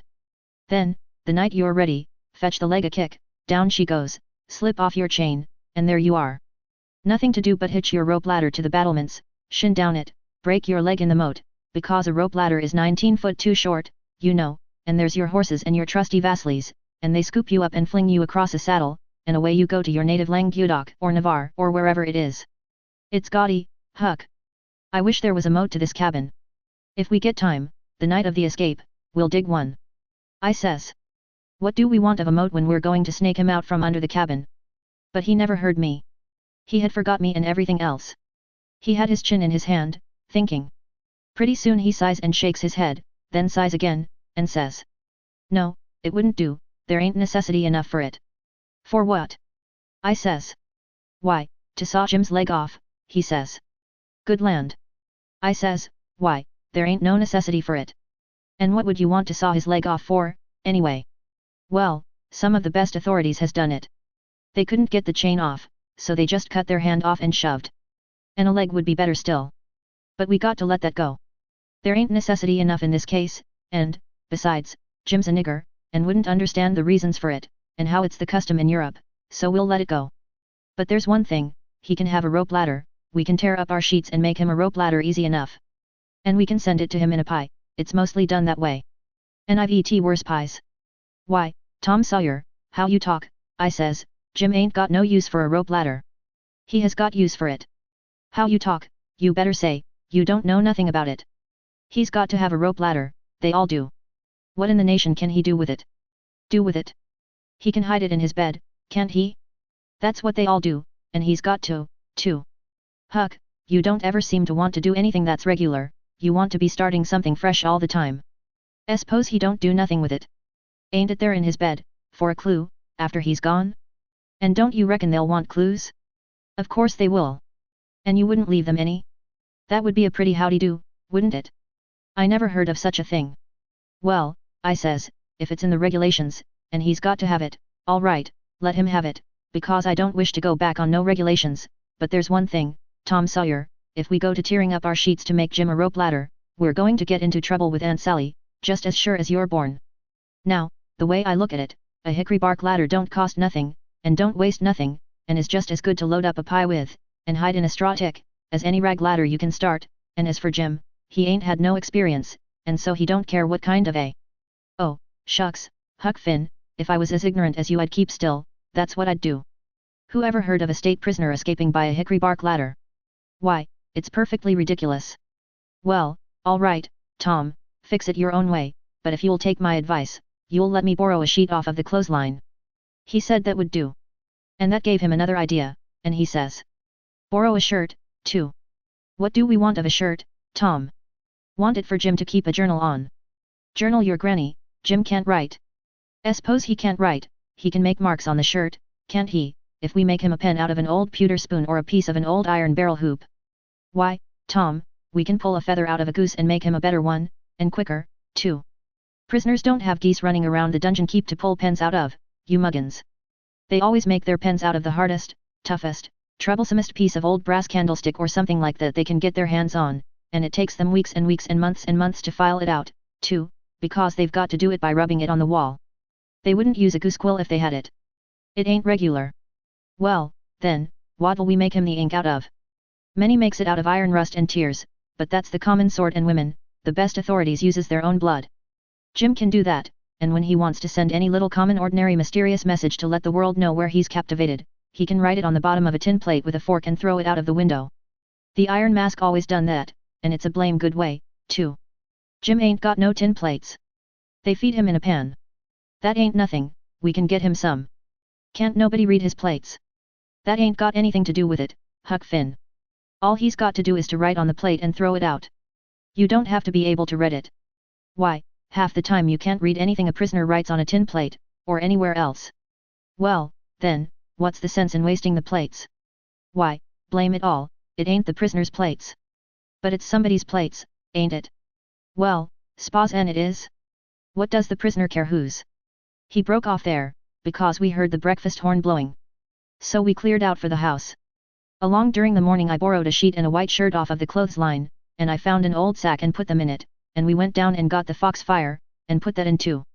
I called it borrowing, because that was what Pap always called it, but Tom said it warn't borrowing, it was stealing. He said we was representing prisoners, and prisoners don't care how they get a thing, so they get it, and nobody don't blame them for it, either. It ain't no crime in a prisoner to steal the thing he needs to get away with, Tom said, it's his right, and so, as long as we was representing a prisoner, we had a perfect right to steal anything on this place we had the least use for to get ourselves out of prison with. He said if we warn't prisoners it would be a very different thing, and nobody but a mean, ornery person would steal when he warn't a prisoner. So we allowed we would steal everything there was that come handy. And yet he made a mighty fuss, one day, after that, when I stole a watermelon out of the nigger patch and eat it, and he made me go and give the niggers a dime without telling them what it was for. Tom said that what he meant was, we could steal anything we needed. Well, I says, I needed the watermelon. But he said I didn't need it to get out of prison with, there's where the difference was. He said if I'd wanted it to hide a knife in, and smuggle it to Jim to kill the Sinescal with, it would have been all right. So I let it go at that, though I couldn't see no advantage in my representing a prisoner if I got to set down and chaw over a lot of gold leaf distinctions like that every time I see a chance to hog a watermelon. Well, as I was saying, we waited that morning till everybody was settled down to business, and nobody inside around the yard, then Tom he carried the sack into the lean-to whilst I stood off a piece to keep watch. By and by he come out, and we went and sat down on the woodpile to talk. He says, everything's all right now except tools, and that's easy fixed. Tools? I says. Yes. Tools for what? Why, to dig with. We ain't going to gnaw him out, are we? Ain't them old crippled picks and things in there good enough to dig a nigger out with? I says. He turns on me, looking pitying enough to make a body cry, and says, Huck Finn, did you ever hear of a prisoner having picks and shovels, and all the modern conveniences in his wardrobe to dig himself out with? Now I want to ask you, if you got any reasonableness in you at all, what kind of a show would that give him to be a hero? Why, they might as well lend him the key and done with it. Picks and shovels, why, they wouldn't furnish 'em to a king. Well, then, I says, if we don't want the picks and shovels, what do we want? A couple of case knives. To dig the foundations out from under that cabin with. Yes. Confound it, it's foolish, Tom. It don't make no difference how foolish it is, it's the right way, and it's the regular way. And there ain't no other way, that ever I heard of, and I've read all the books that gives any information about these things. They always dig out with a case knife, and not through dirt, mind you, generally it's through solid rock. And it takes them weeks and weeks and weeks, and forever and ever. Why, look at one of them prisoners in the bottom dungeon of the Castle d'If, in the harbor of Marseilles, that dug himself out that way. How long was he at it, you reckon? I don't know. Well, guess. I don't know. A month and a half. 37 year, and he come out in China. That's the kind. I wish the bottom of this fortress was solid rock. Jim don't know nobody in China. What's that got to do with it? Neither did that other fellow. But you're always wandering off on a side issue. Why can't you stick to the main point? All right, I don't care where he comes out, so he comes out, and Jim don't, either, I reckon. But there's one thing, anyway, Jim's too old to be dug out with a case knife. He won't last. Yes, he will last, too. You don't reckon it's going to take 37 years to dig out through a dirt foundation, do you? How long will it take, Tom? Well, we can't risk being as long as we ought to, because it mayn't take very long for Uncle Silas to hear from down there by New Orleans. He'll hear Jim ain't from there. Then his next move will be to advertise Jim, or something like that. So we can't risk being as long digging him out as we ought to. By rights I reckon we ought to be a couple of years, but we can't. Things being so uncertain, what I recommend is this, that we really dig right in, as quick as we can, and after that, we can let on, to ourselves, that we was at it 37 years. Then we can snatch him out and rush him away the first time there's an alarm. Yes, I reckon that'll be the best way. Now, there's sense in that, I says. Letting on don't cost nothing, letting on ain't no trouble, and if it's any object, I don't mind letting on we was at it 150 year. It wouldn't strain me none, after I got my hand in. So I'll mosey along now, and smooch a couple of case knives. Smooch 3, he says, we want one to make a saw out of. Tom, if it ain't unregular and irreligious to see just it, I says, there's an old rusty saw blade around yonder sticking under the weatherboarding behind the smokehouse. He looked kind of weary and discouraged like, and says, it ain't no use to try to learn you nothing, Huck. Run along and smooch the knives, 3 of them. So I done it. Chapter 36. As soon as we reckoned everybody was asleep that night we went down the lightning rod, and shut ourselves up in the lean-to, and got out our pile of foxfire, and went to work. We cleared everything out of the way, about 4 or 5 foot along the middle of the bottom log. Tom said he was right behind Jim's bed now, and we'd dig in under it, and when we got through there couldn't nobody in the cabin ever know there was any hole there, because Jim's counterpin hung down most to the ground, and you'd have to raise it up and look under to see the hole. So we dug and dug with the case knives till most midnight, and then we was dog-tired, and our hands was blistered, and yet you couldn't see we'd done anything hardly. At last I says, this ain't no 37-year job, this is a 38-year job, Tom Sawyer. He never said nothing. But he sighed, and pretty soon he stopped digging, and then for a good little while I knowed that he was thinking. Then he says, it ain't no use, Huck, it ain't going to work. If we was prisoners it would, because then we'd have as many years as we wanted, and no hurry, and we wouldn't get but a few minutes to dig, every day, while they was changing watches, and so our hands wouldn't get blistered, and we could keep it up right along, year in and year out, and do it right, and the way it ought to be done. But we can't fool along, we got to rush, we ain't got no time to spare. If we was to put in another night this way we'd have to knock off for a week to let our hands get well, couldn't touch a case knife with them sooner. Well, then, what we going to do, Tom? I'll tell you. It ain't right, and it ain't moral, and I wouldn't like it to get out, but there ain't only just the one way, we got to dig him out with the picks, and let on its case knives. Now you're talking. I says, your head gets leveler and leveler all the time, Tom Sawyer, I says. Picks is the thing, moral or no moral, and as for me, I don't care shucks for the morality of it, no how. When I start in to steal a nigger, or a watermelon, or a Sunday school book, I ain't no ways particular how it's done so it's done. What I want is my nigger, or what I want is my watermelon, or what I want is my Sunday school book, and if a pick's the handiest thing, that's the thing I'm going to dig that nigger or that watermelon or that Sunday school book out with, and I don't give a dead rat what the authorities thinks about it nuther. Well, he says, there's excuse for picks and letting on in a case like this, if it warn't so, I wouldn't approve of it, nor I wouldn't stand by and see the rules broke, because right is right, and wrong is wrong, and a body ain't got no business doing wrong when he ain't ignorant and knows better. It might answer for you to dig Jim out with a pick, without any letting on, because you don't know no better, but it wouldn't for me, because I do know better. Gimme a case knife. He had his own by him, but I handed him mine. He flung it down, and says, "Gimme a case knife." I didn't know just what to do, but then I thought. I scratched around amongst the old tools, and got a pickaxe and give it to him, and he took it and went to work, and never said a word. He was always just that particular. Full of principle.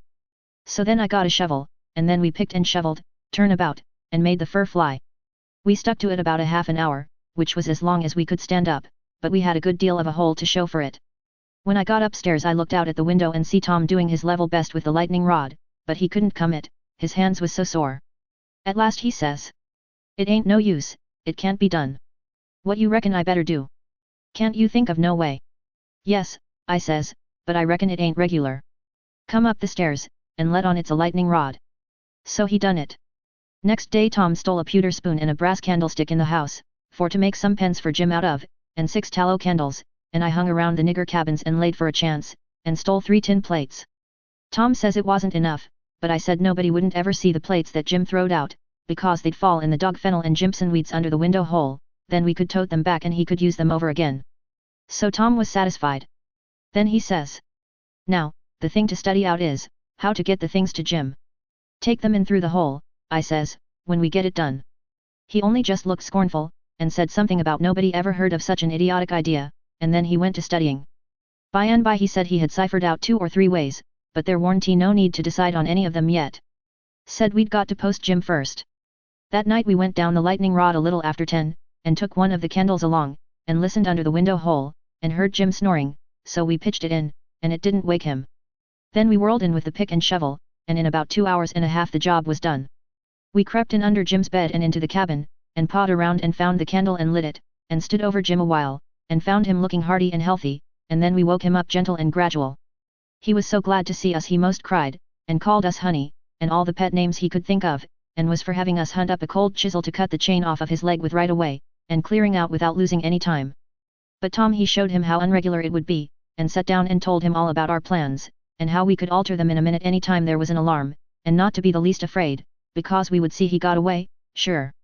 So Jim he said it was all right, and we sat there and talked over old times a while, and then Tom asked a lot of questions, and when Jim told him Uncle Silas come in every day or 2 to pray with him, and Aunt Sally come in to see if he was comfortable and had plenty to eat, and both of them was kind as they could be, Tom says, "Now I know how to fix it. We'll send you some things by them." I said, "Don't do nothing of the kind, it's one of the most jackass ideas I ever struck," but he never paid no attention to me, went right on. It was his way when he'd got his plans set. So he told Jim how we'd have to smuggle in the rope ladder pie and other large things by Nat, the nigger that fed him, and he must be on the lookout, and not be surprised, and not let Nat see him open them, and we would put small things in Uncle's coat pockets and he must steal them out, and we would tie things to Aunt's apron strings or put them in her apron pocket, if we got a chance, and told him what they would be and what they was for. And told him how to keep a journal on the shirt with his blood, and all that. He told him everything. Jim he couldn't see no sense in the most of it, but he allowed we was white folks and knowed better than him, so he was satisfied, and said he would do it all just as Tom said. Jim had plenty corncob pipes and tobacco, so we had a right down good sociable time, then we crawled out through the hole, and so home to bed, with hands that looked like they'd been shod. Tom was in high spirits. He said it was the best fun he ever had in his life, and the most intellectual, and said if he only could see his way to it we would keep it up all the rest of our lives and leave Jim to our children to get out, for he believed Jim would come to like it better and better the more he got used to it. He said that in that way it could be strung out to as much as 80 a year, and would be the best time on record. And he said it would make us all celebrated that had a hand in it. In the morning we went out to the woodpile and chopped up the brass candlestick into handy sizes, and Tom put them and the pewter spoon in his pocket. Then we went to the nigger cabins, and while I got Nat's notice off, Tom shoved a piece of candlestick into the middle of a corn pone that was in Jim's pan, and we went along with Nat to see how it would work, and it just worked noble. When Jim bit into it it most mashed all his teeth out, and there warn't ever anything could a worked better. Tom said so himself. Jim he never let on but what it was only just a piece of rock or something like that that's always getting into bread, you know, but after that he never bit into nothing but what he jabbed his fork into it in 3 or 4 places first. And whilst we was standing there in the dimmish light, here comes a couple of the hounds bulging in from under Jim's bed, and they kept on piling until there was 11 of them, and there warn't hardly room in there to get your breath. By jings, we forgot to fasten that lean-to door. The nigger Nat he only just hollered witches once, and keeled over onto the floor amongst the dogs, and begun to groan like he was dying. Tom jerked the door open and flung out a slab of Jim's meat, and the dogs went for it, and in 2 seconds he was out himself and back again and shut the door, and I knowed he'd fixed the other door too. Then he went to work on the nigger, coaxing him and petting him, and asking him if he'd been imagining he saw something again.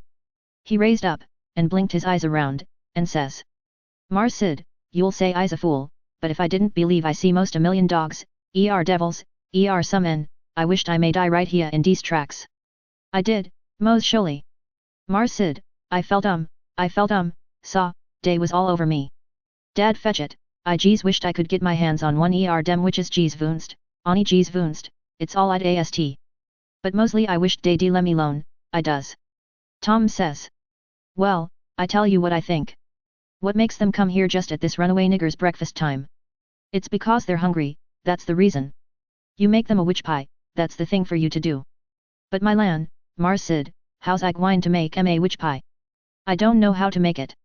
I hain't ever hearn sich a thing bfo. Well, then, I'll have to make it myself. Will you do it, honey, will you? I'll wuss up de ground you yo foot, I will. All right, I'll do it, seeing it's you, and you've been good to us and showed us the runaway nigger. But you got to be mighty careful. When we come around, you turn your back, and then whatever we've put in the pan, don't you let on you see it at all. And don't you look when Jim unloads the pan, something might happen, I don't know what. And above all, don't you handle the witch things. Handle 'em, Mars Sid? What is you talkin' bout? I wouldn't lay to wait my finger on not fr 10,000 billion dollars, I wouldn't." Chapter 37. That was all fixed. So then we went away and went to the rubbish pile in the backyard, where they keep the old boots, and rags, and pieces of bottles, and wore out tin things, and all such truck, and scratched around and found an old tin washpan, and stopped up the holes as well as we could, to bake the pie in, and took it down cellar and stole it full of flour and started for breakfast, and found a couple of shingle nails that Tom said would be handy for a prisoner to scrabble his name and sorrows on the dungeon walls with, and dropped one of them in Aunt Sally's apron pocket which was hanging on a chair, and t'other we stuck in the band of Uncle Silas's hat, which was on the bureau, because we heard the children say their pa and ma was going to the runaway nigger's house this morning, and then went to breakfast, and Tom dropped the pewter spoon in Uncle Silas's coat pocket, and Aunt Sally wasn't come yet, so we had to wait a little while. And when she come she was hot and red and cross, and couldn't hardly wait for the blessing, and then she went to sluicing out coffee with one hand and cracking the handiest child's head with her thimble with the other, and says, "I've hunted high and I've hunted low, and it does beat all what has become of your other shirt." My heart fell down amongst my lungs and livers and things, and a hard piece of corn crust started down my throat after it and got met on the road with a cough, and was shot across the table, and took one of the children in the eye and curled him up like a fishing worm, and let a cry out of him the size of a war-whoop, and Tom he turned kinder blue around the gills, and it all amounted to a considerable state of things for about a quarter of a minute or as much as that, and I would a sold out for half price if there was a bidder. But after that we was all right again, it was the sudden surprise of it that knocked us so kind of cold. Uncle Silas he says, "It's most uncommon curious, I can't understand it. I know perfectly well I took it off, because you hain't got but one on. Just listen at the man. I know you took it off, and know it by a better way than your wool-gathering memory, too, because it was on the CLO's line yesterday, I see it there myself. But it's gone, that's the long and the short of it, and you'll just have to change to a red flannel one till I can get time to make a new one. And it'll be the third I've made in 2 years. It just keeps a body on the jump to keep you in shirts, and whatever you do manage to do with 'em all is more 'n I can make out. A body d'ye think you would learn to take some sort of care of 'em at your time of life? I know it, Sally, and I do try all I can. But it oughtn't to be altogether my fault, because, you know, I don't see them nor have nothing to do with them except when they're on me, and I don't believe I've ever lost one of them off of me." "Well, it ain't your fault if you haven't, Silas, you'd a done it if you could, I reckon. And the shirt ain't all that's gone, nuther. There's a spoon gone, and that ain't all. There was 10, and now there's only 9. The calf got the shirt, I reckon, but the calf never took the spoon, that's certain. Why, what else is gone, Sally? There's 6 candles gone, that's what. The rats could a got the candles, and I reckon they did. I wonder they don't walk off with the whole place, the way you're always going to stop their holes and don't do it, and if they warned fools they'd sleep in your hair, Silas, you'd never find it out, but you can't lay the spoon on the rats, and that I know. Well, Sally, I'm in fault, and I acknowledge it, I've been remiss, but I won't let tomorrow go by without stopping up them holes. Oh, I wouldn't hurry, next year'll do. Matilda Angelina Araminta Phelps. Whack comes the thimble, and the child snatches her claws out of the sugar bowl without fooling around any. Just then the nigger woman steps onto the passage, and says, Missus, day's a sheet gone. A sheet gone? Well, for the land's sake. I'll stop up them holes today, says Uncle Silas, looking sorrowful. Oh, do shut up, s'pose the rats took the sheet? Where's it gone, Liz? Cla to goodness I hind no notion, Miss Sally. She was on to CLO's line yestiddy, but she done gone, she and no mo now. I reckon the world is coming to an end. I never see the beat of it in all my born days. A shirt, and a sheet, and a spoon, and 6 kin. Missus, comes a young yaller wench, day's a brass candlestick Miss N. Clear out from here, you hussy, I'll take a skillet to yet. Well, she was just a biling. I begun to lay for a chance, I reckoned I would sneak out and go for the woods till the weather moderated. She kept a raging right along, running her insurrection all by herself, and everybody else mighty meek and quiet, and at last Uncle Silas, looking kind of foolish, fishes up that spoon out of his pocket. She stopped, with her mouth open and her hands up, and as for me, I wished I was in Jerusalem or somewheres. But not long, because she says, it's just as I expected. So you had it in your pocket all the time, and like as not you've got the other things there, too. How'd it get there? I really don't know, Sally, he says, kind of apologizing, or you know I would tell. I was studying over my text in Acts 17 before breakfast, and I reckon I put it in there, not noticing, meaning to put my testament in, and it must be so, because my testament ain't in, but I'll go and see, and if the testament is where I had it, I'll know I didn't put it in, and that will show that I laid the testament down and took up the spoon, and... Oh, for the land's sake! Give a body a rest. Go long now, the whole kit and biling of yet, and don't come nigh me again till I've got back my peace of mind. I'd a heard her if she'd a said it to herself, let alone speaking it out, and I'd a got up and obeyed her if I'd a been dead. As we was passing through the setting room the old man he took up his hat, and the shingle nail fell out on the floor, and he just merely picked it up and laid it on the mantel shelf, and never said nothing, and went out. Tom see him do it, and remembered about the spoon, and says, well, it ain't no use to send things by him no more, he ain't reliable. Then he says, but he done us a good turn with the spoon, anyway, without knowing it, and so we'll go and do him one without him knowing it, stop up his rat holes. There was a noble good lot of them down cellar, and it took us a whole hour, but we done the job tight and good and shipshape. Then we heard steps on the stairs, and blowed out our light and hid, and here comes the old man, with a candle in one hand and a bundle of stuff in t'other, looking as absent-minded as year before last. He went a-mooning around, first to one rat hole and then another, till he'd been to them all. Then he stood about 5 minutes, picking tallow drip off of his candle and thinking. Then he turns off slow and dreamy towards the stairs, saying, well, for the life of me I can't remember when I done it. I could show her now that I warn't to blame on account of the rats. But never mind, let it go. I reckon it wouldn't do no good. And so he went on mumbling upstairs, and then we left. He was a mighty nice old man. And always is. Tom was a good deal bothered about what to do for a spoon, but he said we'd got to have it, so he took a think.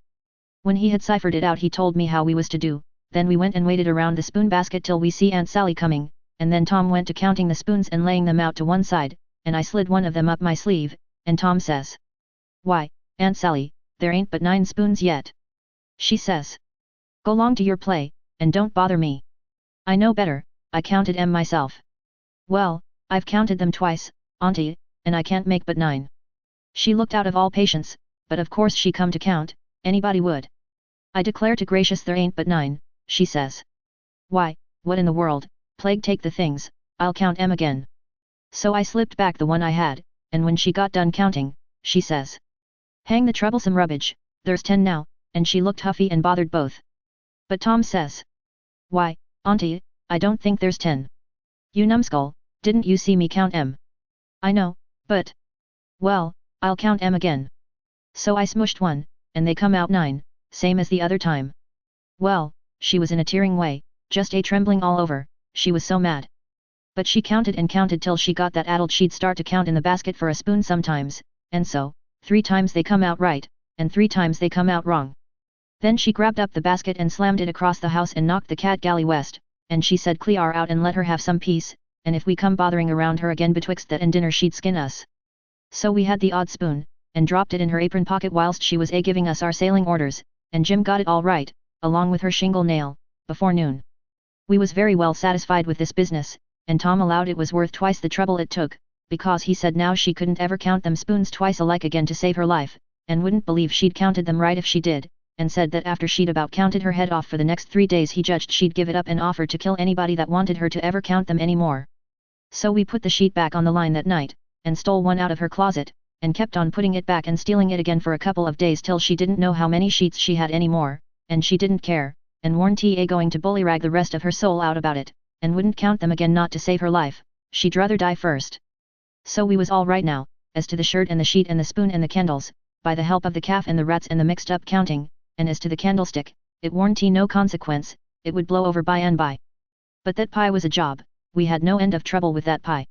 We fixed it up away down in the woods, and cooked it there, and we got it done at last, and very satisfactory, too, but not all in one day, and we had to use up 3 washpans full of flour before we got through, and we got burnt pretty much all over, in places, and eyes put out with the smoke, because, you see, we didn't want nothing but a crust, and we couldn't prop it up right, and she would always cave in.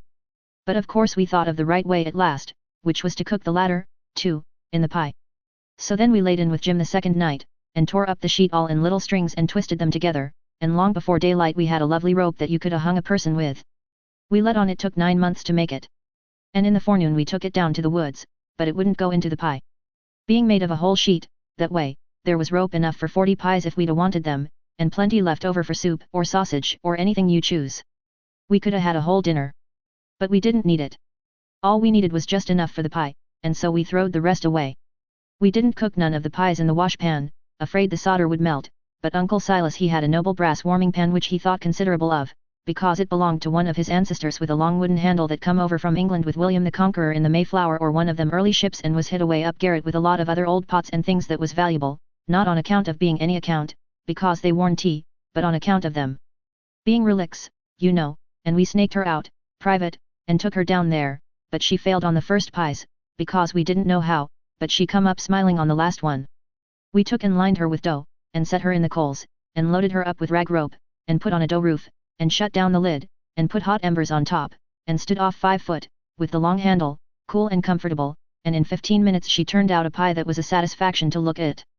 But the person that it would want to fetch a couple of kegs of toothpicks along, for if that rope ladder wouldn't cramp him down to business I don't know nothing what I'm talking about, and lay him in enough stomachache to last him till next time, too. Nat didn't look when we put the witch pie in Jim's pan, and we put the 3 tin plates in the bottom of the pan under the victuals, and so Jim got everything all right, and as soon as he was by himself he busted into the pie and hid the rope ladder inside of his straw tick, and scratched some marks on a tin plate and throwed it out of the window hole. Chapter 38. Making them pens was a distressed tough job, and so was the saw, and Jim allowed the inscription was going to be the toughest of all. That's the one which the prisoner has to scrabble on the wall. But he had to have it, Tom said he'd got to, there warn't no case of a state prisoner not scrabbling his inscription to leave behind, and his coat of arms. Look at Lady Jane Grey, he says, look at Guilford Dudley, look at old Northumberland. Why, Huck, s'pose it is considerable trouble, what you going to do, how you going to get around it? Jim's got to do his inscription and coat of arms. They all do. Jim says. Why, Mars Tom, I hin't got no coat o' arm, I hin't got nuffin but dish your ole shirt, and you knows I got to keep de journal on dat. Oh, you don't understand, Jim, a coat of arms is very different. Well, I says, Jim's right, anyway, when he says he ain't got no coat of arms, because he hin't. I reckon I knowed that, Tom says, but you bet he'll have one before he goes out of this, because he's going out right, and there ain't going to be no flaws in his record. So whilst me and Jim filed away at the pens on a brick bat apiece, Jim making his end out of the brass and I making mine out of the spoon, Tom set to work to think out the coat of arms.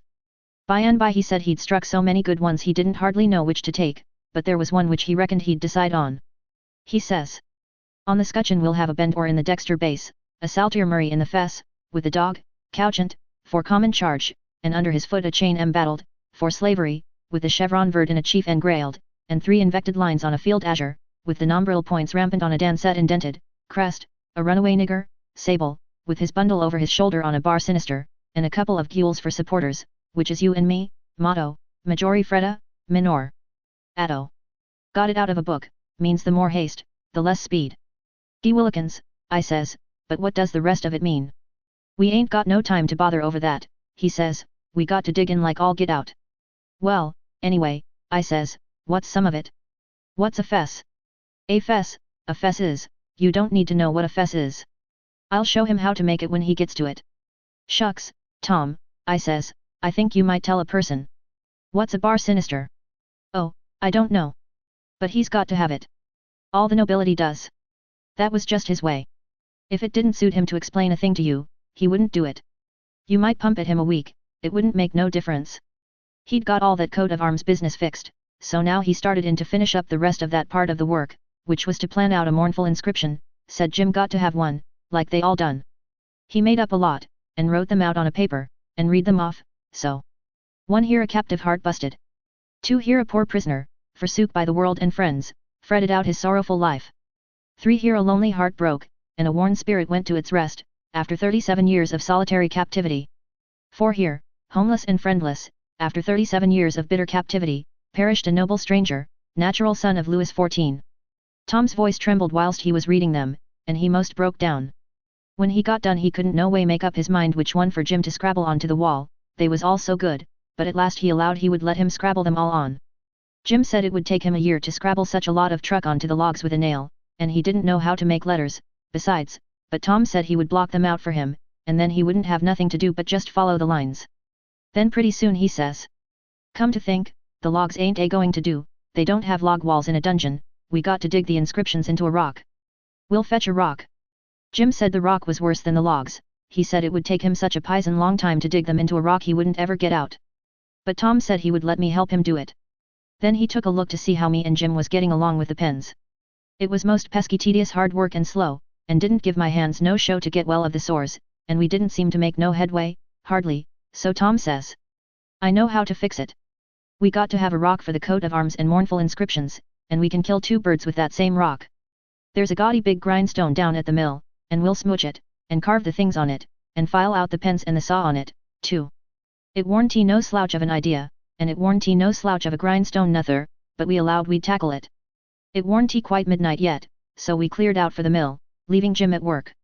We smooshed the grindstone, and set out to roll her home, but it was a most nation tough job.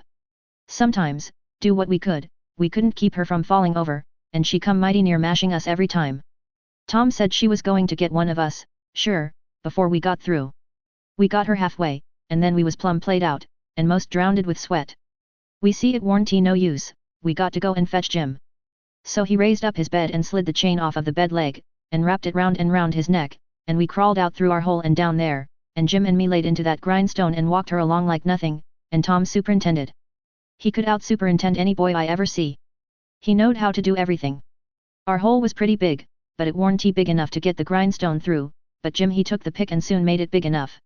Then Tom marked out them things on it with the nail, and set Jim to work on them, with the nail for a chisel and an iron bolt from the rubbish in the lean-to for a hammer, and told him to work till the rest of his candle quit on him, and then he could go to bed, and hide the grindstone under his straw tick and sleep on it.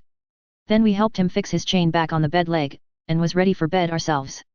But Tom thought of something, and says, you got any spiders in here, Jim? No, saw, thanks to goodness I hind tea, Mars Tom. All right, we'll get you some. But bless you, honey, I don't want none. I's afeard I geez as soon have rattlesnakes around. Tom thought a minute or two, and says, it's a good idea. And I reckon it's been done. It must have been done, it stands to reason. Yes, it's a prime good idea. Where could you keep it? Keep what, Mars Tom? Why, a rattlesnake. De goodness gracious alive, Mars Tom. Why, if dey was a rattlesnake to come in here I'd take and bust right out though dat log wall, I would, with my head. Why, Jim, you wouldn't be afraid of it after a little. You could tame it. Tame it? Yes, easy enough. Every animal is grateful for kindness and petting, and they wouldn't think of hurting a person that pets them. Any book will tell you that. You try, that's all I ask, just try for 2 or 3 days. Why, you can get him so, in a little while, that he'll love you, and sleep with you, and won't stay away from you a minute, and will let you wrap him round your neck and put his head in your mouth. Please, Mars Tom, don't talk so. I can't stand it. He'd let me shove his head in my mouth, for a favor, hind tea it. I lay he'd wait a powful long time foiast him. And mo and dat, I don't want him to sleep with me. Jim, don't act so foolish. A prisoner's got to have some kind of a dumb pet, and if a rattlesnake hinty ever been tried, why, there's more glory to be gained in your being the first to ever try it than any other way you could ever think of to save your life. Why, Mars Tom, I don't want no sich glory. Snake take and bite Jim's chin off, den what is de glory? No, saw, I don't want no sich doin' s. Blame it, can't you try? I only want you to try, you needn't keep it up if it don't work. But de trouble all done if de snake bite me while I's a tryin' him. Mars Tom, I's willin' to tackle mos anything it ain't unreasonable, but if you and Huck fetches a rattlesnake in here for me to tame, I's gwine to leave, that's sure. Well, then, let it go, if you're so bullheaded about it. We can get you some garter snakes, and you can tie some buttons on their tails, and let on their rattlesnakes, and I reckon that'll have to do. I can't stand dem, Mars Tom, but blame if I couldn't get along without I tell you dat. I never knowed BFOT was so much bother and trouble to be a prisoner. Well, it always is when it's done right. You got any rats around here? No, saw, I hind seed none. Well, we'll get you some rats. Why, Mars Tom, I don't want no rats. Days to dad blamedest creatures to disturb a body, and rustle run over and bite his feet, when he's tryin' to sleep, I ever see. No, saw, gimme yarder snakes, I's got to have but don't gimme no rats, I hind got no use for scazely. But, Jim, you got to have they all do. So don't make no more fuss about it. Prisoners ain't ever without rats. There ain't no instance of it. And they train them, and pet them, and learn them tricks, and they get to be as sociable as flies. But you got to play music to them. You got anything to play music on? I ain't got nothing but a coast comb and a piece o' paper, and a juice harp, but I reckon they wouldn't take no stock in a juice harp. Yes they would. They don't care what kind of music 'tis. A juice harp's plenty good enough for a rat. All animals like music, in a prison they dote on it. Specially, painful music, and you can't get no other kind out of a juice harp. It always interests them, they come out to see what's the matter with you. Yes, you're all right, you're fixed very well. You want to set on your bed nights before you go to sleep, and early in the mornings, and play your juice harp, play The Last Link is Broken, that's the thing that'll scoop a rat quicker than anything else, and when you've played about 2 minutes you'll see all the rats, and the snakes and spiders and things begin to feel worried about you, and come. And they'll just fairly swarm over you, and have a noble good time. Yes, they will, I reckon, Mars Tom, but what kind time is Jim havin'? Blessed if I can see to pint. But I'll do it if I got to. I reckon I better keep the animals satisfied, and not have no trouble in the house. Tom waited to think it over, and see if there wasn't nothing else, and pretty soon he says. Oh, there's one thing I forgot. Could you raise a flower here, do you reckon? I don't know but maybe I could, Mars Tom, but it's tolerable dark in here, and I ain't got no use for no flower, no how, and she'd be a powful sight o' trouble. Well, you try it, anyway. Some other prisoners has done it. One dem big cattail lookin' mullein stalks would grow in here, Mars Tom, I reckon, but she wouldn't be worth half the trouble she'd cost. Don't you believe it? We'll fetch you a little one and you plant it in the corner over there, and raise it. And don't call it mullein, call it pitchiola, that's its right name when it's in a prison. And you want to water it with your tears. Why, I got plenty spring water, Mars Tom. You don't want spring water, you want to water it with your tears. It's the way they always do. Why, Mars Tom, I lay I can raise one dem mullein stalks twist with spring water whiles another man's a start and one with tears. That ain't the idea. You got to do it with tears. She'll die on my hands, Mars Tom, she surely will, case I don't scazely ever cry. So Tom was stumped. But he studied it over, and then said Jim would have to worry along the best he could with an onion. He promised he would go to the nigger cabins and drop one, private, in Jim's coffee pot, in the morning. Jim said he would as soon have Chewbacca in his coffee, and found so much fault with it, and with the work and bother of raising the mullein, and juice harping the rats and petting and flattering up the snakes and spiders and things, on top of all the other work he had to do on pens and inscriptions and journals, and things, which made it more trouble and worry and responsibility to be a prisoner than anything he ever undertook, that Tom most lost all patience with him, and said he was just low and down with more gaudier chances than a prisoner ever had in the world to make a name for himself, and yet he didn't know enough to appreciate them, and they was just about wasted on him. So Jim he was sorry, and said he wouldn't behave so no more, and then me and Tom shoved for bed. Chapter 39. In the morning we went up to the village and bought a wire rat trap and fetched it down, and unstopped the best rat hole, and in about an hour we had 15 of the bulliest kind of ones, and then we took it and put it in a safe place under Aunt Sally's bed, But while we was gone for spiders, little Thomas Franklin Benjamin Jefferson Alexander Phelps found it there, and opened the door of it to see if the rats would come out, and they did, and Aunt Sally she come in, and when we got back she was standing on top of the bed raising Cain, and the rats was doing what they could to keep off the dull times for her. So she took and dusted us both with the hickory, and we was as much as 2 hours catching another 15 or 16, drat that meddlesome cub, and they warn't the likeliest, nuther, because the first haul was the pick of the flock. I never see a likelier lot of rats than what that first haul was. We got a splendid stock of sorted spiders, and bugs, and frogs, and caterpillars, and one thing or another, and we like to got a hornet's nest, but we didn't. The family was at home. We didn't give it right up, but stayed with them as long as we could, because we allowed we'd tire them out or they'd got to tire us out, and they done it. Then we got a lichen paint and rubbed on the places, and was pretty near all right again, but couldn't set down convenient. And so we went for the snakes, and grabbed a couple of dozen garters and house snakes, and put them in a bag, and put it in our room, and by that time it was supper time, and a rattling good honest day's work, and hungry? Oh, no, I reckon not. And there warn't a blessed snake up there when we went back. We didn't half tie the sack, and they worked out somehow, and left. But it didn't matter much, because they was still on the premises somewheres. So we judged we could get some of them again. No, there warn't no real scarcity of snakes about the house for a considerable spell. You'd see them dripping from the rafters and places every now and then, and they generally landed in your plate, or down the back of your neck, and most of the time where you didn't want them. Well, they was handsome and striped, and there warn't no harm in a million of them, but that never made no difference to Aunt Sally. She despised snakes, be the breed what they might, and she couldn't stand them no way you could fix it, and every time one of them flopped down on her, it didn't make no difference what she was doing, she would just lay that work down and light out. I never see such a woman. And you could hear her hoop to Jericho. You couldn't get her to take a hold of one of them with the tongs. And if she turned over and found one in bed she would scramble out and lift a howl that you would think the house was afire. She disturbed the old man so that he said he could most wish there hadn't ever been no snakes created. Why, after every last snake had been gone clear out of the house for as much as a week Aunt Sally warn't over it yet, she warn't near over it, when she was sitting thinking about something you could touch her on the back of her neck with a feather and she would jump right out of her stockings. It was very curious. But Tom said all women was just so. He said they was made that way for some reason or other. We got a licking every time one of our snakes come in her way, and she allowed these lickings warn't nothing to what she would do if we ever loaded up the place again with them. I didn't mind the lickings, because they didn't amount to nothing, but I minded the trouble we had to lay in another lot. But we got them laid in, and all the other things, and you never see a cabin as blithesome as Jim's was when they'd all swarm out for music and go for him. Jim didn't like the spiders, and the spiders didn't like Jim, and so they'd lay for him, and make it mighty warm for him. And he said that between the rats and the snakes and the grindstone there warn't no room in bed for him, Scaisley, and when there was, a body couldn't sleep, it was so lively, and it was always lively, he said, because they never all slept at one time, but took turn about, so when the snakes was asleep the rats was on deck, and when the rats turned in the snakes come on watch, so he always had one gang under him, in his way, and t'other gang having a circus over him, and if he got up to hunt a new place the spiders would take a chance at him as he crossed over. He said if he ever got out this time he wouldn't ever be a prisoner again, not for a salary.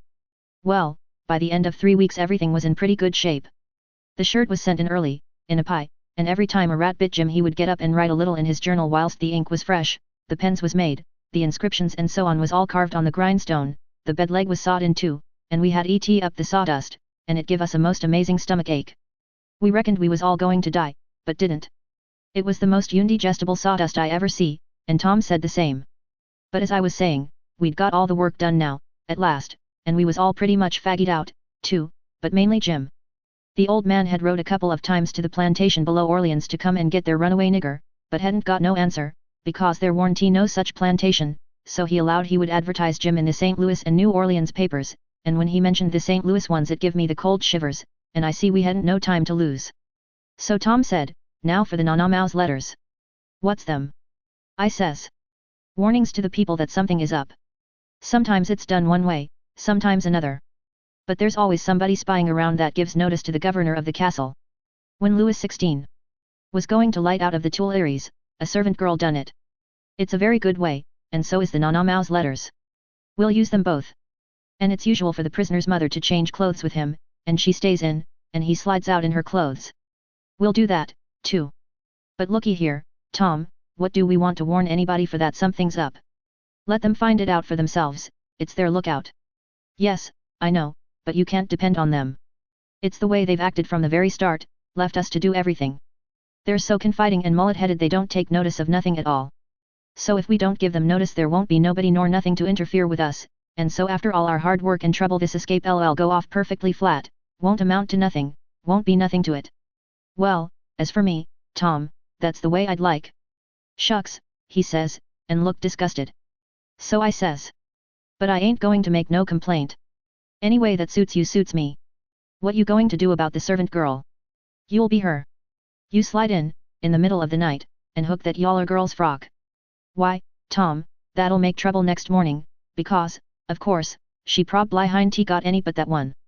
I know, but you don't want it but 15 minutes, to carry the Nana Mao's letter and shove it under the front door. All right, then, I'll do it, but I could carry it just as handy in my own togs. You wouldn't look like a servant girl then, would you? No, but there won't be nobody to see what I look like, anyway. That ain't got nothing to do with it. The thing for us to do is just to do our duty, and not worry about whether anybody sees us do it or not. Hain't you got no principle at all? All right, I ain't saying nothing, I'm the servant girl. Who's Jim's mother? I'm his mother. I'll hook a gown from Aunt Sally. Well, then, you'll have to stay in the cabin when me and Jim leaves. Not much.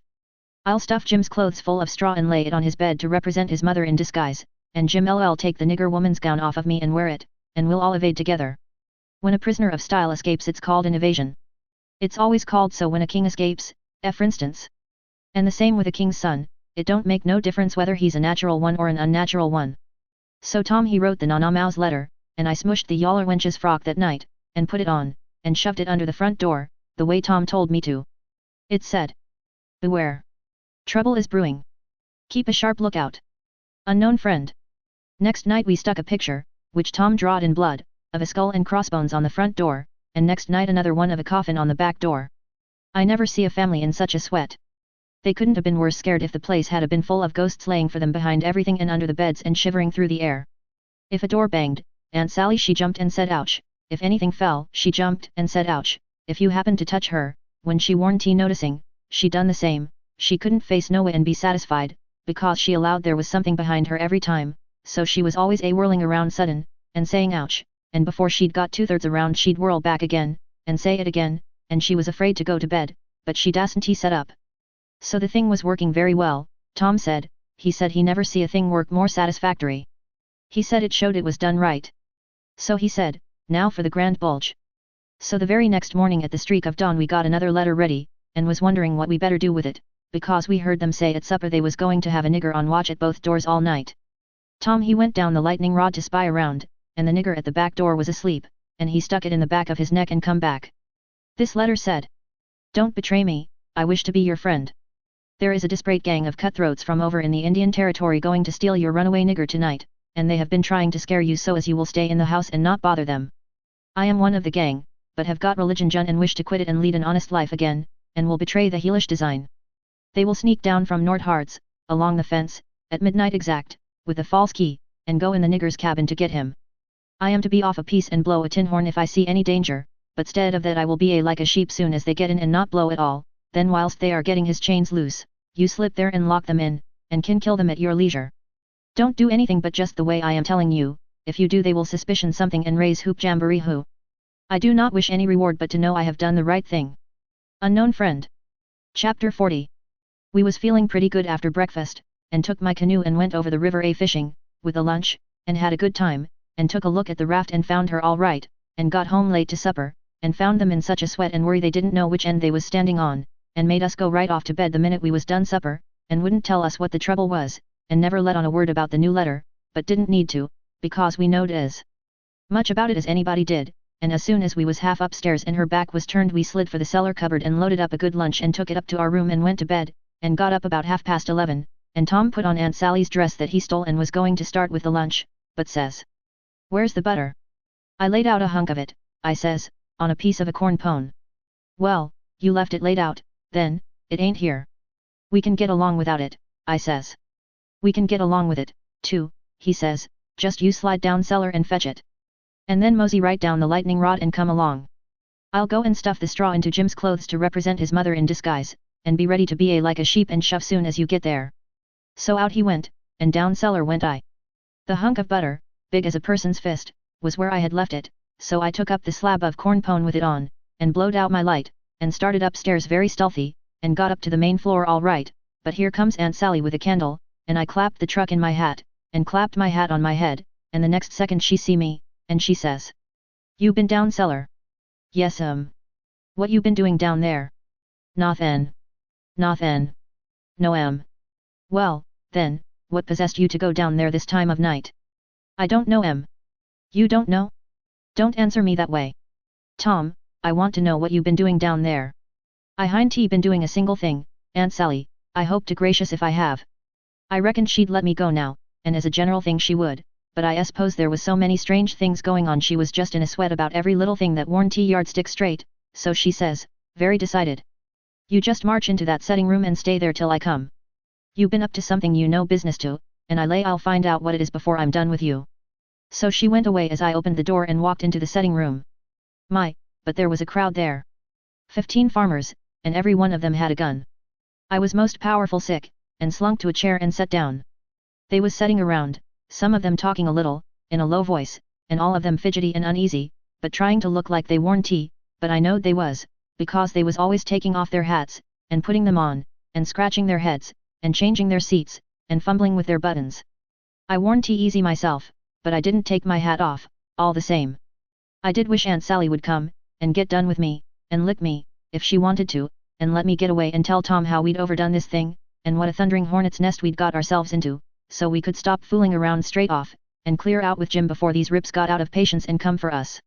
At last she come and begun to ask me questions, but I couldn't answer them straight. I didn't know which end of me was up, because these men was in such a fidget now that some was wanting to start right now and lay for them desperados, and saying it warn't but a few minutes to midnight, and others was trying to get them to hold on and wait for the sheep signal, and here was on to pegging away at the questions, and me shaking all over and ready to sink down in my tracks. I was that scared, and the place getting hotter and hotter, and the butter beginning to melt and run down my neck and behind my ears, and pretty soon, when one of them says, "I'm for going and getting in the cabin first and right now, and catching them when they come," I most dropped, and a streak of butter come trickling down my forehead, and Aunt Sally she see it, and turns white as a sheet, and says, "For the land's sake, what is the matter with the child? He's got the brain fever as sure as you're born, and they're oozing out." And everybody runs to see, and she snatches off my hat, and out comes the bread and what was left of the butter, and she grabbed me, and hugged me, and says, "Oh, what a turn you did give me, and how glad and grateful I am it ain't no worse, for luck's against us, and it never rains but it pours, and when I see that truck I thought we'd lost you, for I knowed by the color and all it was just like your brains would be if, dear, WHYDNT you tell me that was what you'd been down there for, I wouldn't a cared. Now clear out to bed, and don't let me see no more of you till morning." I was upstairs in a second, and down the lightning rod in another one, and shinning through the dark for the lean-to. I couldn't hardly get my words out, I was so anxious, but I told Tom as quick as I could we must jump for it now, and not a minute to lose, the house full of men, yonder, with guns. His eyes just blazed, and he says, "No, is that so? Ain't it bully? Why, Huck, if it was to do over again, I bet I could fetch 200. If we could put it off till—" "Hurry, hurry," I says. "Where's Jim?" "Right at your elbow, if you reach out your arm you can touch him. He's dressed, and everything's ready. Now we'll slide out and give the sheep signal." But then we heard the tramp of men coming to the door, and heard them begin to fumble with the padlock, and heard a man say, "I told you we'd be too soon, they haven't come, the door is locked. Here, I'll lock some of you into the cabin, and you lay 4 in the dark and kill when they come, and the rest scatter around a piece, and listen if you can hear coming."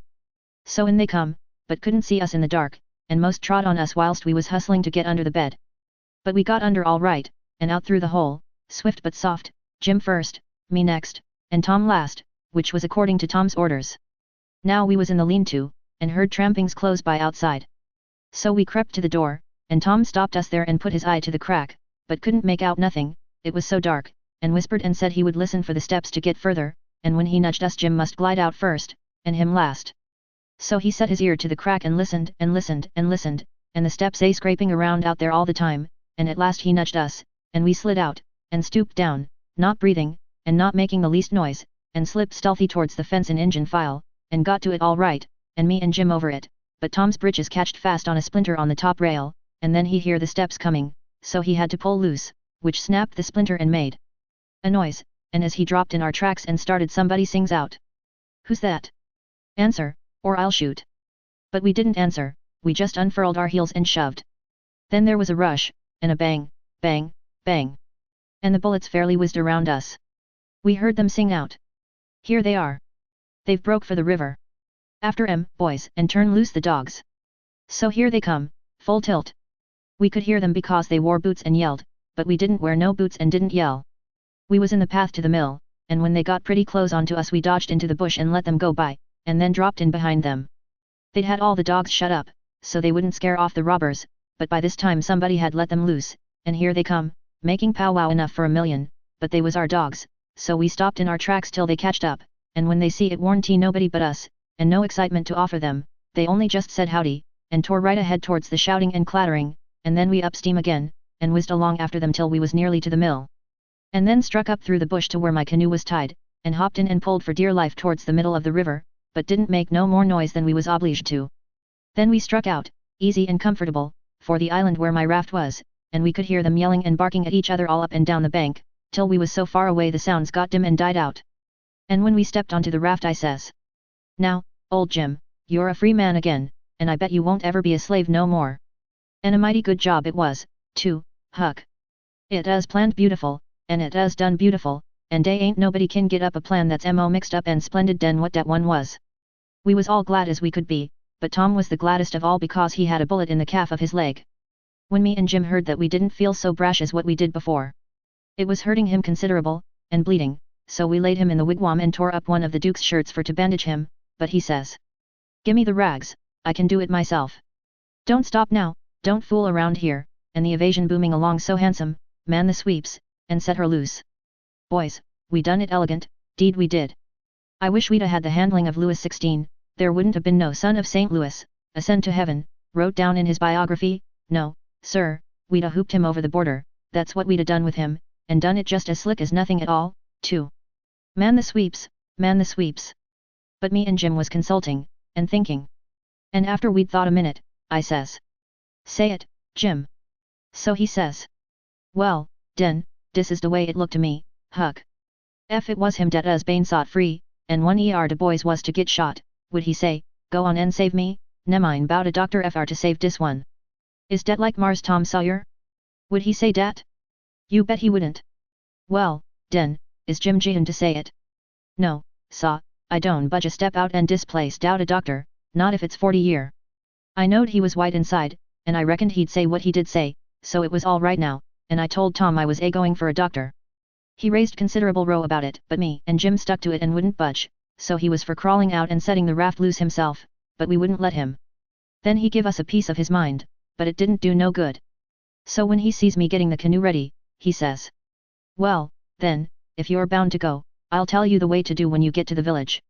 Shut the door and blindfold the doctor tight and fast, and make him swear to be silent as the grave, and put a purse full of gold in his hand, and then take and lead him all around the back alleys and everywheres in the dark, and then fetch him here in the canoe, in a roundabout way amongst the islands, and search him and take his chalk away from him, and don't give it back to him till you get him back to the village, or else he will chalk this raft so he can find it again. It's the way they all do." So I said I would, and left, and Jim was to hide in the woods when he see the doctor coming till he was gone again. Chapter 41. The doctor was an old man, a very nice, kind-looking old man when I got him up. I told him me and my brother was over on Spanish Island hunting yesterday afternoon, and camped on a piece of a raft we found, and about midnight he must have kicked his gun in his dreams, for it went off and shot him in the leg, and we wanted him to go over there and fix it and not say nothing about it, nor let anybody know, because we wanted to come home this evening and surprise the folks. "Who is your folks?" he says. "The Phelpses, down yonder." "Oh," he says. And after a minute, he says, "How'd you say he got shot?" "He had a dream," I says, "and it shot him." "Singular dream," he says. So he lit up his lantern, and got his saddlebags, and we started. But when he sees the canoe he didn't like the look of her, said she was big enough for one, but didn't look pretty safe for two. I says, "Oh, you needn't be afeard, sir, she carried the three of us easy enough." "What three?" "Why, me and Sid, and the guns, that's what I mean." "Oh," he says. But he put his foot on the gunwale and rocked her, and shook his head, and said he reckoned he'd look around for a bigger one. But they was all locked and chained, so he took my canoe, and said for me to wait till he come back, or I could hunt around further, or maybe I better go down home and get them ready for the surprise if I wanted to. But I said I didn't, so I told him just how to find the raft, and then he started. I struck an idea pretty soon. I says to myself, s'pose and he can't fix that leg just in 3 shakes of a sheep's tail, as the saying is? S'pose and it takes him 3 or 4 days. What are we going to do, lay around there till he lets the cat out of the bag? No, sir, I know what I'll do. I'll wait, and when he comes back if he says he's got to go any more I'll get down there, too, if I swim, and we'll take and tie him, and keep him, and shove out down the river, and when Tom's done with him we'll give him what it's worth, or all we got, and then let him get ashore. So then I crept into a lumber pile to get some sleep, and next time I waked up the sun was away up over my head. I shot out and went for the doctor's house, but they told me he'd gone away in the night sometime or other, and warn't he back yet. Well, thinks I, that looks powerful bad for Tom, and I'll dig out for the island right off. So away I shoved, and turned the corner, and nearly rammed my head into Uncle Silas's stomach. He says, "Why, Tom! Where you been all this time, you rascal?" "I hain't been nowheres," I says, "only just hunting for the runaway nigger, me and Sid."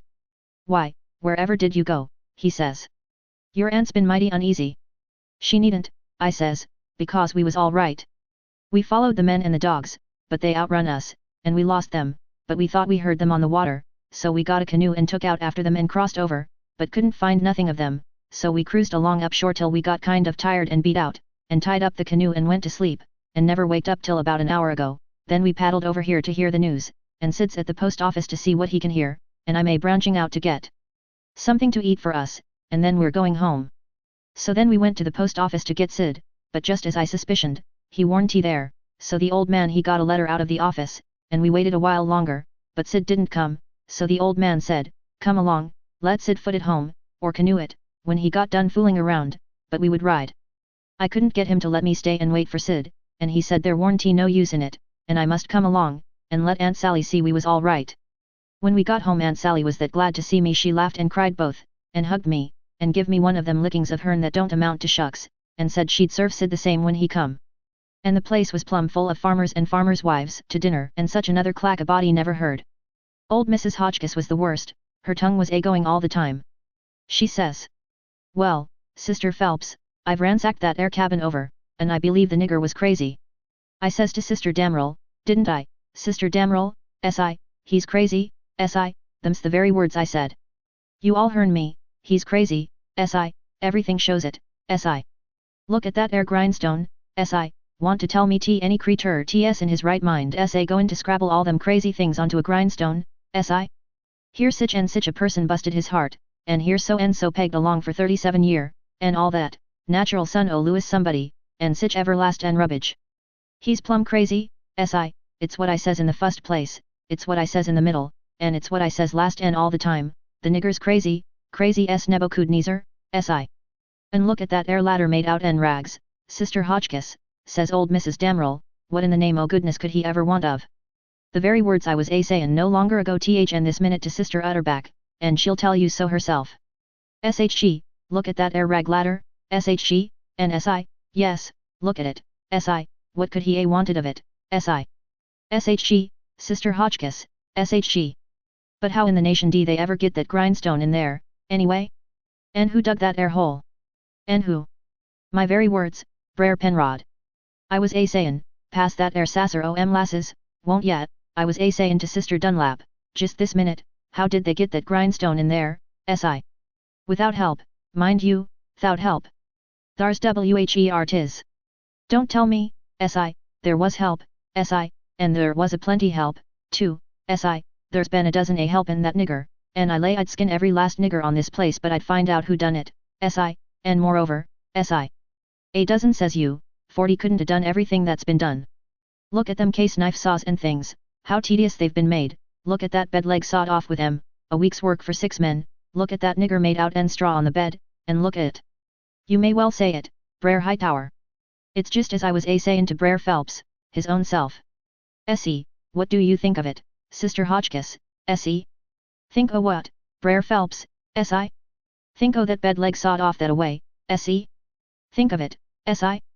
I lay it never sawed itself off, si, somebody sawed it, si, that's my opinion, take it or leave it, it mayn't be no count, si, but sich as 'tis, it's my opinion, si, and if anybody can start a better one, si, let him do it, Si, that's all.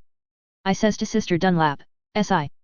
Why, dog my cats, they must have been a house full o' niggers in there every night for 4 weeks to a done all that work, Sister Phelps. Look at that shirt, every last inch of it kivered over with secret African writ and done with blood. Must have been a raft UVM at it right along, all the time, most.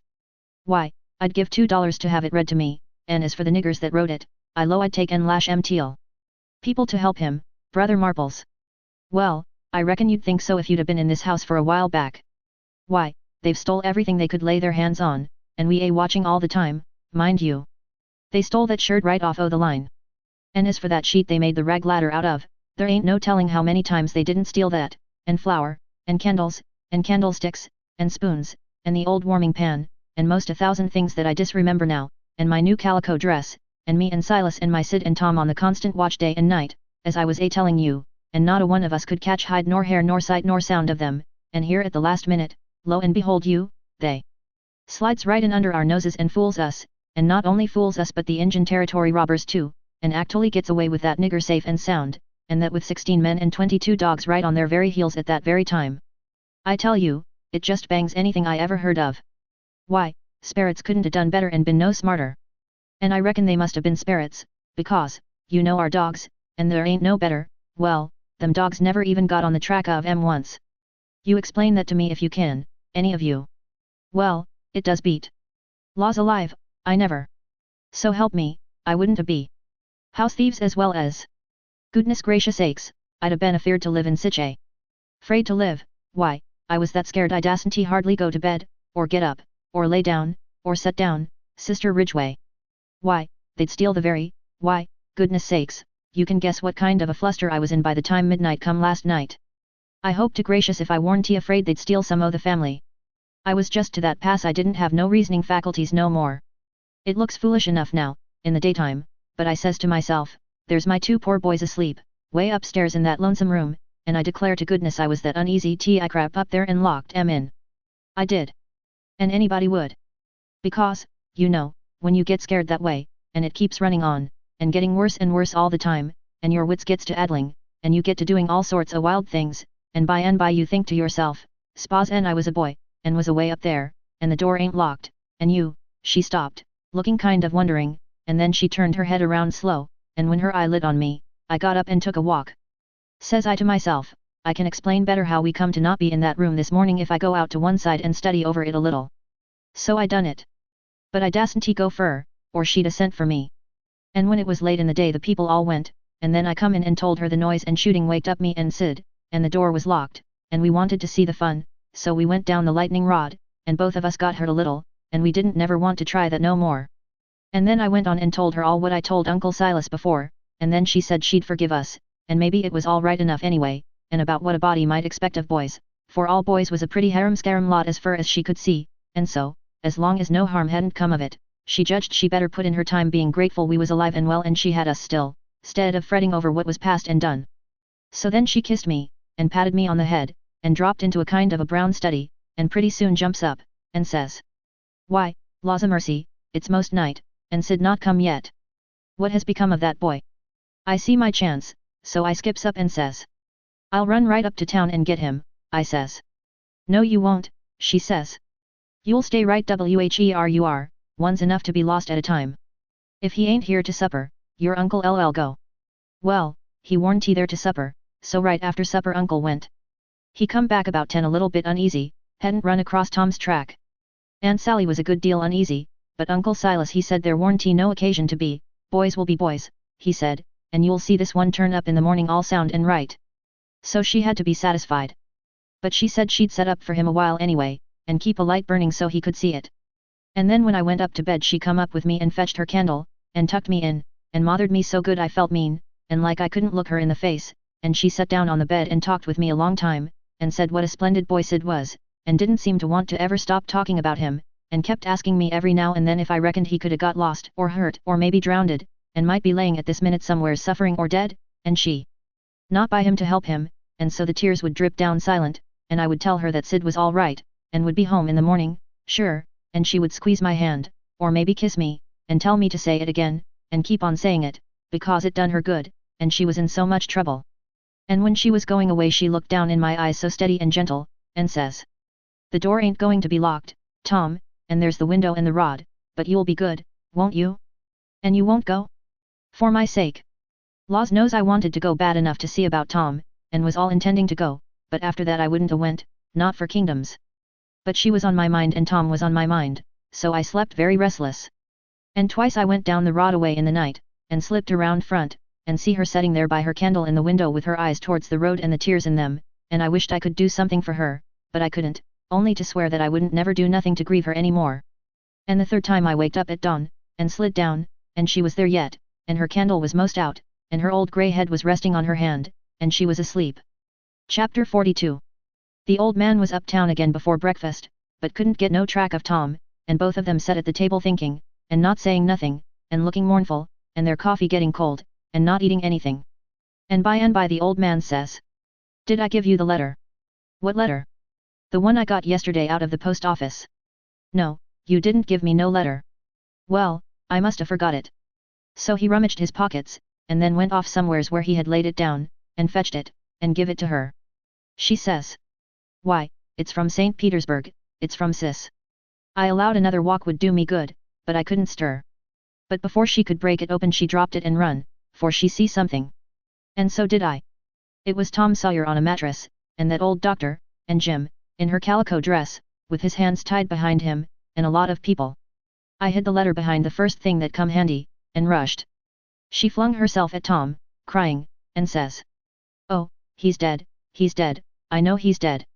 And Tom he turned his head a little, and muttered something or other, which showed he warn't in his right mind, then she flung up her hands, and says, "He's alive, thank God.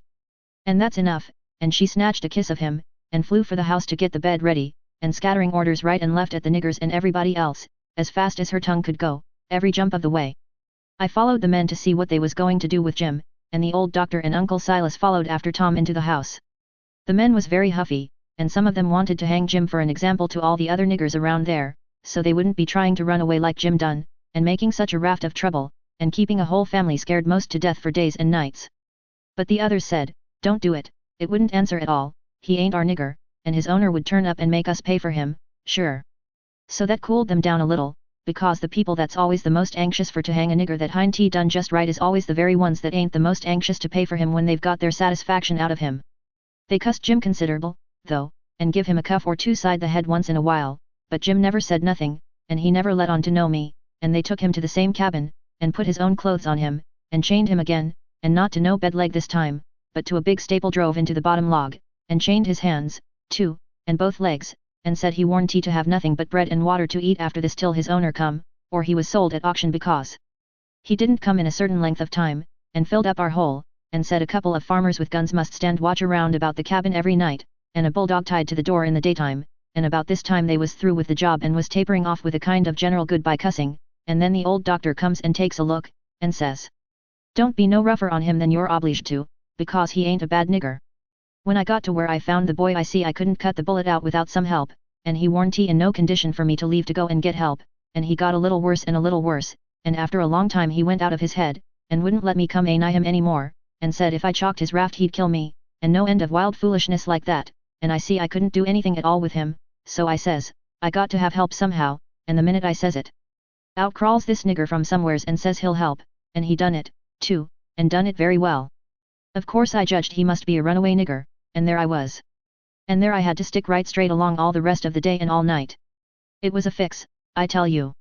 I had a couple of patients with the chills, and of course I'd have liked to run up to town and see them, but I dasn't, because the nigger might get away, and then I'd be to blame, and yet never a skiff come close enough for me to hail. So there I had to stick plumb until daylight this morning, and I never see a nigger that was a better nuss or faithfuler, and yet he was risking his freedom to do it, and was all tired out, too, and I see plain enough he'd been worked main hard lately. I liked the nigger for that, I tell you, gentlemen, a nigger like that is worth $1,000, and kind treatment, too. I had everything I needed, and the boy was doing as well there as he would a done at home, better, maybe, because it was so quiet, but there I was, with both of 'em on my hands, and there I had to stick till about dawn this morning, then some men in a skiff come by, and as good luck would have it the nigger was setting by the pallet with his head propped on his knees sound asleep, so I motioned them in quiet, and they slipped up on him and grabbed him and tied him before he knowed what he was about, and we never had no trouble. And the boy being in a kind of a flighty sleep, too, we muffled the oars and hitched the raft on, and towed her over very nice and quiet, and the nigger never made the least row nor said a word from the start. He ain't no bad nigger, gentlemen, that's what I think about him. Somebody says. Well, it sounds very good, doctor, I'm obliged to say. Then the others softened up a little, too, and I was mighty thankful to that old doctor for doing Jim that good turn, and I was glad it was according to my judgment of him, too, because I thought he had a good heart in him and was a good man the first time I see him. Then they all agreed that Jim had acted very well, and was deserving to have some notice took of it, and reward. So every one of them promised, right out and hearty, that they wouldn't cuss him no more. Then they come out and locked him up. I hoped they was going to say he could have one or two of the chains took off, because they was rotten heavy, or could have meat and greens with his bread and water, but they didn't think of it, and I reckoned it warn't best for me to mix in, but I judged I'd get the doctor's yarn to Aunt Sally somehow or other as soon as I'd got through the breakers that was laying just ahead of me, explanations, I mean, of how I forgot to mention about Sid being shot when I was telling how him and me put in that drat night paddling around hunting the runaway nigger. But I had plenty time. Aunt Sally she stuck to the sick room all day and all night, and every time I see Uncle Silas mooning around I dodged him. Next morning I heard Tom was a good deal better, and they said Aunt Sally was gone to get a nap. So I slips to the sick room, and if I found him awake I reckoned we could put up a yarn for the family that would wash. But he was sleeping, and sleeping very peaceful, too, and pale, not fire-faced the way he was when he come. So I sat down and laid for him to wake. In about half an hour Aunt Sally comes gliding in, and there I was, up a stump again. She motioned me to be still, and sat down by me, and begun to whisper, and said we could all be joyful now, because all the symptoms was first-rate, and he'd been sleeping like that for ever so long, and looking better and peaceful all the time, and 10 to 1 he'd wake up in his right mind. So we sat there watching, and by and by he stirs a bit, and opened his eyes very natural, and takes a look, and says, "Hello, why, I'm at home. How's that? Where's the raft?" "It's all right," I says. "And Jim?" "The same," I says, but couldn't say it pretty brash. But he never noticed, but says, "Good. Splendid. Now we're all right and safe. Did you tell Auntie?" I was going to say yes, but she chipped in and says, "About what, Sid?" "Why, about the way the whole thing was done." "What whole thing?" "Why, the whole thing. There ain't but one, how we set the runaway nigger free, me and Tom." "Good land. Set the run, what is the child talking about?" Dear, out of his head again." "No, I ain't out of my head, I know all what I'm talking about. We did set him free, me and Tom. We laid out to do it, and we done it. And we done it elegant, too. He'd got a start, and she never checked him up, just sat and stared, and let him clip along, and I see it warn't no use for me to put in. Why, Auntie, it cost us a power of work, weeks of it, hours and hours, every night, whilst you was all asleep.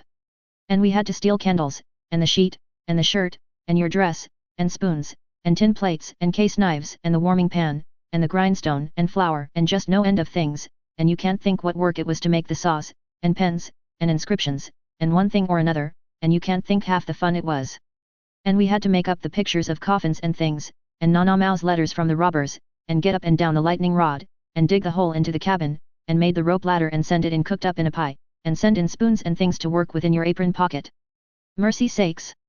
And load up the cabin with rats and snakes and so on, for company for Jim, and then you kept Tom here so long with the butter in his hat that you come near spiling the whole business, because the men come before we was out of the cabin, and we had to rush, and they heard us and let drive at us, and I got my share, and we dodged out of the path and let them go by, and when the dogs come they warn't interested in us, but went for the most noise, and we got our canoe, and made for the raft, and was all safe, and Jim was a free man, and we done it all by ourselves, and wasn't it bully, Auntie?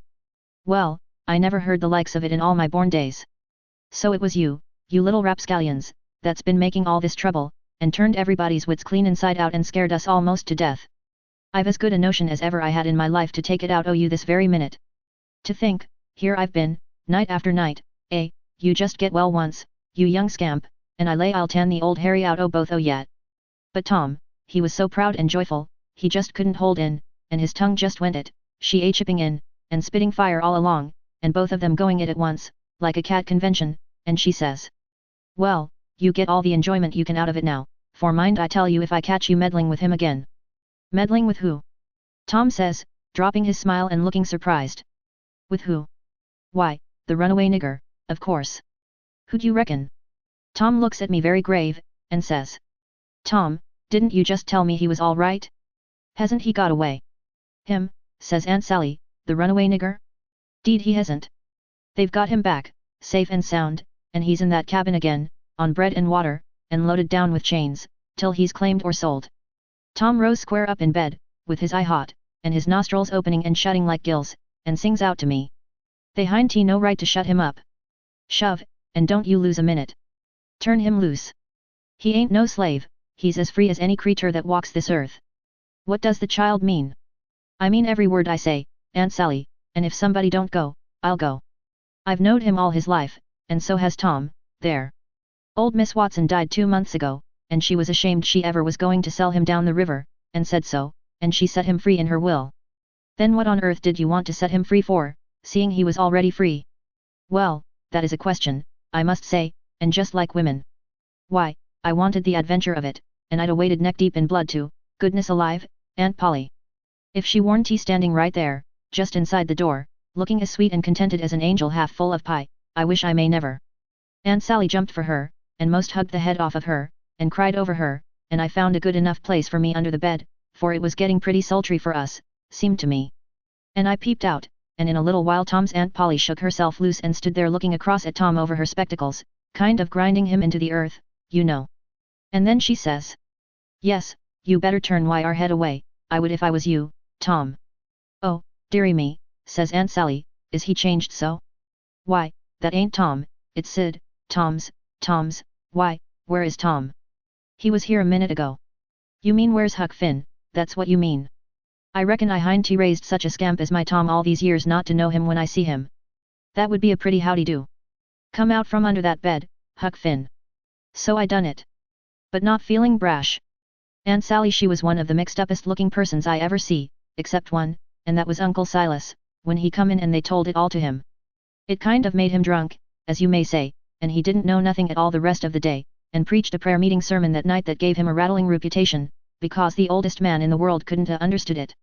So Tom's Aunt Polly, she told all about who I was, and what, and I had to up and tell how I was in such a tight place that when Mrs. Phelps took me for Tom Sawyer, she chipped in and says, "Oh, go on and call me Aunt Sally, I'm used to it now, and tain't no need to change," that when Aunt Sally took me for Tom Sawyer I had to stand it, there warn't no other way, and I knowed he wouldn't mind, because it would be nuts for him, being a mystery, and he'd make an adventure out of it, and be perfectly satisfied.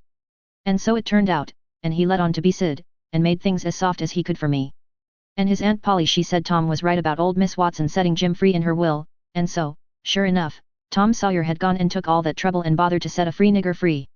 And I couldn't ever understand before, until that minute and that talk, how he could help a body set a nigger free with his bringing up. Well, Aunt Polly she said that when Aunt Sally wrote to her that Tom and Sid had come all right and safe, she says to herself, "Look at that, now. I might have expected it, letting him go off that way without anybody to watch him.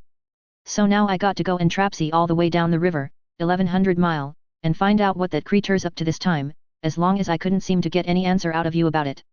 "Why, I never heard nothing from you," says Aunt Sally. "Well, I wonder. Why, I wrote you twice to ask you what you could mean by Sid being here." "Well, I never got sis." Aunt Polly she turns around slow and severe, and says, "You, Tom." "Well, what," he says, kind of pettish. "Don't you what me, you impudent thing, hand out them letters." "What letters?" "Them letters. I be bound, if I have to take a hold of you they're in the trunk. There, now. And they're just the same as they was when I got them out of the office. I hain't looked into them, I hain't touched them. But I knowed they'd make trouble, and I thought if you warn't in no hurry, I'd. Well, you do need skinning, there ain't no mistake about it. And I wrote another one to tell you I was coming, and I suppose he. No, it come yesterday, I hain't read it yet, but it's all right, I've got that one. I wanted to offer to bet $2 she hadn't, but I reckoned maybe it was just as safe to not to. So I never said nothing. Chapter the last. The first time I catched Tom private I asked him what was his idea, time of the evasion, what it was he'd planned to do if the evasion worked all right and he managed to set a nigger free that was already free before. And he said, what he had planned in his head from the start, if we got Jim out all safe, was for us to run him down the river on the raft, and have adventures plumb to the mouth of the river, and then tell him about his being free, and take him back up home on a steamboat in style and pay him for his lost time, and write word ahead and get out all the niggers around, and have them waltz him into town with a torchlight procession and a brass band, and then he would be a hero, and so would we. But I reckoned it was about as well the way it was. We had Jim out of the chains in no time, and when Aunt Polly and Uncle Silas and Aunt Sally found out how good he helped the doctor nurse Tom, they made a heap of fuss over him, and fixed him up prime, and give him all he wanted to eat, and a good time, and nothing to do. And we had him up to the sick room, and had a high talk, and Tom give Jim $40 for being prisoner for us so patient, and doing it up so good, and Jim was pleased most to death, and busted out, and says, "Da, now, Huck, what I tell you up da on Jackson Island. I tole you I got a Harry Braez, and what's de sign on it, and I tole you I ben rich vunst, and gwine to be rich agin, and it's come true, and he is she is. Da, now. Don't talk to me, signs is signs, mine I tell you, and I know G's as well at I as gwine be rich agin as I's a stanin he a dis minute." And then Tom he talked along, and says, "Le's all three slide out of here one of these nights and get an outfit, and go for howling adventures amongst the Injuns, over in the territory, for a couple of weeks or two," and I says, "All right, that suits me, but I ain't got no money for to buy the outfit, and I reckon I couldn't get none from home, because it's likely Pap's been back before now, and got it all away from Judge Thatcher and drunk it up." "No, he hind tea," Tom says, "it's all there yet, $6,000 and more, and your Pap hind tea ever been back since?" "Hadn't when I come away, anyhow," Jim says, kind of solemn. "He ain't a comin' back no mo, Huck." I says. "Why, Jim? Nemine why, Huck, but he ain't comin' back no mo." But I kept at him, so at last he says, "Don't you 'member de house dat was floatin' down de river, and dey was a man in da, kivered up, and I went in and unkivered him and didn't let you come in? Well, den, you can get yo' money when you wants it, kase dat was him.